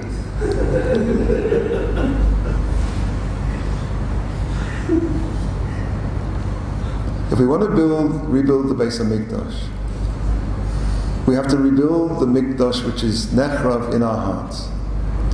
And the only way we can do that is through actions, pa'ulot. Actions of giving. Giving brings the love. find small ways to give and try and do it anonymously and try and do it every day. There's a lot of things you can do. When nobody's looking, maybe pick up the bag of garbage, that one of the kids left by the dumpster and put it in. And have the kavanah. I want to be a person who gives, because people who give are people who love, and people who love will bring the Beis HaMikdash to light. It'll light up in my heart. And if it lights up in my heart, it'll light up in other people's hearts. It seems to me the only way. We're very, very far intellectually from what all that was, but the Beis HaMikdash is still in our hearts, and that's something we can access. Most of the mitzvahs in the Torah are mitzvahs maisias, are pu'ulot, are actions. Why? Because we have control over our actions. Feelings are very difficult to control. Thoughts even more so. Thoughts are like this everywhere. But the action leads to the heart, and the heart leads to the head.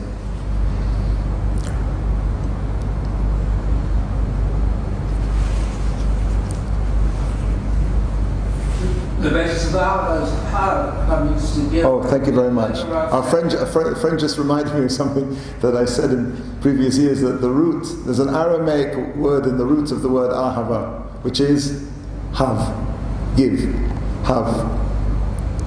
Thank you. There are many ways, many things you can, if you go through with your eyes looking, thinking, what can I do? What chesed can I do today? Not because I want to be Mr. Good Guy, because I know that by doing this action of chesed, this will evoke in me love, and that's the love which will unlock the churban in my heart.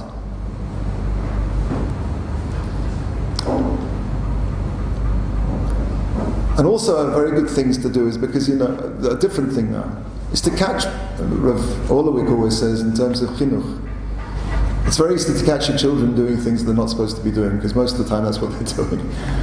But catch your children doing things right. Catch people doing things right. For example, if you see somebody driving down the street and suddenly he comes to a halt, and there's a little child's toy, and he doesn't want to run over the toy, and he takes it and he puts it by the side of the road. That's a nice thing. So if you see something like that, write it down. At the end of the week, you'll find that, I'm not talking about, people leaping off buildings or charging into burning buildings to save people. I'm not talking about heroics. I'm saying just nice things. Or maybe it wasn't you that put that bag in the dumpster. Maybe it was somebody else. Oh, I saw somebody. And you'll start to realize that people are actually quite nice. And if people are quite nice, maybe they're as nice as me. And maybe they're even nicer than me. And that's the beginning of Ayin Tov. And Ayin Tov leads to Peh Tov. Devarim Tovim. Dibur. The word Dibur is connected to Devar. We create the world with our words. Like Hashem, Sha'akol Nihiyeh Bidvaro. Everything is words. Dvarai Asher Samti B'ficha. Hashem placed His words in our mouth. The power of creation is the power of words, and the power, God forbid, of Churban too. I want to finish with a story to show you the power, how something that can happen in somebody's childhood, the reverse of the story I told you before. There was a fellow who grew up in Bnei Brak, and he went off the derech completely. He rebelled, and maybe he had good reason to rebel, who knows. Not everybody has glut experiences as they go through the Orthodox community. Anyway, he rebelled and he went to live with an uncle of his in Tel Aviv. And completely fried out, did everything he wanted to do. And he started to go to nightclubs, etc., etc. And he met a girl from Sweden, non-Jewish girl, and they fell in love, and he decided he was going to marry her. So this was already too much even for the uncle. He says, you cannot marry this girl until you go back to your parents in Bnei Brak and tell them what you're planning to do. So he agreed on certain conditions. The only day he had spare was Shabbos. So he was going to have to go on Shabbos, and he didn't want anybody interfering with his lifestyle, thank you. So there was this guy standing out there in Bnei Brak on his parents' veranda, his mirpeset, on Friday night with his iPhone, smoking a cigarette. The following morning he was out there doing the same thing. Come Shalashuda's time, his father says to him, I'm going to hear a shir from Rav Aaron Leib Steinman. Do you want to come? So he said, okay. So they go to the shir. After the shir, Rav Steinman, the father takes the son over to Rav Steinman and says, this is my son, unfortunately, he's not keeping Torah mitzvahs anymore. And so Rav Steinman said, how long has this been going on? So he said, 2 years. Rav Steinman said, in that 2 years, did you ever have hirhure tshuva? Did you ever think of doing tshuva? And he said, yeah. Rav Steinman said, how many times? He said, 4 times. He said, how long, each time you had this thought of doing tshuva, how long was it for? So he said, 10 minutes. So Rav Steinman says, so let me get this correct. In the last 2 years, you had 40 minutes of B'mokam Bali Tshuva Ein Tzadikim Omdim Sham. For that, I envy you. Put his hand out, said, good Shabbos, and he walked off. Rav Steinman's words shook this fellow. He went back, very somber. The iPhone was not to be seen, no cigarettes were to be seen. Went back to Tel Aviv. He broke off the relationship and he went back and became frum. There's something that doesn't make sense about this story if you've been following it. Why on earth would this fellow go to hear a shir from Rabbi Aaron Leib Steinman and Shalashudas? Somebody asked him. He said, when I was in Kita Dalid, we all went to be tested by Rav Aaron Leib. And the Rebbe said that we should make the questions very simple, so he asked a question to each of the boys. Each one answered the question, then he asked me a question, and each one went in separately. And he asked me a question, and I didn't know the answer. So he asked me an easier question. I didn't know the answer to that. So he asked me an even easier question. I didn't know the answer. So as we were going out, each of the boys got their sweetie. And he called me over and he said, in Yiddishkeit, we don't get paid for results, we get paid for efforts. All those boys answered one question, so they got 1 sweet. You tried to answer 3 questions, so you get 3 sweets. Those 3 sweets sowed a memory in this boy's heart. And even many, many years later, when push came to shove, Rabbi Aaron Leib could open up his heart. The Beis HaMikdash, gentlemen, is in our hearts. And that Beis HaMikdash is also in a state of ruins.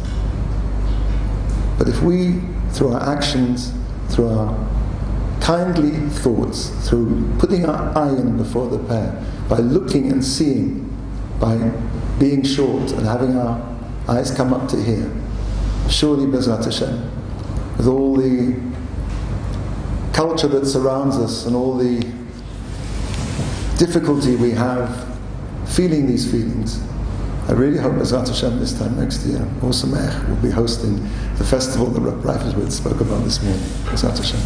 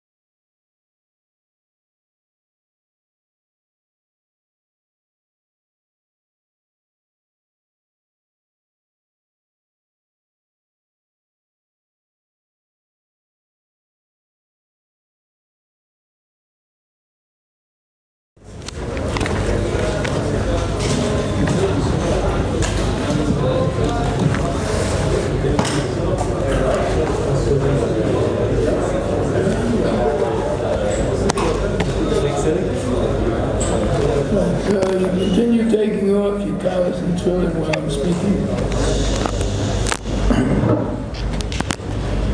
I'm giving the shmooze between Mincha and Maariv here in Ohr Somayach. I think I even started in what's called the Mealy building for at least 45 years. So there's a certain amount of repetition, meaning the theme is very similar. Some may have heard it before, and even if you did, good hazard. The question is, these 3 weeks that we are finishing today start with the tainus and end with the tainus. Now, we know from the Rambam, the tainus is a day of tshuva, and it's more important than the fasting. So if it begins with tshuva and ends with tshuva, must be in between is also tshuva. So now we know also, besides these 3 weeks, which I'm saying is tshuva, we have the Aseret Shemei tshuva between Rosh Hashanah and Yom Kippur. Is there any difference? There's 2 different types of tshuva. So we see in the Mesilas Yesharim that in the 13th parak, which is called Precious, he says that whatever I told you until now, until this parak, was to be a tzaddik. From now on, what I'm going to tell you is how to be a chassid. A tzaddik does the din very exactly. And anyone who will learn the 11th parak of Mesilas Yesharim will see that it's not so easy to be a tzaddik. To keep all those dinim and all the details of the dinim, it's a great accomplishment. But here is a din of being even a chassid from here on. So Aseret Shemei tshuva, a person needs a kapara. He has to look into his deeds. Averis, what does he have to do tshuva for? Becomes cleansed, so he'll get a kapara on Yom Kippur. What is the tshuva of the 3 weeks? It's the tshuva of the Fnimisher setting, to become a chassid. That's these 3 weeks. What is the proof? It says in the Gemara, Lo charba Yerushalayim ela she'amidu divrayim al din Torah. They wanted to go exactly according to the din, not more, not extra, only the din. So the work of these 3 weeks is the tshuva of the Fnim Shir Tzachim. Seriously, as I've been saying this for years, and just yesterday my grandson-in-law had a kiddush for his daughter, a great-granddaughter. He said this idea. So it's helped me so if someone else says it, not just me. And when you say a kiddush, you hope that other people will say it too, so you know, it gives a little bit more credibility to it. So, now we find this Yesharim, as I mentioned before, Perek Yud Aleph tells you dinim. If you can fulfill all the dinim in Perek Yud Aleph, you become a tzaddik. In Perek Yud Tes in Mesilas Yesharim, you see what it means to be a chassid. And it gives all kinds of examples of chassidus, meaning a little bit more, not just the minimal amount. Now you could ask a question on this, that even by Aseret Shemei tshuva, it says that you should take on extra things, such as the example they give is pas akum. According to the halacha, if bread is made by a guy and it's 100% kosher, you're allowed to eat it. It said in Aseret Shemei tshuva, you should only eat Jewish-made bread. Now, even though afterwards you're going to go back to what you were, but there's a special Indian, like a special schus of Aseret Shemei tshuva. But here, we're speaking about the 3 weeks. That's something continuing. You should do it in the 3 weeks and continue to do it. Now, we want a Beis Hamikdash. So, we're davening for it. But seemingly the tshuva, the 3 weeks, will help to bring the Beis Hamikdash. Now, what's so hard for HaKadosh Baruch Hu to build the Beis Hamikdash? Of course, he has a plan when he wants it to build it. But it depends on us. We know that. And it's hard. Why is it hard? Nothing's hard for Hashem. But it's hard in the sense that you have to have schus. You have to have the schus. Kodesh Baruch Hu. He'll do it even if we're not zocher. And that's what we should daven for. And Hashem should do it even not. But still, we need a schus. So even if it's seemingly a hard thing, if we do things that are hard for us, and that's the thing, something which is not just the regular, what everybody does, but extra. It's a story I read about this real Tauber, Zecher Tzadik Livracha, spoke many times in Ohr Somayach, and speaking here in his Beis Medrash. It's one of the great people in Kiruv. And he tells the following story.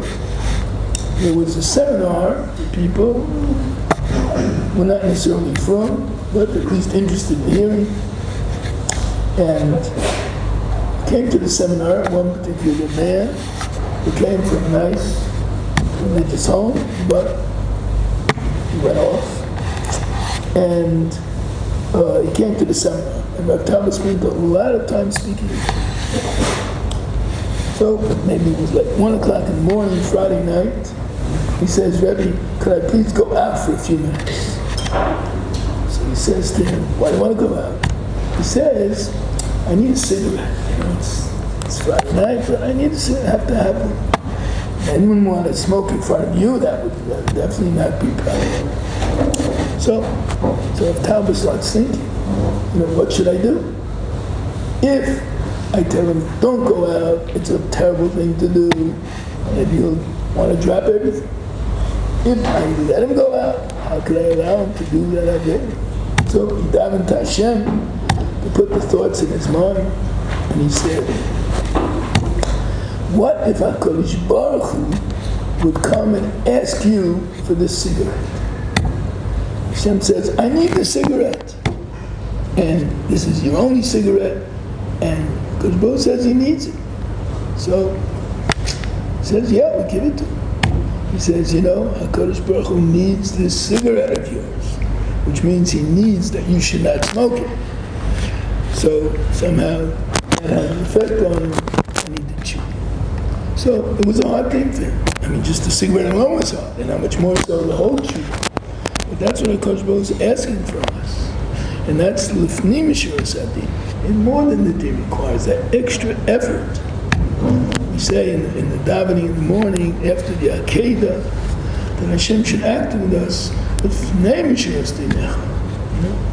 And what's it based on? That's right after the Akedah. Avraham Avinu did an act which was way, way above anybody in history, willing to sacrifice his son. But of course, he gave it over to us. It says that in the Chaim Balazhin, Ruach Chaim and Pirkei Avos, that every midah that Avraham Avinu had and every sign that he went through, he gave it, passed it down to us. So it's that extra effort, something which is not necessarily easy to do, but we do it for the sake of Hashem. So I'm saying that's the nimshuk, something extra. So we know that in general there are 3 things the world stands on. Pirkei Avos. So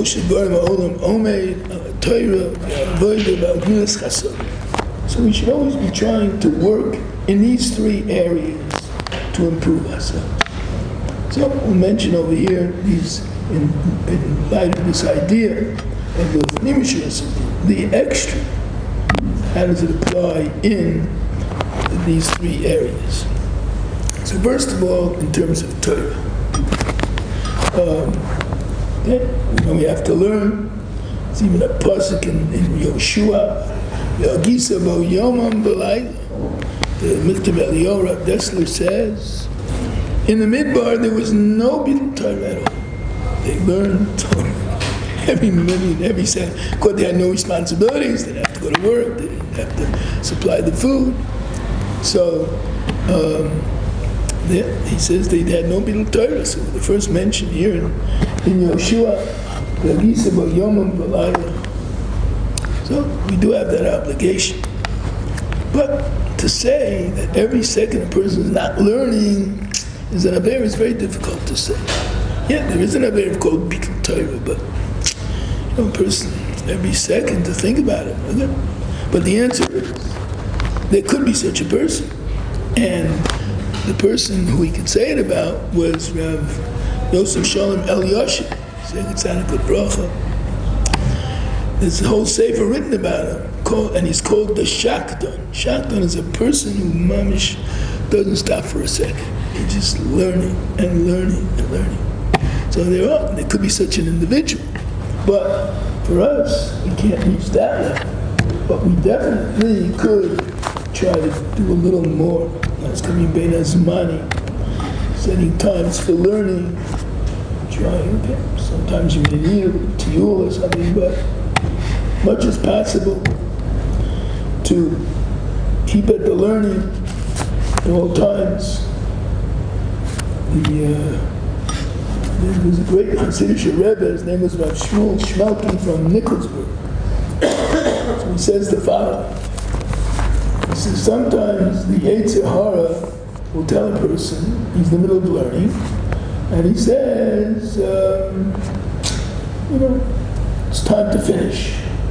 Either he's tired, or he just doesn't understand it, or doesn't think he's going to ever succeed. So he says if he breaks his nature and he learns anyway, that's going to be such a great thing. He says it's Matayim and Mitzachseach and Neshama, it purifies and polishes up the Neshama, and it sharpens up the mind. The person will do that. So I'm saying every person in his own situation can improve in the learning of Torah, and I say that's l'fnimshus, even if it's not even sort of the yotze, learning Torah, even the whole day Torah, but is a little extra. Now, tefillah, we should try to have as much kavanah as possible, especially saying brachas b'kavanah. It's hard to do a whole Shema Esrei. We should try, but it's hard. But at least the bracha, it's a short thing. Every word, Baruch Atah Hashem, think about Hashem. Elokeinu melech haolam, that's also something to work on. The kavanah when you say Shem Hashem. That the Shem Hashem is Hayahovah V'yeh V'adon HaKol. That's something to think about. Say it's not so easy, but even if you do it sometimes. And Elokim is Takiv, Ba'al Kochos, Kulam. So that's something, again, that's something like that extra to work on. The story was told recently. One of the 45 people from Meron, his name was Rav Zakbach. They said thousands of people came to the Shiva. And to every person, they gave a bench. Every person who came got a bench. And they said that Rav Zakbach, Zechatzana Bracha, was always very careful to bench for a bencher. If he didn't have a bencher, he would not eat. Let's say he went on a trip or something, he didn't have a bencher, he would not eat bread. He always would look for it. So it seems, they tell a story that a certain man came to the Shiva. And they asked everybody who came to the Shiva to accept upon themselves to bench from a bench. So somebody came to the Shiva, he was a sofer, like he writes Tefillah and Zuzis, Sifrei Torah. And, okay. Now, recently he finished something and he was looking for another job to write a Sefer Torah, but somebody looked at it and said, you are not worthy enough. Your writing is not worthy enough to write a Sefer Torah. So he went to a place where the Sofrim usually gather. Sometimes they work together in the same office, and he wanted to eat bread, but he never benched. So he's looking. Finally, on top of a closet, there was with this old cloth, a parchment, with the benching written on it in Torah writing, Savashuris. So he was able to bench with the bencher because he knew he accepted this upon himself. And sure enough, after that, then he decided he liked the writing on this particular benching. It was a very old parchment that was had dust on it, but he liked the writing. And he's going to try to write with this kind of writing, and he wrote one whole from the Sefer Torah, wrote a column of the Sefer Torah, and then he showed it to somebody, and sure enough, he got the job. So you see that it paid off because of the Birchas HaMachzor. So that's one of the things Shach used to tell people: if you want something to accept upon yourself, always bench from a bench. But again, it's like you could bench by heart, but that's like the lifnim shel something, the extra. Third category is minas chasadim, which generally applies to the bein odom chaveru. And over here, it's very important. We know the Beis HaMikdash was destroyed because of sinas china. But it's not sinas china. If somebody hates somebody, sinas china for no reason, why should he? Yeah, but he did this to me, and he did that to me, and he didn't even ask my chila, insulted me. Whatever. He did something that was very upsetting to me, and I'm not going to forgive. And he didn't ask mechila. See, once he asked mechila, then sure you have to forgive him. That's very serious, But he didn't ask mechila. So the halacha happens to be that even if he didn't ask, and you mochel him, it helps. So, and that we find in Chazal.